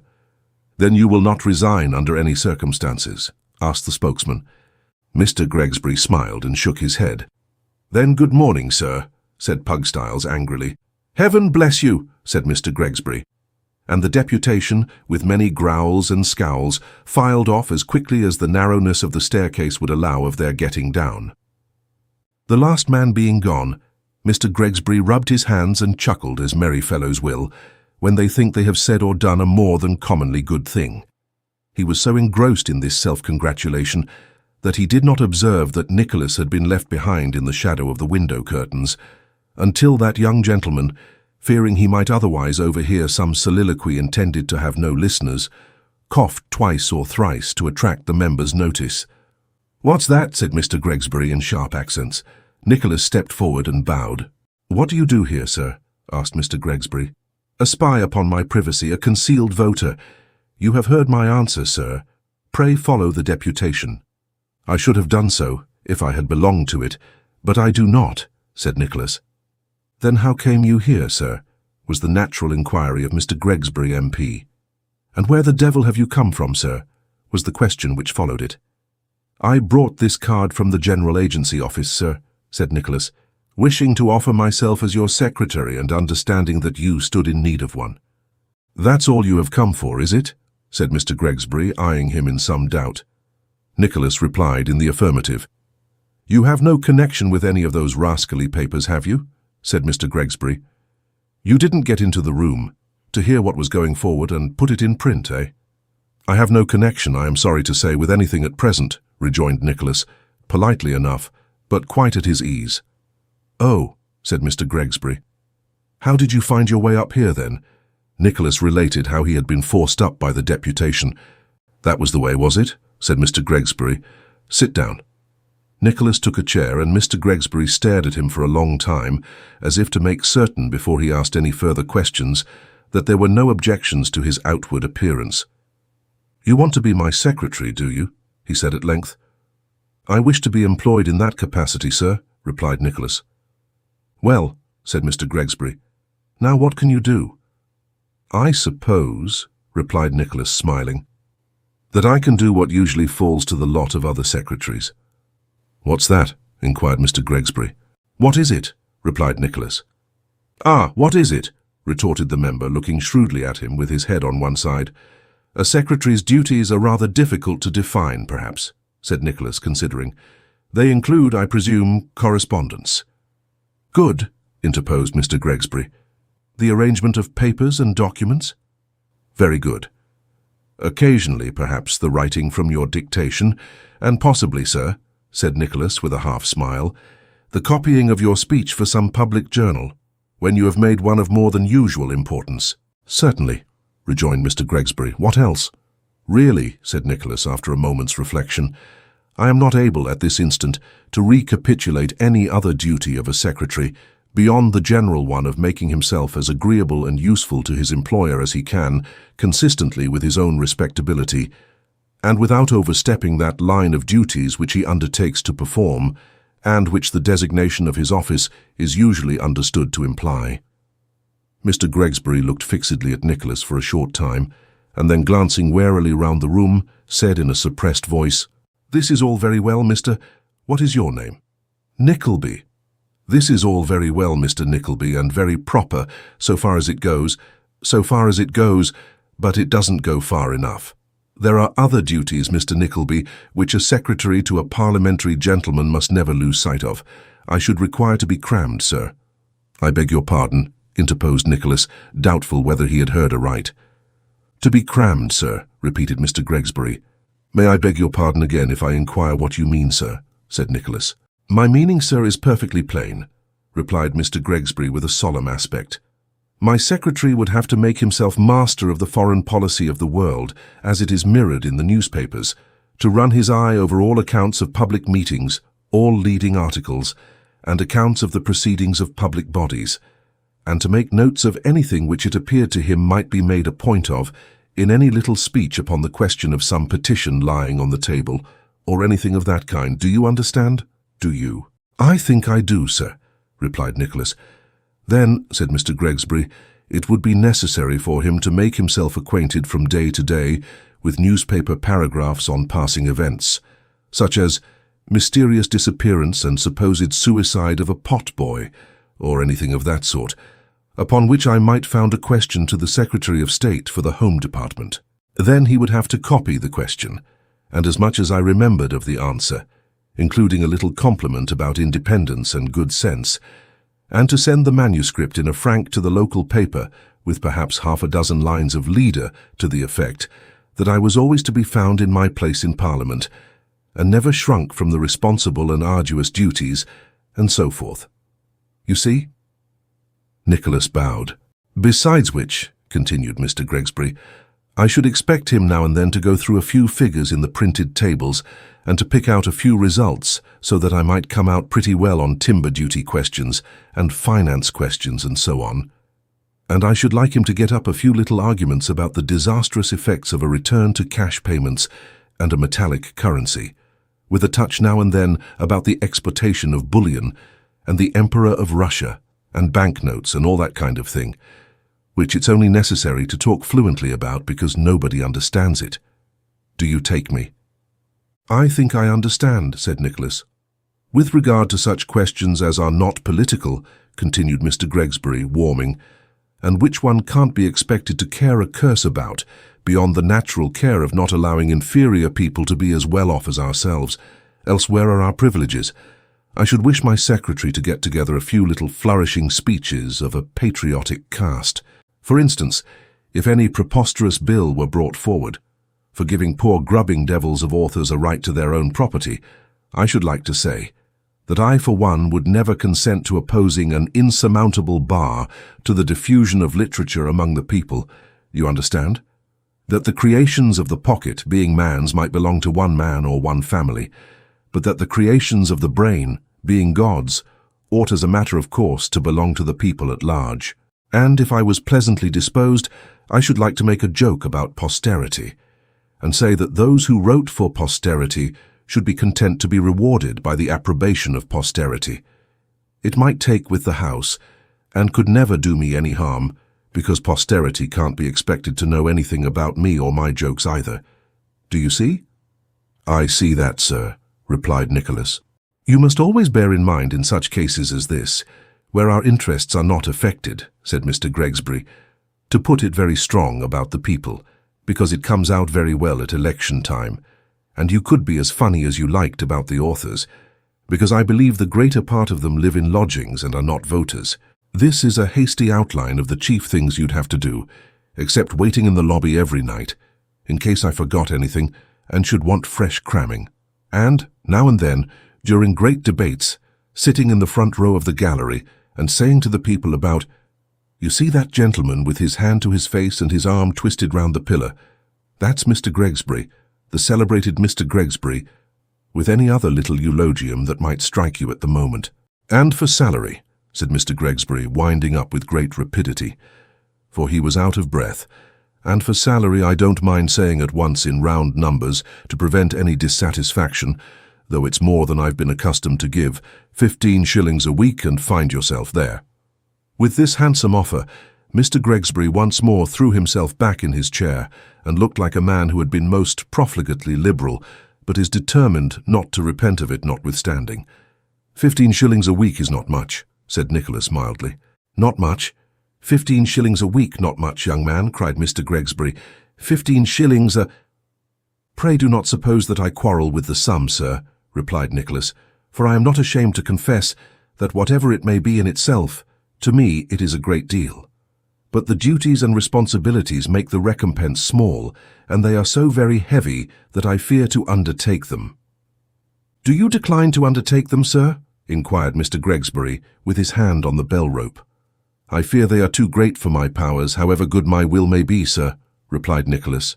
"That is as much as to say that you had rather not accept the place, and that you consider 15 shillings a week too little," said Mr. Gregsbury, ringing. "Do you decline it, sir?" "I have no alternative but to do so," replied Nicholas. "Door, Matthews," said Mr. Gregsbury as the boy appeared. "I am sorry I have troubled you unnecessarily, sir," said Nicholas. "I am sorry you have," rejoined Mr. Gregsbury, turning his back upon him. "Door, Matthews." "Good morning, sir," said Nicholas. "Door, Matthews," cried Mr. Gregsbury. The boy beckoned Nicholas, and tumbling lazily downstairs before him, opened the door and ushered him into the street. With a sad and pensive air, he retraced his steps homewards. Smike had scraped a meal together from the remnant of last night's supper, and was anxiously awaiting his return. The occurrences of the morning had not improved Nicholas's appetite, and by him the dinner remained untasted. He was sitting in a thoughtful attitude, with the plate which the poor fellow had assiduously filled with the choicest morsels, untouched by his side, when Newman Noggs looked into the room. "Come back?" asked Newman. "Yes," replied Nicholas, "tired to death, and what is worse, might have remained at home for all the good I have done." "Couldn't expect to do much in one morning," said Newman. "Maybe so, but I am sanguine, and did expect," said Nicholas, "and am proportionately disappointed." Saying which, he gave Newman an account of his proceedings. "If I could do anything," said Nicholas, "anything, however slight, until Ralph Nickleby returns, and I have eased my mind by confronting him, I should feel happier. I should think it no disgrace to work, heaven knows. Lying indolently here, like a half-tamed, sullen beast, distracts me." "I don't know," said Newman. "Small things offer, they would pay the rent and more, but you wouldn't like them. No, you could hardly be expected to undergo it. No, no." "What could I hardly be expected to undergo?" asked Nicholas, raising his eyes. "Show me, in this wide waste of London, any honest means by which I could even defray the weekly hire of this poor room, and see if I shrink from resorting to them. Undergo. I have undergone too much, my friend, to feel pride or squeamishness now, except," added Nicholas hastily, after a short silence, "except such squeamishness as is common honesty, and so much pride as constitutes self-respect. I see little to choose between assistant to a brutal pedagogue, and toad-eater to a mean and ignorant upstart, be he member or no member." "I hardly know whether I should tell you what I heard this morning or not," said Newman. "Has it reference to what you said just now?" asked Nicholas. "It has." "Then in heaven's name, my good friend, tell it me," said Nicholas. "For God's sake, consider my deplorable condition, and while I promise to take no step without taking counsel with you, give me at least a vote in my own behalf." Moved by this entreaty, Newman stammered forth a variety of most unaccountable and entangled sentences, the upshot of which was that Mrs. Kenwigs had examined him at great length that morning, touching the origin of his acquaintance with, and the whole life, adventures, and pedigree of Nicholas. That Newman had parried these questions as long as he could, but being at length hard-pressed and driven into a corner, had gone so far as to admit that Nicholas was a tutor of great accomplishments, involved in some misfortunes which he was not at liberty to explain, and bearing the name of Johnson.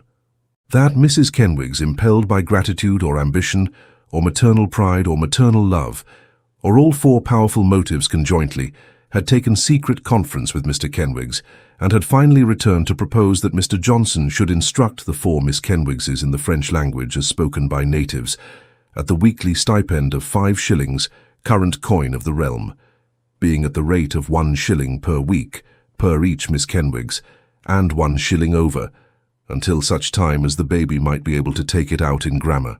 "Which, unless I am very much mistaken," observed Mrs. Kenwigs in making the proposition, "will not be very long. For such clever children, Mr. Noggs, never were born into this world, I do believe." "There," said Newman, "that's all. It's beneath you, I know, but I thought that perhaps you might," cried Nicholas with great alacrity. "Of course I shall.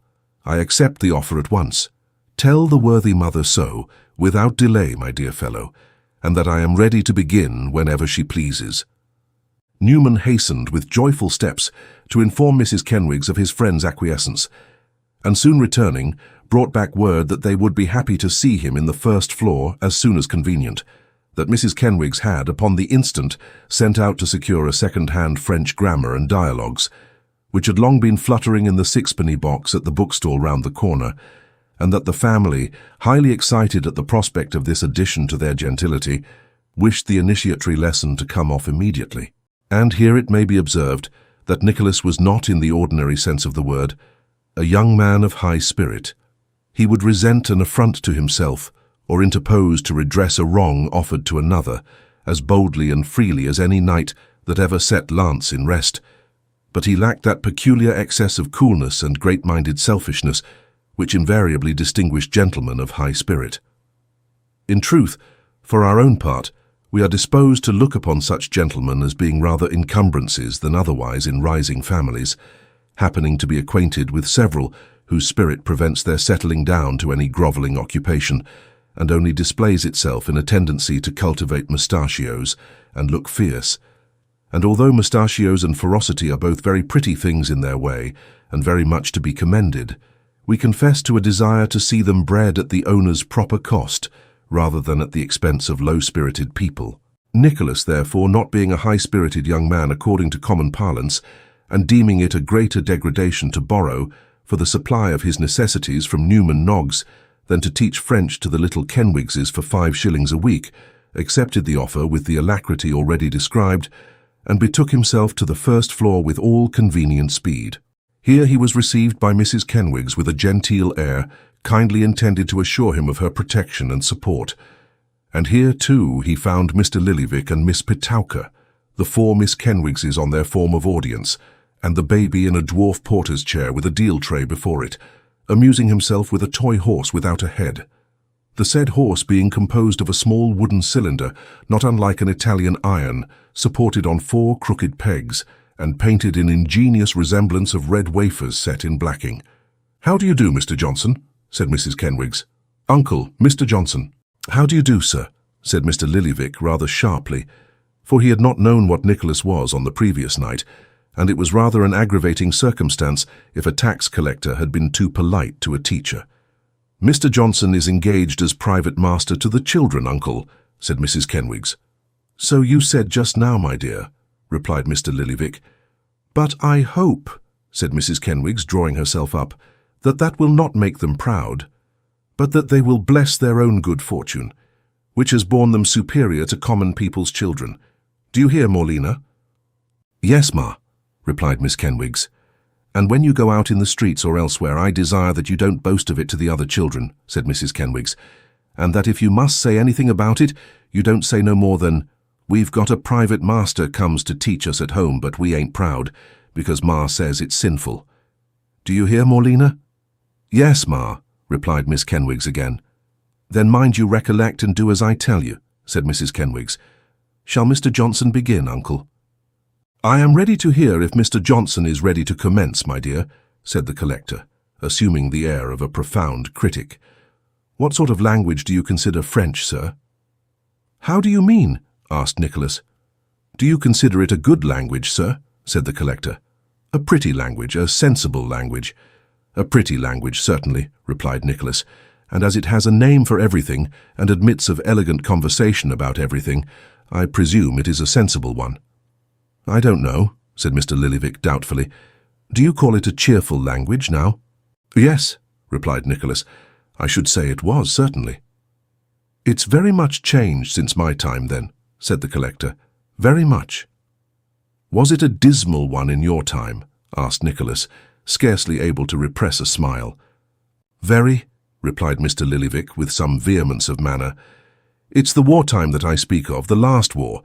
It may be a cheerful language.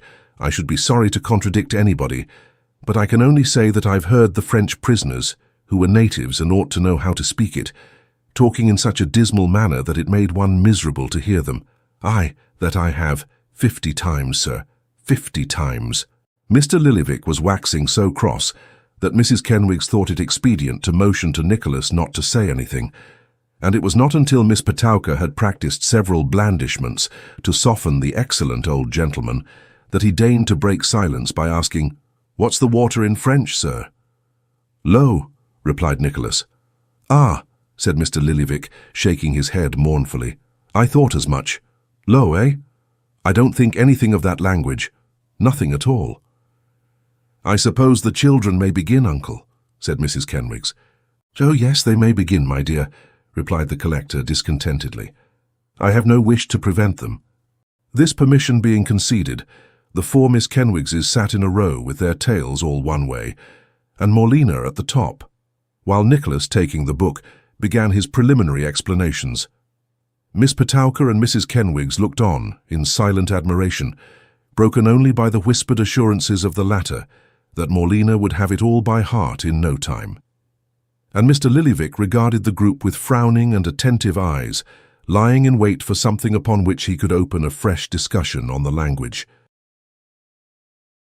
Chapter 17 follows the fortunes of Miss Nickleby. It was with a heavy heart and many sad forebodings which no effort could banish that Kate Nickleby, on the morning appointed for the commencement of her engagement with Madame Mantalini, left the city when its clocks yet wanted a quarter of an hour of 8, and threaded her way alone amid the noise and bustle of the streets towards the West End of London. At this early hour many sickly girls, whose business, like that of the poor worm, is to produce with patient toil the finery that bedecks the thoughtless and luxurious, traverse our streets, making towards the scene of their daily labour, and catching, as if by stealth in their hurried walk, the only gasp of wholesome air and glimpse of sunlight which cheer their monotonous existence during the long train of hours that make a working day. As she drew nigh to the more fashionable quarter of the town, Kate marked many of this class as they passed by, hurrying like herself to their painful occupation, and saw, in their unhealthy looks and feeble gait, but too clear an evidence that her misgivings were not wholly groundless.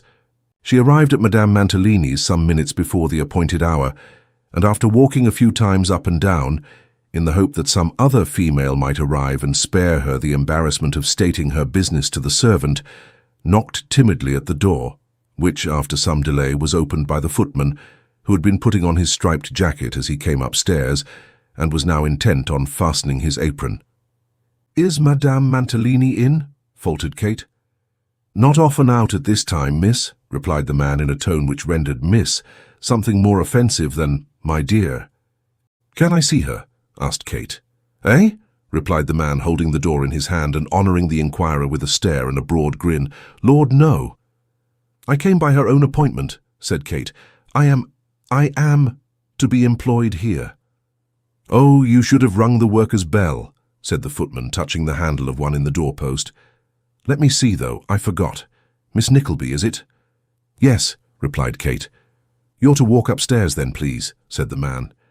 "Madame Mantalini wants to see you this way. Take care of these things on the floor," cautioning her in these terms not to trip over a heterogeneous litter of pastry cook's trays, lamps, waiters full of glasses, and piles of rout seats which were strewn about the hall, plainly bespeaking a late party on the previous night. The man led the way to the second story, and ushered Kate into a back room communicating by folding doors with the apartment in which she had first seen the mistress of the establishment. "If you'll wait here a minute," said the man, "I'll tell her presently." Having made this promise with much affability, he retired and left Kate alone. There was not much to amuse in the room, of which the most attractive feature was a half-length portrait in oil of Mr. Mantalini, whom the artist had depicted scratching his head in an easy manner, and thus displaying to advantage a diamond ring, the gift of Madame Mantalini before her marriage. There was, however, the sound of voices in conversation in the next room, and as the conversation was loud and the partition thin, Kate could not help discovering that they belonged to Mr. and Mrs. Mantalini. "If you will be odiously, damnably, outrageously jealous, my soul," said Mr. Mantalini, "you will be very miserable, horrid miserable, damnation miserable." And then there was a sound as though Mr. Mantalini were sipping his coffee. "I am miserable," returned Madame Mantalini, evidently pouting. "Then you are an ungrateful, unworthy, damned unthankful little fairy," said Mr. Mantalini. "I am not," returned Madame with a sob. "Do not put itself out of humour," said Mr. Mantalini, breaking an egg. "It is a pretty, bewitching little demmed countenance, and it should not be out of humour, for it spoils its loveliness, and makes it cross and gloomy like a frightful, naughty, demmed hobgoblin." "I'm not to be brought round in that way always," rejoined Madame sulkily. "It shall be brought round in any way it likes best, and not brought round at all if it likes that better," retorted Mr. Mantalini, with his egg spoon in his mouth. "It's very easy to talk," said Mrs. Mantalini. "Not so easy when one is eating a demnition egg," replied Mr. Mantalini. "For the yolk runs down the waistcoat, and yolk of egg does not match any waistcoat but a yellow waistcoat, damn it." "You were flirting with her during the whole night," said Madame Mantalini, apparently desirous to lead the conversation back to the point from which it had strayed. "No, no, my life."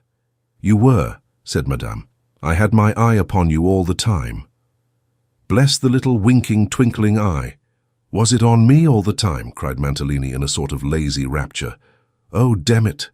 "And I say once more," resumed Madame, "that you ought not to waltz with anybody but your own wife, and I will not bear it, Mantalini, if I take poison first." "She will not take poison and have horrid pains, will she?" said Mantalini, who, by the altered sound of his voice, seemed to have moved his chair and taken up his position nearer to his wife.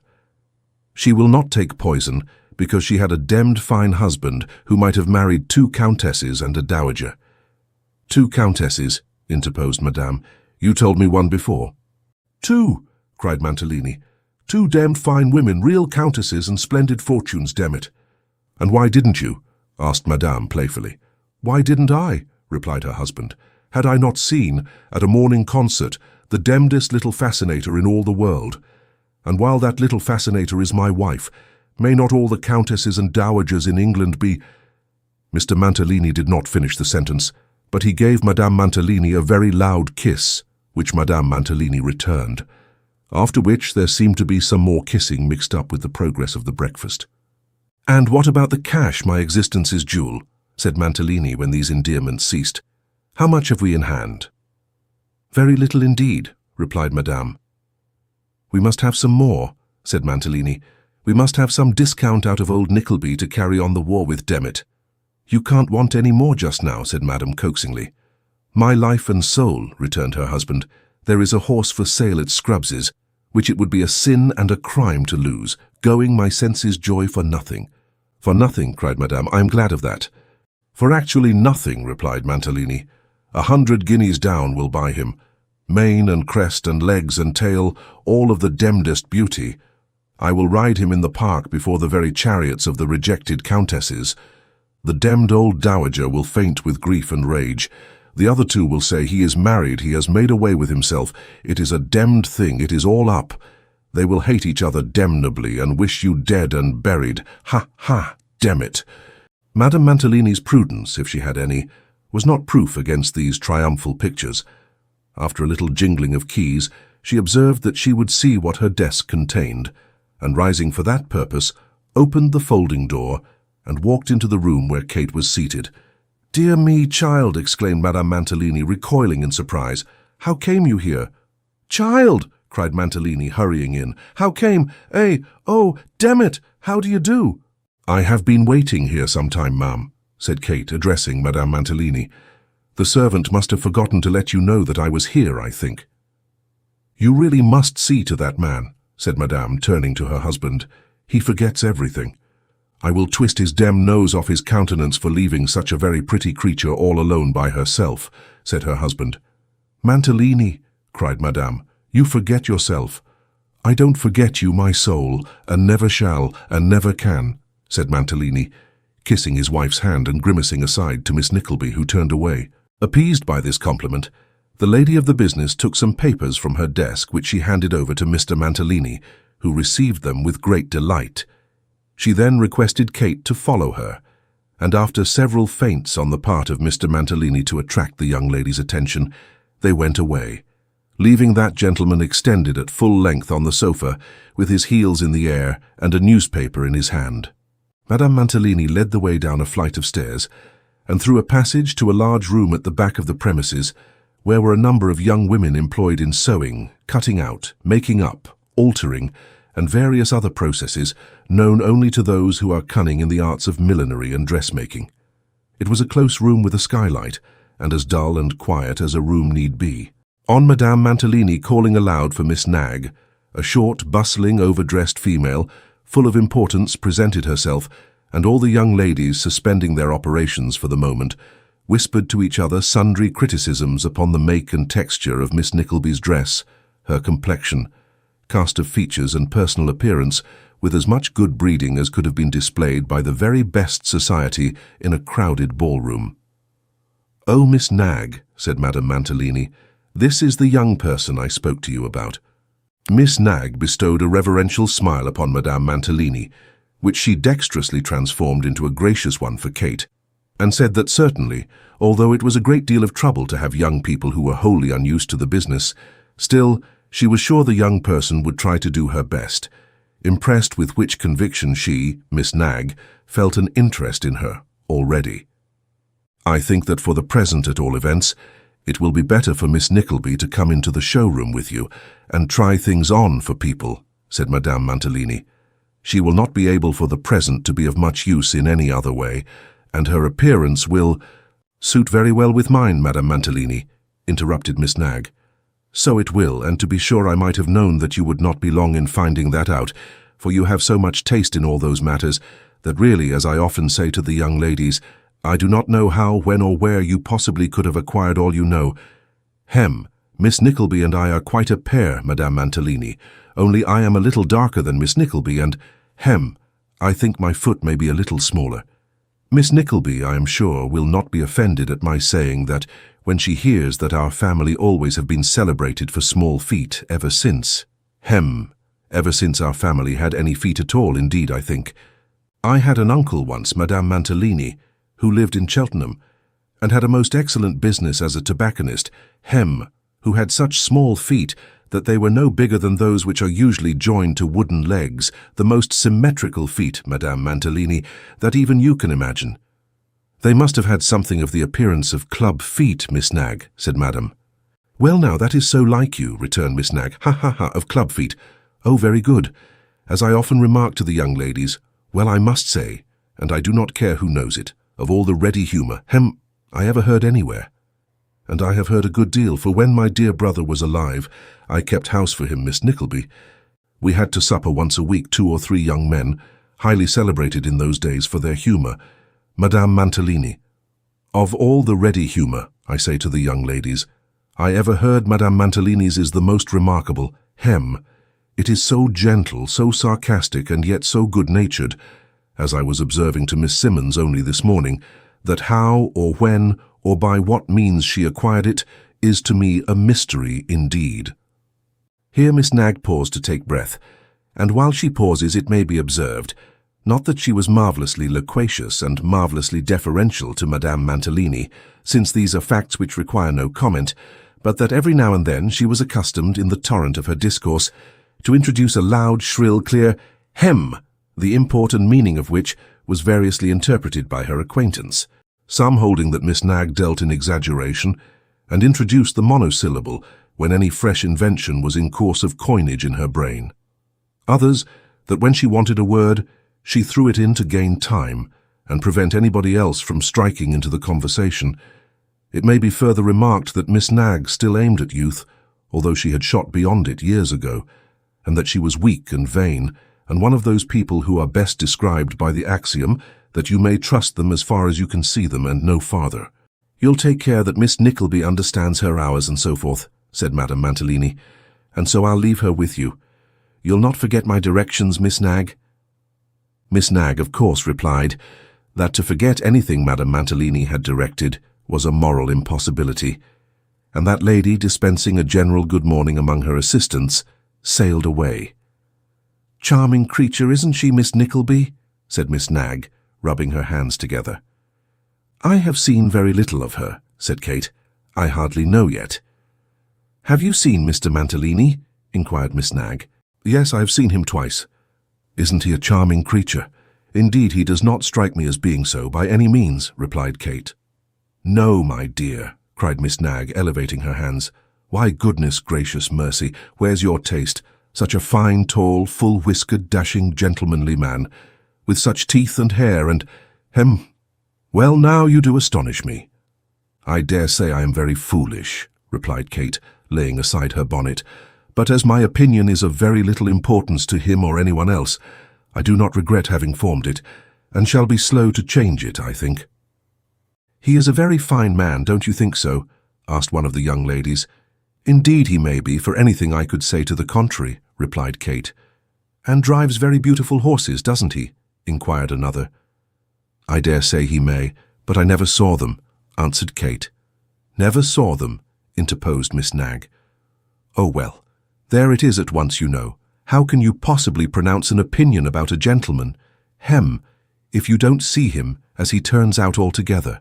There was so much of the world, even of the little world of the country girl, in this idea of the old milliner that Kate, who was anxious, for every reason, to change the subject, made no further remark, and left Miss Nagg in possession of the field. After a short silence, during which most of the young people made a closer inspection of Kate's appearance and compared notes respecting it, one of them offered to help her off with her shawl, and the offer being accepted, inquired whether she did not find black very uncomfortable wear. I do indeed, replied Kate with a bitter sigh. So dusty and hot, observed the same speaker, adjusting her dress for her. Kate might have said that mourning is sometimes the coldest wear which mortals can assume, that it not only chills the breasts of those it clothes, but extending its influence to summer friends, freezes up their sources of goodwill and kindness, and withering all the buds of promise they once so liberally put forth, leaves nothing but bared and rotten hearts exposed. There are few who have lost a friend or relative constituting in life their sole dependence, who have not keenly felt this chilling influence of their sable garb.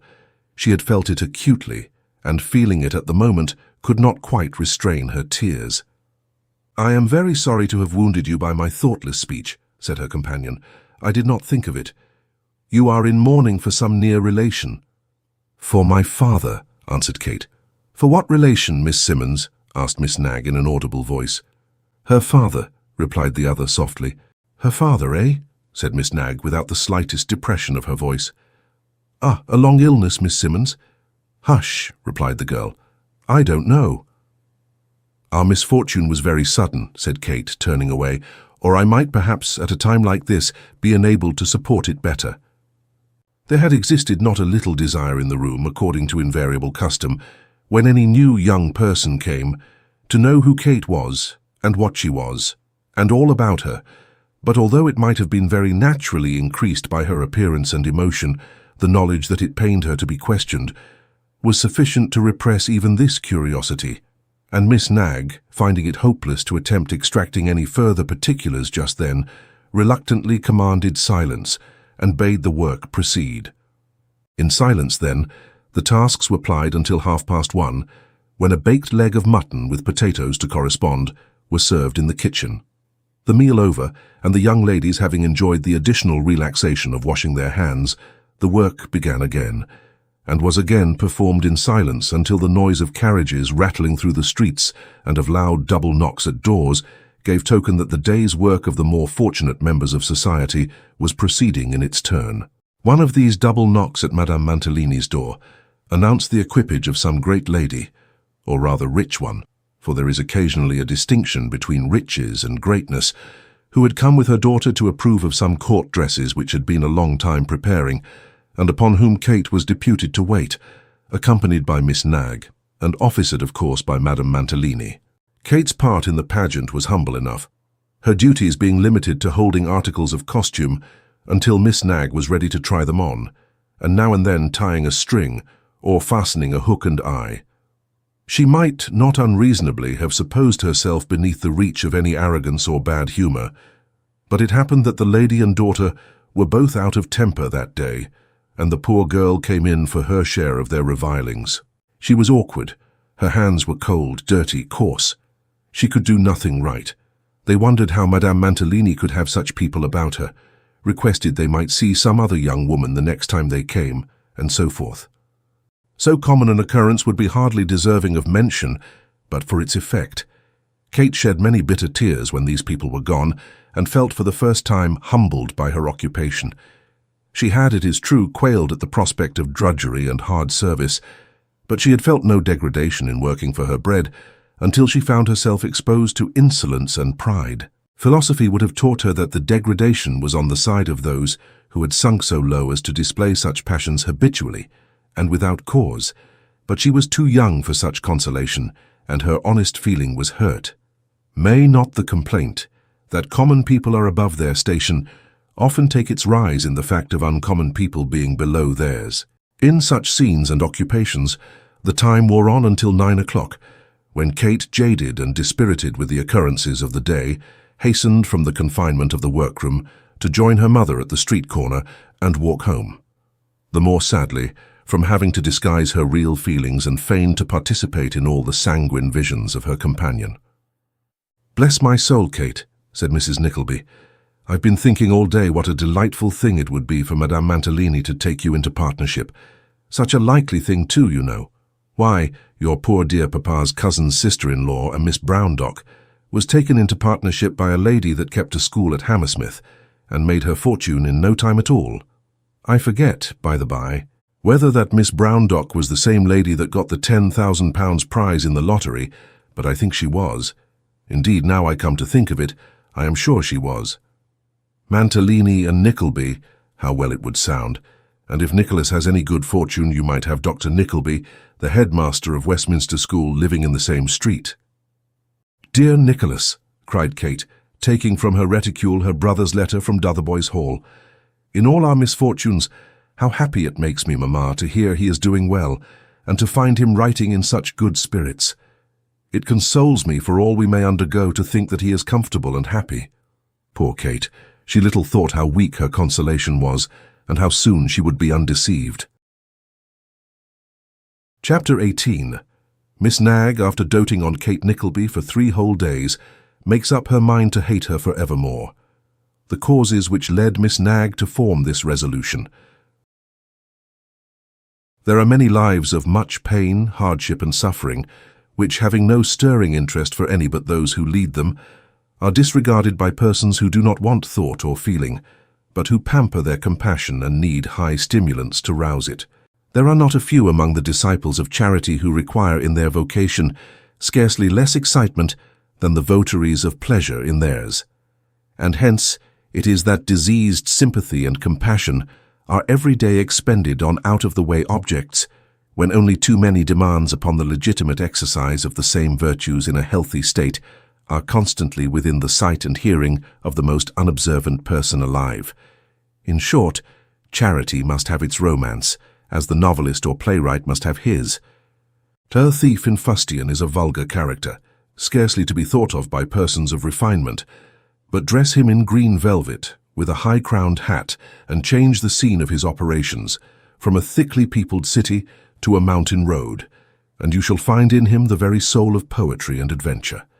So it is with the one great cardinal virtue, which, properly nourished and exercised, leads to, if it does not necessarily include, all the others.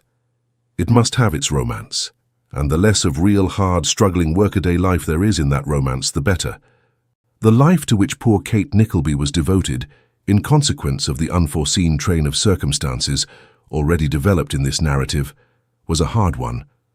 But lest the very dullness, unhealthy confinement, and bodily fatigue, which made up its sum and substance, should deprive it of any interest with the mass of the charitable and sympathetic, I would rather keep Miss Nickleby herself in view just now than chill them in the outset by a minute and lengthened description of the establishment presided over by Madame Mantalini. "Well now indeed, Madame Mantalini," said Miss Nagg as Kate was taking her weary way homewards on the first night of her novitiate, "that Miss Nickleby is a very creditable young person, a very creditable young person indeed. Upon my word, Madame Mantalini, it does very extraordinary credit even to your discrimination that you should have found such a very excellent, very well-behaved, very unassuming young woman to assist in the fitting on. I have seen some young women, when they had the opportunity of displaying before their betters, behave in such a, oh dear, Well, but you're always right, Madame Mantalini, always. And as I very often tell the young ladies, how you do contrive to be always right, when so many people are so often wrong, is to me a mystery indeed. Beyond putting a very excellent client out of humour, Miss Nickleby has not done anything very remarkable today, that I am aware of at least, said Madame Mantalini in reply. Oh dear, said Miss Nagg, but you must allow a great deal for inexperience, you know. And youth, inquired Madame. Oh, I say nothing about that, Madame Mantalini, replied Miss Nagg, reddening, because if youth were any excuse, you wouldn't have quite so good a forewoman as I have, I suppose, suggested Madame. Well, I never did know anybody like you, Madame Mantalini, rejoined Miss Nagg most complacently, and that's the fact, for you know what one's going to say before it has time to rise to one's lips. Oh, very good. Ha ha, ha ha, ha ha ha. For myself, observed Madame Mantalini, glancing with affected carelessness at her assistant and laughing heartily in her sleeve, I consider Miss Nickleby the most awkward girl I ever saw in my life. Poor dear thing, said Miss Nagg. It's not her fault. If it was, we might hope to cure it. But as it's her misfortune, Madame Mantalini, why really, you know, as the man said about the blind horse, we ought to respect it. Her uncle told me she had been considered pretty, remarked Madame Mantalini. I think her one of the most ordinary girls I ever met with. Ordinary, cried Miss Nagg with a countenance beaming delight, and awkward. Well, all I can say is, Madame Mantalini, that I quite love the poor girl, and that if she was twice as indifferent-looking and twice as awkward as she is, I should be only so much the more her friend, and that's the truth of it. In fact, Miss Nagg had conceived an incipient affection for Kate Nickleby after witnessing her failure that morning, and this short conversation with her superior increased the favourable prepossession to a most surprising extent, which was the more remarkable, as when she first scanned that young lady's face and figure, she had entertained certain inward misgivings that they would never agree. But now, said Miss Nagg, glancing at the reflection of herself in a mirror at no great distance, I love her, I quite love her, I declare I do. Of such a highly disinterested quality was this devoted friendship, and so superior was it to the little weaknesses of flattery or ill nature, that the kind-hearted Miss Nagg candidly informed Kate Nickleby next day that she saw she would never do for the business, but that she need not give herself the slightest uneasiness on this account, for that she, Miss Nagg, by increased exertions on her own part, would keep her as much as possible in the background, and that all she would have to do would be to remain perfectly quiet before company, and to shrink from attracting notice by every means in her power. This last suggestion was so much in accordance with the timid girl's own feelings and wishes, that she readily promised implicit reliance on the excellent spinster's advice, without questioning or indeed bestowing a moment's reflection upon the motives that dictated it. I take quite a lively interest in you, my dear soul, upon my word, said Miss Nagg. A sister's interest, actually. It's the most singular circumstance I ever knew. Undoubtedly it was singular, that if Miss Nagg did feel a strong interest in Kate Nickleby, it should not rather have been the interest of a maiden aunt or grandmother, that being the conclusion to which the difference in their respective ages would have naturally tended. But Miss Nagg wore clothes of a very youthful pattern, and perhaps her feelings took the same shape. "Bless you," said Miss Nagg, bestowing a kiss upon Kate at the conclusion of the second day's work. "How very awkward you have been all day.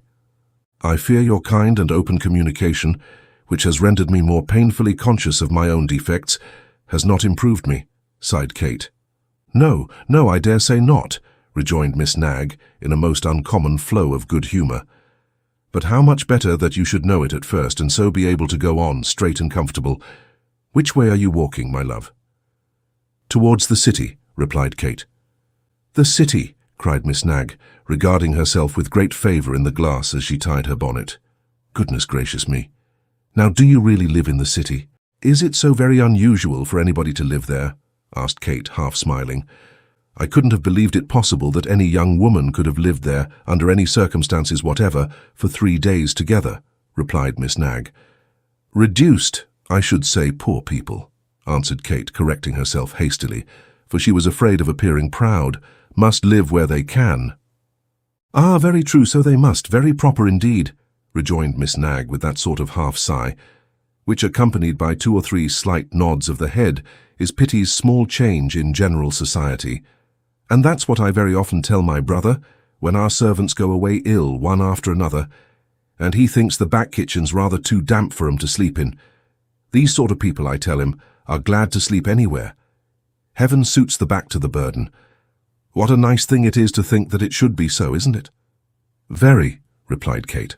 I'll walk with you part of the way, my dear, said Miss Nagg, for you must go very near our house, and as it's quite dark, and our last servant went to the hospital a week ago with St. Anthony's fire in her face, I shall be glad of your company. Kate would willingly have excused herself from this flattering companionship, but Miss Nagg, having adjusted her bonnet to her entire satisfaction, took her arm with an air which plainly showed how much she felt the compliment she was conferring, and they were in the street before she could say another word. I fear, said Kate, hesitating, that Mamma, my mother, I mean, is waiting for me.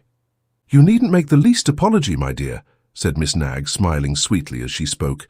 I dare say she is a very respectable old person, and I shall be quite pleased to know her. As poor Mrs. Nickleby was cooling, not her heels alone, but her limbs generally at the street corner, Kate had no alternative but to make her known to Miss Nagg, who, doing the last new carriage customer at second hand, acknowledged the introduction with condescending politeness. The three then walked away arm in arm, with Miss Nagg in the middle, in a special state of amiability. I have taken such a fancy to your daughter, Mrs. Nickleby, you can't think, said Miss Nagg, after she had proceeded a little distance in dignified silence. I am delighted to hear it, said Mrs. Nickleby, though it is nothing new to me that even strangers should like Kate. Hem, cried Miss Nagg, you will like her better when you know how good she is, said Mrs. Nickleby. It is a great blessing to me, in my misfortunes, to have a child who knows neither pride nor vanity, and whose bringing up might very well have excused a little of both at first. You don't know what it is to lose a husband, Miss Nagg. As Miss Nagg had never yet known what it was to gain one, it followed, very nearly as a matter of course, that she didn't know what it was to lose one. So she said in some haste, No, indeed I don't, and said it with an air intending to signify that she should like to catch herself marrying anybody. No, she knew better than that. Kate has improved even in this little time, I have no doubt, said Mrs. Nickleby, glancing proudly at her daughter. Oh, of course, said Miss Nagg, and will improve still more, added Mrs. Nickleby. That she will, I'll be bound, replied Miss Nagg, squeezing Kate's arm in her own to point the joke. She always was clever, said poor Mrs. Nickleby, brightening up, always from a baby. I recollect when she was only 2 years and a half old, that a gentleman who used to visit very much at our house, Mr. Watkins, you know, Kate, my dear, that your poor papa went bail for, who afterwards ran away to the United States and sent us a pair of snowshoes with such an affectionate letter that it made your poor dear father cry for a week. You remember the letter? In which he said that he was very sorry he couldn't repay the £50 just then, because his capital was all out at interest, and he was very busy making his fortune, but that he didn't forget you were his goddaughter, and he should take it very unkind if we didn't buy you a silver coral and put it down to his old account. Dear me, yes, my dear, how stupid you are. And spoke so affectionately of the old port wine that he used to drink 1.5 bottles of every time he came. You must remember, Kate. Yes, Mamma, what of him? Why, that Mr. Watkins, my dear, said Mrs. Nickleby slowly, as if she were making a tremendous effort to recollect something of paramount importance. That Mr. Watkins, he wasn't any relation, Miss Nagg will understand, to the Watkins who kept the old boar in the village. By the by, I don't remember whether it was the old boar or the George III, but it was one of the two, I know, and it's much the same. That Mr. Watkins said, when you were only 2 years and a half old, that you were one of the most astonishing children he ever saw. He did indeed, Miss Nagg, and he wasn't at all fond of children, and couldn't have had the slightest motive for doing it. I know it was he who said so because I recollect, as well as if it was only yesterday, his borrowing £20 of her poor dear papa the very moment afterwards.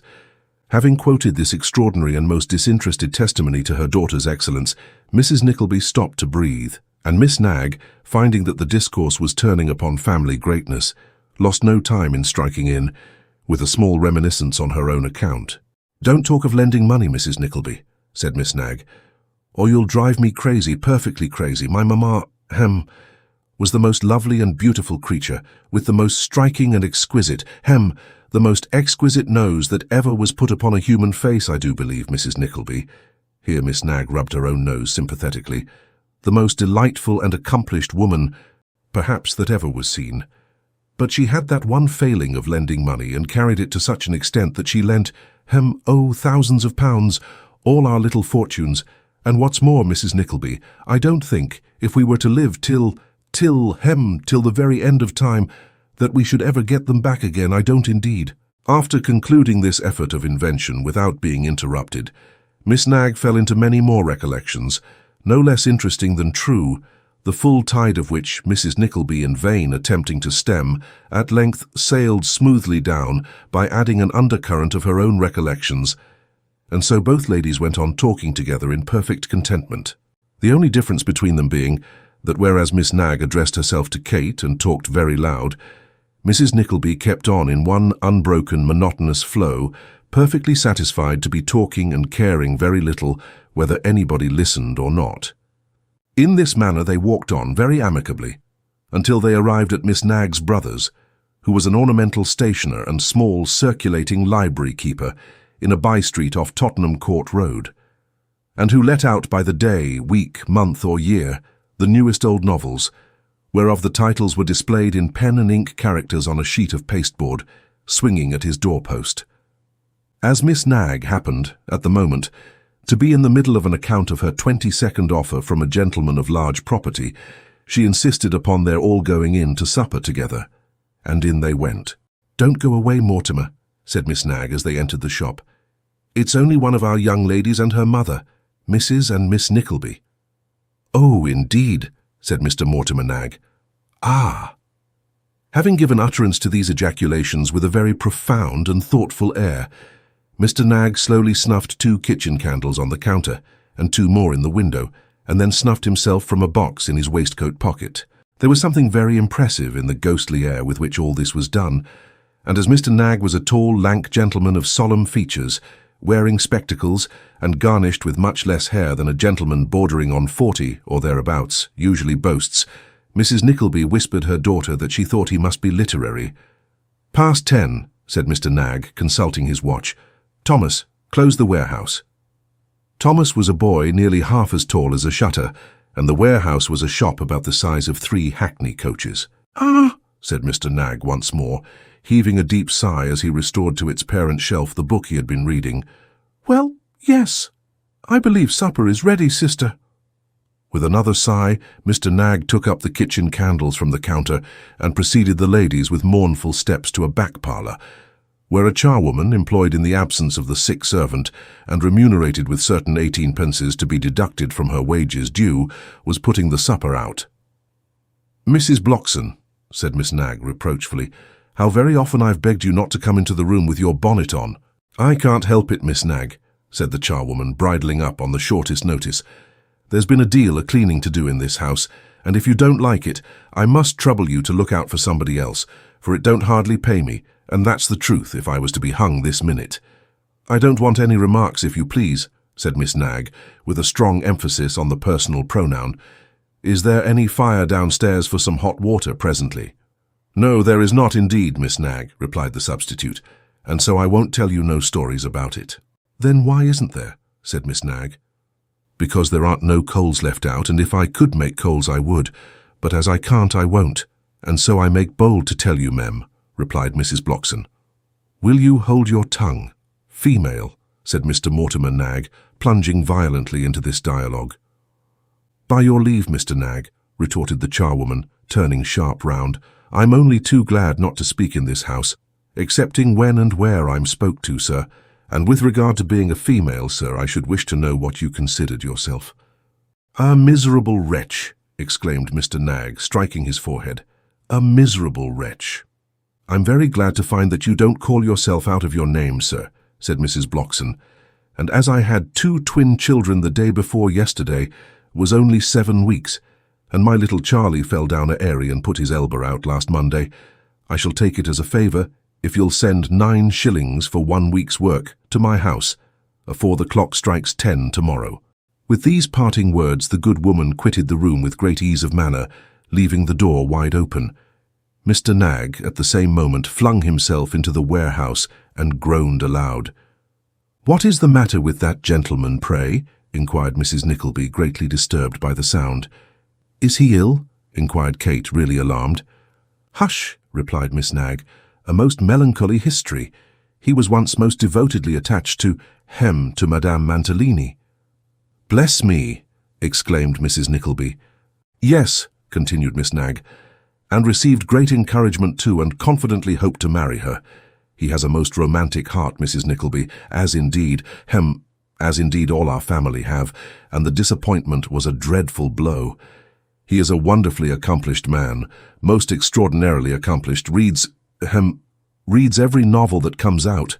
I mean every novel that has any fashion in it, of course. The fact is that he did find so much in the books he read, applicable to his own misfortunes, and did find himself in every respect so much like the heroes, because of course he is conscious of his own superiority, as we all are, and very naturally, that he took to scorning everything and became a genius, and I am quite sure that he is at this very present moment writing another book." "Another book," repeated Kate, finding that a pause was left for somebody to say something. "Yes," said Miss Nag, nodding in great triumph. "Another book in 3 volumes post-octavo. Of course it's a great advantage to him, in all his little fashionable descriptions, to have the benefit of my experience, because of course few authors who write about such things can have such opportunities of knowing them as I have.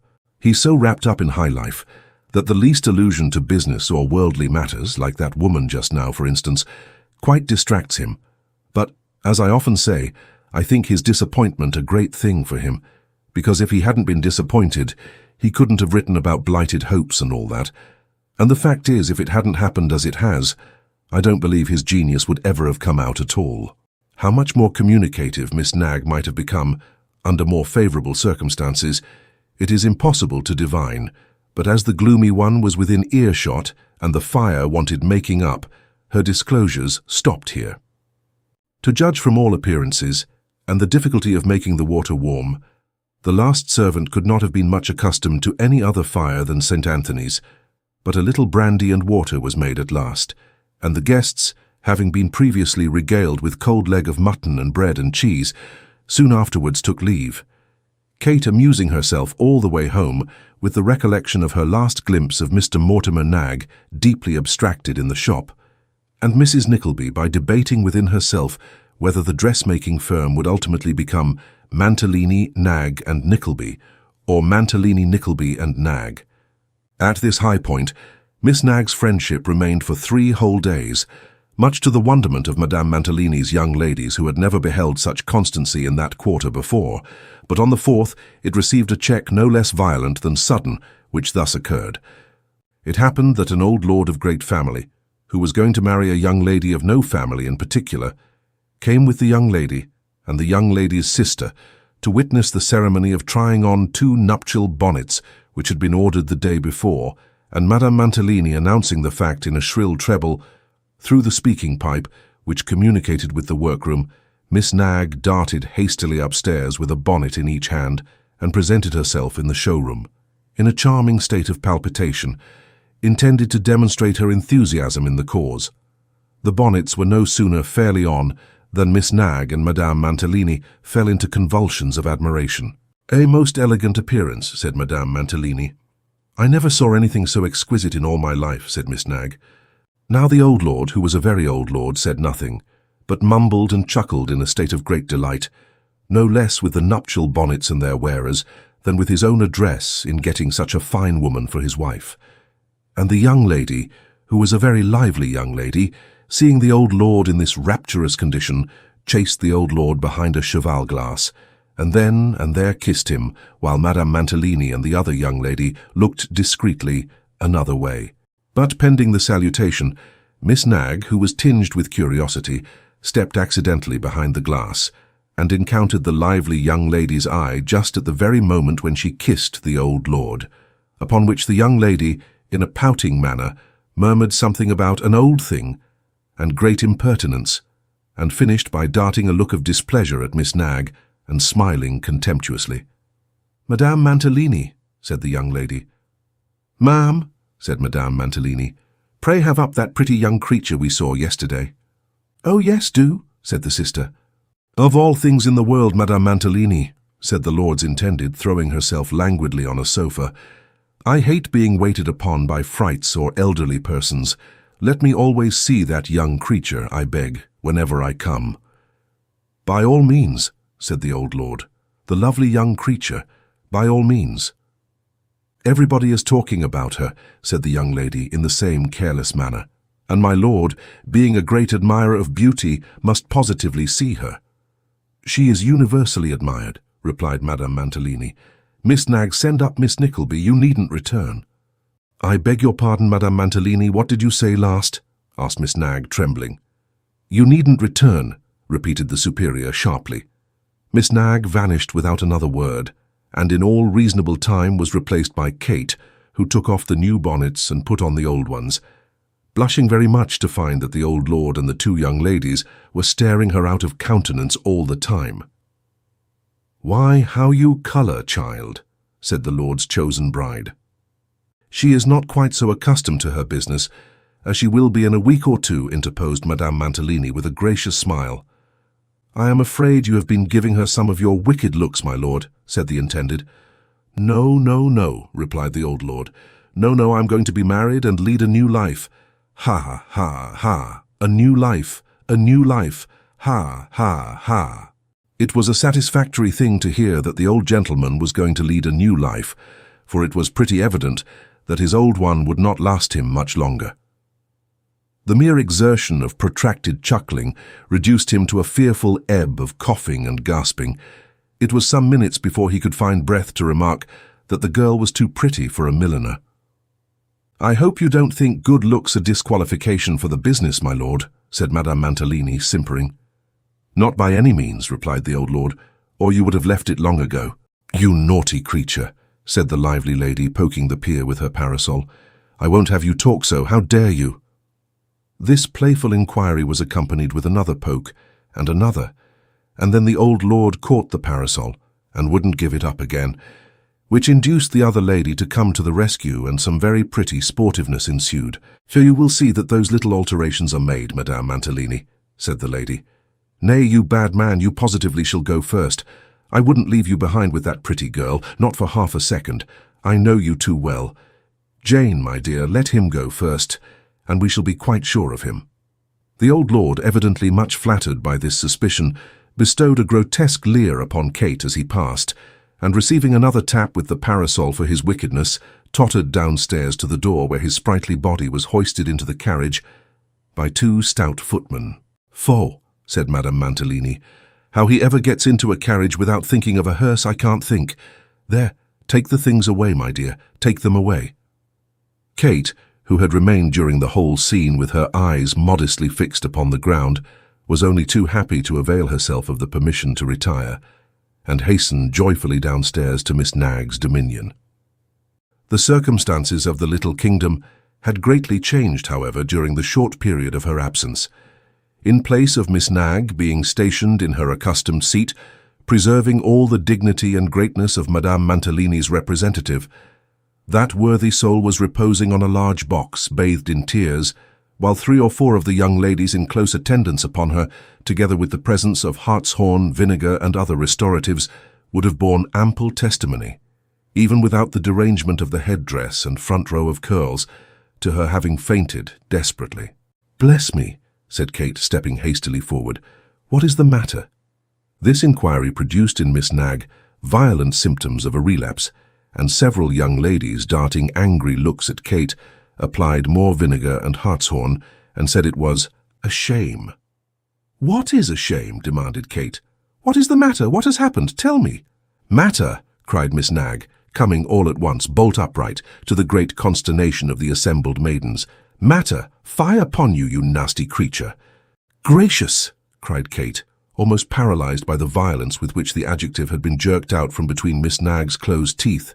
"Have I offended you?" "You offended me," retorted Miss Nagg. "You, a chit, a child, an upstart nobody. Oh, indeed. Ha, ha, ha." Now it was evident, as Miss Nagg laughed, that something struck her as being exceedingly funny, and as the young ladies took their tone from Miss Nagg, she being the chief, they all got up a laugh without a moment's delay, and nodded their heads a little, and smiled sarcastically to each other, as much as to say how very good that was. "Here she is," continued Miss Nagg, getting off the box and introducing Kate with much ceremony and many low curtsies to the delighted throng. "Here she is, everybody is talking about her. The belle, ladies, the beauty, oh, you bold-faced thing."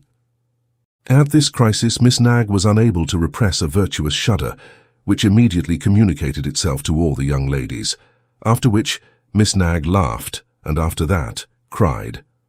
"For 15 years, exclaimed Miss Nagg, sobbing in a most affecting manner, "for 15 years have I been the credit and ornament of this room and the one upstairs.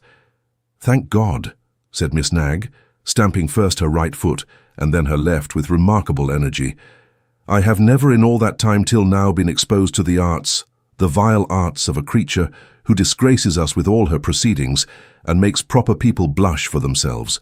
But I feel it. I do feel it, although I am disgusted."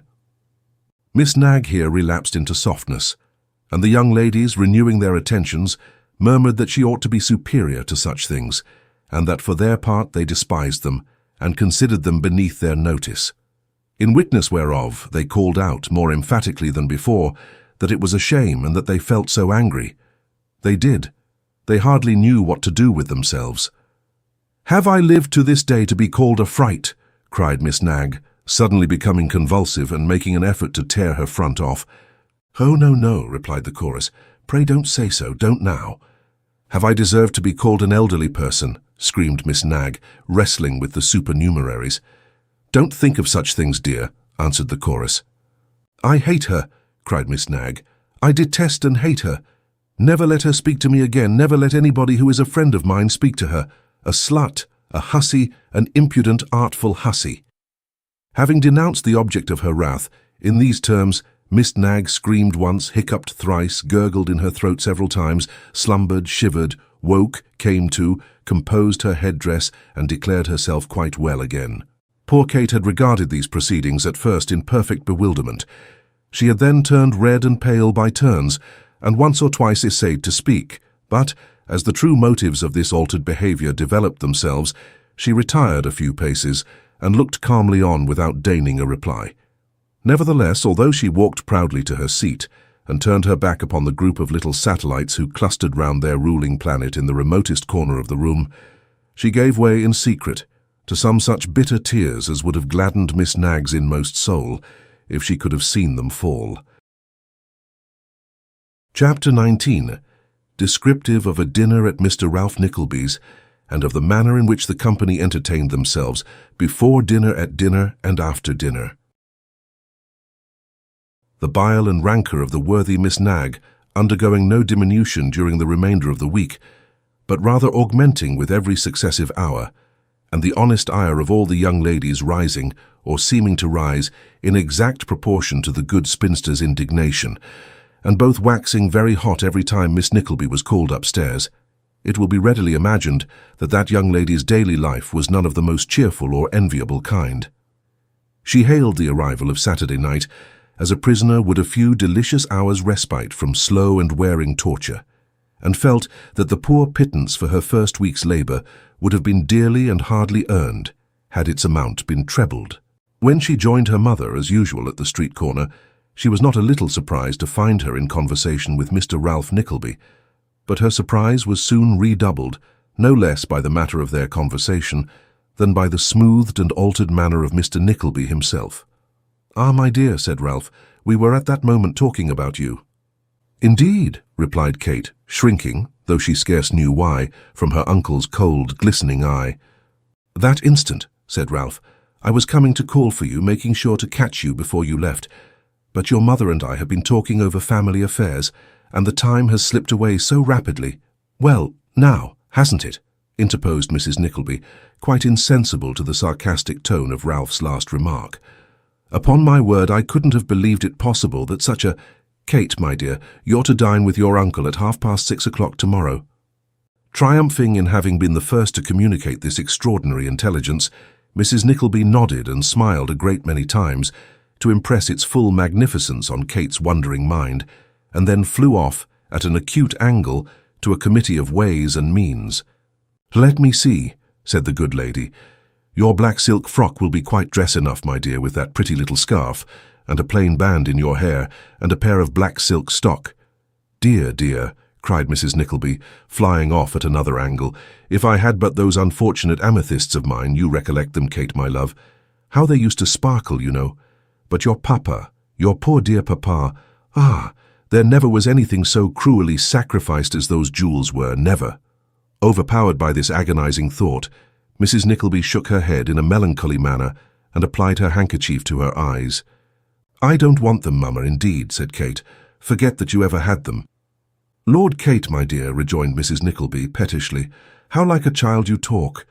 24 silver teaspoons, brother-in-law, 2 gravies, 4 salts, all the amethysts, necklace, brooch and earrings, all made away with at the same time, and I saying almost on my bended knees to that poor good soul, 'Why don't you do something, Nicholas? Why don't you make some arrangement?'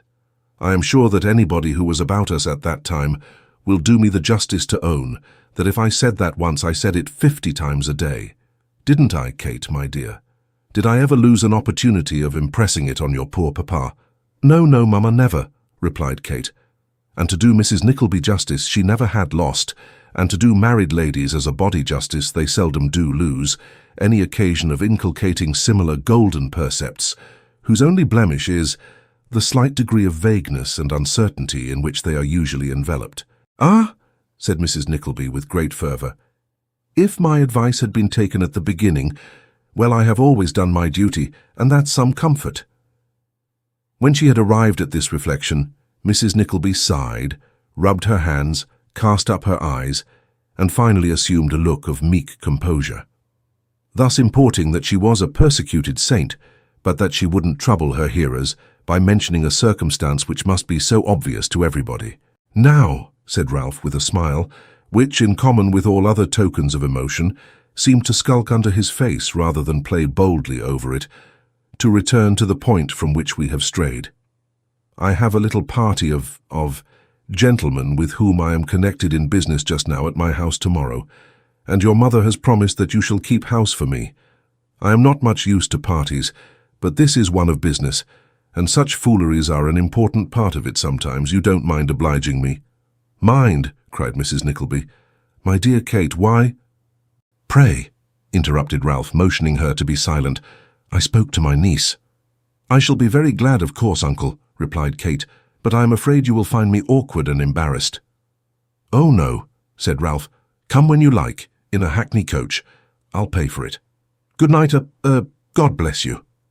The blessing seemed to stick in Mr. Ralph Nickleby's throat, as if it were not used to the thoroughfare and didn't know the way out. But it got out somehow, though awkwardly enough, and having disposed of it, he shook hands with his 2 relatives and abruptly left them. "What a very strongly marked countenance your uncle has," said Mrs. Nickleby, quite struck with his parting look. "I don't see the slightest resemblance to his poor brother." "Mamma," said Kate reprovingly, "to think of such a thing." "No," said Mrs. Nickleby, musing, "there certainly is none, but it's a very honest face."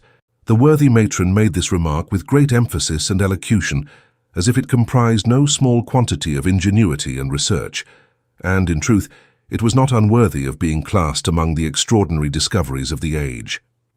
Kate looked up hastily, and as hastily looked down again. "What has come over you, my dear, in the name of goodness?" asked Mrs. Nickleby, when they had walked on for some time in silence. "I was only thinking, mamma," answered Kate. "Thinking," repeated Mrs. Nickleby. "Aye, and indeed plenty to think about too. Your uncle has taken a strong fancy to you, that's quite clear, and if some extraordinary good fortune doesn't come to you, after this I shall be a little surprised, that's all." With this she launched out into sundry anecdotes of young ladies who had had £1,000 notes given them in reticules by eccentric uncles, and of young ladies who had accidentally met amiable gentlemen of enormous wealth at their uncles' houses, and married them after short but ardent courtships, and Kate, listening first in apathy and afterwards in amusement, felt, as they walked home, something of her mother's sanguine complexion gradually awakening in her own bosom, and began to think that her prospects might be brightening and that better days might be dawning upon them. Such is hope, heaven's own gift to struggling mortals, pervading, like some subtle essence from the skies, all things both good and bad, as universal as death and more infectious than disease. The feeble winter's sun, and winter's suns in the city are very feeble indeed, might have brightened up as he shone through the dim windows of the large old house on witnessing the unusual sight which one half-furnished room displayed. In a gloomy corner, where for years had stood a silent, dusty pile of merchandise, sheltering its colony of mice, and frowning, a dull and lifeless mass upon the panelled room, save when, responding to the roll of heavy wagons in the street without, it quaked with sturdy tremblings, and caused the bright eyes of its tiny citizens to grow brighter still with fear, and struck them motionless with attentive ear and palpitating heart, until the alarm had passed away. In this dark corner was arranged with scrupulous care all Kate's little finery for the day, each article of dress partaking of that indescribable air of jauntiness and individuality which empty garments, whether by association or that they become moulded, as it were, to the owner's form, will take, in eyes accustomed to or picturing, the wearer's smartness. In place of a bale of musty goods, there lay the black silk dress, the neatest possible figure in itself. The small shoes, with toes delicately turned out, stood upon the very pressure of some old iron weight, and a pile of harsh discoloured leather had unconsciously given place to the very same little pair of black silk stockings which had been the objects of Mrs. Nickleby's peculiar care. Rats and mice and such small gear had long ago been starved or had emigrated to better quarters, and in their stead appeared gloves, bands, scarfs, hairpins, and many other little devices, almost as ingenious in their way as rats and mice themselves, for the tantalization of mankind. About and among them all moved Kate herself, not the least beautiful or unwonted relief to the stern, old, gloomy building, in good time or in bad time, as the reader likes to take it, for Mrs. Nickleby's impatience went a great deal faster than the clocks at that end of the town, and Kate was dressed to the very last hairpin a full hour and a half before it was at all necessary to begin to think about it. In good time or in bad time the toilet was completed, and it being at length the hour agreed upon for starting, the milkman fetched a coach from the nearest stand, and Kate, with many adieux to her mother and many kind messages to Miss La Creevy, who was to come to tea, seated herself in it, and went away in state, if ever anybody went away in state in a hackney coach yet. And the coach and the coachman and the horses rattled and jangled and whipped and cursed and swore and tumbled on together until they came to Golden Square.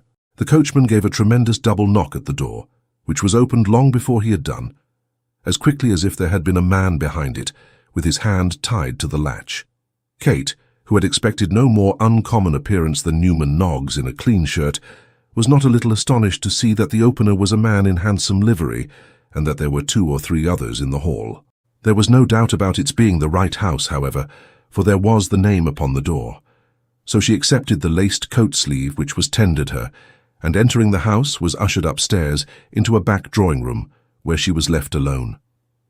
If she had been surprised at the apparition of the footman, she was perfectly absorbed in amazement at the richness and splendour of the furniture. The softest and most elegant carpets, the most exquisite pictures, the costliest mirrors, articles of richest ornament, quite dazzling from their beauty and perplexing from the prodigality with which they were scattered around, encountered her on every side. The very staircase nearly down to the hall door was crammed with beautiful and luxurious things, as though the house were brimful of riches, which, with a very trifling addition, would fairly run over into the street. Presently she heard a series of loud double knocks at the street door, and after every knock some new voice in the next room. The tones of Mr. Ralph Nickleby were easily distinguishable at first, but by degrees they merged into the general buzz of conversation, and all she could ascertain was that there were several gentlemen with no very musical voices who talked very loud, laughed very heartily, and swore more than she would have thought quite necessary. But this was a question of taste. At length the door opened, and Ralph himself, divested of his boots and ceremoniously embellished with black silks and shoes, presented his crafty face. "I couldn't see you before, my dear," he said in a low tone and pointing as he spoke to the next room. "I was engaged in receiving them. Now, shall I take you in?" "Pray, uncle," said Kate, a little flurried, as people much more conversant with society often are when they are about to enter a room full of strangers and have had time to think of it previously. "Are there any ladies here?"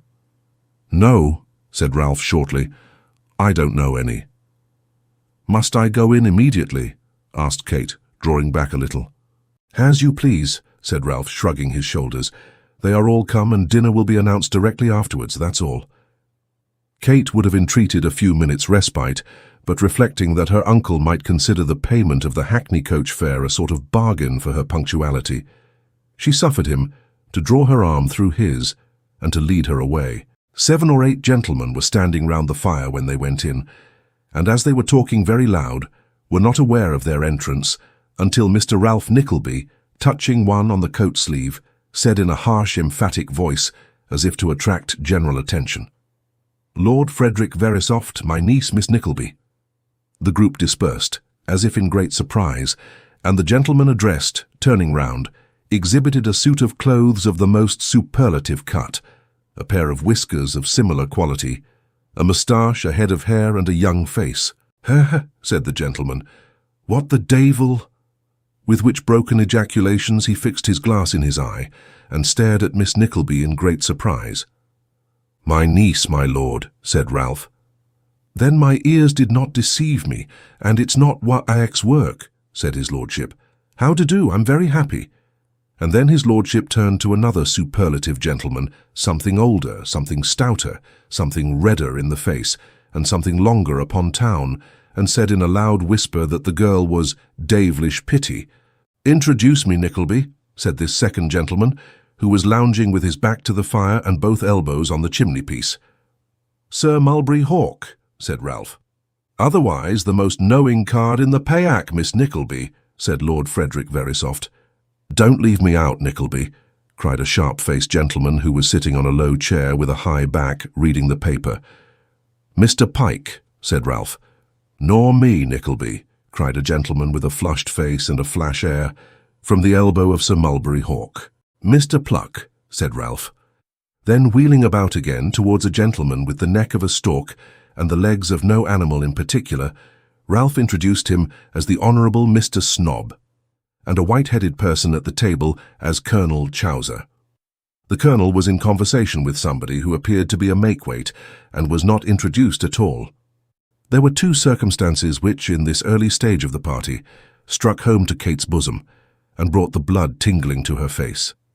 One was the flippant contempt with which the guests evidently regarded her uncle, and the other, the easy insolence of their manner towards herself. That the first symptom was very likely to lead to the aggravation of the second, it needed no great penetration to foresee. And here Mr. Ralph Nickleby had reckoned without his host, for however fresh from the country a young lady by nature may be, and however unacquainted with conventional behaviour, the chances are that she will have quite as strong an innate sense of the decencies and proprieties of life as if she had run the gauntlet of a dozen London seasons, possibly a stronger one, for such senses have been known to blunt in this improving process. When Ralph had completed the ceremonial of introduction, he led his blushing niece to a seat. As he did so, he glanced warily round as though to assure himself of the impression which her unlooked-for appearance had created. "An unexpected play sure, Nickleby," said Lord Frederick Verisopht, taking his glass out of his right eye, where it had until now done duty on Kate, and fixing it in his left, to bring it to bear on Ralph. "Designed to surprise you, Lord Frederick," said Mr. Pluck. "Not a bad idea," said his lordship, "and one that would almost warrant the addition of an extra 2.5%. "Nickleby," said Sir Mulberry Hawk in a thick, coarse voice, "take the hint and tack it on the other 25, or whatever it is, and give me half for the advice." Sir Mulberry garnished this speech with a hoarse laugh, and terminated it with a pleasant oath regarding Mr. Nickleby's limbs, whereat Messrs. Pike and Pluck laughed consumedly. These gentlemen had not yet quite recovered the jest when dinner was announced, and then they were thrown into fresh ecstasies by a similar cause. For Sir Mulberry Hawk, in an excess of humour, shot dexterously past Lord Frederick Verysoft, who was about to lead Kate downstairs, and drew her arm through his up to the elbow. "No, damn it, Verysoft," said Sir Mulberry. "Fair play's a jewel, and Miss Nickleby and I settled the matter with our eyes 10 minutes ago." "Ha ha ha ha ha ha ha," laughed the Honourable Mr. Snob. "Very good, very good." Rendered additionally witty by this applause, Sir Mulberry Hawk leered upon his friends most facetiously, and led Kate downstairs with an air of familiarity which roused in her gentle breast such burning indignation as she felt it almost impossible to repress. Nor was the intensity of these feelings at all diminished when she found herself placed at the top of the table, with Sir Mulberry Hawk and Lord Frederick Verysoft on either side. "Oh, you've found your way into our neighbourhood, have you?"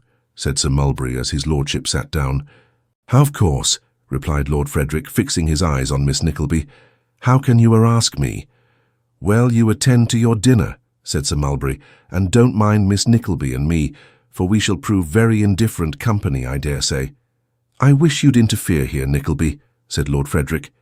"What is the matter, my lord?" demanded Ralph from the bottom of the table, where he was supported by Messrs. Pike and Pluck. "This fellow, Hawk, is monopolising your niece," said Lord Frederick. "He has a tolerable share of everything that you lay claim to, my lord," said Ralph with a sneer. "Gad, so he has," replied the young man. "Dave'll take me if I know which is master in my house, he or I." "I know," muttered Ralph. "I think I shall cut him off with a shilling," said the young nobleman jocosely.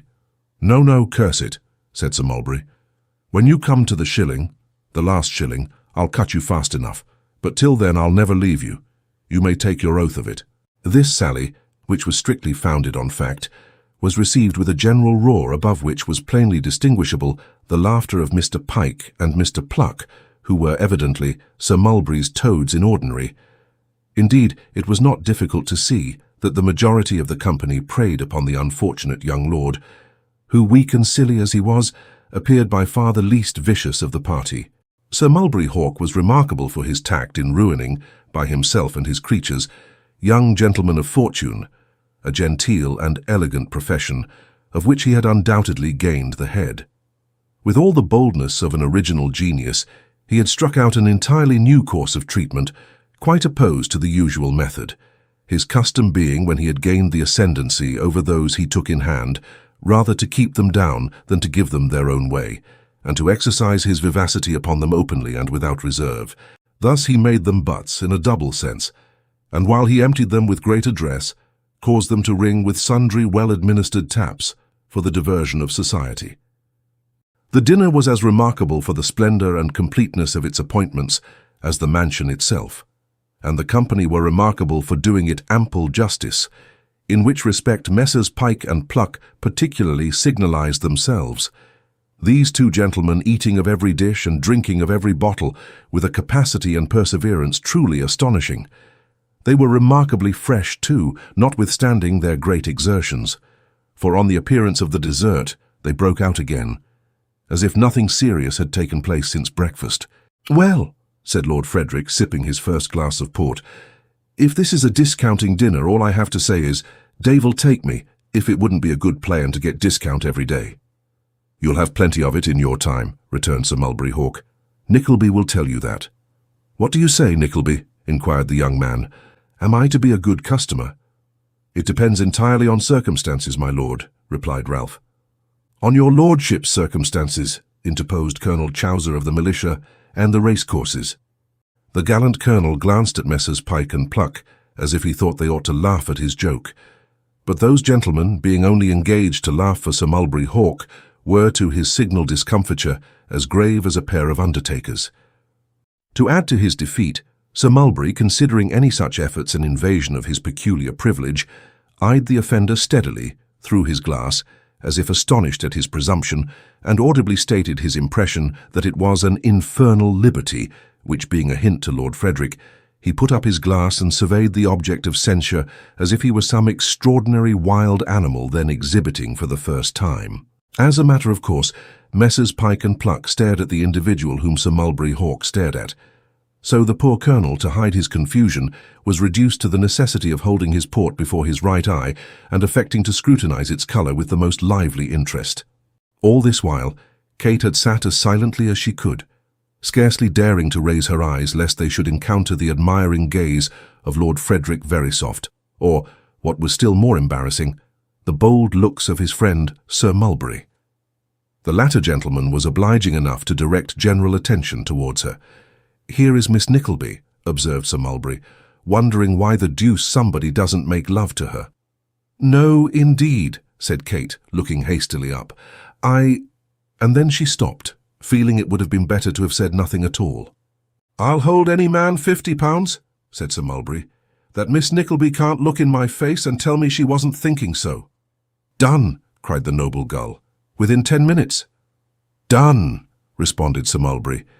The money was produced on both sides, and the Honourable Mr. Snob was elected to the double office of stakeholder and timekeeper. "Pray," said Kate in great confusion, while these preliminaries were in course of completion, "pray do not make me the subject of any bets. Uncle, I cannot really—" "Why not, my dear?" replied Ralph, in whose grating voice, however, there was an unusual huskiness, as though he spoke unwillingly, and would rather that the proposition had not been broached. "It is done in a moment. There is nothing in it. If the gentlemen insist on it—" "I don't insist on it," said Sir Mulberry with a loud laugh.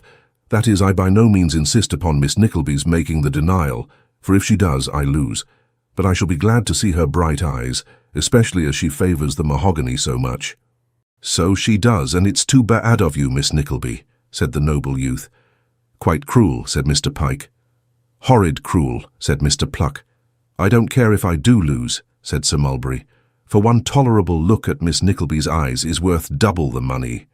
"More," said Mr. Pike. "Far more," said Mr. Pluck. "How goes the enemy, Snob?" asked Sir Mulberry Hawk. 4 minutes gone." "Bravo." "Won't you make one effort for me, Miss Nickleby?" asked Lord Frederick, after a short interval. "You needn't trouble yourself to inquire, my buck," said Sir Mulberry. "Miss Nickleby and I understand each other. She declares on my side and shows her taste. You haven't a chance, old fellow. Time, Snob." 8 minutes gone.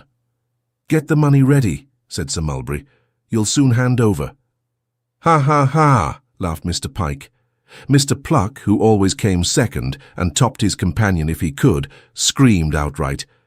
The poor girl, who was so overwhelmed with confusion that she scarcely knew what she did, had determined to remain perfectly quiet, but fearing that by so doing she might seem to countenance Sir Mulberry's boast, which had been uttered with great coarseness and vulgarity of manner, raised her eyes and looked him in the face.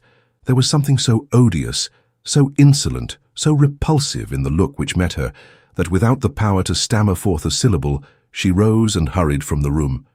She restrained her tears by a great effort until she was alone upstairs, and then gave them vent. "Capital," said Sir Mulberry Hawk, putting the stakes in his pocket. "That's a girl of spirit, and we'll drink her health." It is needless to say that Pike & Co. responded with great warmth of manner to this proposal, or that the toast was drunk with many little insinuations from the firm relative to the completeness of Sir Mulberry's conquest.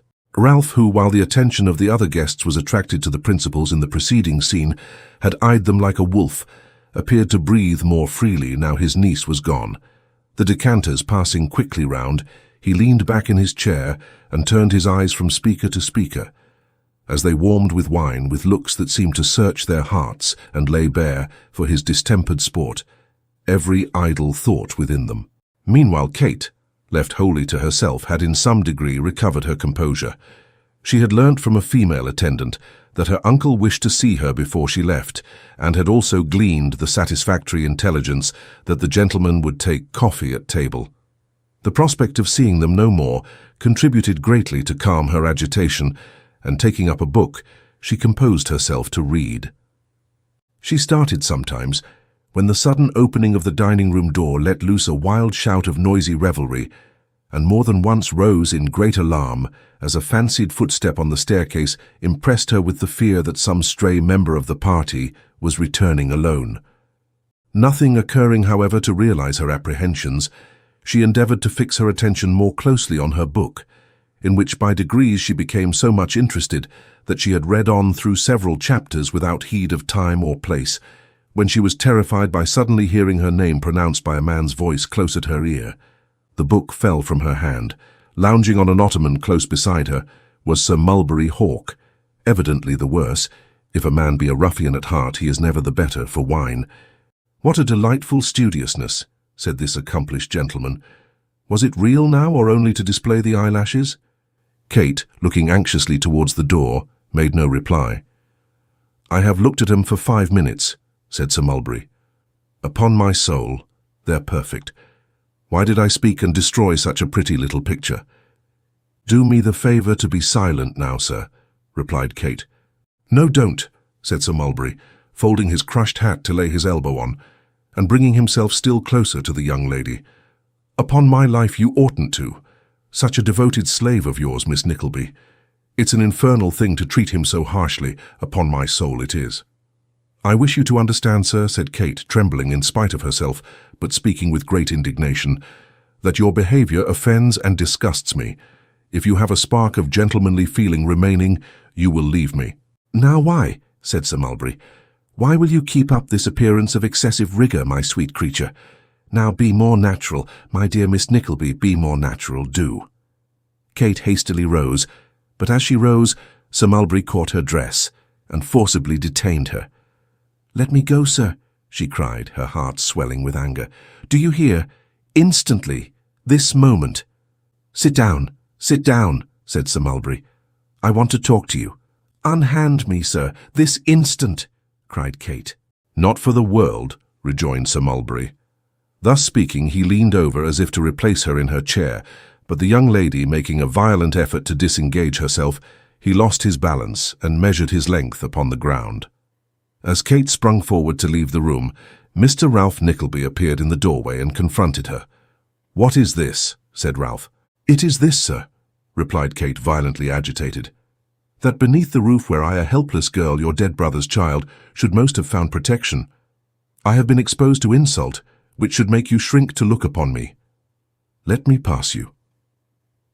Ralph did shrink, as the indignant girl fixed her kindling eye upon him, but he did not comply with her injunction nevertheless, for he led her to a distant seat, and returning, and approaching Sir Mulberry Hawk, who had by this time risen, motioned towards the door. "Your way lies there, sir," said Ralph in a suppressed voice that some devil might have owned with pride. "What do you mean by that?" demanded his friend fiercely. The swollen veins stood out like sinews on Ralph's wrinkled forehead, and the nerves about his mouth worked as though some unendurable emotion wrung them. But he smiled disdainfully, and again pointed to the door. "Do you know me, you old madman?" asked Sir Mulberry. "Well," said Ralph. The fashionable vagabond for the moment quite quailed under the steady look of the older sinner, and walked towards the door, muttering as he went. "You wanted the Lord, did you?" he said, stopping short when he reached the door, as if a new light had broken in upon him, and confronting Ralph again. "Damn, I was in the way, was I?" Ralph smiled again, but made no answer. "Who brought him to you first?" pursued Sir Mulberry. "And how, without me, could you ever have wound him in your net as you have?" "The net is a large one, and rather full," said Ralph. "Take care that it chokes nobody in the meshes." "You would sell your flesh and blood for money, yourself, if you have not already made a bargain with the devil," retorted the other. "Do you mean to tell me that your pretty niece was not brought here as a decoy for the drunken boy downstairs?" Although this hurried dialogue was carried on in a suppressed tone on both sides, Ralph looked involuntarily round to ascertain that Kate had not moved her position so as to be within hearing. His adversary saw the advantage he had gained, and followed it up. "Do you mean to tell me," he asked again, "that it is not so? Do you mean to say that if he had found his way up here instead of me, you wouldn't have been a little more blind, and a little more deaf, and a little less flourishing than you have been? Come, Nickleby, answer me that."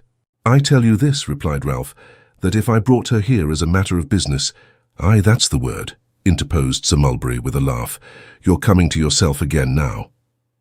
"As a matter of business," pursued Ralph, speaking slowly and firmly, as a man who has made up his mind to say no more, "because I thought she might make some impression on the silly youth you have taken in hand and are lending good help to ruin. I knew, knowing him, that it would be long before he outraged her girl's feelings, and that unless he offended by mere puppyism and emptiness, he would, with a little management, respect the sex and conduct even of his usurer's niece. But if I thought to draw him on more gently by this device, I did not think of subjecting the girl to the licentiousness and brutality of so old a hand as you, and now we understand each other. Especially as there was nothing to be got by it, eh? Sneered Sir Mulberry. Exactly so, said Ralph. He had turned away and looked over his shoulder to make this last reply. The eyes of the two worthies met, with an expression as if each rascal felt that there was no disguising himself from the other, and Sir Mulberry Hawk shrugged his shoulders and walked slowly out. His friend closed the door and looked restlessly towards the spot where his niece still remained in the attitude in which he had left her. She had flung herself heavily upon the couch, and with her head drooping over the cushion and her face hidden in her hands, seemed to be still weeping in an agony of shame and grief. Ralph would have walked into any poverty-stricken debtor's house and pointed him out to a bailiff, though in attendance upon a young child's deathbed without the smallest concern, because it would have been a matter quite in the ordinary course of business, and the man would have been an offender against his only code of morality.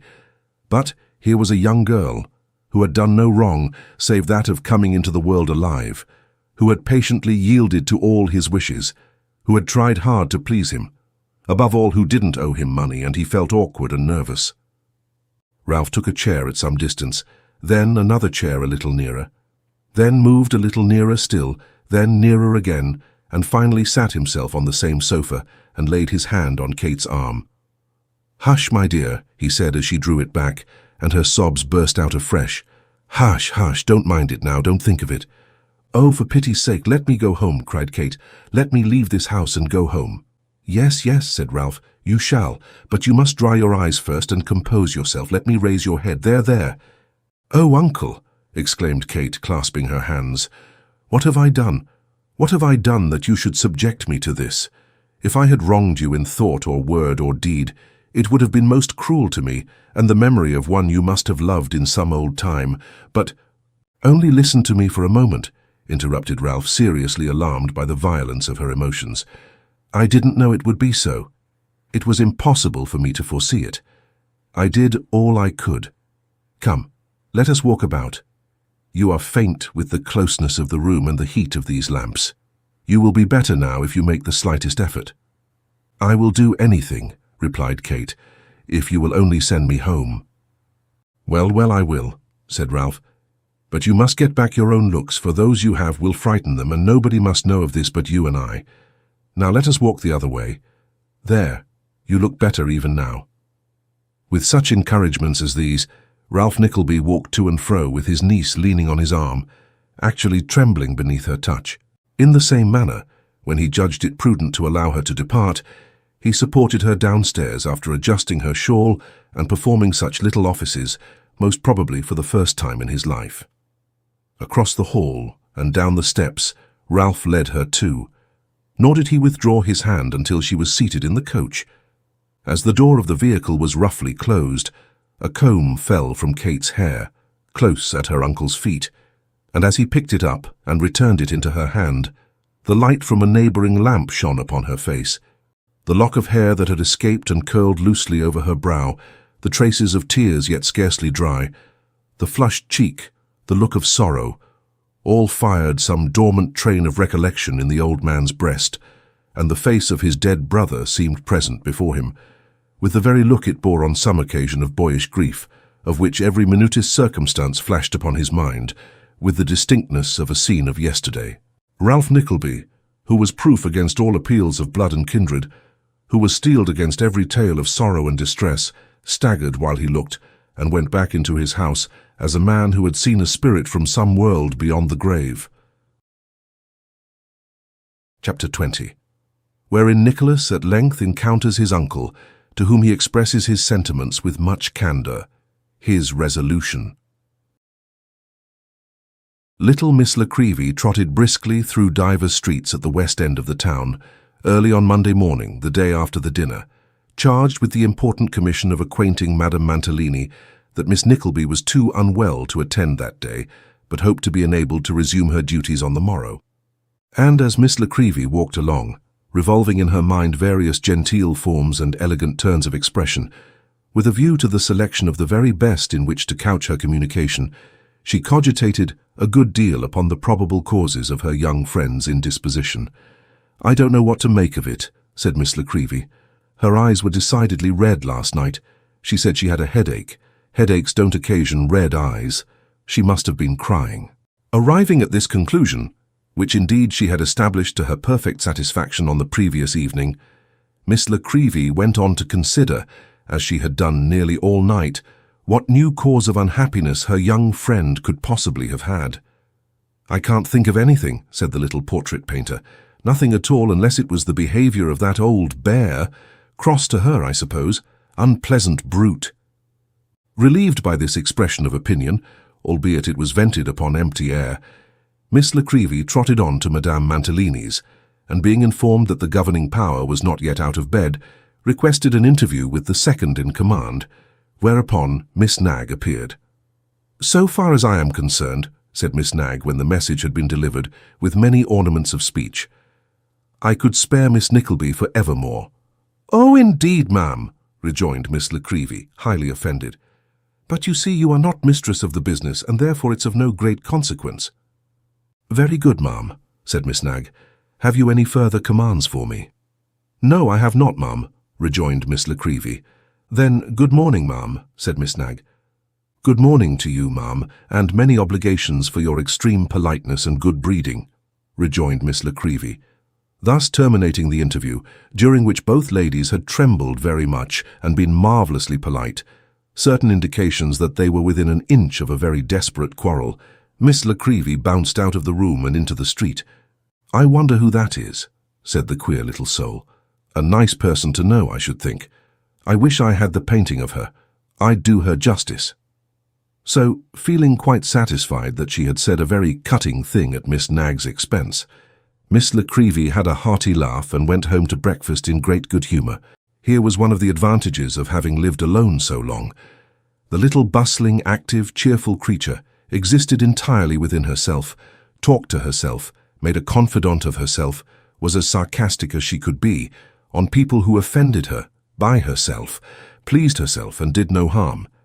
If she indulged in scandal, nobody's reputation suffered, and if she enjoyed a little bit of revenge, no living soul was one atom the worse. One of the many to whom, from straitened circumstances, a consequent inability to form the associations they would wish, and a disinclination to mix with the society they could obtain, London is as complete a solitude as the plains of Syria. The humble artist had pursued her lonely but contented way for many years, and, until the peculiar misfortunes of the Nickleby family attracted her attention, had made no friends, though brimful of the friendliest feelings to all mankind. There are many warm hearts in the same solitary guise as poor little Miss La Creevy's. However, that's neither here nor there just now. She went home to breakfast and had scarcely caught the full flavour of her first sip of tea, when the servant announced a gentleman, whereat Miss La Creevy, at once imagining a new sitter transfixed by admiration at the street door-case, was in unspeakable consternation at the presence of the tea-things. "Here, take 'em away, run with 'em into the bedroom anywhere," said Miss La Creevy. "Dear, dear, to think that I should be late on this particular morning of all others, after being ready for 3 weeks by 8:30 o'clock, and not a soul coming near the place." "Don't let me put you out of the way," said a voice Miss La Creevy knew. "I told the servant not to mention my name, because I wished to surprise you." "Mr. Nicholas," cried Miss La Creevy, starting in great astonishment. "You have not forgotten me, I see," replied Nicholas, extending his hand. "Why, I think I should even have known you if I had met you in the street," said Miss La Creevy with a smile. "Hannah, another cup and saucer. Now, I'll tell you what, young man, I'll trouble you not to repeat the impertinence you were guilty of on the morning you went away." "You would not be very angry, would you?" asked Nicholas. "Wouldn't I?" said Miss La Creevy. "You had better try. That's all." Nicholas, with becoming gallantry, immediately took Miss La Creevy at her word, who uttered a faint scream and slapped his face, but it was not a very hard slap, and that's the truth. "I never saw such a rude creature," exclaimed Miss La Creevy. "You told me to try," said Nicholas. "Well, but I was speaking ironically," rejoined Miss La Creevy. "Oh, that's another thing," said Nicholas. "You should have told me that too." "I dare say you didn't know, indeed," retorted Miss La Creevy. "But now I look at you again, you seem thinner than when I saw you last, and your face is haggard and pale. And how come you to have left Yorkshire?" She stopped here, for there was so much heart in her altered tone and manner that Nicholas was quite moved. "I need look somewhat changed," he said after a short silence, "for I have undergone some suffering both of mind and body since I left London. I have been very poor, too, and have even suffered from want." "Good heaven, Mr. Nicholas!" exclaimed Miss La Creevy. "What are you telling me?" "Nothing which need distress you quite so much," answered Nicholas, with a more sprightly air. "Neither did I come here to bewail my lot, but on matter more to the purpose. I wish to meet my uncle face to face. I should tell you that first." "Then all I have to say about that is," interposed Miss La Creevy, "that I don't envy you your taste, and that sitting in the same room with his very boots would put me out of humour for a fortnight." "In the main," said Nicholas, "there may be no great difference of opinion between you and me so far, but you will understand that I desire to confront him, to justify myself, and to cast his duplicity and malice in his throat." "That's quite another matter," rejoined Miss La Creevy. "Heaven forgive me, but I shouldn't cry my eyes quite out of my head if they choked him. Well, to this end I called upon him this morning," said Nicholas. "He only returned to town on Saturday, and I knew nothing of his arrival until late last night." "And did you see him?" asked Miss La Creevy. "No," replied Nicholas. "He had gone out." "Ha," said Miss La Creevy. "On some kind charitable business, I dare say." "I have reason to believe," pursued Nicholas, "from what has been told me by a friend of mine who is acquainted with his movements, that he intends seeing my mother and sister today, and giving them his version of the occurrences that have befallen me. I will meet him there." "That's right," said Miss La Creevy, rubbing her hands. "And yet I don't know," she added. "There is much to be thought of, others to be considered." "I have considered others," rejoined Nicholas, "but as honesty and honour are both at issue, nothing shall deter me." "You should know best," said Miss La Creevy. "In this case I hope so," answered Nicholas, "and all I want you to do for me is to prepare them for my coming. They think me a long way off, and if I went wholly unexpected, I should frighten them. If you can spare time to tell them that you have seen me, and that I shall be with them in a quarter of an hour afterwards, you will do me a great service." "I wish I could do you, or any of you, a greater," said Miss La Creevy, "but the power to serve is as seldom joined with the will as the will is with the power, I think." Talking on very fast and very much, Miss La Creevy finished her breakfast with great expedition, put away the tea-caddy and hid the key under the fender, resumed her bonnet, and taking Nicholas's arm, sallied forth at once to the city. Nicholas left her near the door of his mother's house, and promised to return within a quarter of an hour. It so chanced that Ralph Nickleby, at length seeing fit, for his own purposes, to communicate the atrocities of which Nicholas had been guilty, had, instead of first proceeding to another quarter of the town on business, as Newman Noggs supposed he would, gone straight to his sister-in-law.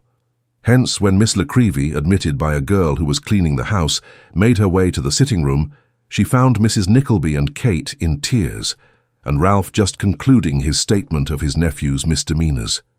Kate beckoned her not to retire, and Miss La Creevy took a seat in silence. "You are here already, are you, my gentleman?" thought the little woman. "Then he shall announce himself and see what effect that has on you." "This is pretty," said Ralph, folding up Miss Squeers's note. "Very pretty. I recommend him, against all my previous conviction, for I knew he would never do any good. To a man with whom, behaving himself properly, he might have remained in comfort for years. What is the result? Conduct for which he might hold up his hand at the Old Bailey." "I never will believe it," said Kate indignantly. "Never. It is some base conspiracy which carries its own falsehood with it." "My dear," said Ralph, "you wrong the worthy man. These are not inventions. The man is assaulted. Your brother is not to be found. This boy of whom they speak goes with him. Remember, remember." "It is impossible," said Kate. "Nicholas, and a thief too. Mamma, how can you sit and hear such statements?" Poor Mrs. Nickleby, who had at no time been remarkable for the possession of a very clear understanding, and who had been reduced by the late changes in her affairs to a most complicated state of perplexity, made no other reply to this earnest remonstrance than exclaiming from behind a mass of pocket-handkerchief that she never could have believed it, thereby most ingeniously leaving her hearers to suppose that she did believe it. "It would be my duty if he came in my way to deliver him up to justice," said Ralph. "My bounden duty. I should have no other course, as a man of the world and a man of business, to pursue." "And yet," said Ralph, speaking in a very marked manner and looking furtively but fixedly at Kate, "and yet I would not. I would spare the feelings of his sister, and his mother, of course," added Ralph, as though by an afterthought and with far less emphasis. Kate very well understood that this was held out as an additional inducement to her, to preserve the strictest silence regarding the events of the preceding night. She looked involuntarily towards Ralph as he ceased to speak, but he had turned his eyes another way, and seemed for the moment quite unconscious of her presence. "Everything," said Ralph after a long silence, broken only by Mrs. Nickleby's sobs, "everything combines to prove the truth of this letter, if indeed there were any possibility of disputing it. Do innocent men steal away from the sight of honest folks and skulk in hiding places like outlaws? Do innocent men inveigle nameless vagabonds and prowl with them about the country as idle robbers do? Assault, riot, theft, what do you call these?" "A lie," cried a voice as the door was dashed open, and Nicholas came into the room. In the first moment of surprise and possibly of alarm, Ralph rose from his seat and fell back a few paces, quite taken off his guard by this unexpected apparition. In another moment, he stood, fixed and immovable with folded arms, regarding his nephew with a scowl, while Kate and Miss La Creevy threw themselves between the two to prevent the personal violence which the fierce excitement of Nicholas appeared to threaten. "Dear Nicholas," cried his sister, clinging to him, "be calm. Consider—" "Consider, Kate," cried Nicholas, clasping her hand so tight in the tumult of his anger that she could scarcely bear the pain. "When I consider all, and think of what has passed, I need be made of iron to stand before him." "Or bronze," said Ralph quietly. "There is not hardihood enough in flesh and blood to face it out." "Oh dear, dear," cried Mrs. Nickleby, "that things should have come to such a pass as this." "Who speaks in a tone as if I had done wrong and brought disgrace on them?" said Nicholas, looking round. "Your mother, sir," replied Ralph, motioning towards her. "Whose ears have been poisoned by you?" said Nicholas. "By you who, under pretence of deserving the thanks she poured upon you, heaped every insult, wrong, and indignity upon my head. You who sent me to a den where sordid cruelty, worthy of yourself, runs wanton, and youthful misery stalks precocious, where the lightness of childhood shrinks into the heaviness of age, and its every promise blights and withers as it grows. I call heaven to witness," said Nicholas, looking eagerly round, "that I have seen all this and that he knows it." "Refute these calumnies," said Kate, "and be more patient so that you may give them no advantage. Tell us what you really did, and show that they are untrue." "Of what do they, or of what does he, accuse me?" said Nicholas. "First, of attacking your master, and being within an ace of qualifying yourself to be tried for murder," interposed Ralph. "I speak plainly, young man, bluster as you will." "I interfered," said Nicholas, "to save a miserable creature from the vilest cruelty. In so doing, I inflicted such punishment upon a wretch as he will not readily forget, though far less than he deserved from me. If the same scene were renewed before me now, I would take the same part, but I would strike harder and heavier and brand him with such marks as he should carry to his grave, go to it when he would." "You hear?" said Ralph, turning to Mrs. Nickleby. "Penitence, this." "Oh, dear me," cried Mrs. Nickleby, "I don't know what to think, I really don't." "Do not speak just now, mamma, I entreat you," said Kate. "Dear Nicholas, I only tell you that you may know what wickedness can prompt, but they accuse you of a ring is missing, and they dare to say that—" "The woman," said Nicholas haughtily, "the wife of the fellow from whom these charges come dropped, as I suppose, a worthless ring among some clothes of mine early in the morning on which I left the house. At least I know that she was in the bedroom where they lay, struggling with an unhappy child, and that I found it when I opened my bundle on the road. I returned it at once by coach, and they have it now." I knew," said Kate, looking towards her uncle. "About this boy, love, in whose company they say you left." "The boy, a silly, helpless creature, from brutality and hard usage is with me now," rejoined Nicholas. "You hear?" said Ralph, appealing to the mother again. "Everything proved, even upon his own confession. Do you choose to restore that boy, sir?" "No, I do not," replied Nicholas. "You do not?" sneered Ralph. "No," repeated Nicholas, "not to the man with whom I found him. I would that I knew on whom he has the claim of birth. I might wring something from his sense of shame, if he were dead to every tie of nature." "Indeed," said Ralph. "Now, sir, will you hear a word or two from me?" "You can speak when and what you please," replied Nicholas, embracing his sister. "I take little heed of what you say or threaten." "Mighty well, sir," retorted Ralph, "but perhaps it may concern others, who may think it worth their while to listen and consider what I tell them. I will address your mother, sir, who knows the world." "Ah, and I only too dearly wish I didn't," sobbed Mrs. Nickleby. There really was no necessity for the good lady to be much distressed upon this particular head, the extent of her worldly knowledge being, to say the least, very questionable, and so Ralph seemed to think, for he smiled as she spoke.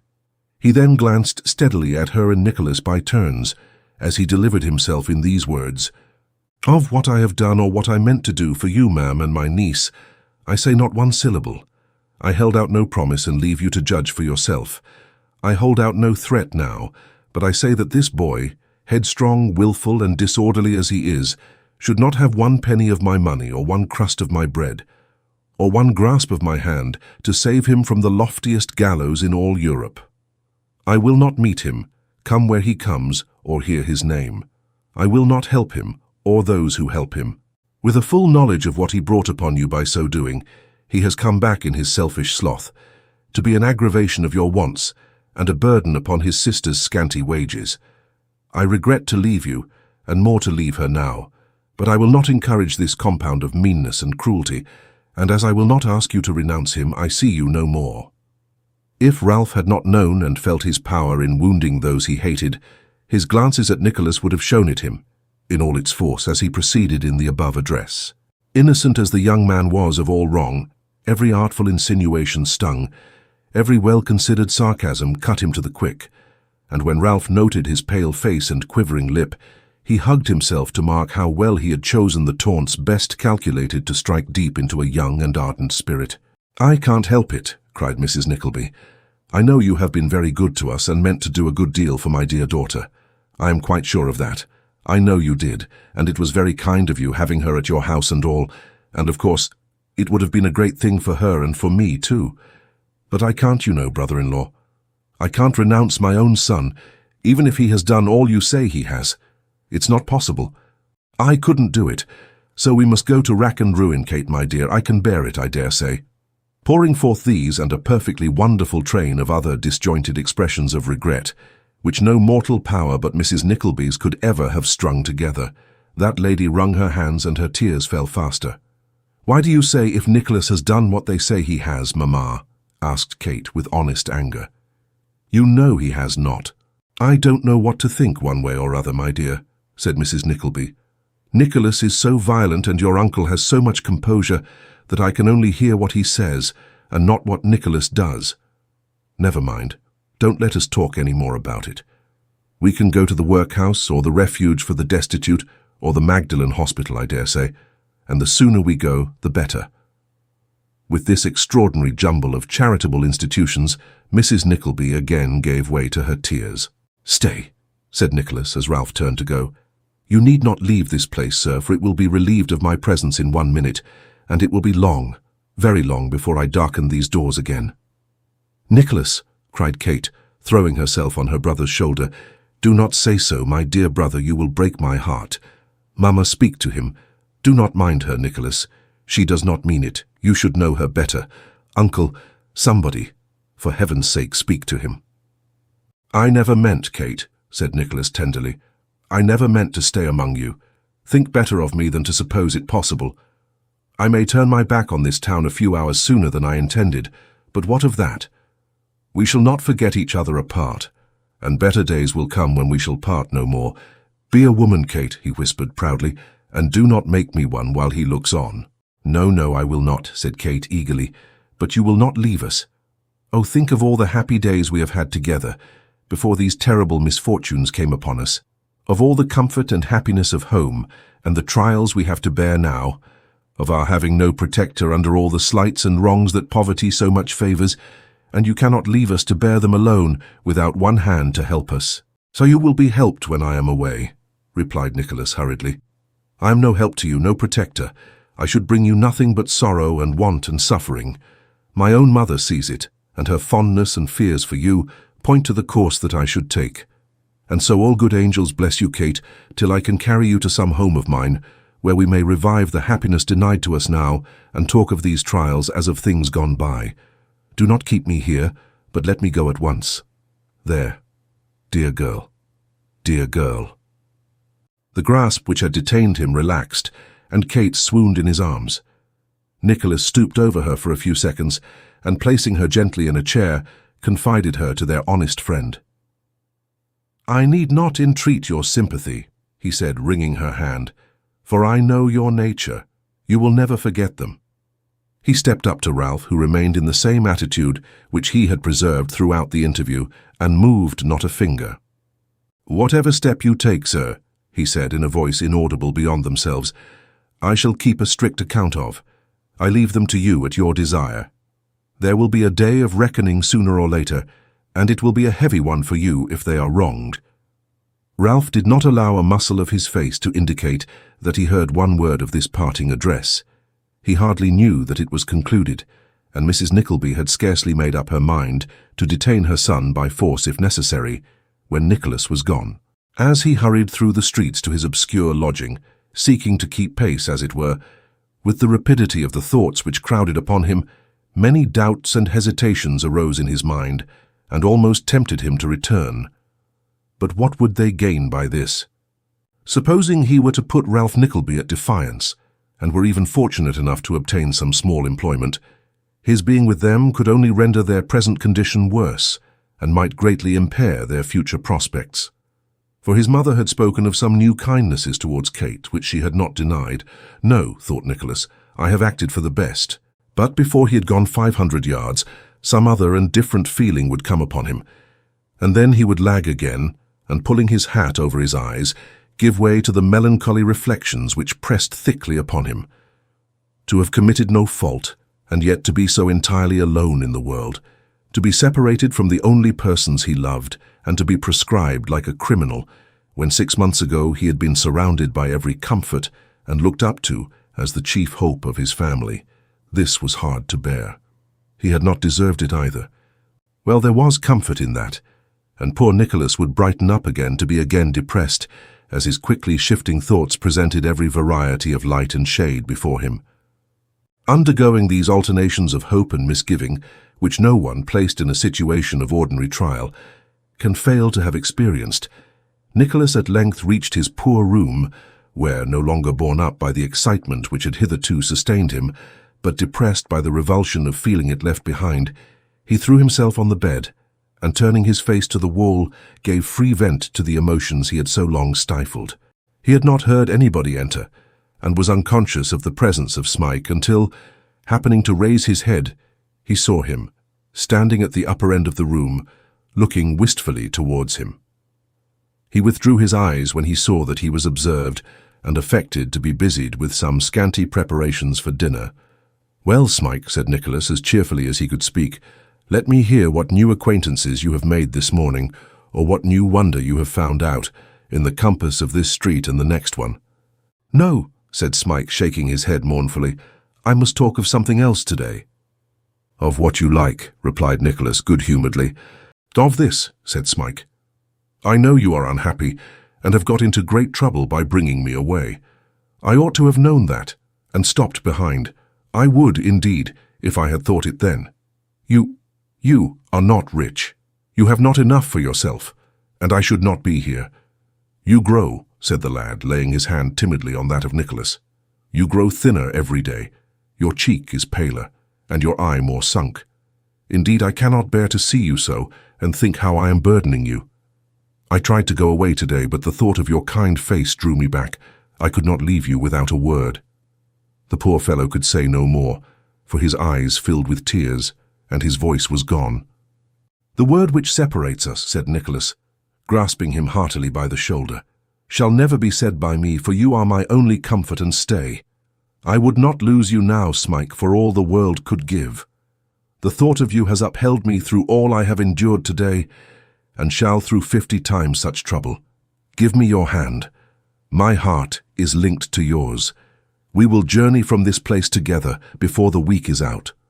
What, if I am steeped in poverty? You lighten it, and we will be poor together." Chapter 21. Madame Mantalini finds herself in a situation of some difficulty, and Miss Nickleby finds herself in no situation at all.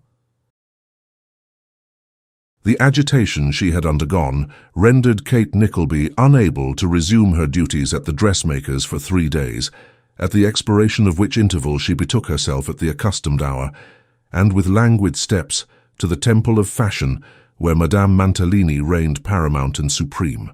The ill will of Miss Nagg had lost nothing of its virulence in the interval.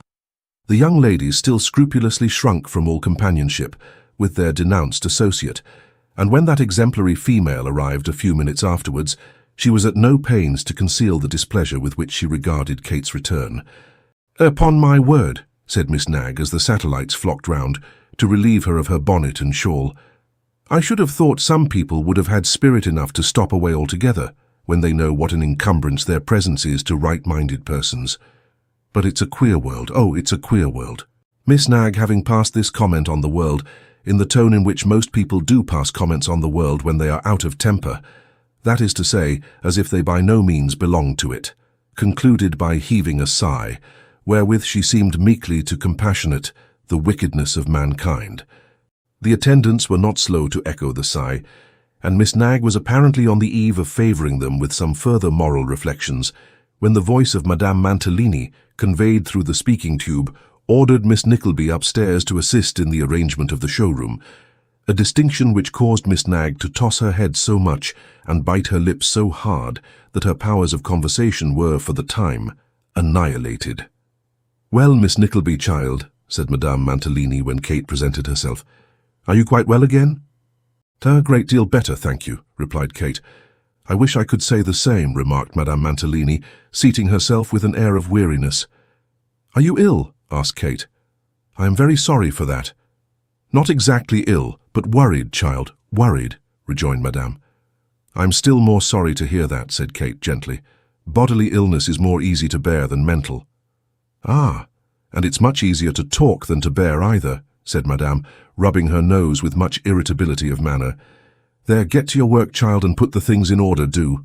While Kate was wondering within herself what these symptoms of unusual vexation portended, Mr. Mantalini put the tips of his whiskers, and by degrees his head, through the half-opened door, and cried in a soft voice, "Is my life and soul there?"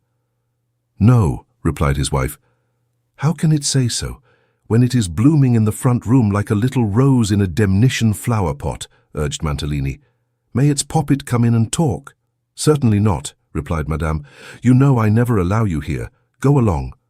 The poppet, however, encouraged perhaps by the relenting tone of this reply, ventured to rebel, and stealing into the room, made towards Madame Mantalini on tiptoe, blowing her a kiss as he came along. "Why will it vex itself and twist its little face into bewitching nutcrackers?" said Mantalini, putting his left arm round the waist of his life and soul, and drawing her towards him with his right.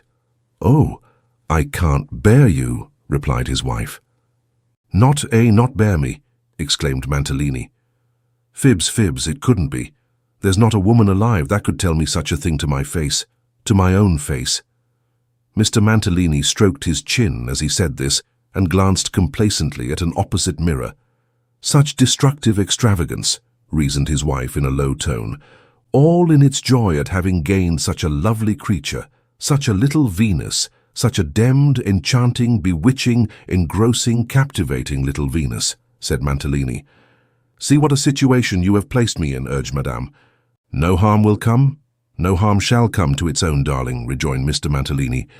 "It is all over, there will be nothing the matter, money shall be got in, and if it don't come in fast enough, old Nickleby shall stump up again, or have his jugular separated if he dares to vex and hurt the little—" "Hush!" interposed Madame. "Don't you see?" Mr. Mantalini, who, in his eagerness to make up matters with his wife, had overlooked, or feigned to overlook, Miss Nickleby hitherto took the hint, and laying his finger on his lip, sunk his voice still lower. There was then a great deal of whispering, during which Madame Mantalini appeared to make reference, more than once, to certain debts incurred by Mr. Mantalini previous to her coverture, and also to an unexpected outlay of money in payment of the aforesaid debts, and furthermore, to certain agreeable weaknesses on that gentleman's part, such as gaming, wasting, idling, and a tendency to horseflesh, each of which matters of accusation Mr. Mantalini disposed of, by one kiss or more, as its relative importance demanded. The upshot of it all was that Madame Mantalini was in raptures with him, and that they went upstairs to breakfast. Kate busied herself in what she had to do, and was silently arranging the various articles of decoration in the best taste she could display, when she started to hear a strange man's voice in the room, and started again to observe, on looking round, that a white hat and a red neckerchief and a broad round face and a large head and part of a green coat were in the room too. "Don't alarm yourself, miss," said the proprietor of these appearances. "I say, this here's the manty-making concern, ain't it?" "Yes," rejoined Kate, greatly astonished. "What did you want?" The stranger answered not, but first looking back as though to beckon to some unseen person outside, came very deliberately into the room and was closely followed by a little man in brown, very much the worse for wear, who brought with him a mingled fumigation of stale tobacco and fresh onions. The clothes of this gentleman were much bespeckled with flue, and his shoes, stockings, and nether garments, from his heels to the waist buttons of his coat inclusive, were profusely embroidered with splashes of mud, caught a fortnight previously, before the setting in of the fine weather. Kate's very natural impression was that these engaging individuals had called with the view of possessing themselves, unlawfully, of any portable articles that chanced to strike their fancy. She did not attempt to disguise her apprehensions, and made a move towards the door. "Wait a minute," said the man in the green coat, closing it softly and standing with his back against it. "This is a unpleasant business. Vere's your governor?" "My what, did you say?" asked Kate, trembling, for she thought governor might be slang for watch or money. "Mr. Muntalhiny," said the man. "What's come on him? Is he at home?" "He is above stairs, I believe," replied Kate, a little reassured by this inquiry. "Do you want him?" "No," replied the visitor. "I don't exactly want him if it's made a favour on. You can just give him that ear card and tell him if he wants to speak to me and save trouble, here I am, that's all." With these words the stranger put a thick square card into Kate's hand, and turning to his friend, remarked with an easy air that the room's was a good high pitch, to which the friend assented, adding, by way of illustration, that there was lots of room for a little boy to grow up a man in either on 'em, without much fear of his ever bringing his head into contract with the ceiling. After ringing the bell which would summon Madame Mantalini, Kate glanced at the card, and saw that it displayed the name of Scaly, together with some other information to which she had not had time to refer, when her attention was attracted by Mr. Scaly himself, who, walking up to one of the cheval glasses, gave it a hard poke in the centre with his stick, as coolly as if it had been made of cast iron. "Good plate this here, Tix," said Mr. Scaly to his friend. "Ah," rejoined Mr. Tix, placing the marks of his 4 fingers and a duplicate impression of his thumb on a piece of sky-blue silk, "and this here article warn't made for nothing, mind you." From the silk, Mr. Tix transferred his admiration to some elegant articles of wearing apparel, while Mr. Scaly adjusted his neckcloth at leisure before the glass, and afterwards, aided by its reflection, proceeded to the minute consideration of a pimple on his chin, in which absorbing occupation he was yet engaged, when Madame Mantalini, entering the room, uttered an exclamation of surprise which roused him. "Oh, is this the missus?" inquired Scaly. "It is Madame Mantalini," said Kate. "Then," said Mr. Scaly, producing a small document from his pocket and unfolding it very slowly, "this is a writ of execution, and if it's not convenient to settle, we'll go over the house at Wunst, please, and take the inventory." Poor Madame Mantalini wrung her hands for grief and rung the bell for her husband, which done she fell into a chair and a fainting fit simultaneously. The professional gentlemen, however, were not at all discomposed by this event, for Mr. Scaly, leaning upon a stand on which a handsome dress was displayed, so that his shoulders appeared above it, in nearly the same manner as the shoulders of the lady for whom it was designed would have done if she had had it on, pushed his hat on one side and scratched his head with perfect unconcern, while his friend Mr. Tix, taking that opportunity for a general survey of the apartment preparatory to entering on business, stood with his inventory book under his arm and his hat in his hand, mentally occupied in putting a price upon every object within his range of vision. Such was the posture of affairs when Mr. Mantalini hurried in, and as that distinguished specimen had had a pretty extensive intercourse with Mr. Scaly's fraternity in his bachelor days, and was, besides, very far from being taken by surprise on the present agitating occasion, he merely shrugged his shoulders, thrust his hands down to the bottom of his pockets, elevated his eyebrows, whistled a bar or two, swore an oath or two, and, sitting astride upon a chair, put the best face upon the matter with great composure and decency. "What's the dem total?" was the first question he asked. £1,527, 4 and 9pence halfpenny, replied Mr. Scaly, without moving a limb. "The halfpenny be demmed," said Mr. Mantalini impatiently. "By all means, if you wish it," retorted Mr. Scaly. "And the 9pence?"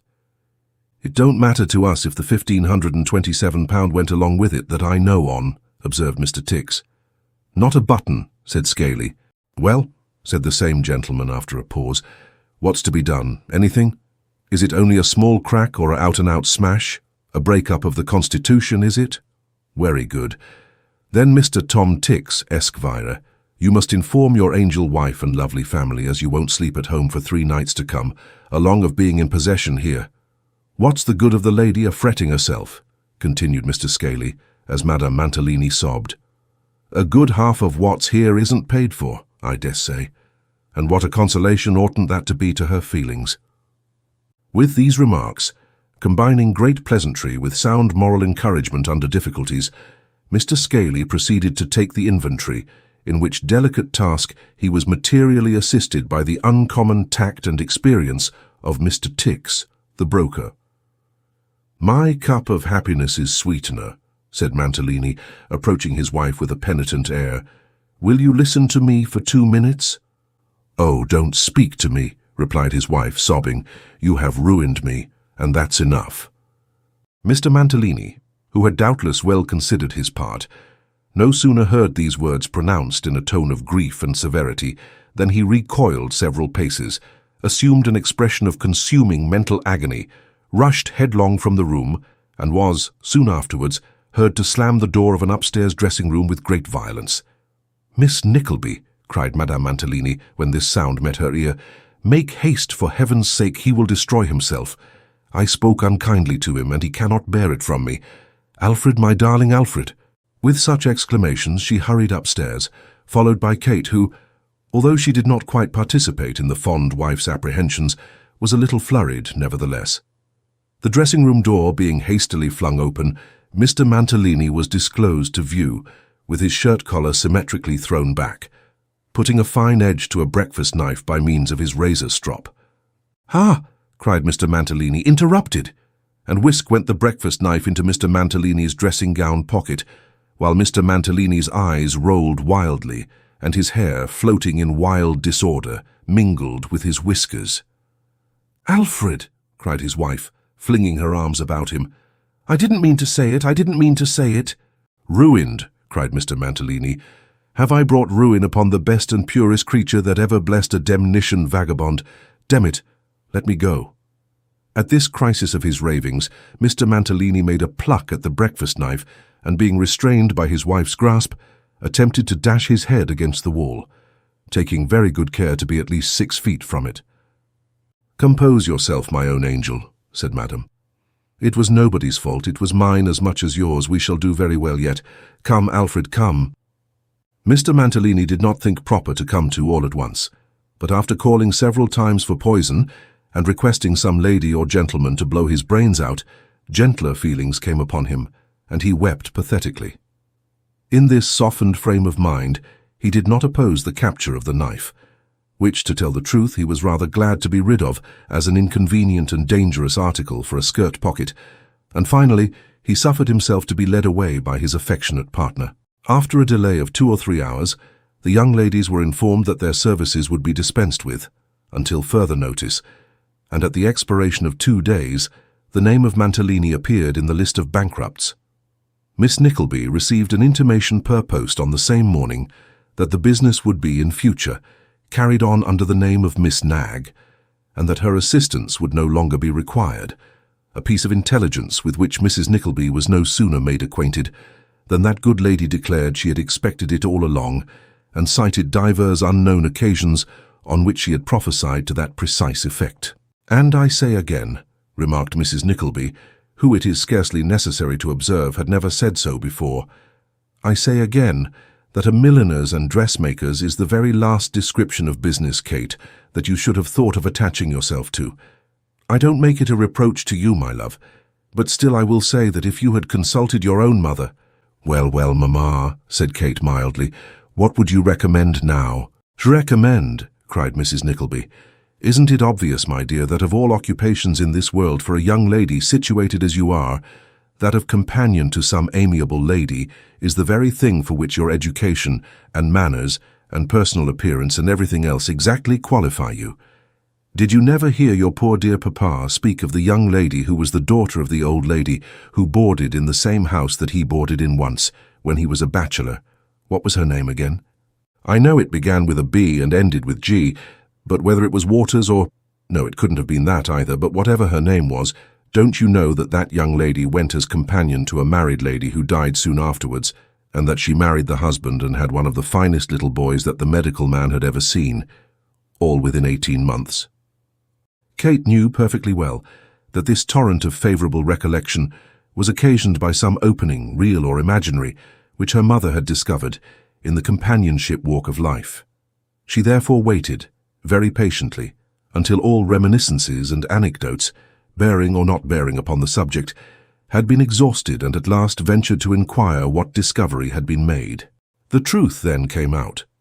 Mrs. Nickleby had that morning had a yesterday's newspaper of the very first respectability from the public house where the porter came from, and in this yesterday's newspaper was an advertisement, couched in the purest and most grammatical English, announcing that a married lady was in want of a genteel young person as companion, and that the married lady's name and address were to be known on application at a certain library at the west end of the town, therein mentioned.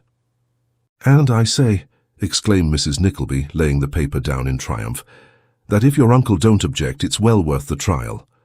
Kate was too sick at heart, after the rough jostling she had already had with the world, and really cared too little at the moment what fate was reserved for her, to make any objection. Mr. Ralph Nickleby offered none, but on the contrary, highly approved of the suggestion. Neither did he express any great surprise at Madame Mantalini's sudden failure. Indeed, it would have been strange if he had, inasmuch as it had been procured and brought about chiefly by himself. So the name and address were obtained without loss of time, and Miss Nickleby and her mamma went off in quest of Mrs. Wititterly, of Cadogan Place, Sloane Street, that same forenoon. Cadogan Place is the one slight bond that joins two great extremes. It is the connecting link between the aristocratic pavements of Belgrave Square and the barbarism of Chelsea. It is in Sloane Street, but not of it. The people in Cadogan Place look down upon Sloane Street and think Brompton low. They affect fashion too and wonder where the new road is. Not that they claim to be on precisely the same footing as the high folks of Belgrave Square and Grosvenor Place, but that they stand, with reference to them, rather in the light of those illegitimate children of the great who are content to boast of their connections, although their connections disavow them. Wearing as much as they can of the airs and semblances of loftiest rank, the people of Cadogan Place have the realities of middle station. It is the conductor which communicates to the inhabitants of regions beyond its limit the shock of pride of birth and rank, which it has not within itself, but derives from a fountainhead beyond. Or, like the ligament which unites the Siamese twins, it contains something of the life and essence of two distinct bodies, and yet belongs to neither. Upon this doubtful ground lived Mrs. Wititterly, and at Mrs. Wititterly's door Kate Nickleby knocked with trembling hand. The door was opened by a big footman with his head floured or chalked or painted in some way. It didn't look genuine powder. And the big footman, receiving the card of introduction, gave it to a little page, so little indeed that his body would not hold, in ordinary array, the number of small buttons which are indispensable to a page's costume, and they were consequently obliged to be stuck on 4 abreast. This young gentleman took the card upstairs on a salver, and pending his return, Kate and her mother were shown into a dining room of rather dirty and shabby aspect, and so comfortably arranged as to be adapted to almost any purpose rather than eating and drinking. Now, in the ordinary course of things, and according to all authentic descriptions of high life as set forth in books, Mrs. Wititterly ought to have been in her boudoir. But whether it was that Mr. Wititterly was at that moment shaving himself in the boudoir, or what not, certain it is that Mrs. Wititterly gave audience in the drawing-room, where was everything proper and necessary, including curtains and furniture coverings of a roseate hue, to shed a delicate bloom on Mrs. Wititterly's complexion, and a little dog to snap at strangers' legs for Mrs. Wititterly's amusement, and the aforementioned page to hand chocolate for Mrs. Wititterly's refreshment. The lady had an air of sweet insipidity, and a face of engaging paleness. There was a faded look about her, and about the furniture, and about the house. She was reclining on a sofa in such a very unstudied attitude that she might have been taken for an actress all ready for the first scene in a ballet, and only waiting for the drop curtain to go up. Place chairs. The page placed them. Leave the room, Alphonse. The page left it. But if ever an Alphonse carried plain Bill in his face and figure, that page was the boy. "I have ventured to call, ma'am," said Kate after a few seconds of awkward silence, "from having seen your advertisement." "Yes," replied Mrs. Wititterly. "One of my people put it in the paper, yes." "I thought perhaps," said Kate modestly, "that if you had not already made a final choice you would forgive my troubling you with an application." "Yes," drawled Mrs. Wititterly again, "if you have already made a selection." "Oh dear, no," interrupted the lady. "I am not so easily suited, I really don't know what to say." "You have never been a companion before, have you?" Mrs. Nickleby, who had been eagerly watching her opportunity, came dexterously in before Kate could reply. "Not to any stranger, ma'am," said the good lady, "but she has been a companion to me for some years. I am her mother, ma'am." "Oh," said Mrs. Wititterly, "I apprehend you." "I assure you, ma'am," said Mrs. Nickleby, "that I very little thought at one time that it would be necessary for my daughter to go out into the world at all, for her poor dear papa was an independent gentleman, and would have been at this moment, if he had but listened in time to my constant entreaties and—" "Dear mamma," said Kate in a low voice. "My dear Kate, if you will allow me to speak," said Mrs. Nickleby, "I shall take the liberty of explaining to this lady—" "I think it is almost unnecessary, mamma." And notwithstanding all the frowns and winks with which Mrs. Nickleby intimated that she was going to say something which would clench the business at once, Kate maintained her point by an expressive look, and for once Mrs. Nickleby was stopped upon the very brink of an oration. "What are your accomplishments?" asked Mrs. Wititterly with her eyes shut. Kate blushed as she mentioned her principal acquirements, and Mrs. Nickleby checked them all off, one by one on her fingers, having calculated the number before she came out. Luckily, the 2 calculations agreed, so Mrs. Nickleby had no excuse for talking. "You are a good temper?" asked Mrs. Wititterly, opening her eyes for an instant and shutting them again. "I hope so," rejoined Kate. "And have a highly respectable reference for everything, have you?" Kate replied that she had, and laid her uncle's card upon the table. "Have the goodness to draw your chair a little nearer, and let me look at you," said Mrs. Wititterly. "I'm so very near-sighted that I can't quite discern your features." Kate complied, though not without some embarrassment, with this request, and Mrs. Wititterly took a languid survey of her countenance, which lasted some 2 or 3 minutes. "I like your appearance," said that lady, ringing a little bell. "Alphonse, request your master to come here." The page disappeared on this errand, and after a short interval, during which not a word was spoken on either side, opened the door for an important gentleman of about 38, of rather plebeian countenance, and with a very light head of hair, who leant over Mrs. Wititterly for a little time and conversed with her in whispers.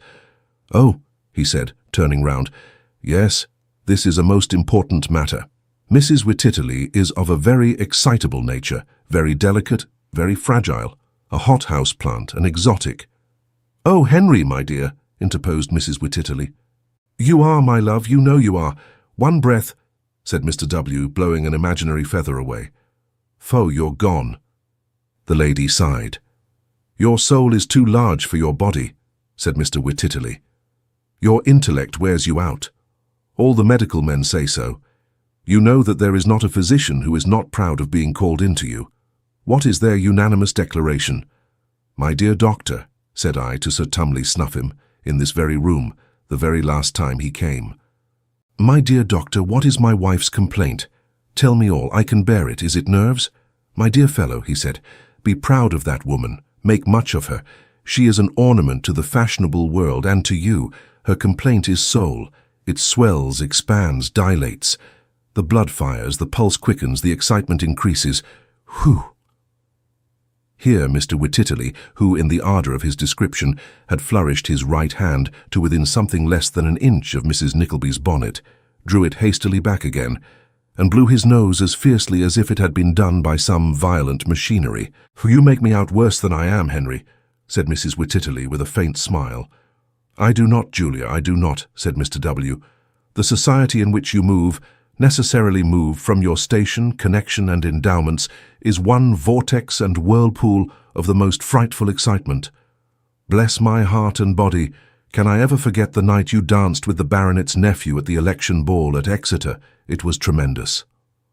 "I always suffer for these triumphs afterwards," said Mrs. Wittitterly. "And for that very reason," rejoined her husband, "you must have a companion in whom there is great gentleness, great sweetness, excessive sympathy, and perfect repose." Here both Mr. and Mrs. Wittitterly, who had talked rather at the Nicklebys than to each other, left off speaking and looked at their two hearers, with an expression of countenance which seemed to say, "What do you think of all this?" "Mrs. Wittitterly," said her husband, addressing himself to Mrs. Nickleby, "is sought after and courted by glittering crowds and brilliant circles. She is excited by the opera, the drama, the fine arts, the nobility, my love," interposed Mrs. Wittitterly. "The nobility, of course," said Mr. Wittitterly, "and the military. She forms and expresses an immense variety of opinions on an immense variety of subjects. If some people in public life were acquainted with Mrs. Wittitterly's real opinion of them, they would not hold their heads, perhaps, quite as high as they do." "Hush, Henry," said the lady, "this is scarcely fair." "I mention no names, Julia," replied Mr. Wittitterly, "and nobody is injured. I merely mention the circumstance to show that you are no ordinary person, that there is a constant friction perpetually going on between your mind and your body, and that you must be soothed and tended. Now let me hear, dispassionately and calmly, what are this young lady's qualifications for the office?" In obedience to this request, the qualifications were all gone through again, with the addition of many interruptions and cross-questionings from Mr. Wittitterly. It was finally arranged that inquiries should be made, and a decisive answer addressed to Miss Nickleby under cover of her uncle within 2 days. These conditions agreed upon, the page showed them down as far as the staircase window, and the big footman, relieving guard at that point, piloted them in perfect safety to the street door. "They are very distinguished people, evidently," said Mrs. Nickleby as she took her daughter's arm. "What a superior person Mrs. Wittitterly is." "Do you think so, mamma?" was all Kate's reply. "Why, who can help thinking so, Kate, my love?" rejoined her mother. "She is pale, though, and looks much exhausted. I hope she may not be wearing herself out, but I am very much afraid." These considerations led the deep-sighted lady into a calculation of the probable duration of Mrs. Wittitterly's life, and the chances of the disconsolate widower bestowing his hand on her daughter. Before reaching home, she had freed Mrs. Wittitterly's soul from all bodily restraint, married Kate with great splendour at St. George's, Hanover Square, and only left undecided the minor question whether a splendid French-polished mahogany bedstead should be erected for herself in the 2-pair back of the house in Cadogan Place, or in the 3-pair front, between which apartments she could not quite balance the advantages, and therefore adjusted the question at last by determining to leave it to the decision of her son-in-law. The inquiries were made. The answer, not to Kate's very great joy, was favourable, and at the expiration of a week she betook herself with all her movables and valuables to Mrs. Wititterly's mansion, where for the present we will leave her.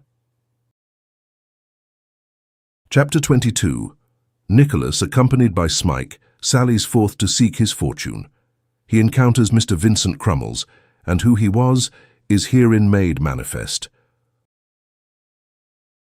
The whole capital which Nicholas found himself entitled to, either in possession, reversion, remainder, or expectancy, after paying his rent and settling with the broker from whom he had hired his poor furniture, did not exceed by more than a few halfpence the sum of 20 shillings. And yet he hailed the morning on which he had resolved to quit London, with a light heart, and sprang from his bed with an elasticity of spirit which is happily the lot of young persons, or the world would never be stocked with old ones. It was a cold, dry, foggy morning in early spring. A few meagre shadows flitted to and fro in the misty streets, and occasionally there loomed through the dull vapour the heavy outline of some hackney coach wending homewards, which, drawing slowly nearer, rolled jangling by, scattering the thin crust of frost from its whitened roof, and soon was lost again in the cloud. At intervals were heard the tread of slipshod feet, and the chilly cry of the poor sweep as he crept, shivering, to his early toil. The heavy footfall of the official watcher of the night, pacing slowly up and down, and cursing the tardy hours that still intervened between him and sleep. The rambling of ponderous carts and wagons, the roll of the lighter vehicles which carried buyers and sellers to the different markets, the sound of ineffectual knocking at the doors of heavy sleepers, all these noises fell upon the ear from time to time, but all seemed muffled by the fog, and to be rendered almost as indistinct to the ear as was every object to the sight. The sluggish darkness thickened as the day came on, and those who had the courage to rise and peep at the gloomy street from their curtained windows crept back to bed again and coiled themselves up to sleep. Before even these indications of approaching morning were rife in busy London, Nicholas had made his way alone to the city and stood beneath the windows of his mother's house. It was dull and bare to see, but it had light and life for him, for there was at least one heart within its old walls to which insult or dishonour would bring the same blood rushing that flowed in his own veins. He crossed the road and raised his eyes to the window of the room where he knew his sister slept. It was closed and dark. Poor girl, thought Nicholas, she little thinks who lingers here. He looked again and felt for the moment almost vexed that Kate was not there to exchange one word at parting. Good God, he thought, suddenly correcting himself, what a boy I am. It is better as it is, said Nicholas, after he had lounged on a few paces and returned to the same spot. When I left them before and could have said goodbye 1,000 times if I had chosen, I spared them the pain of leave-taking, and why not now? As he spoke, some fancied motion of the curtain almost persuaded him for the instant that Kate was at the window, and by one of those strange contradictions of feeling which are common to us all, he shrunk involuntarily into a doorway that she might not see him. He smiled at his own weakness, said God bless them, and walked away with a lighter step. Smike was anxiously expecting him when he reached his old lodgings, and so was Newman, who had expended a day's income in a can of rum and milk to prepare them for the journey. They had tied up the luggage, Smike shouldered it, and away they went, with Newman Noggs in company, for he had insisted on walking as far as he could with them overnight. Which way? Asked Newman wistfully. To Kingston first, replied Nicholas. And where afterwards? Asked Newman. Why won't you tell me? Because I scarcely know myself, good friend, rejoined Nicholas, laying his hand upon his shoulder, and if I did, I have neither plan nor prospect yet, and might shift my quarters 100 times before you could possibly communicate with me. I am afraid you have some deep scheme in your head, said Newman doubtfully. So deep, replied his young friend, that even I can't fathom it. Whatever I resolve upon, depend upon it, I will write you soon. You won't forget, said Newman. I am not very likely to, rejoined Nicholas. I have not so many friends that I shall grow confused among the number, and forget my best one. Occupied in such discourse, they walked on for a couple of hours, as they might have done for a couple of days if Nicholas had not sat himself down on a stone by the wayside, and resolutely declared his intention of not moving another step until Newman Noggs turned back.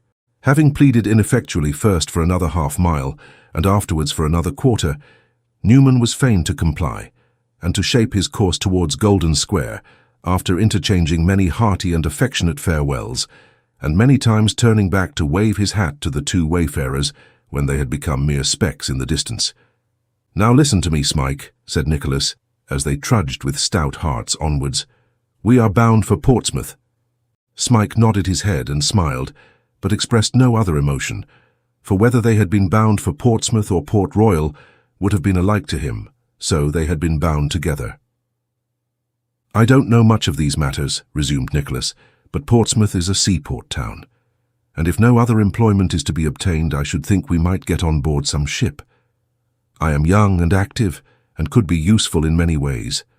So could you." "I hope so," replied Smike. "When I was at that, you know where I mean." "Yes, I know," said Nicholas. "You needn't name the place." "Well, when I was there," resumed Smike, his eyes sparkling at the prospect of displaying his abilities, "I could milk a cow and groom a horse with anybody."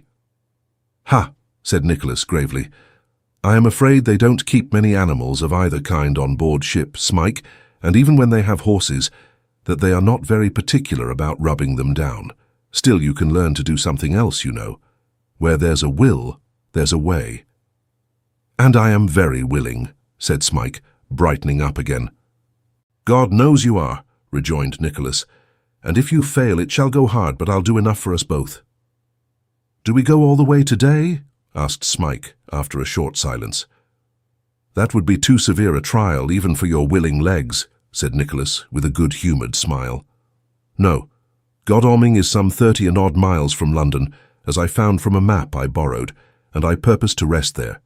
We must push on again tomorrow, for we are not rich enough to loiter. Let me relieve you of that bundle. Come." "No, no," rejoined Smike, falling back a few steps. "Don't ask me to give it up to you." "Why not?" asked Nicholas. "Let me do something for you at least," said Smike. "You will never let me serve you as I ought. You will never know how I think day and night of ways to please you. You are a foolish fellow to say it, for I know it well and see it, or I should be a blind and senseless beast," rejoined Nicholas. "Let me ask you a question while I think of it, and there is no one by," he added, looking him steadily in the face. "Have you a good memory?" "I don't know," said Smike, shaking his head sorrowfully. "I think I had once, but it's all gone now, all gone." "Why do you think you had once?" asked Nicholas, turning quickly upon him, as though the answer in some way helped out the purport of his question. "Because I could remember when I was a child," said Smike, "but that is very, very long ago, or at least it seems so. I was always confused and giddy at that place you took me from, and could never remember, and sometimes couldn't even understand what they said to me. Let me see. "So you are wandering now?" said Nicholas, touching him on the arm. "No," replied his companion with a vacant look. "I was only thinking how—" He shivered involuntarily as he spoke. "Think no more of that place, for it is all over," retorted Nicholas, fixing his eyes full upon that of his companion, which was fast settling into an unmeaning, stupefied gaze, once habitual to him, and common even then. "What of the first day you went to Yorkshire?" "Eh?" cried the lad. "That was before you began to lose your recollection, you know," said Nicholas quietly. "Was the weather hot or cold?" "Wet," replied the boy. "Very wet. I have always said, when it has rained hard, that it was like the night I came, and they used to crowd round and laugh to see me cry when the rain fell heavily. It was like a child, they said, and that made me think of it more. I turned cold all over sometimes, for I could see myself as I was then, coming in at the very same door." "As you were then," repeated Nicholas with assumed carelessness. "How was that?" "Such a little creature," said Smike, "that they might have had pity and mercy upon me only to remember it." "How you didn't find your way there alone," remarked Nicholas. "No," rejoined Smike. "Oh, no." "Who was with you?" "A man, a dark, withered man. I have heard them say so at the school, and I remembered that before. I was glad to leave him. I was afraid of him. But they made me more afraid of them and used me harder too." "Look at me," said Nicholas, wishing to attract his full attention. "There, don't turn away.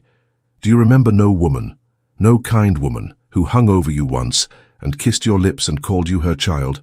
"No," said the poor creature, shaking his head. "No, never. Nor any house but that house in Yorkshire?" "No," rejoined the youth with a melancholy look. I remember I slept in a room, a large, lonesome room at the top of a house, where there was a trap-door in the ceiling. I have covered my head with the clothes often, not to see it, for it frightened me. A young child with no one near at night, and I used to wonder what was on the other side. There was a clock too, an old clock in one corner.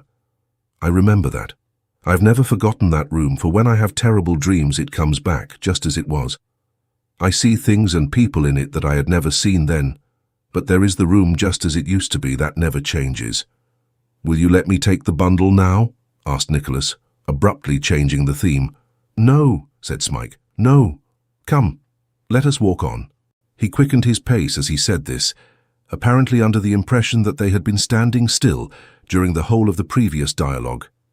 Nicholas marked him closely, and every word of this conversation remained upon his memory.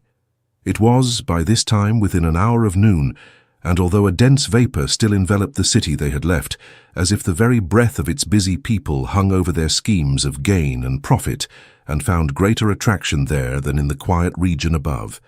In the open country it was clear and fair. Occasionally, in some low spots, they came upon patches of mist which the sun had not yet driven from their strongholds. But these were soon past, and as they laboured up the hills beyond, it was pleasant to look down and see how the sluggish mass rolled heavily off before the cheering influence of day. The broad, fine, honest sun lighted up the green pastures and dimpled water with the semblance of summer, while it left the travellers all the invigorating freshness of that early time of year. The ground seemed elastic under their feet, the sheep bells were music to their ears, and exhilarated by exercise and stimulated by hope, they pushed onward with the strength of lions.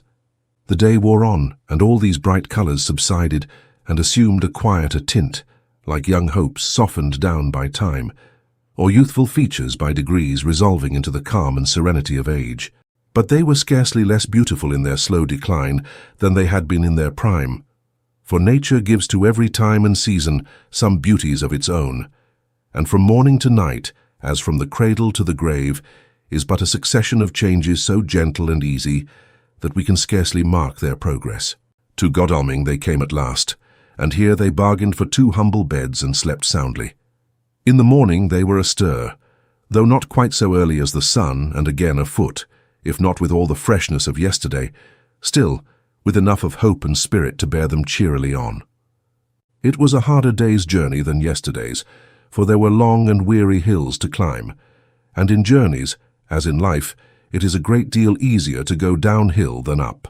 However, they kept on, with unabated perseverance, and the hill has not yet lifted its face to heaven, that perseverance will not gain the summit of at last.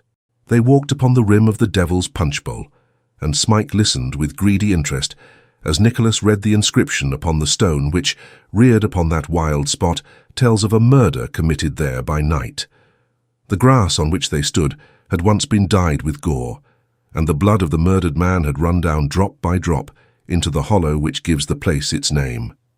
The Devil's Bowl, thought Nicholas, as he looked into the void, never held fitter liquor than that.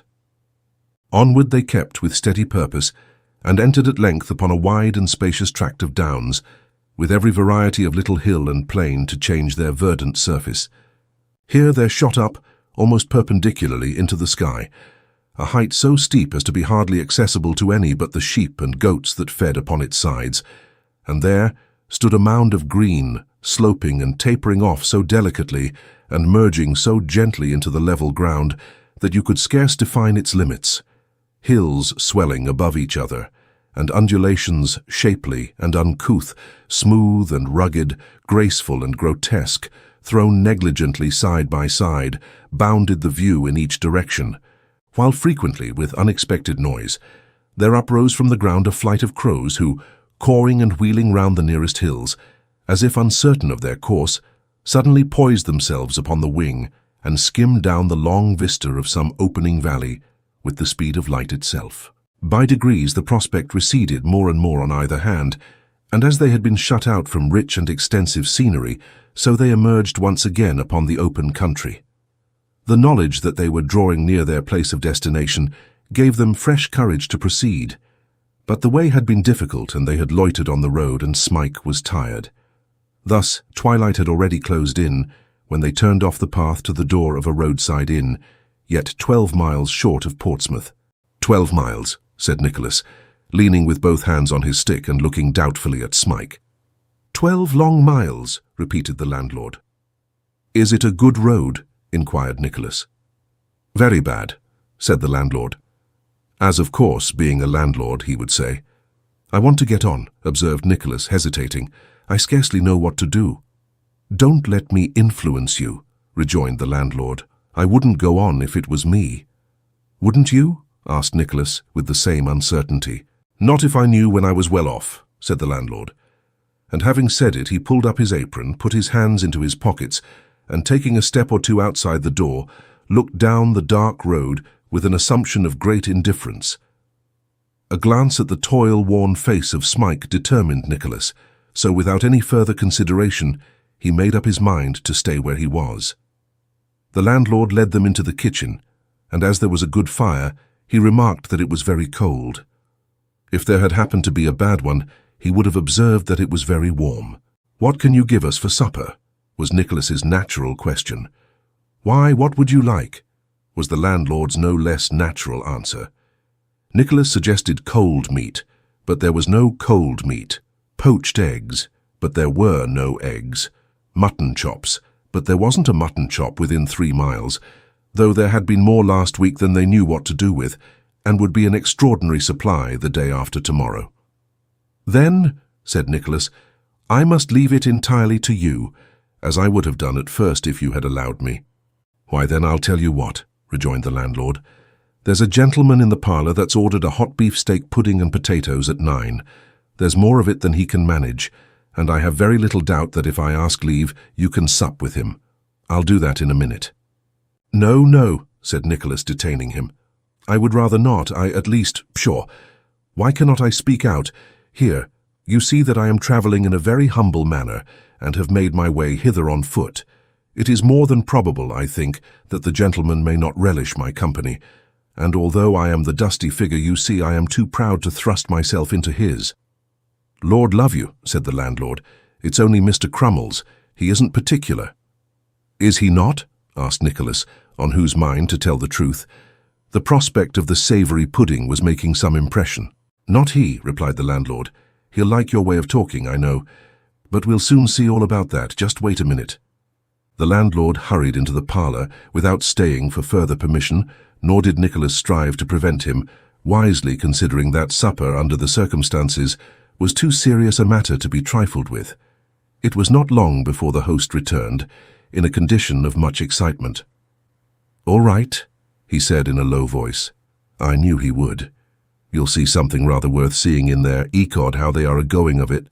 There was no time to inquire to what this exclamation, which was delivered in a very rapturous tone, referred, for he had already thrown open the door of the room, into which Nicholas, followed by Smike with the bundle on his shoulder, he carried it about with him as vigilantly as if it had been a sack of gold, straightway repaired. Nicholas was prepared for something odd, but not for something quite so odd as the sight he encountered. At the upper end of the room were a couple of boys, one of them very tall and the other very short, both dressed as sailors, or at least as theatrical sailors with belts, buckles, pigtails and pistols complete, fighting what is called in playbills a terrific combat, with 2 of those short broad swords with basket hilts, which are commonly used at our minor theatres. The short boy had gained a great advantage over the tall boy, who was reduced to mortal strait, and both were overlooked by a large, heavy man, perched against the corner of a table, who emphatically adjured them to strike a little more fire out of the swords, and they couldn't fail to bring the house down on the very first night. Mr. Vincent Crummles, said the landlord with an air of great deference, this is the young gentleman.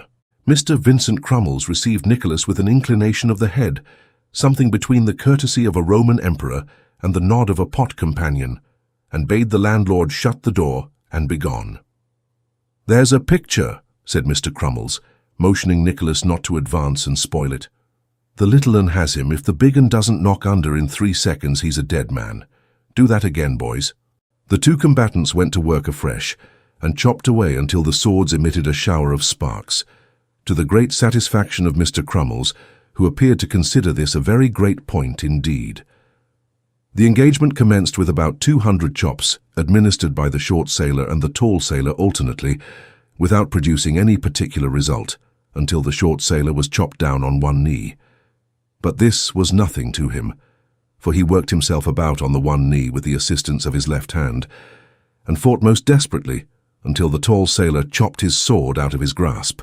Now the inference was that the short sailor, reduced to this extremity, would give in at once and cry quarter, but instead of that, he all of a sudden drew a large pistol from his belt and presented it at the face of the tall sailor, who was so overcome at this, not expecting it, that he let the short sailor pick up his sword and begin again.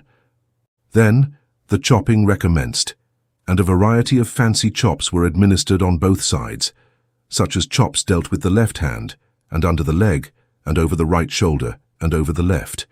And when the short sailor made a vigorous cut at the tall sailor's legs, which would have shaved them clean off if it had taken effect, the tall sailor jumped over the short sailor's sword, wherefore to balance the matter and make it all fair, the tall sailor administered the same cut, and the short sailor jumped over his sword.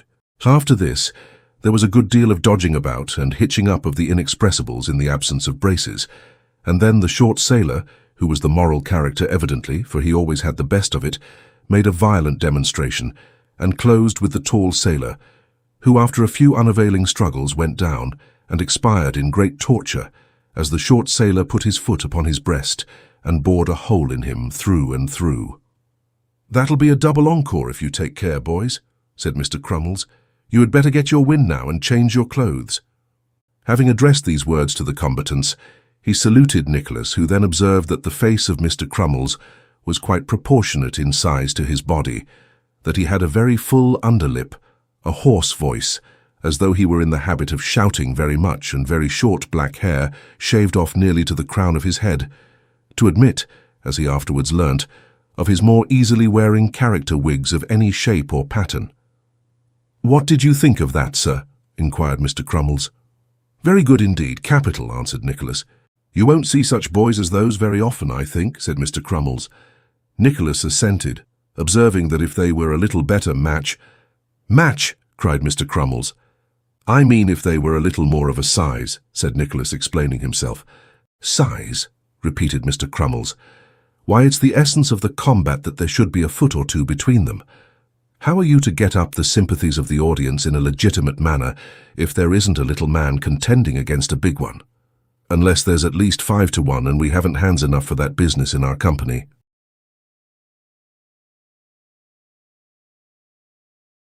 Thanks for watching.